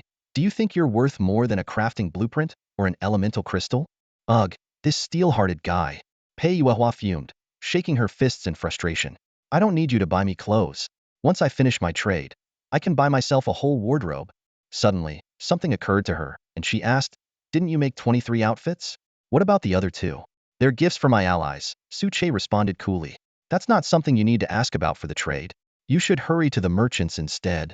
With that, he dismissed her and turned his attention to Chi Wei's private messages. Gifts for allies? He's recruiting forces too? Pei Yuehua paused, her eyes instinctively drifting to the leaderboard in the top left corner. After a while, her lips curved into a sly smile as she murmured to herself, no one's talking about his faction in the chat channel, so it must not be large. He's probably going for an elite strategy. Most of the top 10 players have their own factions, except the second-ranked Chi Wei and the third-ranked Wu Sixian. A glimmer of surprise flashed in her eyes. Impressive. Quietly managing to win over 2 players in the top 10, and without having to deal with the hassle of running a faction. That's what makes him a true master. Without dwelling on it further, she quickly entered the chat channel to handle her trade negotiations. Meanwhile, Su Che had already started reading Chi Wei's private messages. Unlike Pei Yuehua's subtlety, Chi Wei's messages were direct and unrestrained. Boss. Big boss. Are you there? Lonely in my boudoir, wanna chat? Boss? Don't tell me you got eaten by a wild pet. Hurry up and message me so I can inherit your fortune. Boss, do you need me as your loot-opening sidekick today? I'm the best at opening loot. Well, boss, I confess. I actually want a flame crossbow. This girl. Ever since we got familiar, her true colors are really showing. Su Che shook his head with a faint smile. Still, he didn't mind this kind of interaction. Having suddenly transmigrated to the perilous world of the beast-taming continent, everyone was under immense pressure, himself included. Private chats like these provided a rare way to relax without fearing betrayal. Of course, he wouldn't mind if Chi Wei could tone down her silliness a little. Stop whining. I've got 4 silver deer treasure chests here. I was going to let you open them and give you a flame crossbow in return, but with that attitude, I'm not so sure anymore. Su Che decided to tease her for once. Chi Wei replied immediately, what? No way, boss. I think about you day and night. Hee hee. I haven't used my loot opening chances today. I was waiting for you. Don't worry, they'll definitely get you something amazing today. Really? Really? I've got a feeling today's gonna be my lucky day. If it had been anyone else, Su Che might have ignored such a claim. But with Chi Wei, he couldn't help but feel she might actually deliver. He sent over the 4 silver deer treasure chests, deliberately marking 2 of them with a triangle symbol to indicate they had been looted from level 10 silver deer wild pets. I've sent you the treasure chests. The ones with the triangle mark are from level 10 silver deer wild pets. Start with those. Good luck, I'm counting on you. If all goes well, there'll be more surprises for you besides the flame crossbow. In her treehouse, Chi Wei was munching on dried meat as she stared at the 4 treasure chests in front of her with wide eyes. Oh my gosh, for Silverdeer treasure chests is already insane. But 2 of them are from level 10 Silverdeer wild pets? I can barely take down level 6 or levels even bronze tier wild pets? Is this what it's like to live in a boss world? A weakling like me can't even comprehend it. She took a deep breath to calm herself, her trembling fingers hovering over the chests. Open the chest? Confirm. A dazzling light burst forth from the treasure chest, illuminating the entire treehouse. The ancient war tree outside, mistaking it for a fire, rushed over to check. Upon finding everything intact, it lumbered back to its spot to resume its slumber. Gulp. 2 really hit the jackpot. Chi Wei stared at the items inside, swallowing hard. She quickly opened the remaining 3 chests and then collapsed onto her bed, covering her face with her hands as tears of envy and joy trickled down her cheeks. The haul from these chests was enough to make anyone jealous. Maintaining a semblance of professional integrity, she promptly transferred all the items into the trade zone and sent them to Su Che. Boss, I opened them all. Why, you've struck gold. That fast? Su Che immediately retrieved the items, and a string of notifications flooded his interface. Acquired Silver Tier Pet Spirit Orb X5. Acquired Silver Ingots X30. Acquired Refined Goldstone X3. Acquired Poison Crystal X1. Acquired Thorned Barrier Skill Card. Acquired Blueprint Bronze Tier Damage Amplification Necklace X1. Acquired Blueprint Silver Tier Pet Training Room X1. Acquired Blueprint Silver Tier Water Purifier X1. Acquired Blueprint Silver Tier Wind Sword X1. Acquired Broken Secret Realm Key X1. Holy crap, this is insane. Su Chi's face lit up with astonishment. 10 items from 4 chests, not a huge quantity, but the quality was leagues above anything he'd seen before. 3 silver tier blueprints, 1 bronze tier blueprint, and a skill card. These alone were worth a fortune. This Chi Wei, is she burning through her lifespan to open these chests? It's terrifying, but I love it. Su Che grinned as he began inspecting the key items. Refined Goldstone, a rare material rich in magical energy, essential for crafting certain tools and weapons. It can also enhance weapon power when incorporated. Poison Crystal, a crystal imbued with toxic energy, necessary for crafting specific items. Thorned Barrier Skill Card, a detachable skill card. When activated, it damages enemies on contact and inflicts bleeding and paralysis effects. Su Che leaned back with a satisfied smile. She's really something else. With loot like this, I might just have to keep her around forever. Su Che stared at the 2 precious materials in his hands, a glimmer of brilliance flashing in his eyes. Beyond the 5 basic elements of metal, wood, water, fire, and earth, the discovery of the new elements, wind and poison, sparked his curiosity. He mused that there must be other unknown elements yet to be found on the Beast Tamer continent. By observing the known wild pet beasts, he noticed a pattern. Beasts with the attributes of metal, fire, and poison were generally more powerful than those with other attributes. Take the explosive bear species, for instance. Gold explosive bears were the strongest and had the longest lifespans, followed by fire explosive bears, while the water, wood, and earth variants were roughly equal in strength. Unfortunately, he hadn't encountered a poison explosive bear yet. Otherwise, he could have compared it to the gold attribute variant. Honestly, being able to easily kill the black venom scaled snake was all thanks to my pet being a skeleton, Su Che thought to himself with relief. He carefully stored the materials and equipped the new skill card onto Chinku, his skeletal pet. From that moment on, Chinku became an undeniable powerhouse in terms of skills. The real excitement, however, was just beginning. 1 bronze crafting blueprint and 3 silver crafting blueprints were now in his possession. The mere thought of it made his heart race. Su Che eagerly used all the blueprints and opened the crafting menu to inspect them. The bronze-grade damage amplification necklace required 10 blocks of iron, 10 blocks of silver, 1 refined gold stone, and 1 golden crystal. This magical accessory could imbue weapons with the metal element, increasing base damage by 20. The silver-grade pet training room demanded more materials. 100 units of wood, 50 blocks of iron, 30 units of plastic, 10 blocks of silver, 10 lapis lazuli, 1 wood crystal, and 1 earth crystal. This was a special structure capable of simulating various terrains and wild pet beasts previously encountered, providing pets with realistic combat training opportunities. The silver-grade water purifier required 30 blocks of iron, 30 blocks of copper, 10 blocks of silver, 30 reeds, 20 units of plastic, and 2 water crystals. This upgraded purifier not only increased daily water production but also filtered out toxins, producing much purer water resources. Lastly, the silver-grade Fufeng sword called for 100 blocks of iron, 100 blocks of copper, 30 blocks of silver, 1 refined gold stone, 1 branch of the Fufeng tree, one set of level 10 silver quality wild pet beast bones, one golden crystal, and one wind crystal. This was a formidable magical weapon, exceptionally sharp and capable of increasing the wielder's attack speed by 30. It also came with the skill, Treacherous Wind. Suche carefully studied these crafting recipes, feeling deeply impressed. The bronze-grade damage amplification necklace, while comparable to the silver-grade precision ring, had a more direct effect. The 20 damage boost could easily turn the tide of battle. The silver-grade water purifier would address the current drinking water shortage, with the surplus water providing an opportunity for trade and profit. The silver-grade pet training room, meanwhile, was perfect for his tireless skeletal pets, allowing them to train continuously and rapidly improve their combat effectiveness. But the most enticing of all was the silver-grade foofing sword. Suche examined its attached skill, Treacherous Wind, in detail. It could summon a powerful tornado under an enemy, lifting them into the air and immobilizing them for 5 seconds, during which they couldn't move or use any abilities. This is practically the perfect control skill. It pairs so well with my little skeleton. Suche exclaimed in excitement. Treacherous bones, treacherous sword, and now treacherous wind. This combination is unbeatable. Just as he was thinking this, his little skeleton floated over to his ear and asked in its eerie voice, "Boss, did you just call me? Is there a new skill for me? Whoa, when did you get here?" Suche jumped in surprise. The little skeleton scratched its skull awkwardly and chuckled. "I got too excited. That Chinku guy already has nearly double my skills now. Boss, you can't play favorites, you know?" It edged closer to Suche, its soul fire flickering in a way that somehow conveyed shyness. Suche kicked it away. "I don't have any suitable skill cards for you at the moment."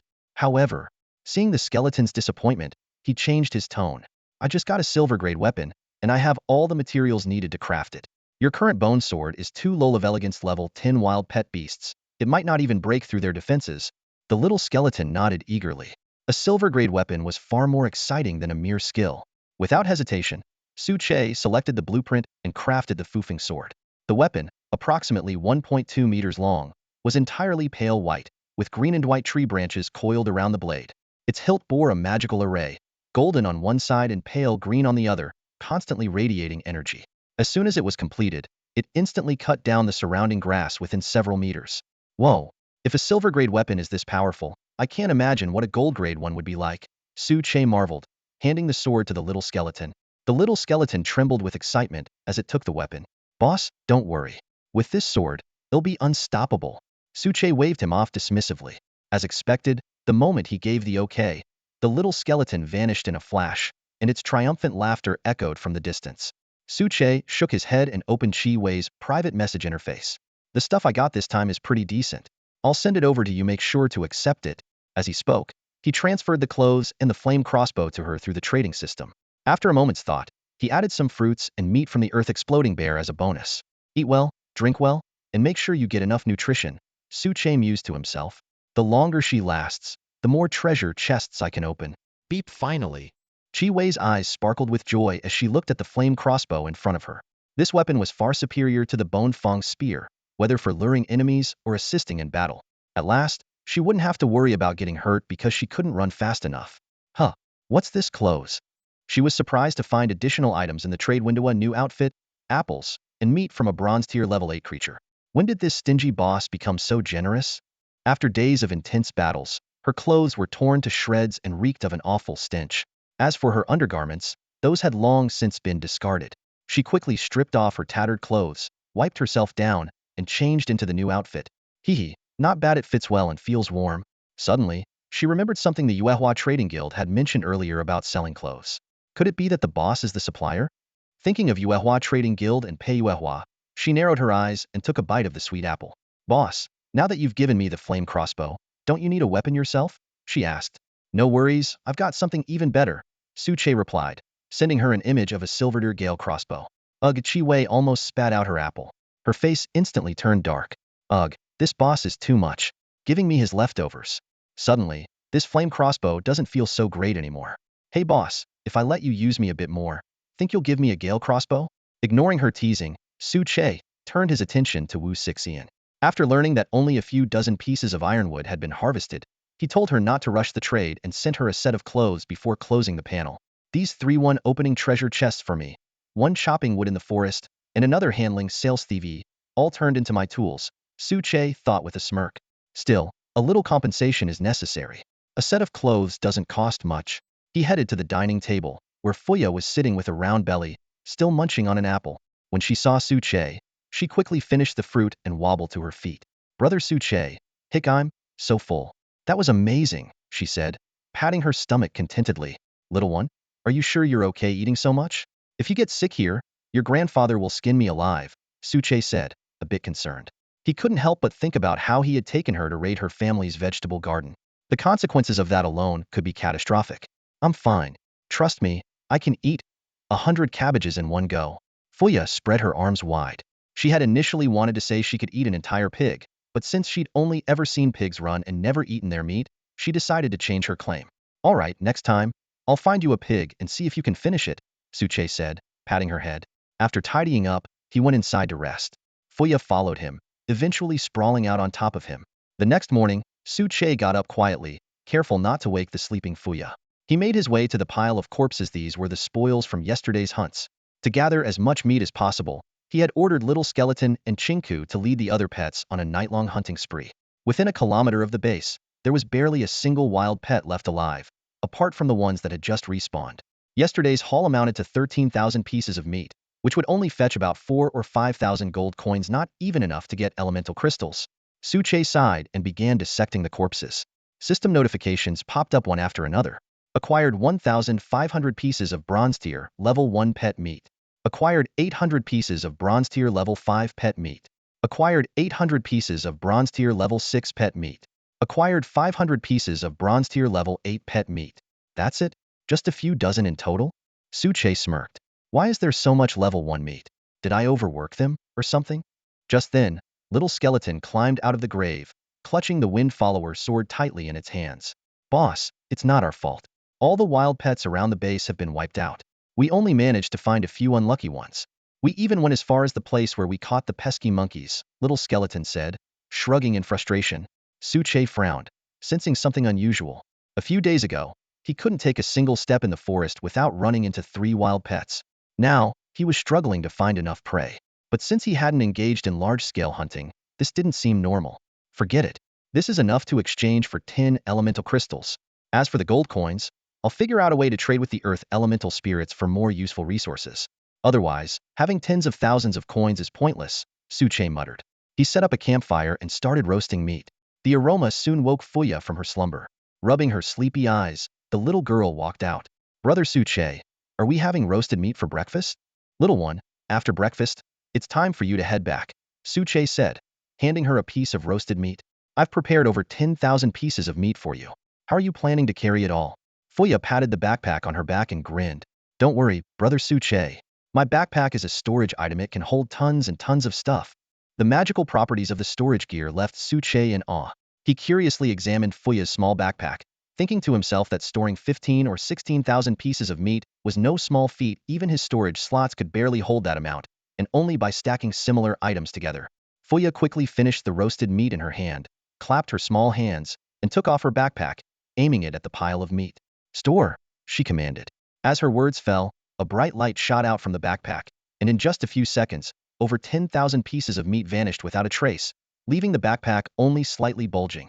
Wow, this storage gear is even more impressive than my storage slots. No wonder she's from a prominent family. Suche marveled silently, eyeing the small backpack and wondering if he could negotiate for a few.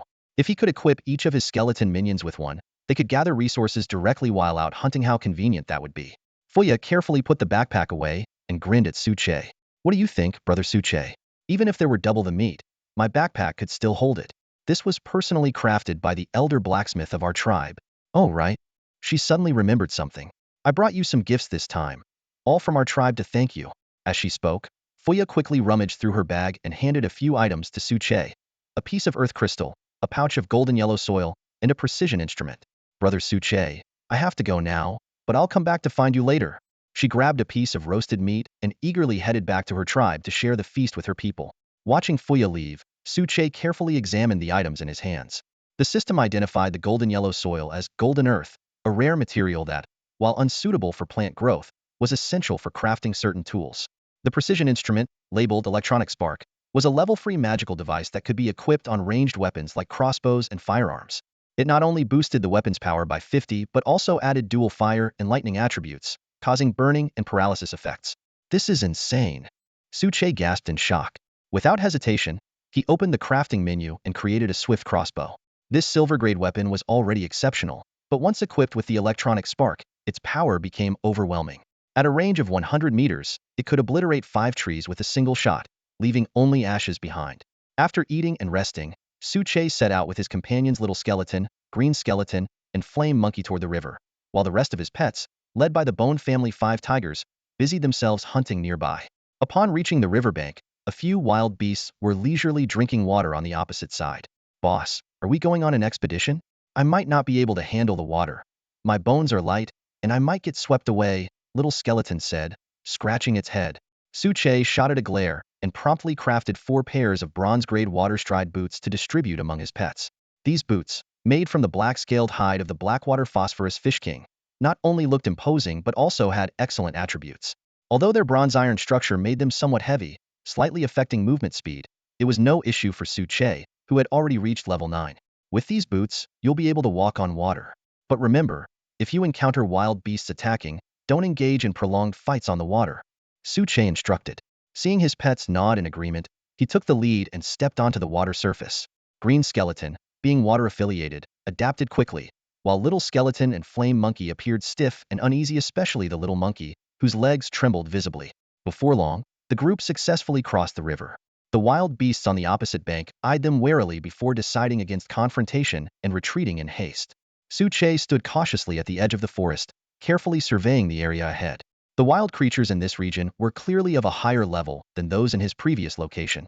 As a newcomer, he decided to take a cautious approach. Follow me, and let's move in quietly. No unnecessary noise. Suche drew his gale crossbow and motioned with a nod. Chinku immediately understood, summoning a swirling water shield and taking the lead. The small skeleton and the flame monkey flanked him on either side, forming a tight defensive formation. The forest near the river grew increasingly dense, with twisted, eerie trees creating an ominous atmosphere. Thick underbrush covered the ground, and every so often, wild beasts of bronze level 1 or 2 darted past. These creatures didn't flee or attack upon spotting Suchi's group, but instead paused to observe for a moment before retreating deeper into the woods. Boss, something feels off. The small skeleton poked at a bush in front of it, its tone gloomy. Weren't there a lot of wild beasts here before? Why is it so deserted now? It paused, then added in a haunting voice, could it be that something unclean is lurking here? I heard rumors about a terrifyingly powerful ghost. Smack. Suche interrupted it with a slap, annoyed. Can you stop being so superstitious? You're a skeleton yourself, and you've got the nerve to talk about ghosts? Besides, do I look scared? What a joke. As soon as he finished speaking, a sudden chill swept through the air, making Suche shiver. A ghostly wail echoed around them, and through the sunlight filtering through the trees, a figure emerged from the bushes, a hideous wraith clad in tattered white robes, its hair disheveled as it let out a sinister laugh while staring at Suche. What the? Suchi's eyes widened, and his scalp tingled. Is that really a ghost? Small skeleton, if you keep jinxing us, I swear I'll take your head off and use it as a soccer ball. As someone from Blue Star, Suche had an instinctive fear of ghosts, and this one looked far more terrifying than the ones he had encountered in the Bone Crypt. I didn't know, and I'm scared too. Is this thing specialized in attacking spiritual entities? The small skeleton stammered, its voice trembling as the soul flames in its eyes flickered violently. Calm down. Let me take a look. Suchi's eyes gleamed as he activated his detection skill. Wraith, bronze level, level 12. Attributes, undead, spiritual. Skill 1. Soul physique 20 immunity to non-attribute attacks. Skill 2. Fierce wind claw 5 meter range, 30 chance of mental confusion. Traits, brutal, chaotic. I thought it would be something impressive, but it's just trash. Suche relaxed. Its level might be high, but its skills and attributes are weak. It's just scary to look at. However, the newly discovered spiritual attribute caught his attention. Nobody make a move. Let me test my Gale crossbow. Suche grinned mischievously and pulled the trigger. A flash of green light shot out, and the wraith let out a shriek as it was pinned to the ground, instantly defeated in one shot. A system notification popped up. You have slain the wild beast wraith. Gained a small amount of experience. That's it. Suche shook his head. Makes sense, I guess. Spiritual entities might resist physical damage, but their defense is inherently low, so my attribute crossbow easily overwhelmed it. After dismantling the wraith's remains, he obtained 3 soul fragments and 1 wraith fragment. The wraith fragment was a gray orb containing a screaming white soul. It could be consumed directly to enhance spiritual power, though it came with a risk of mental confusion. Alternatively, it could be used as crafting material. Seeing limited value in it, Suche casually tossed it into his inventory. Half an hour later, they encountered a group of 12 wraiths gathered together. 3 each, finish them quickly. Small skeleton, you don't have any extra attributes, so make sure to go all out and use your skills. Suche reminded sternly. The undead attribute was a basic type and lacked the advantages of specialized elements like gold, wood, water, fire, or earth, which meant the small skeleton was at a slight disadvantage. However, its skills were still powerful enough to hold its own. Go. At Suchi's command, the 3 pets each engaged their targets. Suche raised his crossbow and fired 3 rapid arrows, instantly killing 2 wraiths. The remaining one let out a piercing wail, hovering into the air to launch its fierce wind claw attack. 5 chilling claw-like gusts of wind streaked toward him. It can fly that high? Heh, so can I. Suche spread his bone wings and soared into the sky. As he dodged, he adjusted his crossbow to rapid-fire mode. 5 bolts shot out, blocking all escape routes. With a burst of wind, fire, and lightning attributes, the wraith was obliterated in an instant. The battle ended swiftly, with the flame monkey finishing first, followed by Chinku and the small skeleton. It seems fire attributes deal more damage to spiritual entities, Suche mused. System notifications chimed in succession. You have slain a wild beast wraith. Gained experience. Flame monkey has slain a wraith. Gained experience.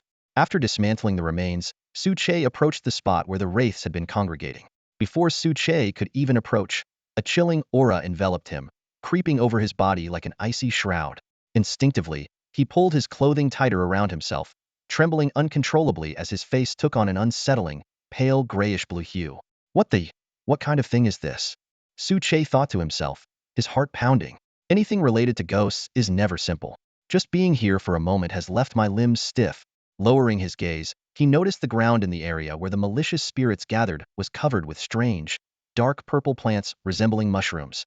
Their surfaces were riddled with minuscule holes, from which a murky green gas continuously seeped. The gas coalesced in midair, gradually forming eerie images of skulls. Skulls? Wait, doesn't that usually mean poison? Realizing this, a chill ran down Suche's spine, and he quickly stepped back. Creepy as it is, anything that can attract so many malicious spirits must be extraordinary. He commanded, little skeletons, scout the area around us, but don't stray too far. If you encounter any wild pet beasts, report back immediately. Then, activating his detection skill, he began to examine the peculiar plants. Soul mushrooms. Rare material. Constantly releases high-quality energy, which strongly attracts soul-type wild pet beasts and enhances their combat abilities. Can also be used as a crafting material. Soul energy has different qualities. But this doesn't seem very useful for me. After pondering for a moment, Suche decided to use his bone-tooth spear to dig out a few samples, placing them in his storage inventory. They're here anyway. I can always come back if I need more. Suddenly, he became aware of the unnerving silence around him. Glancing around, he searched for his little skeletons and soon spotted them hiding in a patch of grass nearby, motioning for him to come over cautiously. Something's up? Suche approached them, on high alert. Did you find a wild pet beast? The little skeletons shook their heads and pointed ahead. Boss, I think we might have stumbled into the lair of these malicious spirits. Look. Following their direction, Suchi's pupils contracted sharply. In front of him, a dense swarm of hundreds of pale, malicious spirits drifted aimlessly, their mournful wails echoing through the air. What was even more alarming were a few among them clad in half-white, half-red garments, wielding rusted iron whips. Thick, crimson gas swirled around their forms. The ordinary white-clad spirits scattered like frightened mice in their presence. These special spirits were tethered to the others by faint red strands, controlling their movements. A new type? Huh? This doesn't look easy to deal with. Suche narrowed his eyes and activated his detection skill. Fierce malicious spirit. Grade, bronze. Level, 14. Type, undead, mental. Skill 1.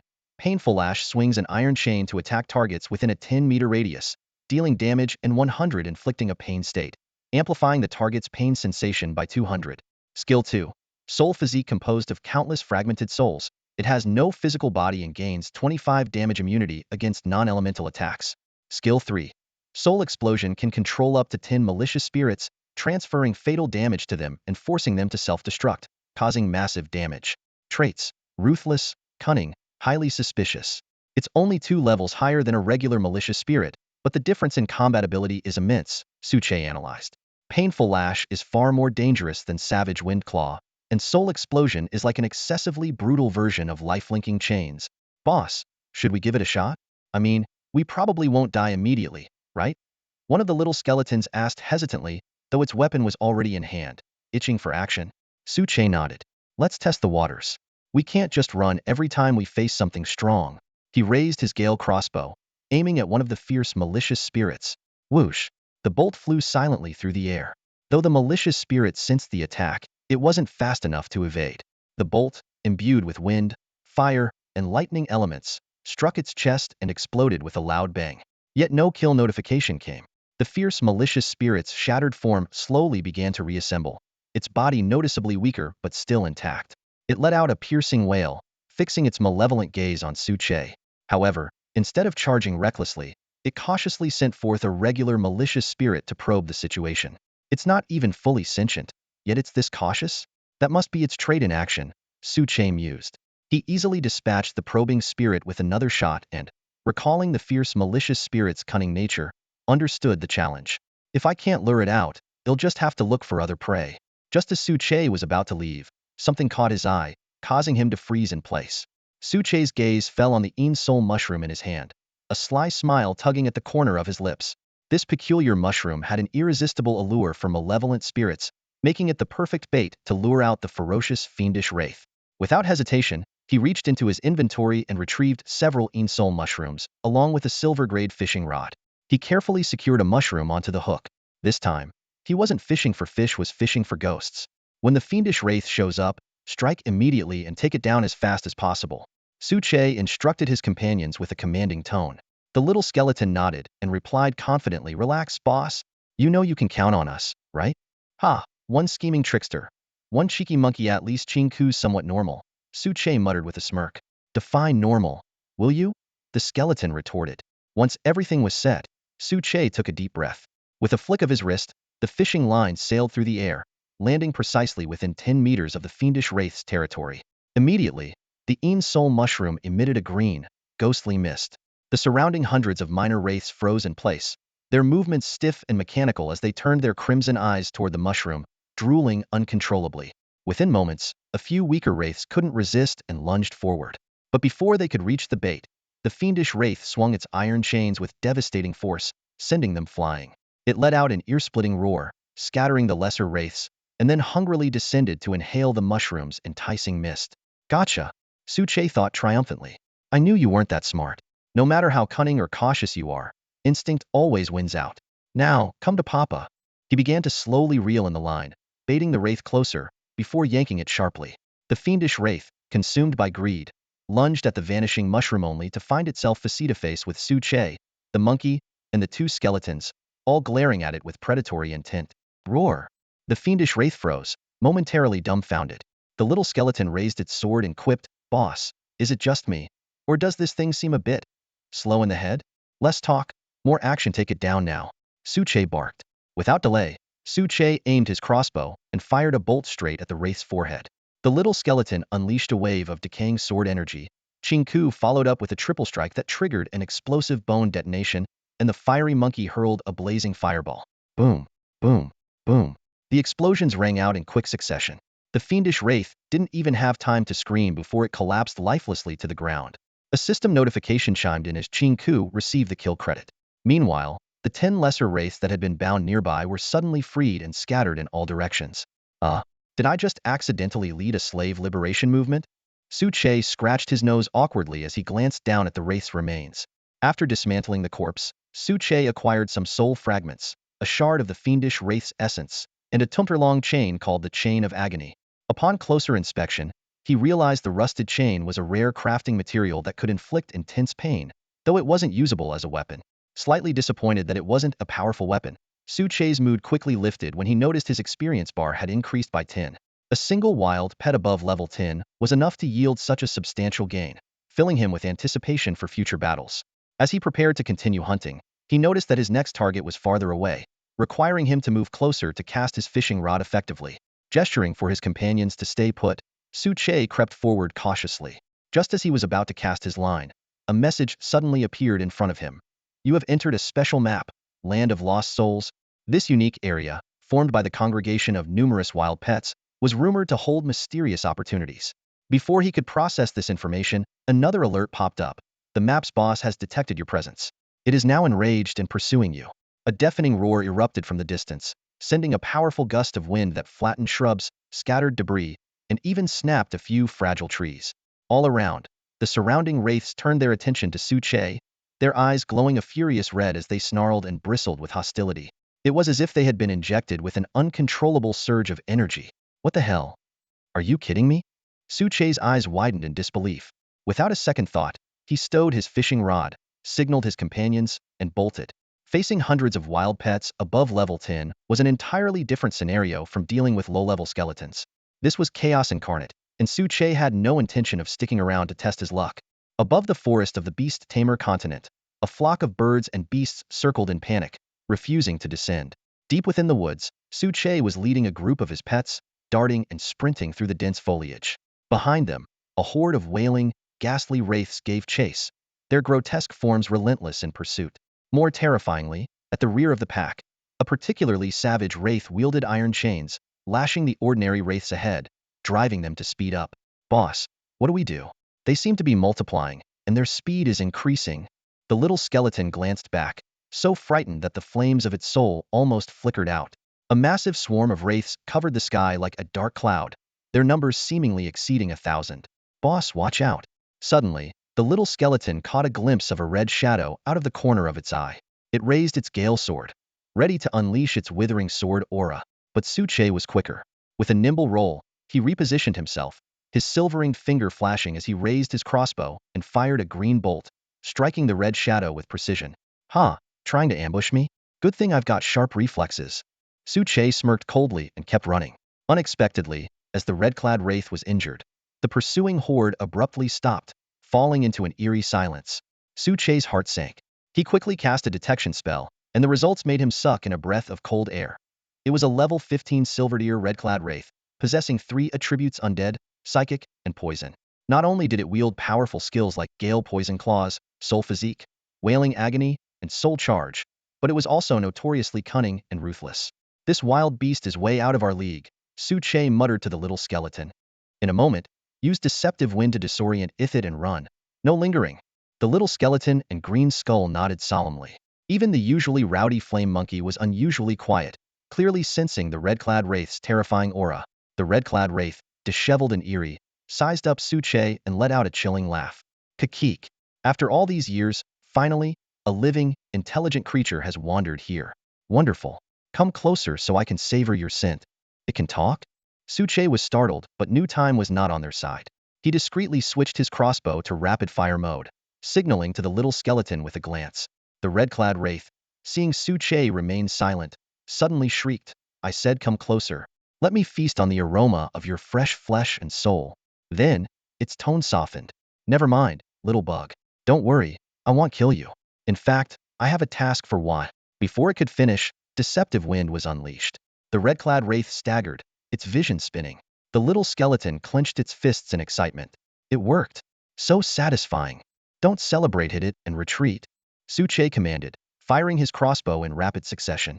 The flame monkey spat fireballs, Green Skull barely managed to summon a stone burst array, and the little skeleton hurled its withering sword aura.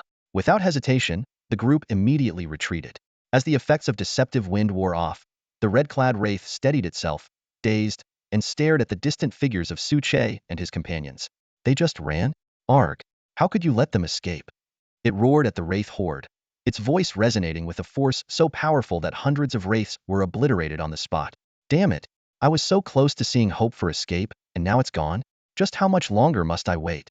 For safety, Su-che didn't stop running until they reached the riverside, where he finally caught his breath. "Mark this spot. We need to mark it. Once we're stronger, we'll come back for these wraiths." However, he couldn't shake the memory of the red-clad wraith's final words, something about breaking free. After confirming that the red-clad vengeful spirit hadn't followed him, Su-che finally sat down in an open area to catch his breath. As he pondered the strange occurrences on the beast tamer continent and planned his next steps, a sudden rumbling sound interrupted his thoughts. Turning his head, he saw the flame monkey sprawled on the ground, belly up, looking utterly defeated. "Boss, we need to refuel, I'm starving," it muttered weakly, clutching its flat stomach. Xiao Kulu and Qingku nodded in agreement. Though they didn't have physical stomachs, the dimming flames in their souls clearly showed they, too, were running low on energy. It was no surprise 3 hours had passed since they first hunted vengeful spirits and subsequently fled from the red-clad spirit. Feeling the weakness creeping into his own body, Su Che quickly pulled out several pieces of bear meat from a blaze bear and set up 3 campfires to start roasting them. Before long, the fragrant aroma of roasted meat filled the air. Everyone received 3 pieces each. This was no ordinary bear meat, it was from a gold blaze bear, a wild beast at silver level 10. The energy contained in this meat was more than double that of a bronze level 10 beast. 3 pieces were more than enough to replenish their strength. As they enjoyed the roasted meat, Su Che opened the chat channel to browse through the ongoing discussions. The channel was buzzing with talk about the Yuehua Trading Guild and the Pharaoh Pavilion. I've decided to leave the Pharaoh Pavilion and join the Yuehua Trading Guild, but the Pharaoh Pavilion has great perks. Are you really giving that up? The Yuehua Trading Guild has massive potential. Just think about those 10 outfits that sold for a fortune in the auction. Already tempted by all the resources. Auction? Su Chi's eyes lit up.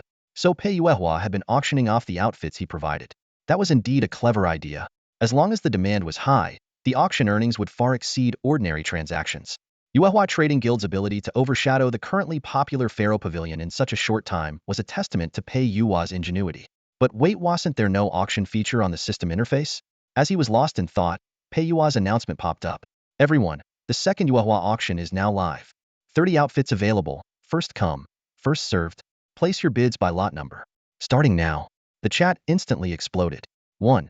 Adding 30 iron blocks. 2. Adding 30 iron blocks and 10 copper blocks. 3. Adding 60 iron blocks. 4. Compete with me, Lu Huaqiang. Bidding 1 wind crystal. Eventually, the bidding stopped at lot 56, which Lu Huaqiang won with a bid of 1 wind crystal and 1 wood crystal. Su Che nodded in approval. Pei Yuehua was far more resourceful than Qi Wei. Yesterday, she restricted chat privileges, and today she came up with this brilliant strategy. After a brief rest, Su Che set off with his companions to continue exploring. The tall grass around them limited their visibility, making it necessary to stay on guard for potential surprises. Fortunately, the vegetation here was much more normal compared to the eerie plants in the land of wraiths. Along the way, they even managed to gather some wild fruits and wood. After nearly half an hour of walking, Xiao Kulu complained. Boss, are we just wandering in circles? There's nothing here but grass. Su Che was about to scold it for its impatience when he noticed that both the flame monkey and Qingku were walking with their eyes closed. A swift smack woke the two up. Qingku quickly explained, Master, there's something strange about this area. My soul feels constantly fatigued, and it's as if a voice deep in my subconscious is guiding us. Su Che trusted Qingku's intuition. He asked about the source of the voice, and Qingku pointed ahead. It's just up ahead. We're very close now. The voice is becoming clearer. Let's go check it out. Su Che ordered, signaling his companions to follow as they pressed onward. The thought of encountering a wild beast capable of plunging Qingku into a deep slumber or even trapping its soul in eternal rest stirred a mix of anticipation and curiosity within Su Che. Despite the clear risks, he knew that great rewards often came hand in hand with danger. Worst case scenario, he could simply adapt and act accordingly when the time came. Guided by Qingku, they trekked through dense thickets for several hundred meters before finally emerging from the underbrush. The sight that greeted them left Su Che momentarily stunned. Contrary to his expectations of a perilous wild beast lurking in the shadows, what lay before him was a breathtaking paradise seemingly untouched by the outside world. The ground was carpeted in a lush expanse of vibrant green grass, speckled with countless crimson blossoms. A gentle breeze rustled through the flower-laden branches, sending a kaleidoscope of butterflies fluttering into the air. Compared to the desolate wasteland they had just traversed, this place felt like an entirely different realm. Even the scattered pebbles on the ground shimmered with an otherworldly glow. Something's not right, Su Che muttered, his brows furrowing in suspicion. This is still the beast tamer continent, yet there isn't a single wild beast in sight. And those butterflies, are they really just ordinary insects? They pressed onward, passing through more stretches of picturesque scenery. The mesmerizing beauty of the surroundings failed to soothe Su Chi's growing unease. Finally, he turned to Qingku and asked, Are you sure that sound came from here? Qingku hesitated for a moment, the soul flames flickering within its eye sockets. Master, I wouldn't dare deceive you. The sound definitely originated here, but this situation is perplexing, even to me. Nearby, the flame monkey was pacing restlessly, scratching its head in frustration. Suddenly, its eyes lit up, and it pointed excitedly ahead. Boss, look, something's coming out. Wait, what? Before anyone could react, a few small, fluffy, brown creatures bounded into view. their round bodies bouncing as they approached. With wide, glistening eyes, they stared up at Suche. What are these? Suchi's lips twitched as he instinctively raised his Gale crossbow, only to find himself unable to summon the will to attack. These little creatures were simply too adorable, their charm piercing straight through his mental defenses. Signaling for Chinku and the others to hold their positions, Suche cast a detection spell. Brown Nutball. Grade, Bronze. Level, 5. Type, Beast. Skill 1. Charge a weak full-force tackle. Skill 2. Roll curls up to flee in emergencies, increasing speed by 500 and granting a 50 chance to resist debuffs. Traits. Weak, cute, illusory, Bronze level 5. Even weaker than a decayed skeleton? Suchi's wariness began to subside. One of the brown nutballs tilted its head curiously, studying Suche and his companions without a trace of fear. It chirped excitedly, emitting high-pitched, chi-chi sounds. Thanks to the language fruit he had consumed, Suche understood its message. It was inviting him to visit their village. We came here because of a strange sound, Suche said, refraining from agreeing immediately. Are there any powerful wild beasts or unusual creatures around your village?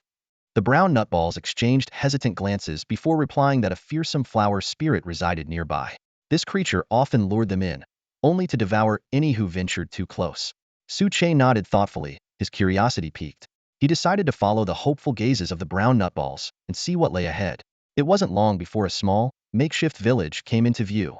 The settlement was modest, with rickety huts cobbled together from scavenged branches. Though the structure seemed ready to collapse at any moment, a group of brown nutballs awaited them at the entrance, their eyes glinting with an unsettling intensity. Master. Chinku stepped forward cautiously, whispering, "Something's off. Wild beasts in this area are typically high-level. These brown nutballs shouldn't even exist here. And they don't have special communication abilities. How did they know we were coming?" Suchi's expression darkened as he mulled over Kinkus' analysis. The peculiar illusory trait mentioned in the nutball's description now seemed far more significant. A chilling realization struck him. His thoughts had been subtly manipulated from the very beginning. Clenching his jaw, Suche bit down hard on his tongue. The sharp pain jolted him into clarity. When he opened his eyes, the idyllic scenery had vanished. The adorable brown nutballs had transformed into grotesque seed dolls radiating a thick aura of bloodlust. The lush paradise was now a desolate abyss, littered with skeletal remains and withered trees. Damn it! I almost fell for it, Suche exclaimed, cold sweat trickling down his back. Wasting no time, he cast a detection spell on the monstrous seed dolls. Bloodthirsty seed. Grade, Bronze. Level, 11.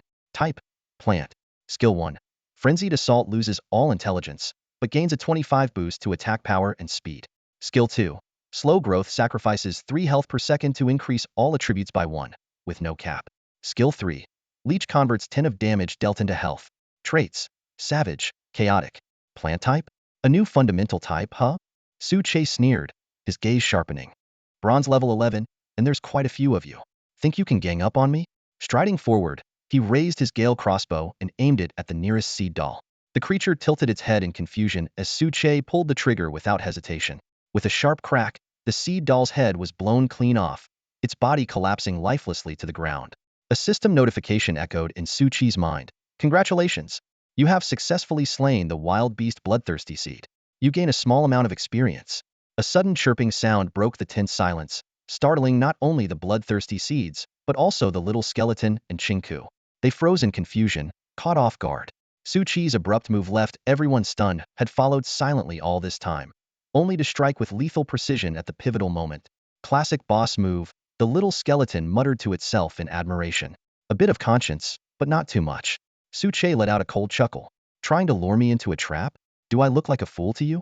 Before his words fully landed, he raised his crossbow and fired. In an instant, the remaining bloodthirsty seeds dropped dead. Boss, is there some special occasion for this? The little skeleton asked nervously, stepping forward hesitantly. I didn't notice anything unusual if we killed the wrong targets. Don't blame me. Without a word, Suche gave it a light kick.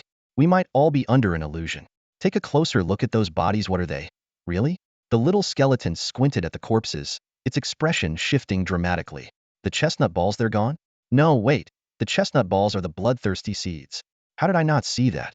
Chinku and the flame monkey were equally shaken. The realization hit hard. These creatures, bronze-level wild beasts at level 11, posed a deadly threat that could have wiped them out in an instant. The flame monkey, in particular, was so terrified its rear end seemed to flare even redder than before. A system notification chimed in. Your pet flame monkey's loyalty has increased by 10 points due to your life-saving actions. Suche glanced at the 16 remaining bloodthirsty seeds in the distance, a cold smirk playing on his lips. What's the plan? Obviously, we charge in and eliminate them. These are just ordinary plant-type wild beasts Thyre, not capable of deceiving all of us so thoroughly. Let's take them out first, then track down whoever's pulling the strings. Everyone takes 4. Quick and clean. The rest of the story would continue in the same manner, maintaining the original plot while enhancing the pacing, clarity, and engagement of the narrative. Why not give it a shot? Suche murmured to himself, his brows furrowed in contemplation. As a level 9 beast tamer who had consumed the powerful Wanchua pill, confidence should have been second nature to him. Yet, the thought of the little skeleton's terrifying attack power made his self-assurance vanish like smoke in the wind. Let's try one first and see what happens. He decisively popped a life essence crystal into his mouth. The crystal crunched between his teeth with a satisfying snap, like biting into a shard of ice. As the outer layer broke, a cool, refreshing liquid coursed down his throat. At first, there was no noticeable effect, but in the blink of an eye, a surge of immense energy erupted within him. A wave of warmth rushed through his limbs, enveloping him as if he were basking in golden sunlight. Every cell in his body seemed to hum with joy. This extraordinary sensation lasted for a full minute before gradually subsiding. Whoa, incredible! Suche couldn't help but exclaim, his face alight with exhilaration. Years of hidden injuries had vanished without a trace, leaving him brimming with vitality. Just then, the little skeleton and Chinku appeared, carrying a few bloodthirsty seed corpses. Their skeletal frames were still smeared with the remnants of their recent battle. Boss, what did you just take? Some kind of super potion? The little skeleton teased. You were just like us a moment ago, but now your aura has completely changed. Suche shot at a sidelong glance. Enough with the nonsense. What's the situation in the village? The little skeleton set down the corpses it was carrying, its expression turning serious. Boss, we made a significant discovery. This village used to belong to actual Zonglikius. We found a large number of fresh Zonglikiu corpses. What's more concerning is a blood-stained trail leading off into the distance. Suche fell silent, his mind racing. Bloodthirsty seeds lacked both psychic attributes and camouflage skills, yet they could mimic wild pet beasts. There had to be a deeper conspiracy at play. The trail of blood likely led to the mastermind behind it all. Rest up for now. Then thoroughly search the village, especially the basements and wells. See if there are any survivors. After his companions left, Suche began processing the newly obtained bloodthirsty seed corpses. From them, he extracted 12 additional life essence crystals. This time, he didn't hesitate, he consumed all of them at once. A searing heat spread from his stomach to every corner of his body, but it was soon replaced by the familiar sensation of life energy surging through him. As he stretched and moved, his joints cracked audibly. Not only had his strength, speed, and stamina improved significantly, but he even seemed to have grown taller. With my current state, I could take on a level 10 bronze beast in close combat, Suche thought to himself with a satisfied smirk. Once everything was in order, he ventured into the village to find the little skeleton. It didn't take long to spot them huddled near a collapsed house, whispering among themselves. Boss's idea really paid off, the little skeleton said to Chinku. We actually found a Zonglikiu underground, but to be safe, why don't you poke it with a long weapon first? The Zonglikiu underground responded with a pitiful, resentful stare. Suche arrived just in time to stop them. Using his detection skill, he confirmed that this was indeed a real Zonglikiu and promptly rescued it. Little one, the bloodthirsty seeds outside have all been dealt with. Are there any other survivors here? Suche asked gently. The Zonglikiu let out a sigh of relief and shook its head. I'm the only one left. Our tribe lived here peacefully for generations. Thanks to our unique talent, we were never disturbed by other wild pet beasts. That was, until one fateful day. The peaceful zone, a tranquil and harmonious area, was home to numerous low-level wild companion beasts. It was a place where no powerful creatures should exist, yet an evil flower demon had unexpectedly intruded, shattering the serenity. A small creature, a chestnut-colored ball with big, tearful eyes, sat in Suche's palm. Its voice trembled as it spoke. The fact that you've made it here means you must have seen through the illusions outside. This place used to look exactly like the illusion, but now, everything's gone. Its voice grew quieter, and its large eyes scrunched up as tears streamed down its face. After wiping its tears, the little creature looked up at Suche with a hopeful expression. Honorable strong one, I have a favor to ask. You want me to kill that flower demon, don't you? Suche asked with a faint smile. Yes, exactly. The chestnut ball nodded enthusiastically. I'm too weak to even fight off those bloodthirsty seeds. If I face the flower demon, I'll definitely die on the spot. But you're so powerful, you can handle it, right? Suche remained silent for a long moment, his expression unreadable, before speaking slowly. I am indeed curious about the situation and might want to investigate. But if this is a request from you, that changes things. We're strangers, and I have no obligation to help you.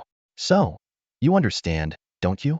For a flower demon to wreak such havoc, even in a place where the creatures were of low rank, spoke volumes about its lethality. A single misstep could lead to total defeat. Suche's personality dictated that once he accepted a task, he would see it through no matter the cost.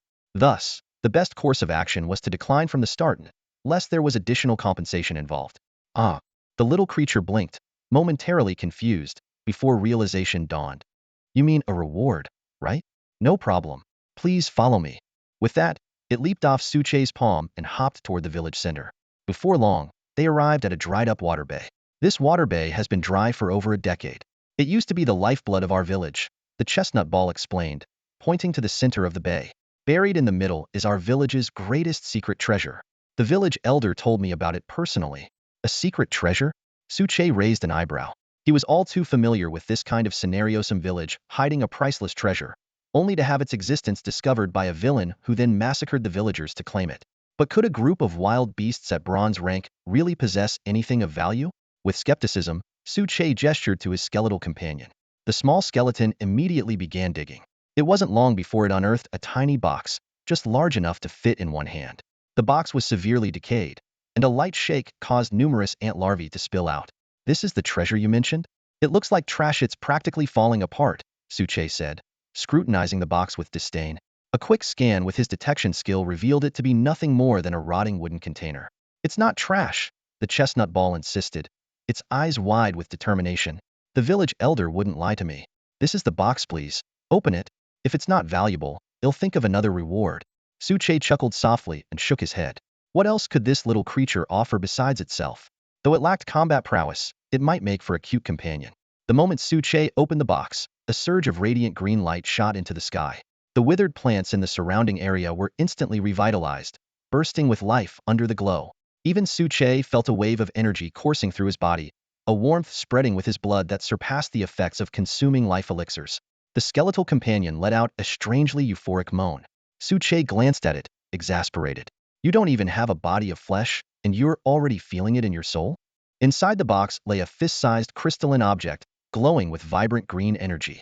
It resembled a pulsating heart, and upon closer inspection, Suche could see countless tiny, tadpole-like streams of energy swimming within.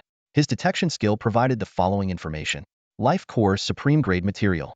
Formed by the natural forces of heaven and earth, this core contains immense life energy and is irresistibly alluring to plant-type companion beasts. Effects. 1.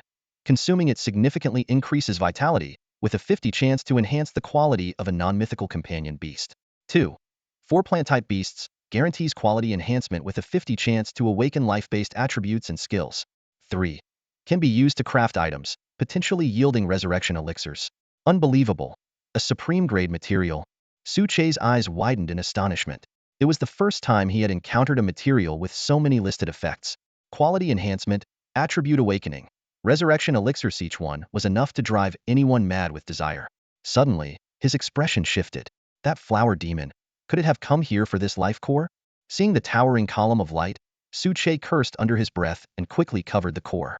Little one, Suche said, turning to the chestnut ball. Do you know what this is? This is a life core. If you consume it, you'll likely ascend to silver rank. It'll give you one chance to reconsider, though you still want to go through with our deal? For any bronze-ranked companion beast, the opportunity to ascend to silver rank was an irresistible temptation. Yet the chestnut ball shook its head without hesitation. My tribe is gone, my home destroyed. This treasure is useless to me. Even if I become silver rank, my strength would still be limited. If possible, all I want is for you to help me avenge them. Suche nodded slowly. All right, I'll help you. Thank you. Zonglikiu was overwhelmed with emotion as tears streamed down its facete, had finally received the long-awaited answer it had been yearning for. No one knew what it had endured over the past few days. No food, no water, forced to bury itself underground, barely daring to breathe for fear of exposing its presence. Ever since its village was massacred, Zonglikiu no longer feared death. But it knew one thing for certain. It could not die before avenging itself against the flower demon. We can't delay. We must deal with that flower demon before nightfall, Suche said firmly. But I need to warn you, if its level is too high, we might have to retreat for now. Don't worry though. I promise I'll help you complete this mission. With that, he immediately led Zonglikiu and his pets toward the blood path. Up close, the harsh environment was suffocating. The air reeked with a nauseating stench, swarms of insects buzzed incessantly, and for hundreds of meters, not a blade of grass grew. Instead, the ground was covered with bizarre plants called blood-sucking grass, which from a distance resembled giant mosquitoes stuck upside down in the mud. The soil, soaked with blood, was treacherously muddy, ready to swallow anyone who stepped carelessly. Typical behavior for wild beast pets, no sense of hygiene, Suche muttered with a frown, stepping back. This place is a breeding ground for who knows what kind of bacteria. Let's take a detour. I have a bad feeling about this blood path. He scooped up Zonglikiu and proceeded along the edge of the path. The journey was eerily quiet. Not a single wild beast pet crossed their path, likely all devoured by the flower demon. Even more unsettling, there wasn't a trace of the bloodthirsty seeds. Before long, they arrived at the end of the blood path. A wave of putrid stench hit them, causing Suche to furrow his brow. Looking up, he saw a massive castle built entirely of thorny vines looming before them. The structure towered as high as a 10-story building, sprawling across an area the size of a football field. Its twisted, jagged form was both sinister and grotesque. Countless corpses, drained of blood and flesh, hung from the sharp thorns, their hollow shells swaying in the wind. This setup, that flower demon must be a powerful and malevolent creature. Its aura is even more terrifying than the red-robed wraith, Suche muttered in shock, carefully observing the thorn castle. Strangely enough, the area was unnervingly quiet. Not a single wild beast pet, or even an insect could be seen. By the way, Suche glanced down and asked, "Little one, have you seen the flower demon before?" Zonglikiu nodded. "Of course I have. It's the one that destroyed my village." "Then tell me about its abilities. How does it fight?" Zonglikiu fell into a haunted silence, shivering as it recalled the past. "I don't know its exact level, but it's terrifying. With just a wave of its hand, it can summon massive vines, dozens of meters long, that crush my kin like insects. It can also invade our minds. Those with weak mental strength are controlled and turned into its puppets." Pausing briefly, its expression darkened before it continued, "And it heals itself by devouring flesh and blood. Its wounds seal up almost instantly. Summoning vines, mind control, self-healing." Suche mused aloud. "It sounds like a plant type combined with a psychic type wild beast pet. Its attack power and explosive strength likely don't match the red-robed wraith, so as long as we're cautious, we should be fine." Turning to his 3 pets, he instructed, "Did you all hear that? Stay alert and keep your mental states in check. If anything feels off, communicate immediately." The pets nodded in understanding. "Let's move out." With Suchi's command, Chinku led the way, Suche carrying Zonglikiu in the middle, while Blazing Monkey and Little Skeleton flanked them, ready for action. Pushing open the thorny gates, they stepped into the interior of an enormous European-style building. Every piece of furniture was crafted entirely from the bones of wild beast pets.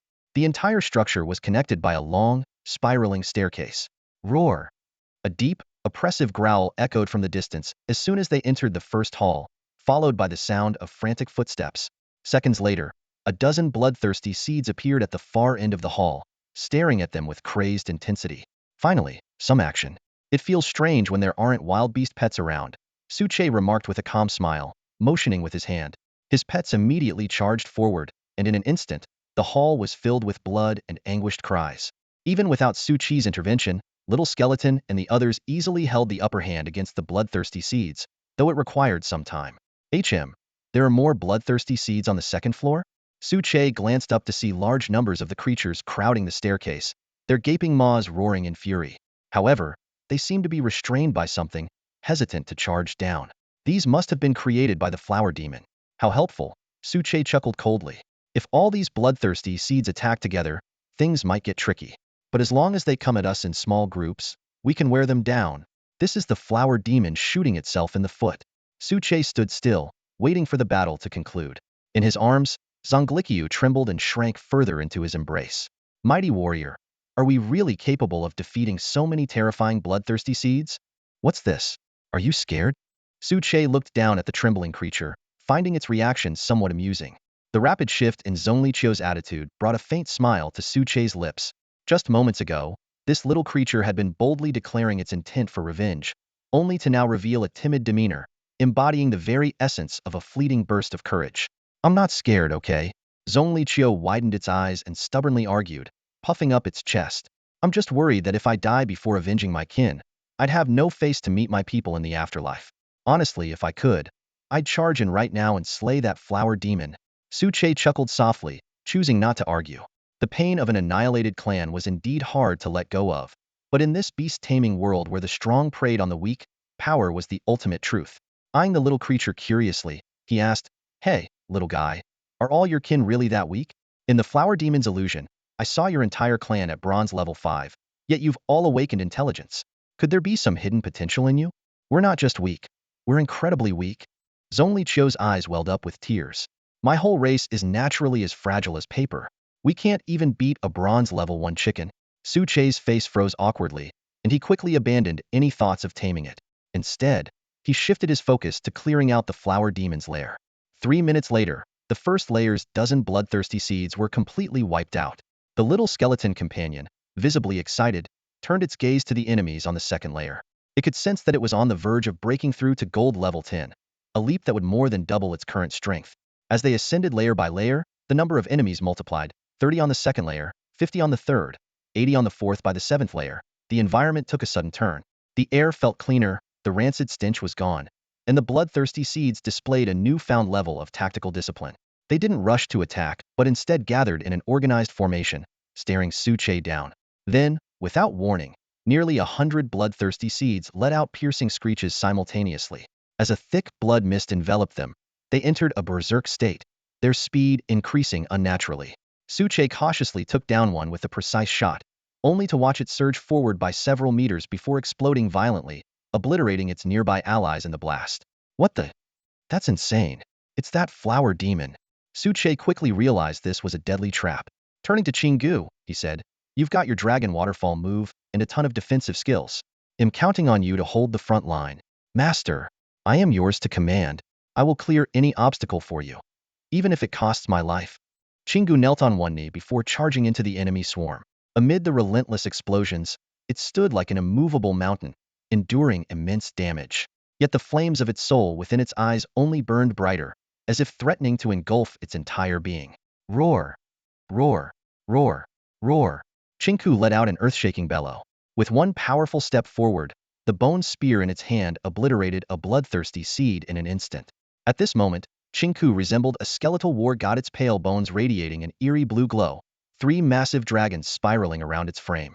The soul flames in its hollow eye sockets flickered and seeped out, flowing like liquid fire through its skeletal structure. The bloodthirsty seeds descended into a frenzy, their crimson eyes filled with unrelenting rage as they launched suicidal charges without any hesitation. Even with all its defensive skills activated, Qinggu felt the immense pressure bearing down. The Great Dragon Waterfall skill was still in effect, absorbing damage, but once its duration ended, Qinggu shook its head, its gaze resolute. With its master standing behind it, what was there to fear? Su Che watched the battlefield intently, a trace of mockery flashing in his eyes. He had initially thought Qinggu was merely of silverdeer quality, ranking only third even with the addition of the flame monkey. But this fearless, unyielding combat stylite was enough for Qinggu to dominate others of its level, even surpassing the little skeleton. "What do you think?" Su Che turned to the little skeleton. "If you were to face Qinggu, what are your odds of winning?" The little skeleton was silent for a moment. "In a fight to the death, it's 50-50. If it's just a spar, probably 70-30 in its favor. That bone bandit fights like it has no regard for its life. I can't match that." Surprisingly, its tone was serious this time, devoid of any sarcasm, as if merely stating an undeniable fact. Behind the calm flicker of its soul fire, a fiercer blaze seemed to burn. "Good." Su Che nodded approvingly and shifted his focus back to the battle. The Great Dragon Waterfall was about to end. Qinggu couldn't hold on much longer. "Move in. End this quickly." The little skeleton and flame monkey charged forward, providing ranged support for Qinggu.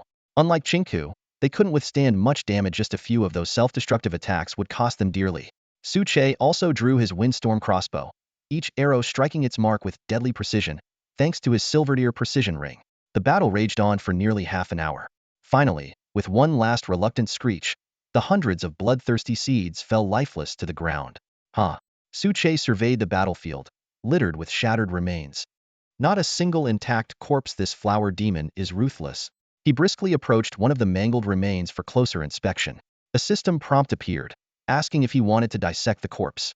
After confirming, Su Che received bloodthirsty seed flesh, blood, and life essence. He instructed the little skeleton to gather the remaining bodies, while he started a campfire and began roasting gold-burst bear meat to replenish his energy. In the distance, the three pets stood together like inseparable comrades. The little skeleton patted its rib cage in admiration. Bone Bandit, you're the real deal. I promise, for the next 3 months, I won't exploit your weaknesses. Chinku casted a sidelong glance, thinking that if it hadn't been on guard, it would have already fallen victim to countless sneak attacks by now. The flame monkey and little skeleton chimed in with exaggerated praise. Boss Chinku is the best. Boss Chinku is tough. Boss Chinku is both tall and tough. At that moment, the chestnut ball bounced over energetically, its large, watery eyes brimming with admiration. Boss, teach me how to get stronger. You were so cool earlier. Chinku was momentarily at a loss for words. The truth was, the only way to grow stronger was through leveling up. But seeing the eager look in Chestnut Ball's eyes, it adopted a mysterious tone. First, you need to study diligently and improve every day. Look at the little skeleton and this monkey theory weak because they don't like to study. Oh? The little skeleton and flame monkey exchanged baffled glances. Before long, all the corpses were piled into a small mountain. The tantalizing aroma of gold-burst bear meat filled the 7th floor. Su Che savored the roasted meat as he approached the heap of remains. The system prompt appeared again. After confirming the dissection, he acquired a large quantity of materials, but only a measly 15 units of life essence. Over 100 bloodthirsty seeds.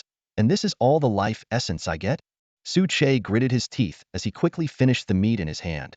If you won't give me enough life essence, I'll just turn you into life essence myself.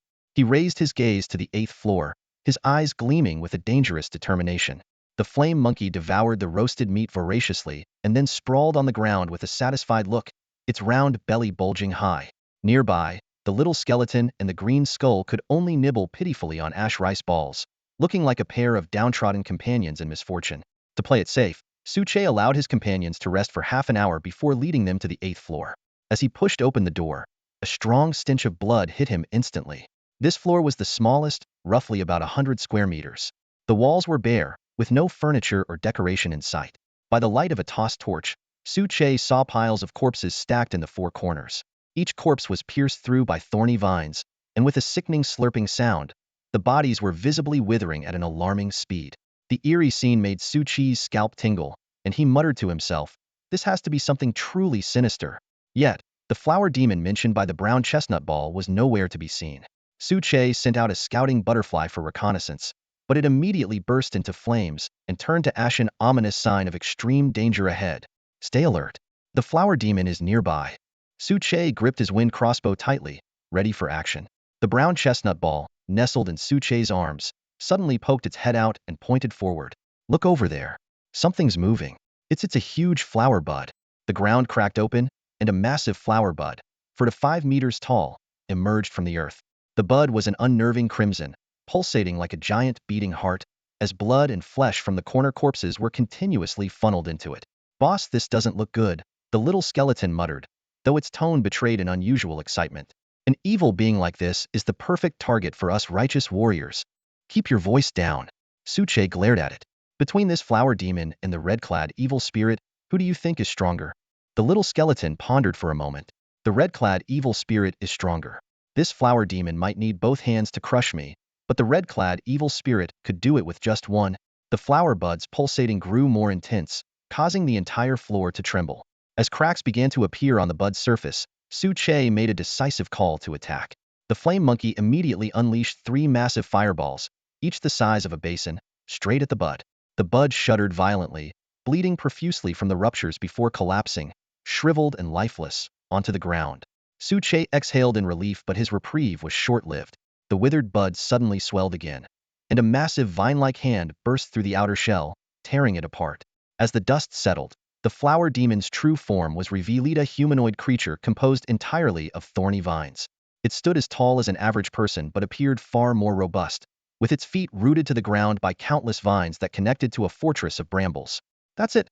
The brown chestnut ball shouted angrily. Su Che calmed it as he activated his detection skill. Flower Demon, Mid-Evolution Bronze Rank, Level 16. Attributes, Plant Type, Psychic Type. Skills, 1. Mental Drift. Casts hypnosis and illusions, with the range determined by the location of its clones. 2. Vine Serpent. Summons massive thorny vines to attack, with a 30 chance to cause continuous bleeding. 3. Life drain. Converts 20 of attack damage into health. Can also siphon energy from corpses. 4. Blood seedling. Sacrifices 5 health to summon level 10 bloodthirsty seeds as clones. So that's how it works, Su Che murmured, feeling a strange sense of relief now that he understood the enemy's abilities. How's the situation, boss? This flower demon looks pretty intimidating, but its abilities, they don't seem that strong, right?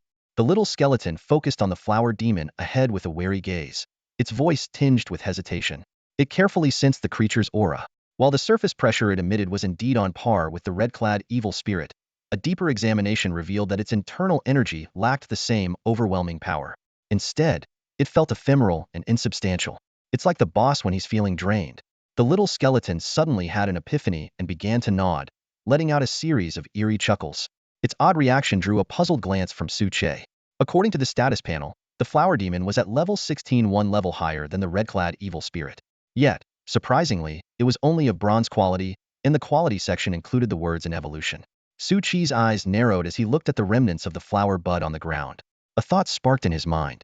Wait a minute, could this flower demon be undergoing self-evolution? The more he considered it, the more plausible it seemed. The blood and flesh it had absorbed from those corpses must have been gathered in the flower bud to fuel its evolution.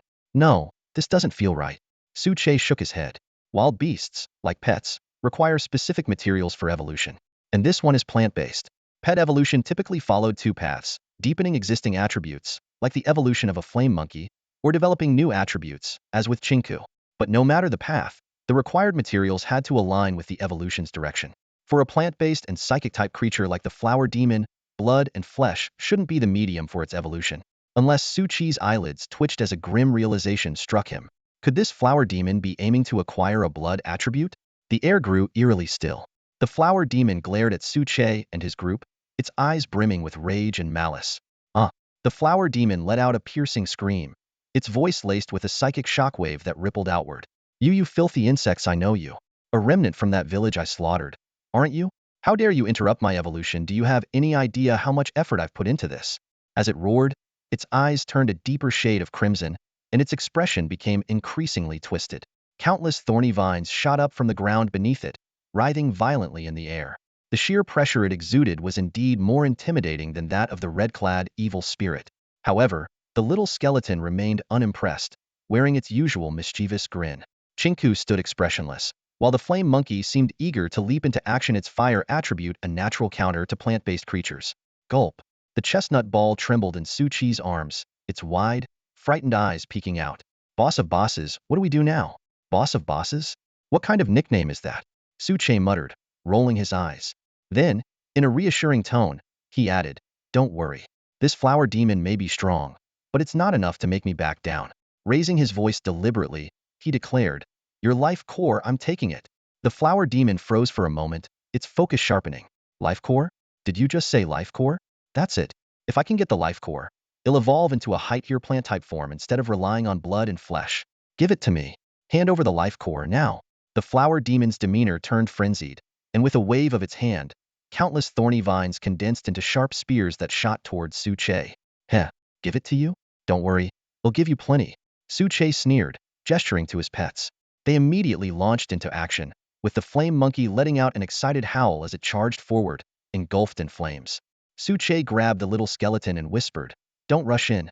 Circle around to its back and strike its weak spot. If possible, incapacitate it in one blow. Remember, don't get caught. Even though it's only bronze quality, a level 16 opponent shouldn't be underestimated. Tactically, look down on your enemy. Strategically, take them seriously. A single decisive strike would be ideal. The little skeleton gave a thumbs up with a sly grin. Got it, boss, I've already mastered the art of hitting weak spots. Before the words had fully left its mouth, it vanished into thin air. Even as Su Che scanned the surroundings, he couldn't spot it. This guy, if it were on Earth, it'd probably make a great sniper, Su Che mused to himself.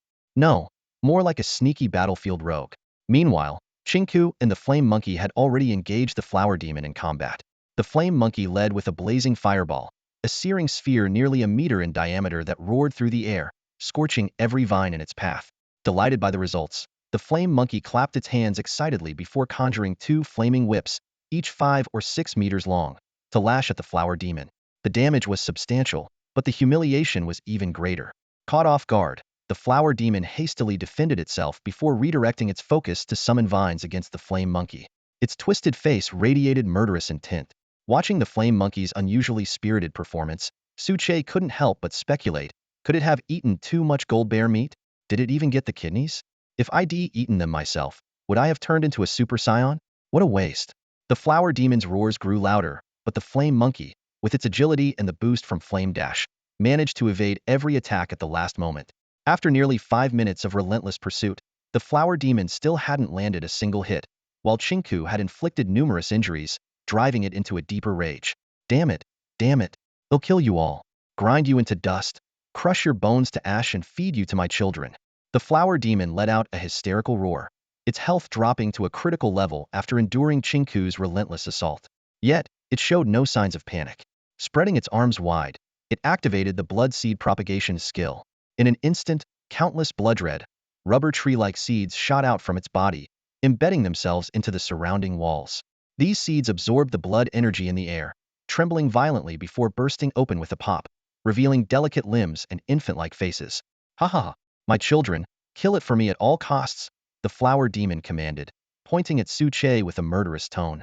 You've got to be kidding me. I'm just here to spectate. Is attacking spectators a trend now? Suche quipped, though his actions were anything but idle. He activated a brief glide skill, flapped his bone wings to ascend, and took out his Gale crossbow, beginning to precisely snipe the bloodthirsty seeds below. The battlefield split into 2 distinct zones, one where the flower demon was being furiously attacked by Chinku and the flame monkey, and another that became Suche's personal experience farming ground. The diminutive bloodthirsty seeds could only leap as high as his knees and had no ranged attacks, making them easy targets for his crossbow. Notification. Congratulations on successfully killing the wild pet beast, bloodthirsty seed. You have gained a small amount of experience. The system's notification kept chiming, bringing a satisfied smile to Suche's face. 82% experience now. Just a dozen more, and I'll hit level 10. Then I'll lead 100 skeleton warriors and wipe out the Crimson Soul. With the precision ring enhancing his accuracy, every green bolt from his crossbow struck the seed's weak points with deadly precision, sometimes even killing 2 with a single shot. However, just as he eliminated the 10th seed, a piercing shriek echoed across the battlefield. All the bloodthirsty seeds began surging back toward the flower demon like a tide. The flower demon, now battered and bruised, collapsed onto the ground after enduring the dragonfall smash. Just as the flame monkey prepared to deliver the final blow, the flower demon suddenly sprang up. It killed one of the bloodthirsty seeds and shockingly managed to recover some of its health, enduring the attack. Come closer. Become nourishment to sustain me, the flower demon snarled, slaughtering its own creations with a wicked grin. Realizing the danger, Suche immediately unleashed a volley of crossbow bolts to stop it from regenerating. Is this some kind of exploit? It's regaining more health from killing the seeds than it's losing.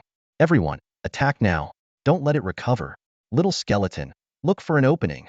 Suche shouted, noticing the little skeleton lurking behind the flower demon, ready to strike. Chinku and the flame monkey launched another fierce assault, but their efforts barely slowed the flower demon's recovery. As Suche racked his brain for a solution, he suddenly remembered the friendship token necklace gifted by Fuya. Without hesitation, he activated it. A magical formation appeared, and from it emerged a towering earth elemental spirit. Greetings, friend of my kind. Did you summon me? The earth spirit bowed respectfully to Suche. Yes, this is my necklace. I'm in a bit of trouble and could really use your help, Suche said, presenting the friendship token. I know of you. If not for the large quantities of meat you traded to us, my people would still be struggling with hunger. I am Tumu, skilled in close combat, the earth spirit replied in a hearty, straightforward manner. Suche immediately cast his detection skill. Tumu level 25 gold rank earth elemental spirit. Skills: earth armor, stone cannon fist, sandstorm, and child of the earth. Personality: straightforward and boisterous, with a strong passion for battle. Wang Xian scrutinized Tumu's profile, his expression filled with astonishment.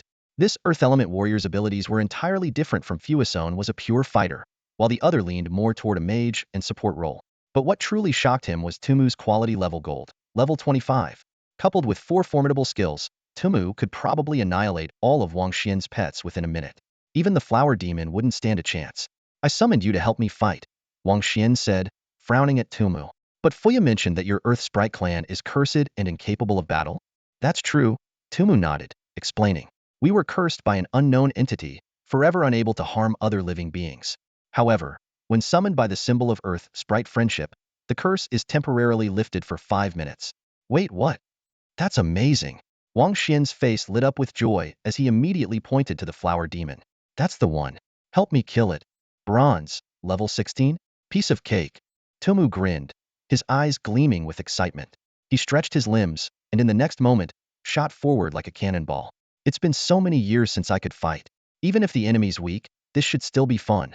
On the other side of the battlefield, dozens of bloodthirsty seeds were being slaughtered by the flower demon, serving as nourishment to restore its health. In mere moments, the flower demon's battered body had recovered nearly 70%.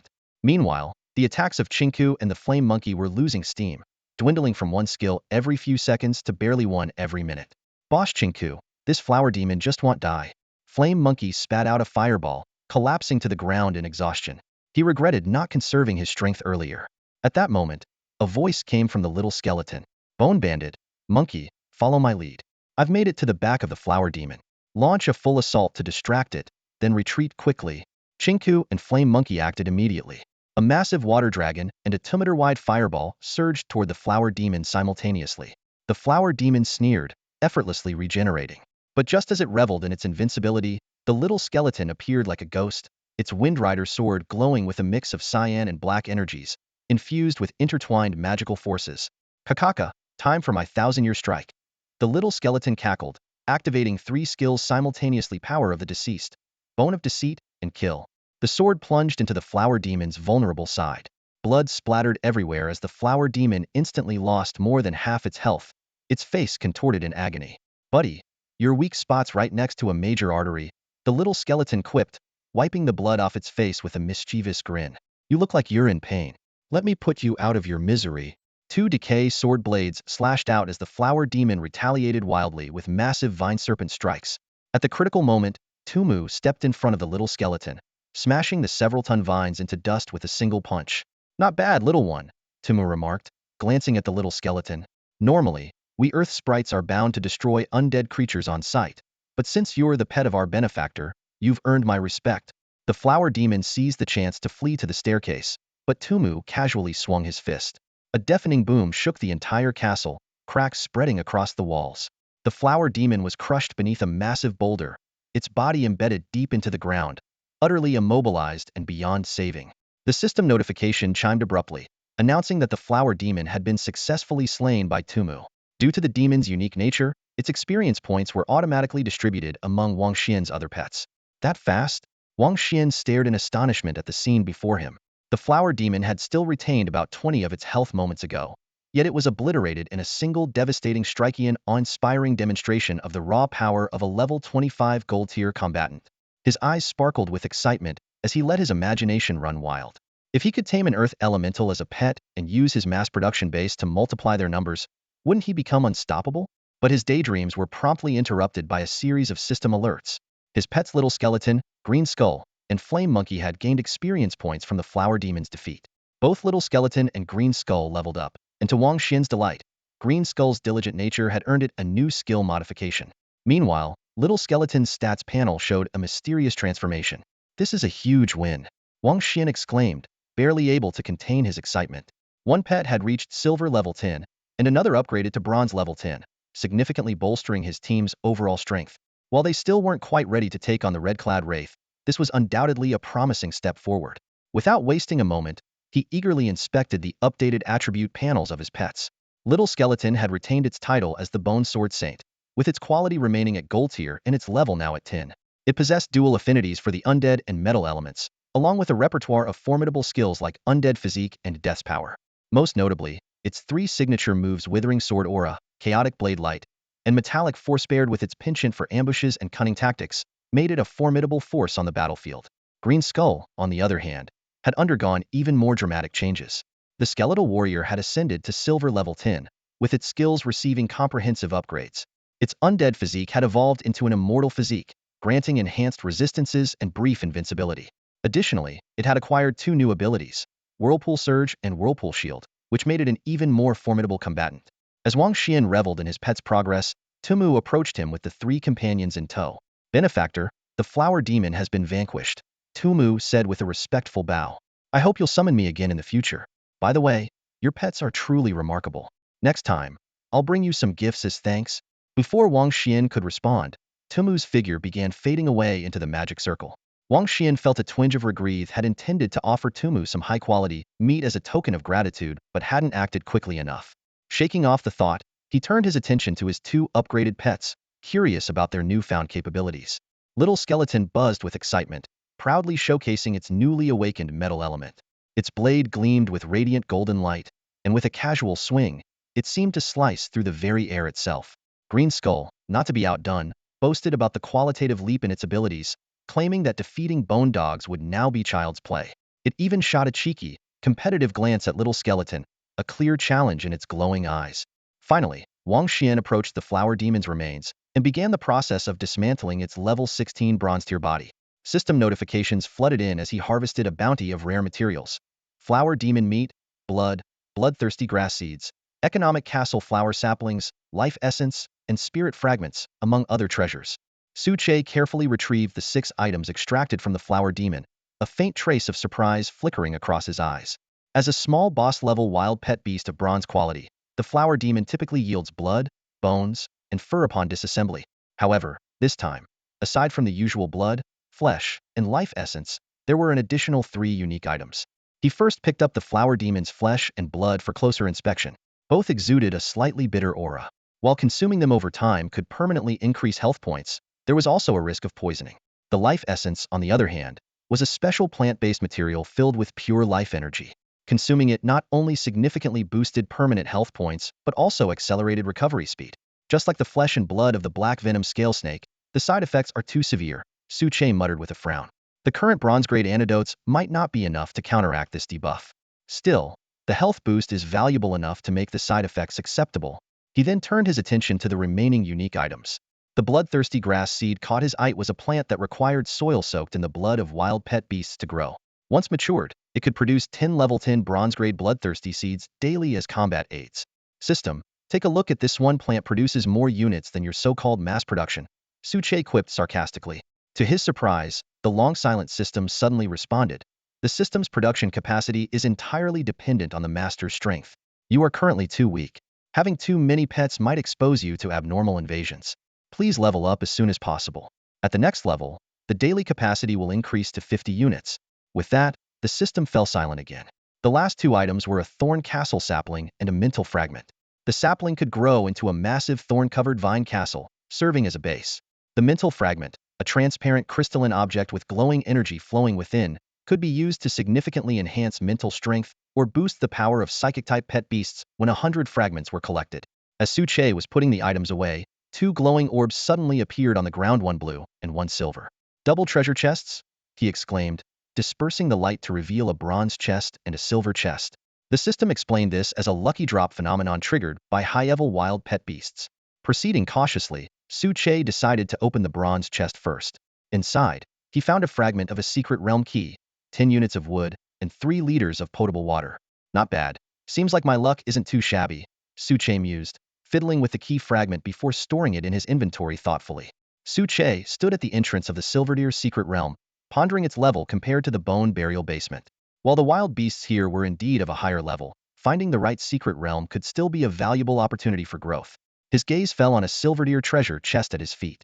After a moment of hesitation, he decided to proceed cautiously and refrained from opening it recklessly. Even though luck seemed to be turning in his favor today, missing out on a crucial item among the Silverdeer resources would be something he'd deeply regret. When will I ever become one of the lucky ones? He sighed helplessly. Turning his head, he saw the little skeleton and the green skeleton locked in a fierce argument, with soul flames flaring wildly from their eye sockets. Meanwhile, the flame monkey and the chestnut ball were watching the commotion with great interest. The flame monkey even egged them on, shouting, "Fight! Fight!" Su Che rubbed his temples, then strode over and unceremoniously flicked each of them on the head. Even the flame monkey, who was just spectating, wasn't spared. Squawk! The flame monkey rubbed its now sore head, looking utterly confused. Su Che glared at them. "Stop stirring up trouble when there's nothing to do. Go clear out the remaining wild beasts in the castle, especially on this floor. Make sure you search thoroughly." After the 3 pets left, he turned to the chestnut ball on the ground, his tone softening. "Little one, the flower demon is dead, and our mission is complete. I'm about to leave. What are your plans from here?" The chestnut ball fell into deep thought. Its revenge was complete. but its home was destroyed, and with only bronze level 5 strength, surviving alone would be nearly impossible. Suddenly, it raised its right hand and declared passionately, I want to get stronger, to become a true powerhouse. It'll protect all the weak, helpless, and pitiful creatures so they can live carefree lives. I want to be a great hero. As it spoke, it struck a heroic pose. Suche couldn't hold back a laugh and quickly covered his mouth. Sorry, I've had professional training. I usually don't laugh unless I really can't help it. Looking at this overly enthusiastic little creature, Suche thought to himself, with its current strength and potential, it wants to be a savior. Unless it evolves into a super scion, that's not happening. The chestnut ball quickly deflated but still stubbornly said, Don't underestimate me. Grandpa Village Chief always said that we chestnut balls have great potential and can become incredibly powerful beings. Suchi's expression turned serious. Do you know how to get stronger? This area is full of high-level wild beasts. The moment you step out, you'll become their food. Your starting point is just too low. After a long silence, the chestnut ball cautiously asked, Mighty leader, can I follow you? Like Little Skeleton and the others, as one of your pets. Are you sure? Suche smiled and pulled out a bronze tier pet spirit ball. It wasn't a big deal to him since it was just a bronze tier one. The chestnut ball nodded vigorously. Suche tossed the spirit ball. Relax your mind and don't resist. As the white light enveloped it, the chestnut ball disappeared into the spirit ball. A system notification sounded. Congratulations! You have successfully captured a new pet chestnut ball. Suche immediately released the chestnut ball and used his detection skill. When he saw the 3 evolution paths, he exclaimed, What the heck? You actually have them? And 3 paths at once? Little guy, you're something else. The detection results displayed. Chestnut ball, bronze tier, level 5, beast type. Skills, charge, roll. Loyalty, 90. Traits, weak, adorable. Evolution paths. 1. Dreamweaver Master. Requires 10 spirit shards, 10 dream herbs, 1 magic diamond. 2. Meat Grinder Tank. Requires 1 diamond tier beast bone, 10 diamond tier beast flesh, 1 flesh tyrant, 1 beast king fruit. 3. Elemental Chestnut Ball. Requires 3 elemental crystals of each type, 1 magic diamond, 1 calm fruit, 1 elemental spring water. Each evolution path was unique. Dreamweaver Master focused on mental control, Meat Grinder Tank specialized in melee combat, and Elemental Chestnut Ball mastered the 5 elemental forces. This potential might even surpass the gold tier. Suche stood still, his gaze fixed on the 3 evolutionary paths of the chestnut ball, lost in thought. Noticing that he hadn't moved for a long time, the chestnut ball looked up, its fluffy little paw tugging at his pant leg. Boss, the strong one. Do I really have the potential to become stronger? You said I was amazing earlier. Were you just trying to comfort me?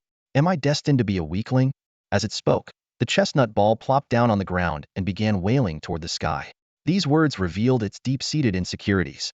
For years, the village had no one strong enough to protect it. Even the village elder, the most powerful among them, needed 3 days and nights to recover after defeating a single Kuin. The chestnut ball had long lost faith in itself, and its earlier bravado had merely been an attempt at self-reassurance. Suche carefully examined the information on the panel. The Dreamweaver Master Evolution required 3 golden quality materials, and the addition of the Psychic type attribute was intriguing. The Meat Grinder Evolution shared similarities with the Flame Ape, likely reaching diamond level quality. But what shocked him the most was the Elemental Chestnut Ball. It could awaken 5 attributes, which was simply extraordinary. After thorough consideration, Suche decided to pursue the Elemental Chestnut Ball evolution. Although the materials were complex, it was worth the effort for long-term growth.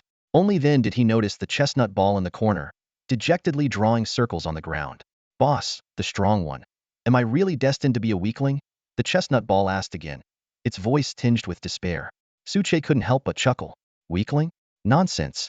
Let me tell you a secret: you have limitless potential. Not only will you not be a weakling, but you might even become a legendary hero who saves the world. The chestnut ball's eyes lit up, but doubt quickly clouded its face. Really? Of course it's true. Suche nodded firmly, then showed it the evolutionary path.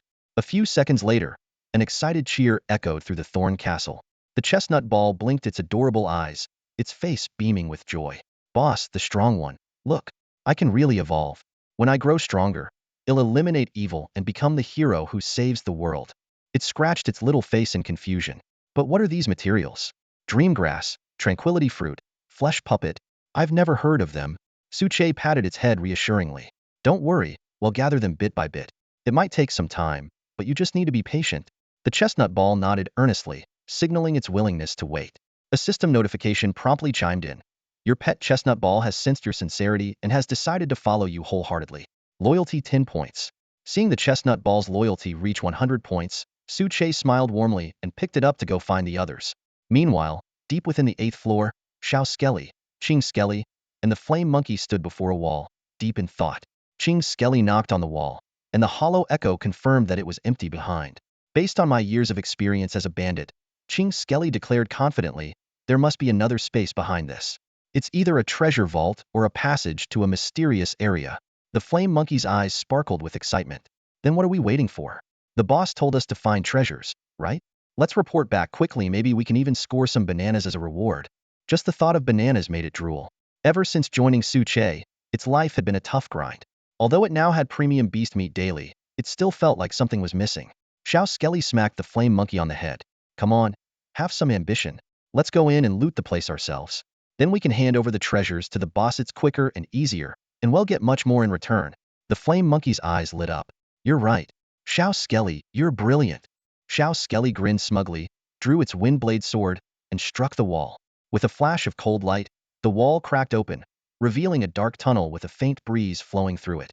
Just then, Su-Che appeared silently behind Xiao Skelly and whispered in its ear. Impressive. You managed to find such a hidden spot. How about I reward you with a bone marrow transplant later? A ghost. Xiao Skelly jumped in fright, the soul fire in its eyes flickering wildly. When it saw that it was Su-Che, it chuckled nervously. Boss, I may be a skeleton, but my heart is fragile. If you scare me to death, won't you be too sad to eat? Su-Che rolled his eyes. If you die from fright, at least you'll have some peace and quiet, and the base won't be full of graves you keep digging. Besides, there's a tradition where I'm from. If you die, we'll throw a feast. Not only will I eat, but he'll eat well. Xiao Skelly was speechless. It had never been able to outtalk Su-Che. Turning to the tunnel, Su-Che narrowed his eyes. He had already studied the structure of Thorn Castle. Logically, the remaining space on the 8th floor should only be about the size of half a classroom, hardly enough to hide any secrets. Still, since something had been uncovered, it wouldn't hurt to see what surprises awaited. Boss, are we going in? Xiao Skelly asked, sidling up to him. Obviously. Since you were just plotting with the flame monkey to stir up trouble, you're leading the way. With a swift kick, Su-Che sent Xiao Skelly into the tunnel, then followed with Ching Skelly and the others. The passageway was dim and narrow, barely wide enough for two people to walk side by side. The walls around them were made of thorny vines, densely covered with sharp spikes. While the skeleton creatures, Xiao Gulu and Ching Gu, managed to pass through relatively unscathed, Su-Che and the flame monkey were not as fortunate. In just a short stretch, their bodies were already marked with over a dozen small, bleeding cuts. What is this cursed thing? Flame monkey was the first to lose its cool, scratching itself furiously and baring its teeth. The wounds sting and itch, and they won't stop bleeding. Boss, let me burn it all down. Do you want to set the entire castle on fire? Su-Che shot at a glare. Just bear with it a little longer. Before he could finish his sentence, he noticed a faint, eerie red glow ahead. As they ventured deeper, the glow became more pronounced. Red light? That's never a good sign. Su-Che muttered, frowning. Could there be a stronger wild pet beast ahead? Or, is it storing some kind of blood? He signaled his companions to stay alert. Exiting the passageway, the space suddenly opened up. A heavy stench of blood assaulted their senses. The room was about 30 to 40 square meters in size, with a massive circular blood pool standing at its center. The dark red liquid bubbled ominously. Even more unsettling, blood mist rose continuously from the pool, coalescing into the shadowy outline of a giant heart hovering in midair. Cautiously, Su-Che tested the blood pool with his bone-tooth spear. To his shock, the Spurso sturdy was completely corroded within seconds of touching the blood. This isn't a blood pool. It's practically a pool of acid, he gasped, instinctively stepping back. While they found nothing of value, Flame Monkey, unable to resist its curiosity, dipped a finger into the pool. When it pulled its hand back, only a fragment of bone remained where the finger had been. Fortunately, Su-Che quickly handed it a premium banana, and its finger grew back in no time. Just as they were about to leave, the usually quiet brown nutball suddenly sounded an alarm. Boss, something's happening with the blood pool.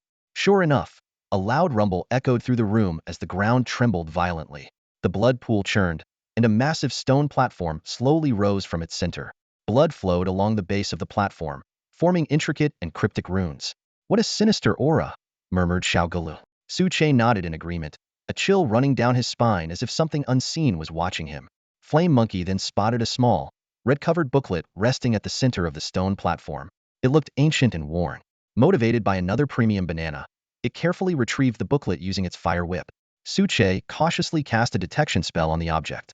Mysterious Evolution Blueprint. A unique item containing numerous methods for evolving wild pet beasts. However, due to its age, only one method remains: a forbidden evolution blueprint. Note: the contents are highly sinister. Use with caution. An unrestricted evolution blueprint? Suche chuckled to himself. If it were just an ordinary evolution method, it might be believable, but the term unrestricted seemed overly exaggerated. Still, recalling the evolution of the flower demon, he couldn't help but feel intrigued. If it were real, perhaps Chingu could truly achieve a breakthrough. Opening the booklet, the first page revealed the title, Blood Rebirth Evolution Method. The text detailed how, through dissecting tens of thousands of wild pet beasts and conducting hundreds of thousands of experiments, a universal, unrestricted evolution method was finally discovered, boasting a success rate of 99. By nurturing with vast amounts of wild pet beast blood, one could forcibly catalyze evolution and enhance quality, with a 10 chance of awakening a new attribute. However, there was also a significant risk of inducing mental instability and a bloodthirsty nature. The signature at the bottom read, Master Feng. Wang Xian stared blankly at the booklet in his hands, his thoughts completely absorbed. It must be real. If this method gets out, it could plunge the entire beast-taming continent into chaos and bloodshed. Who exactly is this Master Feng? The contents of the booklet left him utterly shocked. It detailed the dissection of tens of thousands of beast corpses, alongside over 100,000 gruesome experiments. The sheer number of wild beasts killed was staggering. Even though Wang Xian considered himself a ruthless emperor, a shiver ran down his spine. Couldn't bring himself to commit such atrocities. As he flipped further, he found that there were only 3 pages left after the description of the blood rebirth evolution method. The next 2 pages contained vivid, grisly depictions of Master Feng's dissections and experiments. Wang Xian frowned and cast an investigative spell on the images. While he could only see a pair of hands and couldn't glean any information on Master Feng, the wild beasts in the pictures revealed their stats. Black Armored Beast of the Forest, Bronze Grade, Level 95, Beast Type, Metal Attribute. Golden Feathered Bird, Silver Grade, Level 95, Beast Type, Wind Attribute. Level 95 Wild Beasts used as experimental materials? Wang Xian was completely stunned. To effortlessly kill wild beasts of such high levels, how powerful must Master Feng be? Level 100? Or even higher? The final page depicted a magical array. Blood-red lines formed incomprehensible symbols, which, from a distance, resembled a grotesquely twisted heart. Scattered across it were severed beast limbs, making the sight utterly horrifying. Just as Wang Xian was lost in thought, Little Skeleton poked him and asked, Boss, what are you so engrossed in? Are you reading some romance novel from ancient times?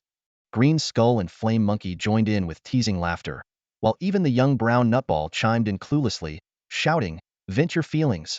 Snapping back to reality, Wang Xian glared at them and retorted, Vent what? You lot are far from being proper beasts, and you stop hanging around with them. He then turned to Green Skull with a serious expression.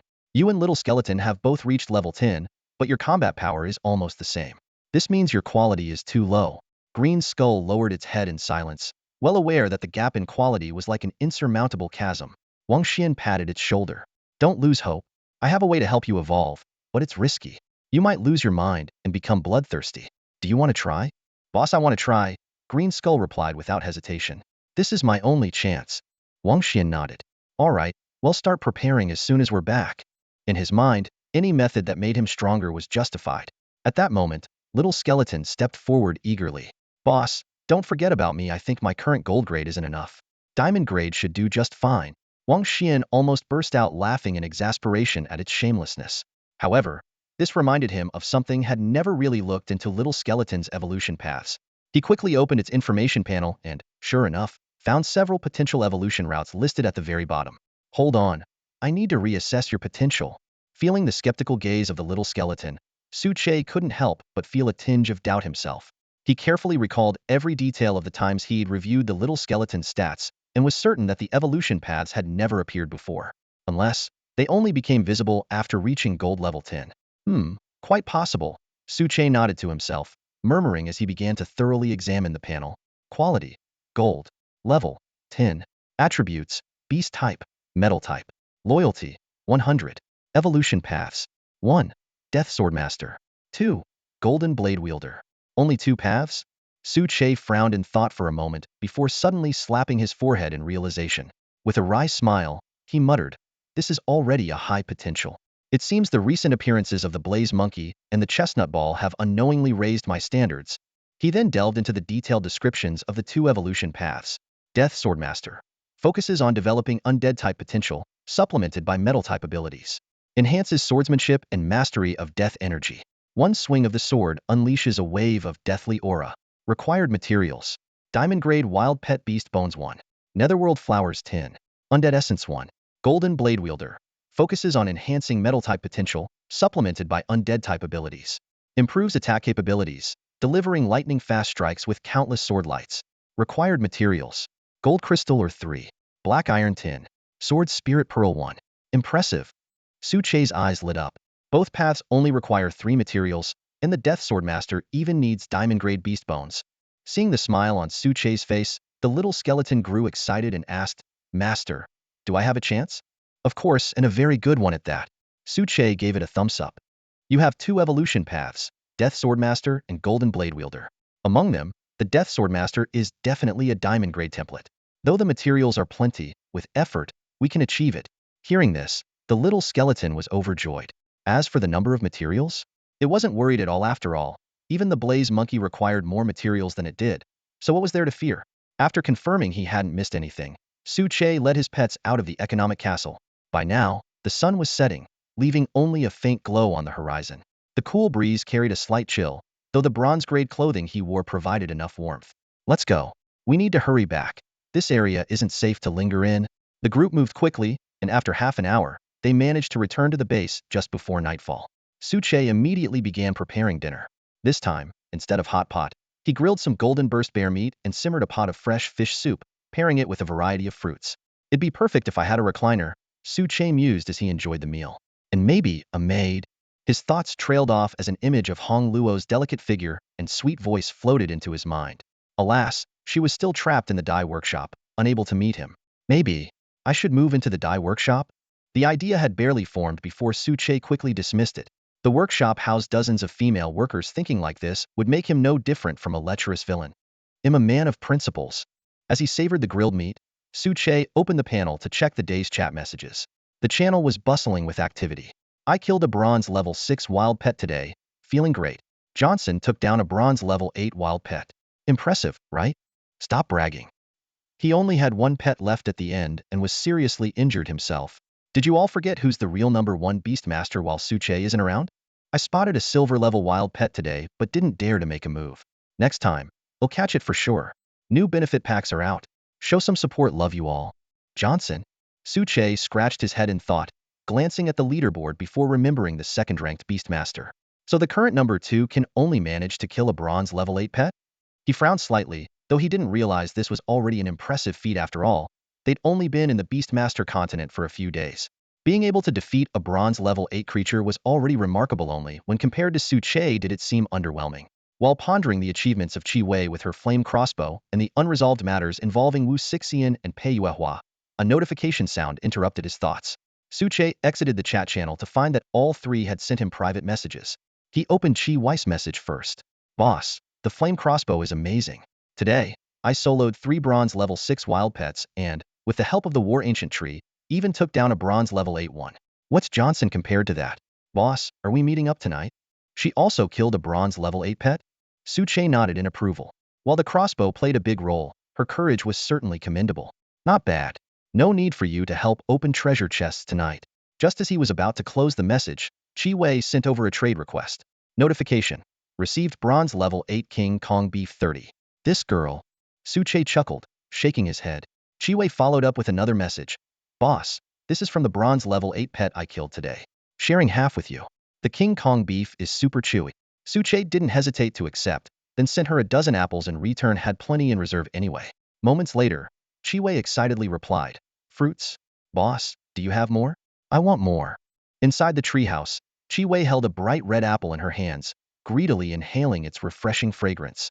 Finding such a delicious fruit on the beast continent was both a delightful surprise and a pleasant shock for her. Over the past few days, she had managed to gather some wild fruits, but they were not only ugly in appearance but also unbearably sour. She still remembered the embarrassing moment when she took her first bite of one, only to be hit by such an intense sourness that it brought tears streaming down her face. This one should be fine. After all, it was given by the boss. Chi Wei murmured to herself softly. Without hesitation, she took a bite. The sweet and juicy flavor exploded in her mouth, causing her to squint her eyes in satisfaction. Recalling the selfie Su Che had sent earlier, Chi Wei quickly scrolled through their chat history. In the photo, there was not only roasted meat and fish soup, but also an array of fruits and bread, all laid out in an enticing display that made her mouth water. Wow, the boss's life is way too luxurious. Chi Wei wiped the corner of her mouth and sighed inwardly. It was only then that she realized how, on the beast continent, having such a comfortable life was itself a testament to one's strength. After days of eating nothing but roasted meat, she had grown tired of the monotony. Comparing it now, the roasted meat in her hands suddenly lost its appeal. She desperately wanted to taste that rich fish soup and soft bread. Before long, Su Che replied to her inquiry, sending over a few tantalizing pictures of ingredients. Chi Wei stared at the images, her eyes wide and mouth watering uncontrollably. Hesitantly, she asked, "Boss, can I pay on credit?" Although she had elemental crystals and crafting blueprints, those were crucial resources she needed to keep for herself. No matter how tempting the food was, she knew how to prioritize. Looking at her message, Su Che's lips curled into a sly smile. He knew Chi Wei must have something valuable. Otherwise, she would have asked for help sooner. Deciding to cater to her desires, he sent over some bread, cream, and a fragrant bowl of fish soup. Sure enough, as soon as Chi Wei tasted the fish soup, she was utterly captivated. "I'll take it. Boss, I want to buy some fish and cooking tools, as well as bread and cream. How much can I get for 2 elemental crystals?" In the end, they struck a deal. 2 elemental crystals in exchange for 10 bronze-level wild pet beasts, an iron pot, 5 loaves of bread, and 5 portions of cream. After completing the trade, Su Che turned his attention to Wu Sixian's private messages. To his surprise, Wu Sixian had already gathered a large quantity of ironwood and had initiated a video call. On the screen, Wu Sixian was dressed in a black tracksuit, wielding a lumberjack's axe as she collected ironwood. Scattered at her feet were over a dozen worn-out bronze-grade axes, evidence of the long hours she had been working. "Leader, I've managed to chop down 230 units of ironwood," Wu Sixian said apologetically. "The ironwood is so tough that the bronze-grade axes aren't very efficient. The quantity might be a bit low." Su Che immediately expressed his understanding and decided to purchase the ironwood at an above-market price. Ultimately, they finalized the trade. 1 thorn body skill card, 2 sets of golden crocodile armor, and 20 pieces of woodburst bear meat in exchange for the ironwood. Faced with such generous compensation, Wu Sixian seemed a little overwhelmed, but Su Che simply brushed it off with a casual remark, "It's nothing. Let's leave it at that." As the system notification chimed, Su Che obtained 230 units of ironwood. Without hesitation, he opened the crafting menu and selected the silver-grade ironwood fence for production. Moments later, 10 units of brand-new fences neatly appeared in his inventory. Wasting no time, Su Che headed straight for the planting area to begin optimizing the zone. The existing resources were sufficient for the basic 6 units of fencing, plenty of soil crystal stones, and the necessary soil and fertilizer. Fortunately, water wasn't a particular concern, which came as a relief. After crafting the fertilizer, Su Che immediately began constructing a silver-grade farmland. With a flash of white light, a substantial amount of resources vanished, and the barren planting area transformed in seconds. The once wheat-covered land became rich, black farmland, encircled by sturdy ironwood fences with a single entrance left open. Although the fence wasn't tall, its unique properties made it impossible for any wild beasts to climb over an ideal defense mechanism. "Little skeleton, green skull, bring all the skeleton warriors here," Su Che commanded, and within moments, dozens of skeletons marched over in perfect formation. Little Skeleton scanned the farmland with a puzzled expression and asked, "Boss, what's the plan?" "Good news, of course," Su Che replied with a sly grin. "I'm assigning you all a critical mission farming." "Huh, farming?" Little Skeleton exclaimed in disbelief. "That's right." Su Che cut off any protests and continued. "The planting area is ready, and we need to start growing crops immediately. You skeletons don't need rest, making you the perfect workforce. Here are some breadfruit seeds and meat tree seeds. It's all up to you now." Caught off guard by the sudden task, Little Skeleton froze for a few seconds before stammering, "Boss, we're from the mountains. We don't know how to farm." Green Skull joined in the complaints. "Master, I think I pulled a muscle. Heavy labor is out of the question. I'm calcium deficient, malnourished, my hip bones deteriorating." "Same here." The other skeletons chimed in one after another. Su Che listened to their excuses in silence, glanced at the time, and said calmly, "It's 7:32 p.m. now. You have 12 hours until dawn. Keep it IT, I believe in you." With that, he strolled over to a nearby lounge chair and lay down to rest, leaving the skeletons staring at one another in dismay. What do we do now? Green Skull muttered. Little Skeleton scratched its head and sighed. What else? The boss has spoken, you have to work. But since we can't eat, let's drag the flame monkey into this too. Before long, the half-asleep flame monkey was hauled over by two skeletons. Little Skeleton flashed a mischievous grin. Monkey bro, we've been through thick and thin together, right? Comrades on the battlefield? The flame monkey nodded cautiously, sensing trouble. Great. The boss wants us to farm. Let's get you set up with some tasks right away. Watching the chaotic scene unfold, Suche couldn't help but chuckle. He suddenly remembered he still had unfinished business with Pei Yuehua. Rubbing his temples, he muttered. So many things to handle, maybe I should hire a secretary. Opening his private message channel, he found a flood of messages from Pei Yuehua. Boss, all the clothing sets are sold out, we made a fortune. Boss, are you there? You're not planning to dodge payment, are you? It's okay. You can use my services for free just once. Boo-hoo. Even petty cash? So shameless. Oops, the Lich King has arrived. Make way. Suche replied curtly. Cut the nonsense and trance for my share of the earnings. Moments later, a wealth of resources was transferred to him.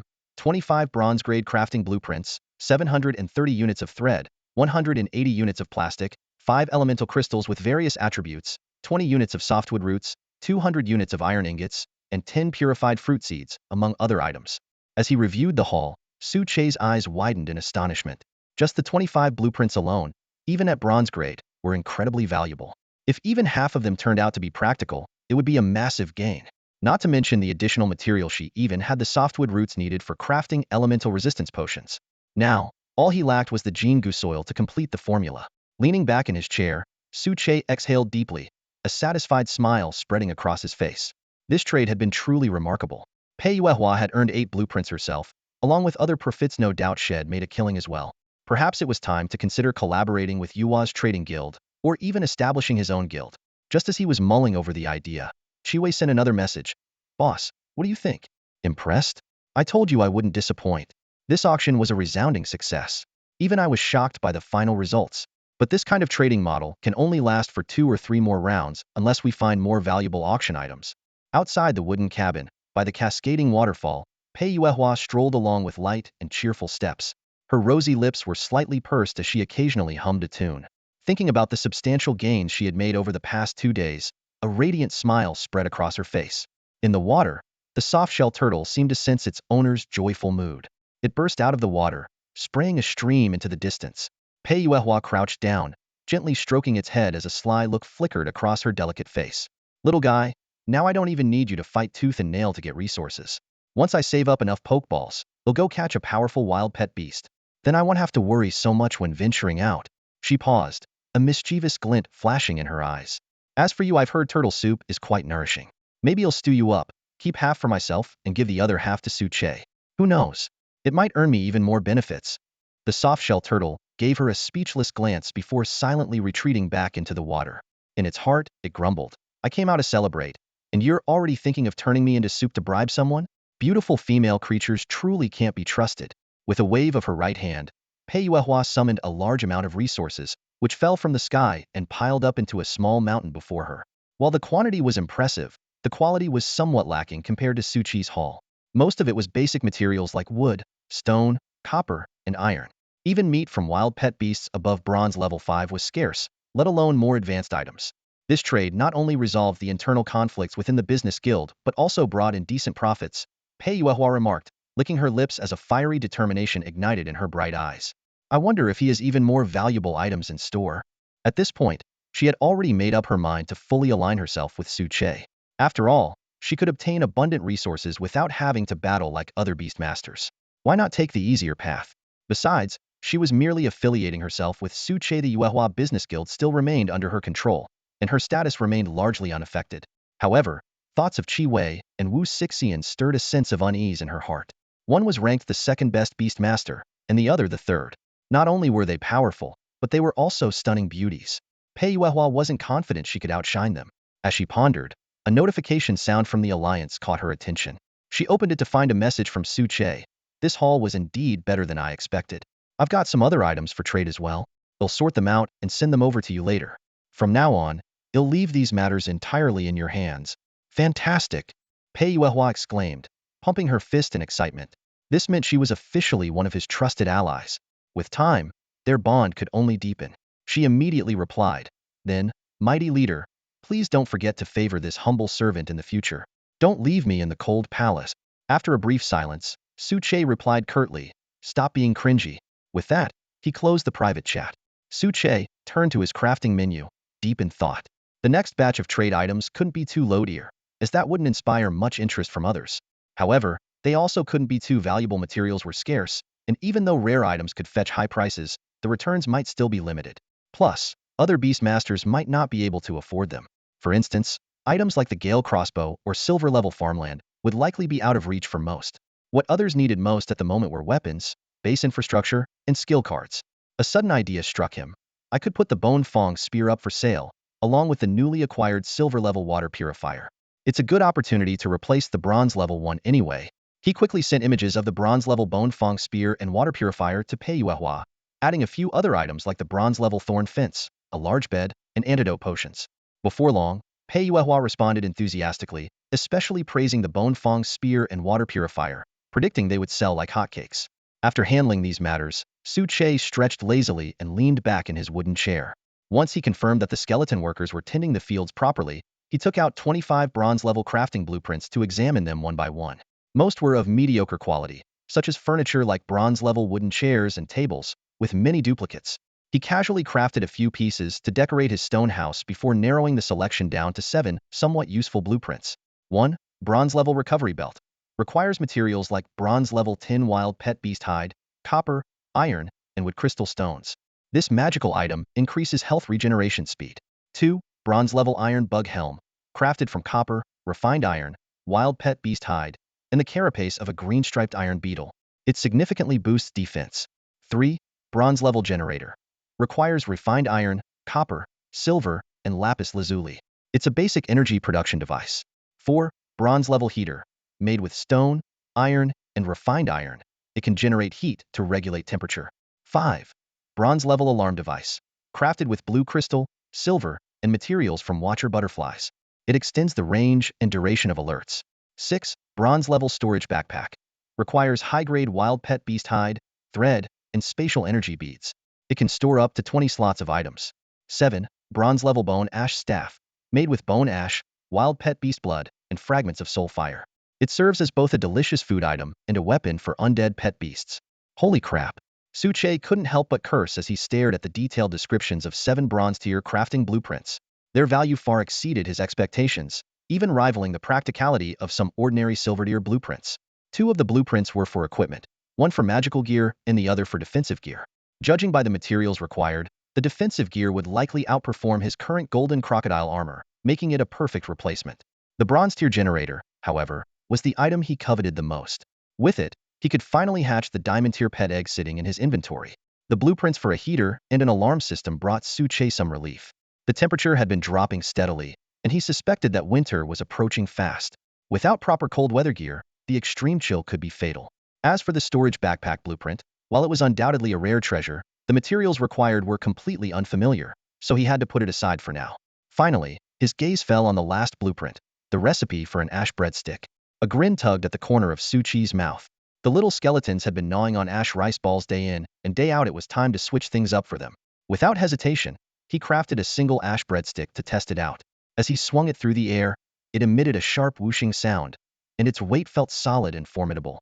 The breadstick, nearly a meter long and as thick as an arm, retained its dull gray color but was astonishingly durable. Even when Suche used all his strength, he could only manage to create a few cracks on its surface. Heh, breadsticks are here. Come on, give it a try, me newest gourmet creation. Suche walked over to the fields, carrying dozens of ash breadsticks. The moment the skeletons heard there was food, they eagerly dropped their farming tools and rushed over. However, their excitement quickly waned when they realized it was yet another ash-based dish.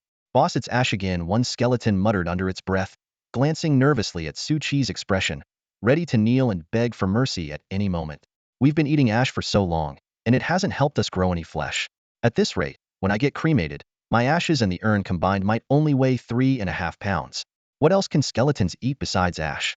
Suche rolled his eyes. You've been eating ash rice balls for days. I made these ash breadsticks to improve your diet. You should be grateful. Now eat. As soon as he finished speaking, the skeletons swarmed forward. One particularly eager skeleton bit down hard, and with a loud crack, several of its pearly white teeth were embedded in the breadstick. Soon, the sound of teeth breaking echoed all around, and within seconds, every skeleton present had been transformed into a toothless ghoul. Yet, despite the breadsticks being nearly impossible to chew, they turned out to be incredibly energidensione. Breadstick provided the same energy as over 10 ash rice balls. In the end, it wasn't a bad deal. After assigning the skeletons to return to their farming tasks, Suche headed back to his wooden cabin to rest. The night passed uneventfully.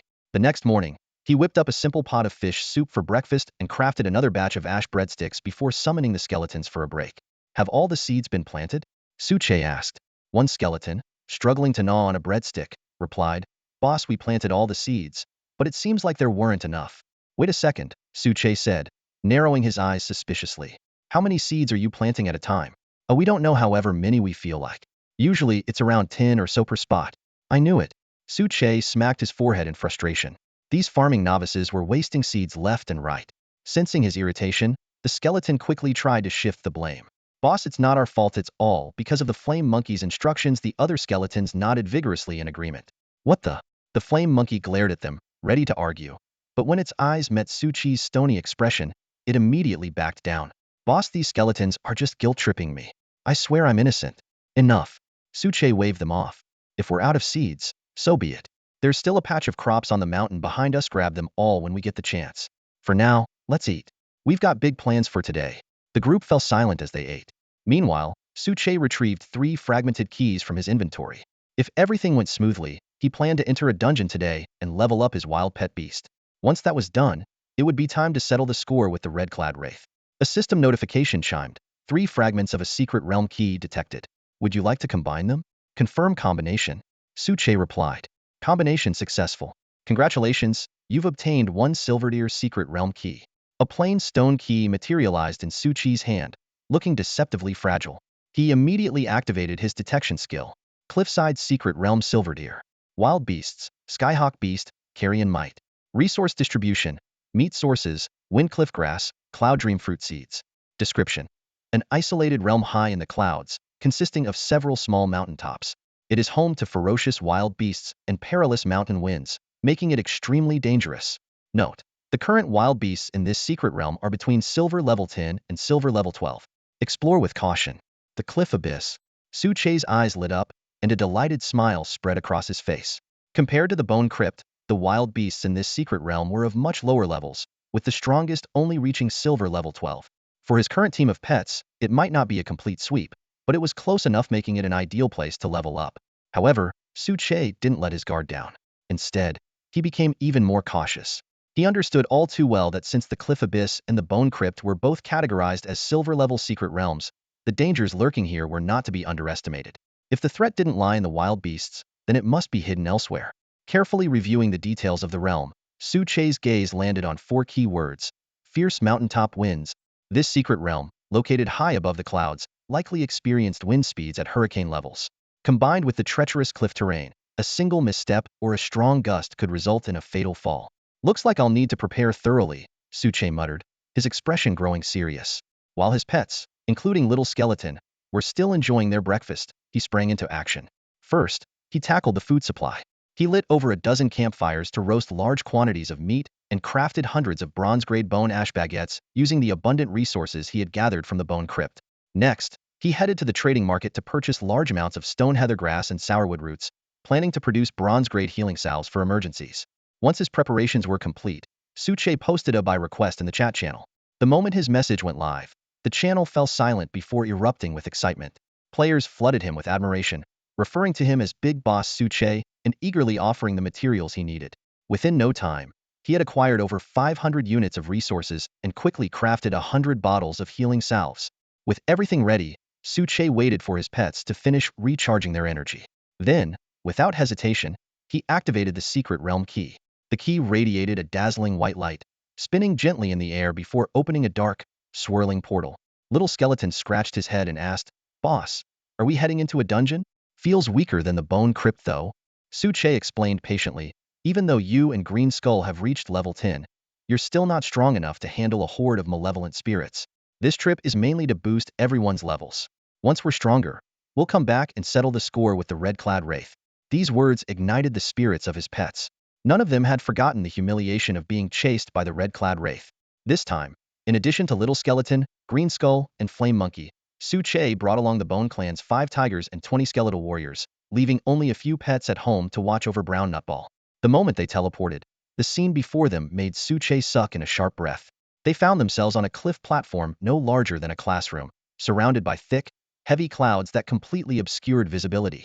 The cramped space left almost no room for maneuvering should they be attacked by wild beasts. Boss, this feels more dangerous than the Bone Crypt? Little Skeleton stammered, retreating to the middle of the group, visibly shaken by the sight of the bottomless abyss below. Su Che glanced at the key in his hand, noticing it had already developed cracks, meaning it could only be used twice more. Turning to the trembling Little Skeleton, he reassured him, "You won't have to take the lead this time. Stay close to me." Then, shifting his gaze to the calm and composed Green Skull, he said, "Green Skull, I'll need you to take point again." Su Che watched as the fearless Chinku led the charge, a faint pang of guilt surfacing in his heart. Though he had always designated it as the team's tank, constantly sending it to the front lines felt somewhat unfair. His gaze shifted to the blazing monkey, who seemed to sense his hesitation before he could even speak. "Boss, it's too dangerous for Chinku to go alone. I'll go with it," the blazing monkey declared, raising its hand eagerly. Su Che was caught off guard by its enthusiasm, but after a brief moment of hesitation, he nodded in agreement. "All right, the two of you go together. The rest, follow closely." At his command, Chinku and the blazing monkey forged ahead. The cliff abyss was a treacherous domain composed of several towering cliffs, connected only by 5 rusty iron chains, each as thick as an arm. These precarious chains formed a swaying pathway that seemed to challenge the courage of anyone who dared cross. Suppressing his unease, Su Che stepped onto the iron chains, gripping the handrails tightly with both hands. Each step sent his heart pounding, the dizzying height and instability of the crossing making it nearly unbearable. Suddenly, the chain bridge swayed violently. He turned his head to see the Little Skeleton clinging to the chains, inching forward with a trembling motion. Its bones seemed even paler than usual. "Little Skeleton, could you be any more pathetic?" Su Che couldn't help but tease. "Boss, I don't want to be like this either." The Little Skeleton whimpered, wiping at imaginary tears. "I have a bad feeling like a strong wind is coming. Maybe you should get down too." Just as Su Che was about to retort, a powerful gust of wind howled through the abyss. The chains swayed wildly, clanging together with an ear-piercing noise. Su Che clung tightly to 3 of the chains, bracing himself as the wind raged on for over a minute before finally subsiding. After ensuring all his companions were unharmed, Su Che, pale-faced, muttered, "This wind is 100 times more dangerous than any wild pet beast. Let's move quickly." After more than 10 nerve-wracking minutes, the group finally emerged from the mist, reaching a larger cliff. Here, short fruit trees grew, their branches adorned with pale blue fruits. Su Che plucked one of the fist-sized fruits, noting the faint black patterns on its surface. It exuded a sweet fragrance and felt soft to the touch. "This must be a Yumeng fruit," Su Che said, activating his detection skill. The interface displayed the fruit's detailed information. Yunmeng fruit details remain identical to the original. Flight ability, for half an hour? Su Che's face lit up with excitement upon discovering the fruit's rare properties. If every pet could gain the ability to fly, their combat prowess would soar dramatically. Though most of the fruits had already rotted, he managed to collect 12 seeds. Just as they prepared to move forward, a sudden blue light beam pierced through the clouds, heading straight for them. The Little Skeleton jumped in front of Su Che, raising its sword to deflect the attack. Su Che swiftly raised his Gale crossbow, firing an arrow into the mist to disperse it. Only then did the enemy reveal itself. A group of massive, blue-white eagles appeared, their wingspans stretching nearly 3 meters.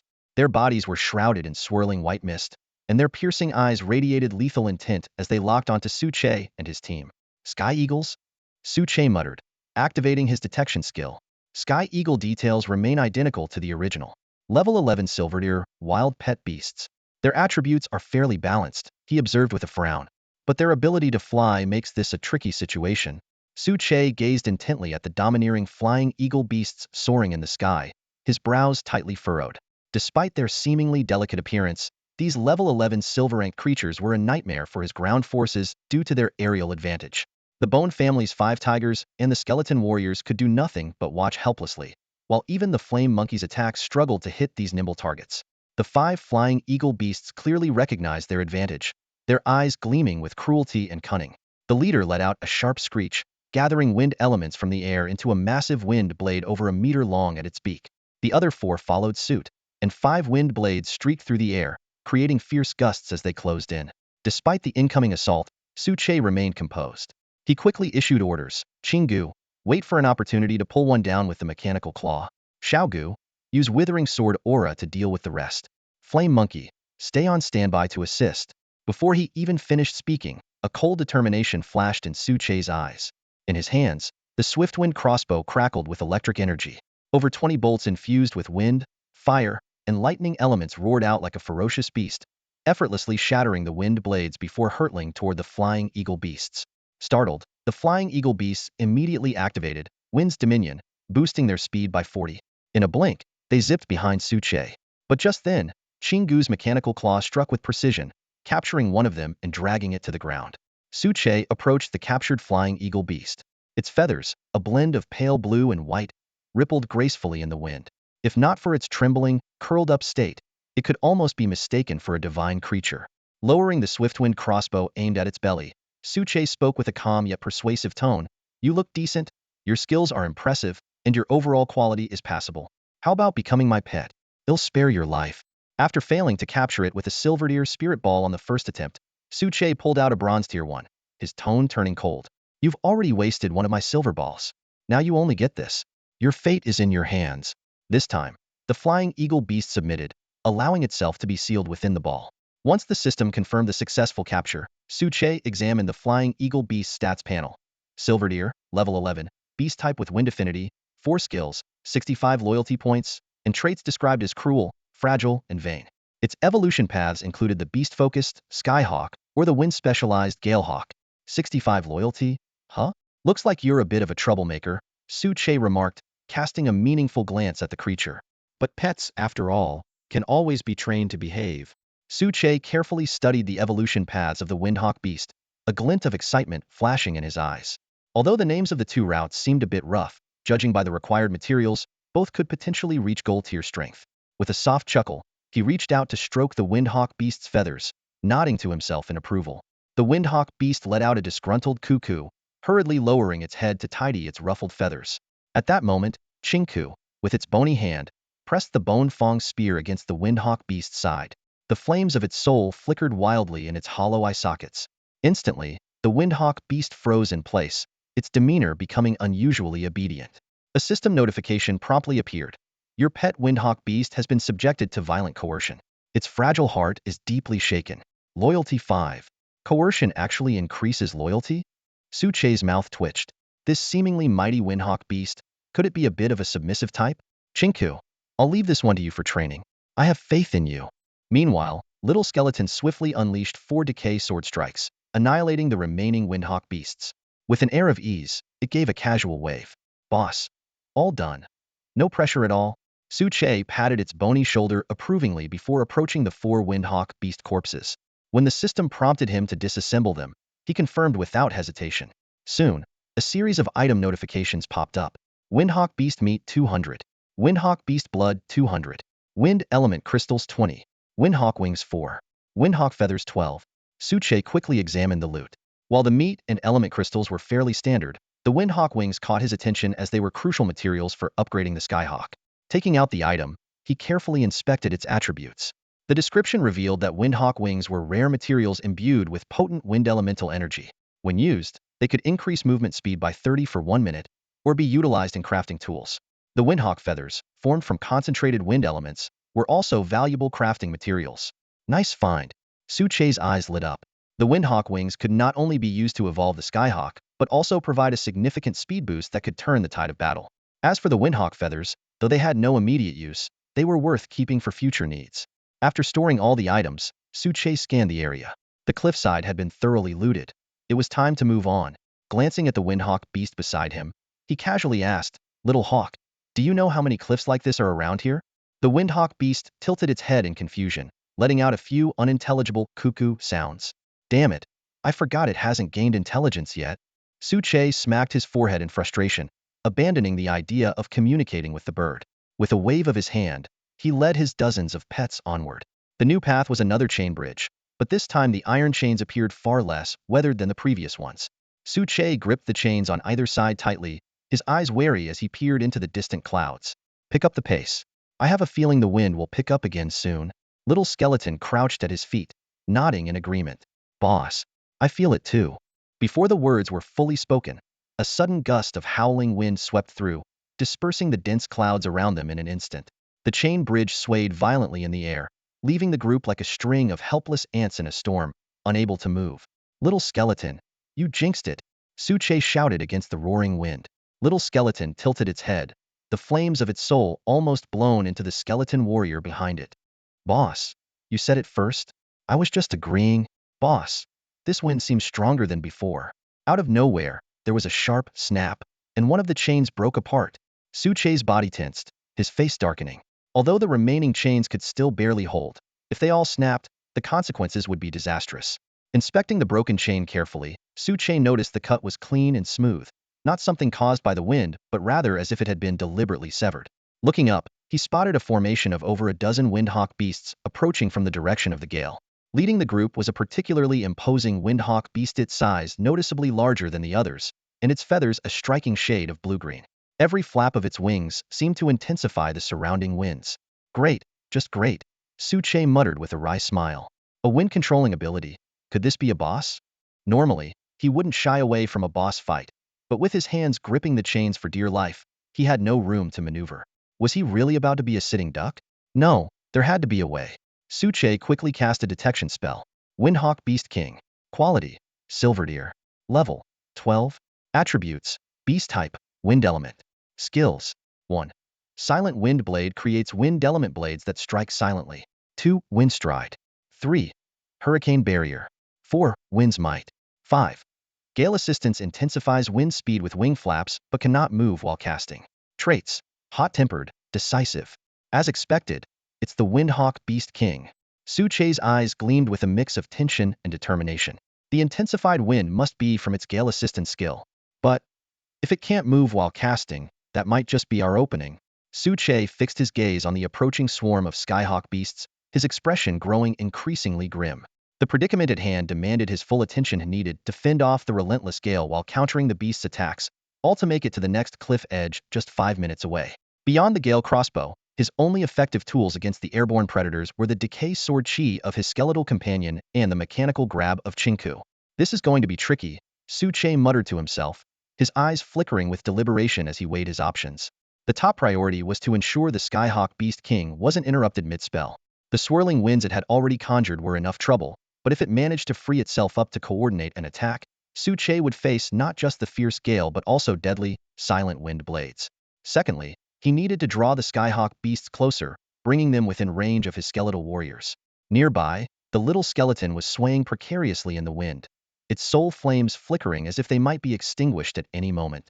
Clutching the back of its skull, it shouted over the howling winds, "Boss, this isn't working. You're the clever one. Think of something quick. I feel like the wind's gonna blow me to pieces before those Skyhawk beasts even get here. How do you still have time to be a smart mouth when we're staring death in the face?" Su Che shot at an exasperated glare. "You're supposed to be a golden ear pet. Can you at least try not to be so spineless?" The little skeleton opened its mouth to protest, but then hung its head in shame. It was true. As a golden tier pet, it was supposed to face danger hidden for its master. "It's not like I want to be this way. Boss, I'm just not built for this kind of battlefield. They'll train you properly when we get out of this," Su Che said, cutting it off before turning his focus to the task at hand. "When the Skyhawk beasts attack, you'll use your decay sword chi to hold them off. Kill as many as you can, but listen carefully, do not target the Beast King. Get the skeletal warriors to move closer and be ready to engage at any moment." As he strategized, a thought suddenly struck Su Cheha had just tamed a Skyhawk beast recently. An idea began to take shape in his mind. The flock likely didn't know that the little Skyhawk had been turned into his pet, and that could be a perfect opportunity. Acting swiftly, Su Che equipped the Skyhawk beast with the mechanical grab and initiated a telepathic connection. As his consciousness entered the creature's mind, the young Skyhawk tilted its head in confusion. "Little Hawk, I have an important mission for you." Su Chi's voice echoed in its mind, startling the creature. Just as he was about to explain his plan in detail, a notification from the system interrupted him. "Your pet Skyhawk beast has undergone subtle changes due to your mysterious influence. Please check its updated status. You have unlocked the title Pet Whisperer for cultivating 2 or more intelligent pets. Please check your title information." Su Che blinked, momentarily stunned by the unexpected notifications. He quickly opened the Skyhawk Beast's status panel. Its loyalty had increased to 75 points, and its traits had shifted from cruel, fragile, vain, to naturally aloof, master of deception. Little Hawk, can you speak now? Suche asked tentatively. The Skyhawk Beast shook its head before nodding, indicating it could understand but not yet articulate speech. Finally, Suche checked his own status panel. Among the usual information, the newly acquired title, Pet Whisperer, stood out prominently. You are a master at training pets. Under your guidance, every pet becomes a reflection of your influence. While carrying this title, the loyalty of all your pets increases twice as fast, and they are more likely to awaken unique abilities as a result of your teaching. Suche smiled faintly. This unexpected development might just tip the scales in his favor. Suche stared at the system notifications, his expression turning peculiar. Master Trainer, Loyalty Boost, Shape Correction, these terms made him question whether he had inadvertently become some kind of sinister villain.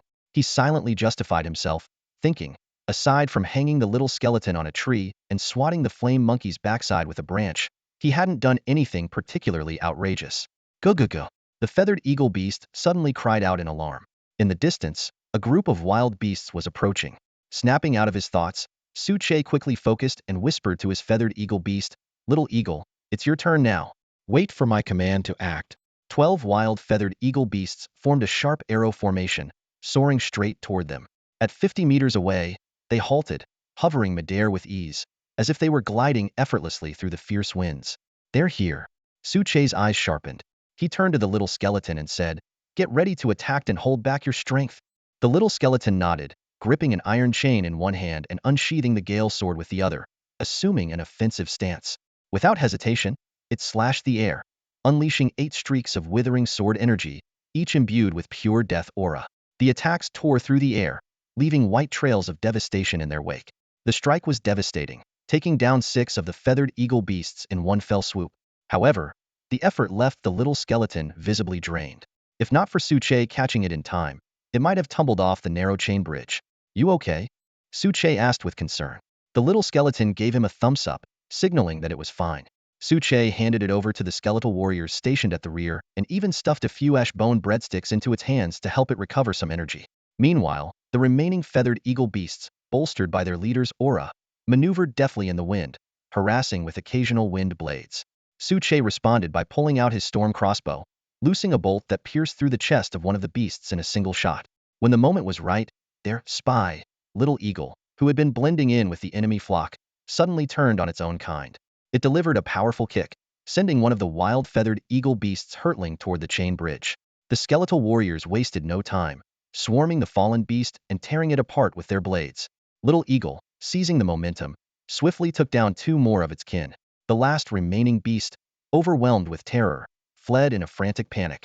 As the battle concluded, the feathered eagle beast king ceased stirring up the tempestuous winds. Its eyes burned with fury and resentment. Watching its kin annihilated, and especially witnessing the betrayal of one of its own, filled it with boundless rage. Boss, that feathered eagle beast king has a dangerous look in its eyes. Should we strike first before it makes a move? The little skeleton asked, having regained some of its strength. Amid the swirling mists atop the clouds, an eerie tension silently spread. Suspended in midair, the Skyhawk Beast King faced off against Suche and his companions on the iron chain bridge.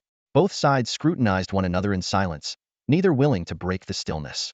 The Skyhawk Beast King glanced around warily, secretly activating its wind fury skill to gather strength. It was well aware that, despite being a boss-level creature, its actual combat prowess wasn't significantly stronger than that of a regular Skyhawk beast. Moments ago, an entire group of 12 Skyhawk beasts had been effortlessly defeated by the opposing party, leaving only one to escape intentionally. While it might have an edge in an unknown fight, its chances against multiple foes were slim. It had to avoid a heated confrontation and seek an opening to turn the tide. Standing on the bridge, Suche wore a faint, mischievous smile, clearly calculating his next move. Beside him, the little skeleton appeared puzzled. Why was its master holding back when the enemy was clearly at a disadvantage? Don't rush, Suche glanced at the little skeleton and explained in a low voice. This Skyhawk Beast King hasn't attacked recklessly. It's been carefully observing us, which means it has a certain level of intelligence. It knows it can't win in a direct fight, so it's waiting for an opportunity. If we act hastily, we might give it a chance to escape. With that, Suche instructed the little skeleton to lead the skeletal warriors forward, while he kept his focus on the Skyhawk Beast King. Under the guidance of Chinku, the skeletal warriors steadily advanced to the next cliff. Time ticked by, but the Skyhawk Beast King remained motionless. Finally, after 10 minutes, it couldn't hold back anymore. A cold glint flashed in its eyes as it let out a piercing screech. With a powerful beat of its wings, it charged toward Su-che, surrounded by a swirling mass of wind energy that formed a menacing tornado. Seriously? So that's how it's playing. Su-che, though surprised, quickly adjusted his rapid-fire crossbow, ready to unleash a barrage of bolts. But just as he prepared to attack, the Skyhawk Beast King abruptly changed course, showing no signs of actual aggression. As Su-che hesitated in confusion, the little skeleton suddenly drew its windblade sword and unleashed a decay slash into the air. A sharp clang echoed as the slash collided with an invisible wind blade, neutralizing it. It turned out the Skyhawk Beast King's charge was a feint, its true aim being a silent wind blade for a sneak attack. Boss, you okay? That sneaky bird doesn't play fair. Good thing I caught on to its trick, the little skeleton exclaimed angrily, its soul flames flickering with murderous intent. Still shaken, Su-che had to admit the silent wind blade was a masterful ambush skill undetectable and deadly. If the enemy refused to play fair, then he wouldn't hesitate to fight with overwhelming numbers. Little skeleton, little hawk, get ready, Su-che commanded, firing his crossbow. 24 bolts streaked through the air, cutting off the Skyhawk Beast King's escape routes. He snapped his fingers, and ghostly blue flames surged forward like venomous snakes. In a panic, the Skyhawk Beast King attempted to use its windborne escape skill to flee, only to find itself surrounded. While dodging the flames, 2 bolts struck its wings with precision, followed by a decay slash from the little skeleton. With a final anguished cry, the Skyhawk Beast King plummeted to the ground, its health depleted. A system notification chimed, announcing that the Bone Sword Saint had successfully slain the wild pet Skyhawk Beast King, earning experience points.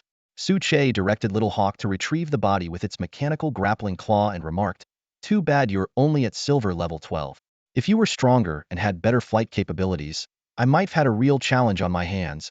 In the end, Su-che disassembled the corpse, obtaining 50 units each of Skyhawk Beast King meat and blood, 10 wind element crystals, a pair of Skyhawk wings, 3 Skyhawk feathers, and 1 Skyhawk ring.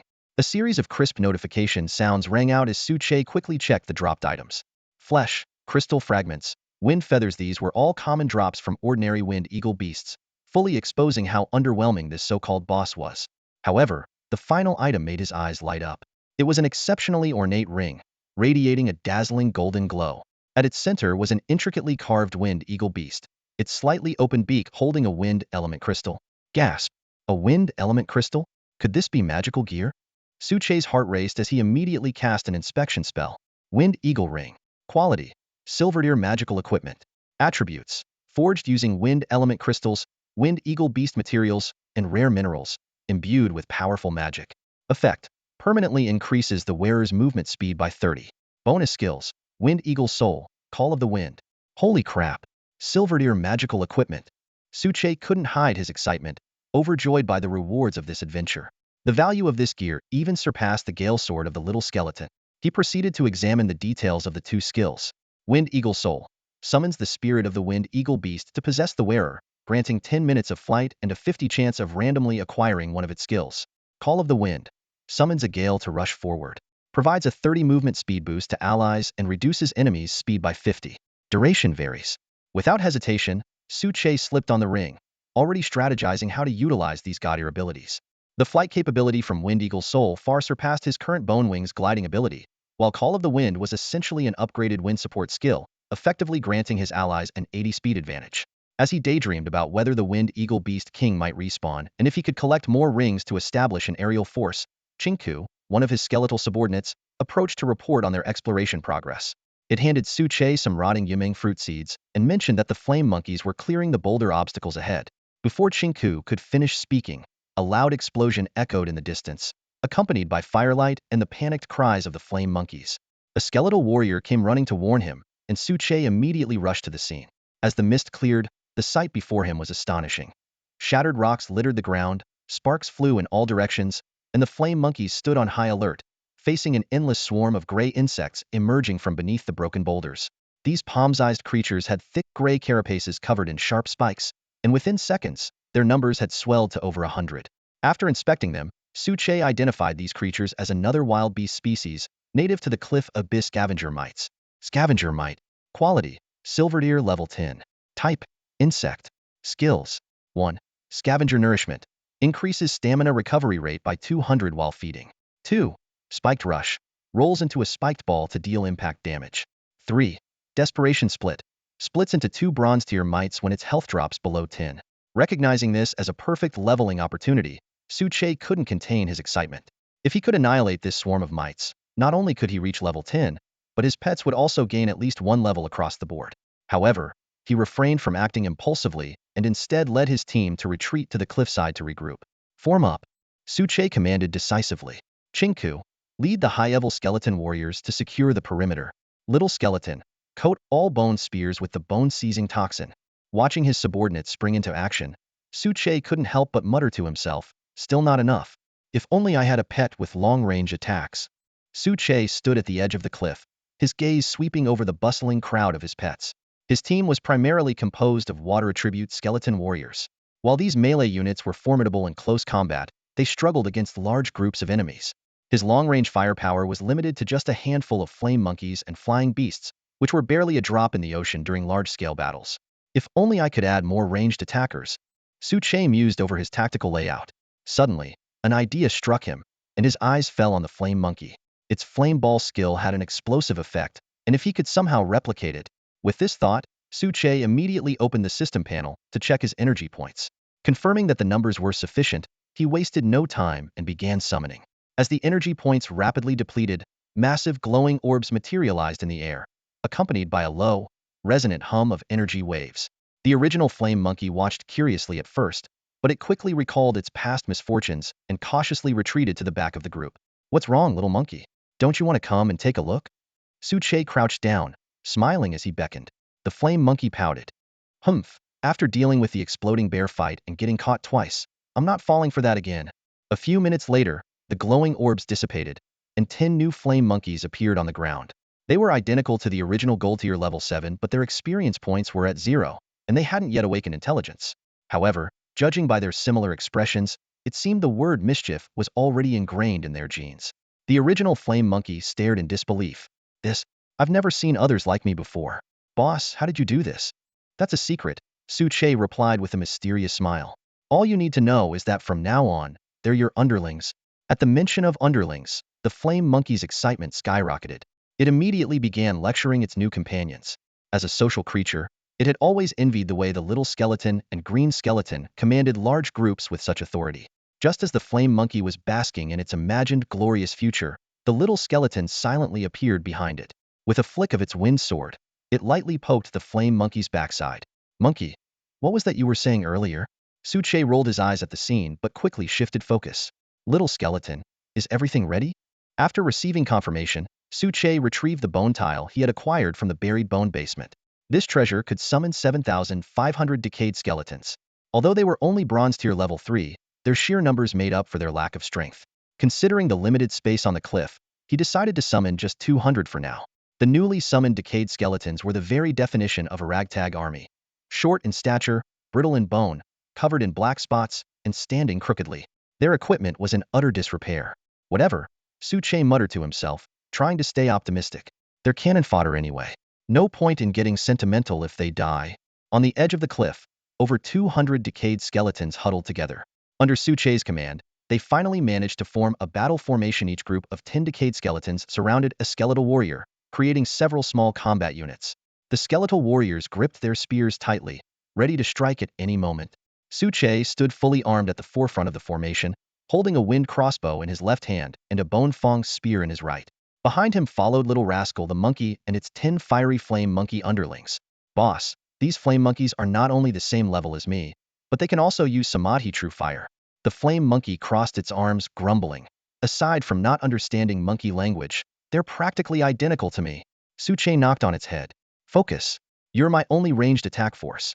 If you slack off. Before he could finish, Little Skeleton came sprinting from afar, followed closely by hundreds of scavenger mites. Though each mite was no larger than a pea, their eyes gleamed with a greedy and violent light. The leader's been taken care of, Little Skeleton announced proudly, rolling to Suche's feet and presenting the corpse of a slightly larger scavenger mite. These bugs are out of control now. Suche glanced at the corpsey silver level, rank 10 scavenger mite leader. Other than its slightly larger size and swollen abdomen, there was nothing particularly notable about it. Toss it aside. Well, deal with it after the fight. Let's begin. Full attack, minimize casualties. At Su Chi's command, Qing Ku led the Bone Clan 5 tigers into the fray. 6 azure water jets pierced through the mist, blasting away scavenger mites in their path. Although the Bone Clan 5 tigers were still relatively weak, Qing Ku's Whirlpool Thrust had evolved into Whirlpool Torrent, increasing its armor-piercing effect by 30. With one charge, it took down 3 scavenger mites. Dahu, stay back and support the other warriors. I'm pushing forward, Qing Ku commanded while conjuring a water vortex shield and activating its berserk skill, unleashing a killing spree. Each strike sent scavenger mites scattering. With Qing Ku breaking through the enemy lines, the skeletal warriors quickly followed up. Su Che turned to the flame monkeys. Your turn to shine. Little Rascal eagerly led its 10 companions, launching a volley of fireballs. 11 massive fireballs roared through the air, transforming the battlefield into a sea of flames. The smell of charred flesh filled the air as kill notifications kept popping up. The battle raged on for nearly half an hour. Though Su Che lost 200 decayed skeletons, the enemy forces were reduced by more than half. Without hesitation, Su Che summoned another 300 decayed skeletons, overwhelming the remaining scavenger mites. In the end, Little Skeleton unleashed a decay sword strike, finishing off the last enemy. System notifications flooded in. Little Rascal and Day who leveled up, and Su Che himself advanced to bronze level rank 10. A series of notification sounds rang in Su Che's ears. This upgrade had been incredibly rewarding. Aside from the Little Skeleton, the Flame Monkeys, and the 10 newly summoned Flame Monkeys, nearly all his pets had leveled up by 1. The swarm of carrion mites truly lived up to its reputation as an experienced treasure trove. What excited Su Che even more was that he had finally reached level 10. This meant the troop building system was now fully activated. Not only could he summon 50 pets each day, but he could also construct 4 troop building bases. If fully utilized, that would amount to an army of 200 pets in a single day. Reaching level 10 is such a big deal. And yet the system doesn't even make a sound, Su Che muttered with a pout. Look at other systems. Whenever there's an upgrade, they make a huge fuss, showering their users with new items. And you? Chirp. The system suddenly chimed in. Oh, so you do show up? I thought you were broken. Your master here just hit level 10. Shouldn't I get a grand reward or something? Su Che teased. The system responded coldly. Reaching level 10 is merely the inevitable step for a salted fish to become a mediocre chicken. Please refrain from boasting, master. After a brief pause, its tone softened slightly. However, in recognition of your hard work and diligence, the system will grant you 1 random lucky draw as a consolation. A salted fish turning into a mediocre chicken? Hard work and diligence.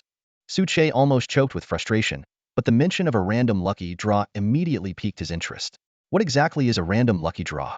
The system explained. The random lucky draw includes, but is not limited to, pets, weapons, tools, materials, and other items.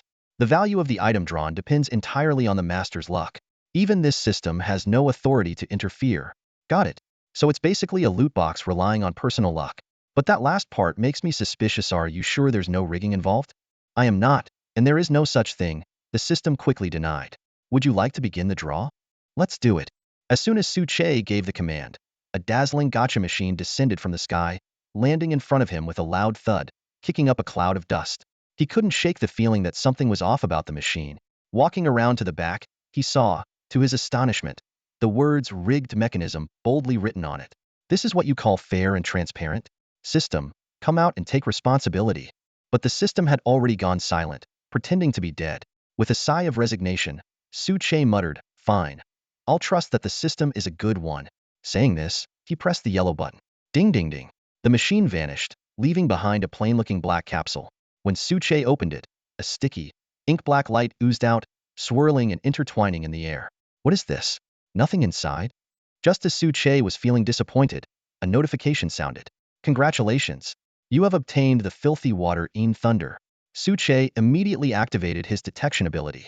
The Filthy Water Een Thunder can deal both water and lightning elemental damage to enemies, with a guaranteed application of multiple debuffs such as grievous injury, paralysis, poisoning, and confusion.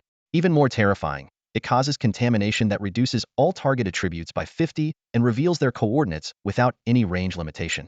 This was far more powerful than the ghostly blue bone flame. But how was he supposed to use it? Su Che stared at the gelatinous mass floating in the air, hesitating over whether he should swallow it like he had with previous items.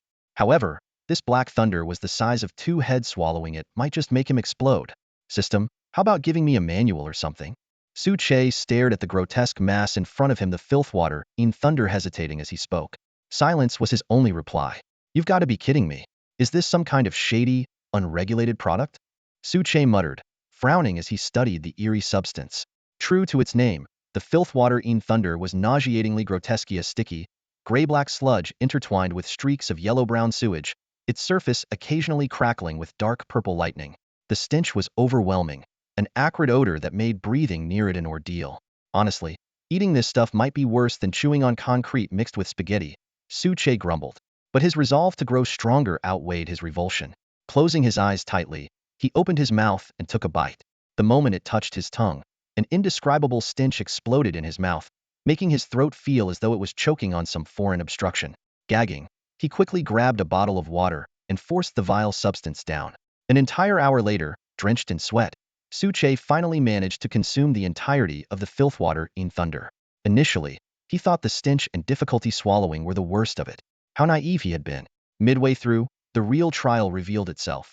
The thunder element coursing through his body erupted violently, wreaking havoc within his organs.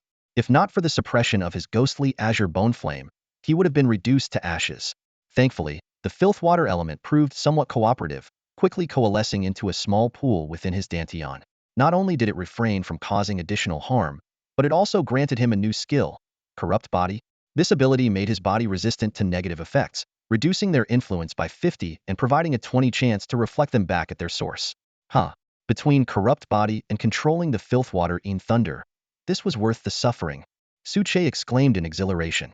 But his excitement turned to astonishment as he realized the true power of the filthwater in thunder. Its destructive force far surpassed his ghostly azure bone flame. It was nearly impossible to dispel and could annihilate both the physical body and the soul simultaneously. Just as Su Che lamented the lack of a test subject, a sharp cry pierced the air. A group of winged beasts, their talons gleaming, descended from the sky, releasing wind blades from their beaks. The tiny skeleton by Su Chi's side sprang forward to defend him, but Su Che held it back. Let me try out my new power.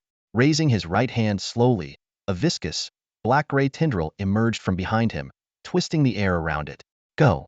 At his command, the tendril lashed out, crackling with dark purple lightning and dripping yellow-brown filthwater. It struck the air with a deafening crack. The wind blades shattered instantly, and the winged beasts were obliterated, their bodies disintegrating into blood mist. A stunned silence enveloped the battlefield, broken only by the tiny skeleton's awestruck exclamation. Holy! This is even more terrifying than the ghostly azure bone flame. As the skeleton noticed a lingering trace of filthwater in thunder clinging to Su Che's collar, the mass suddenly morphed into a gaping maw and let out a menacing roar. The skeleton stumbled back in terror. Boss, please, don't use that thing to experiment on me. I can't handle it. Su Che chuckled and nodded in agreement, flicking the remnants of the filthwater substance away before turning toward the pile of carcasses. Though there were many, their small size made them easy to deal with, taking only a few seconds each. As he worked, the system chimed in, detected a large number of carrion mite corpses. Would you like to decompose them? Confirm disassembly. Su Che commanded decisively. He fixed his gaze on the palm-sized carcass of the scavenger mite, anticipation flickering in his eyes as he wondered how much valuable material he could extract. After all, this was a level 10 silver-grade creature. Selling its parts to the Earth Elves could yield a considerable profit. Moments later, the system notification appeared. Obtained scavenger mite meat 515. Obtained scavenger mite blood 250. Obtained beetle bombs 100. Obtained scavenger mite eggs 30. Obtained nutrient fluid 300. Over 500 pieces of silver-grade meat. Pretty good haul. Su Che nodded in satisfaction. However, his expression quickly shifted to a frown. But the blood seems a bit lacking. Probably lost a lot of it during the fight. He began inspecting each item carefully. The scavenger mite meat emitted a faintly bitter odor, and was rumored to enhance defensive capabilities with prolonged consumption. Its blood, containing trace amounts of paralyzing toxins, not only boosted defense but also had a 0.1 chance of increasing affinity with insect-type pets. The beetle bombs were bioweapons capable of automatically locking onto enemies within a 500-meter radius. The eggs, if nurtured in a damp, cold, and nutrient-rich environment, could hatch into level 1 silver-grade scavenger mite larvae. Finally, there was the nutrient fluid, stored in thumb-sized, dark green crystalline capsules. Su Che held one up to the sunlight, watching as the transparent liquid inside refracted a faint green glow. Tiny particles of decayed matter floated within. Hey, little flame monkey, want to try something special? Su Che turned to the flame monkey, a sly grin spreading across his face. This stuff can restore energy quickly and boost all your attributes. The flame monkey immediately narrowed its eyes suspiciously and refused. Nutrient fluid? No way I'm eating that. Suche chuckled and pulled out a banana. Are you sure? I even got you a premium banana? Before he could finish, the flame monkey had already snatched both items in a flash and gulped down the nutrient fluid. How does it taste? How do you feel? Suche asked eagerly. The flame monkey swallowed a few times, grimacing. It's sour, stinky, and ridiculously sticky, but it suddenly paused, realizing its energy was completely replenished. It launched a few fireballs effortlessly, its vigor fully restored. Suche nodded in approval. Although the nutrient fluid had a dreadful taste, its effects were undeniably impressive. It could fully restore the stamina of a wild level 8 gold grade pet. This haul had far exceeded his expectations. This harvest was truly unexpected. Suche looked at the items decomposed by the corpse-eating mites and nodded to himself in satisfaction. In comparison, the flying eagle beasts were decent, but their practicality was somewhat lacking. Instead of rushing to the next cliff, he decided to let all his pets rest for a while. From the moment he entered this area, apart from the first cliff, this was already the second one, and he had faced 3 waves of attacks from wild pet beasts. How many more cliffs lay ahead was still unknown. Chinku, Suche called out, gesturing for it to come closer. He handed over a large handful of bone ash baguettes. Distribute these to each skeleton warrior and help them recover their strength as quickly as possible. Yes, master. Chinku responded in a low, gravelly voice as it took the food. After distributing the supplies, Suche found a clean spot to sit down. While enjoying some roasted meat, he opened the chat channel to check the latest messages. The channel was buzzing with various trade offers. Someone was selling slightly polluted water, claiming there was only a minimal chance of diarrhea from drinking it. Another person was offering unripe wild fruits, emphasizing that they were safe to eat despite their poor taste. There was even someone joking about selling themselves. Suddenly, one message caught Suche's attention. It mentioned that a single weapon could be traded for a bronze treasure chest. Treasure chests can be sold? Suche sat up straight in surprise, then smacked his forehead in frustration. Why didn't I think of that earlier? Just from the 100 corpse-eating mites he had defeated earlier, he had already obtained over 50 bronze-level treasure chests. However, this realization left him somewhat annoyed. After all, corpse-eating mites were level 10 silver-grade wild pet beasts. When he had killed the green plant deer king before, it had dropped silver-grade treasure chests. Now, not only had the drop rate fallen below 50, but the quality of the items had also decreased. Nevertheless, Suche quickly adjusted his mindset. With the increasing number of his pets, a lower drop rate was inevitable. In the future, silver-grade treasure chests might only contain wood and stones, while bronze-grade chests were becoming almost useless. But now that he could sell them to others for profit, it didn't seem like such a bad deal. He immediately checked his storage inventory and found that, including the ones he had just obtained, he had accumulated a total of 86 bronze-grade treasure chests. For this transaction, he planned to rely on Payuahua again. Get ready. I've got something new for you to handle. Let me know if it works for you. Suche sent a private message to Payuahua. Payuahua, who was cleaning herself by a waterfall, replied almost instantly, Really, boss? Something new again? Is it new clothes? When she learned it was 86 bronze treasure chests, Payuahua froze in shock, her mouth agape as she wiped herself dry. She quickly regained her composure and assured Suche, Don't worry, boss. Treasure chests are in high demand right now. I can sell as many as you have. This time, I promise I'll get you the best results. Beside the wooden cabin, within the cascading waterfall, Payuahua leapt out of the water with her arms raised high. Droplets traced the curves of her striking figure as they slid down her body. Alone in the wilderness, this breathtaking scene had no audience to admire it. Impressive. That man is truly something else, she exclaimed, splashing water over herself while calculating her next move regarding the treasure chests in her possession. With these chests, I only need to gather 90 and strategize a bit, then the profits will roll in. However, her brows soon furrowed. Bronze-tier treasure chests are different from clothing sets. Clothing sets can tap into the immediate demand of other beast tamers, creating huge gains. But bronze-tier chests are accessible to everyone. They'll need to adjust the trading strategy.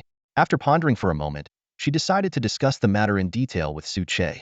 After all, the chests belonged to him. She was merely acting as a middleman. Boss, I've got some thoughts about the pricing for this deal. Suche raised an eyebrow, intrigued. He had come to understand a bit about Payuahua, sharp, cautious, bold, with a hint of mischief. If she was proactively bringing up pricing, it must be something important. Go ahead, I'm listening. Boss, I think the pricing for these bronze-tier treasure chests shouldn't be overly complicated or set too high, Payuahua explained thoughtfully. Treasure chests are unlike clothing sets, they carry too much uncertainty. Pricing them too high might only result in one-off sales. Plus, since everyone can obtain bronze tier chests, our target customers should be those who've gotten something good from them or those who've seen others do so. What do you think? As Suche listened, a smile gradually crept onto his face. Not bad. You're definitely someone capable of founding your own trading guild. That level of insight is exceptional. He reflected quietly to himself. If it were silver tier chests, pricing would be even trickier. But for now, he decided to focus on the current business. You're right. The price should be set at a level that's affordable yet still guarantees a profit, Suche said, glancing at his storage inventory. His eyes landed on the recently dismantled carrion might meat, and inspiration struck. Meat. He laughed heartily. I can trade with the Earth Elemental tribe. If others can't provide rare items, why not have them pay a premium in materials? Then I can trade those with the Earth Elementals. In no time, Suche drafted a pricing plan and sent it to Pei Yuehua. Seller, Suche. Item for trade, bronze tier treasure chest X1. Requirements: 300 pieces of bronze level 6 wild beast meat. Alternative options: 200 pieces of bronze level 7 wild beast meat. 50 pieces of bronze level 8 wild beast meat. Any 3 elemental crystals. Stock: 86.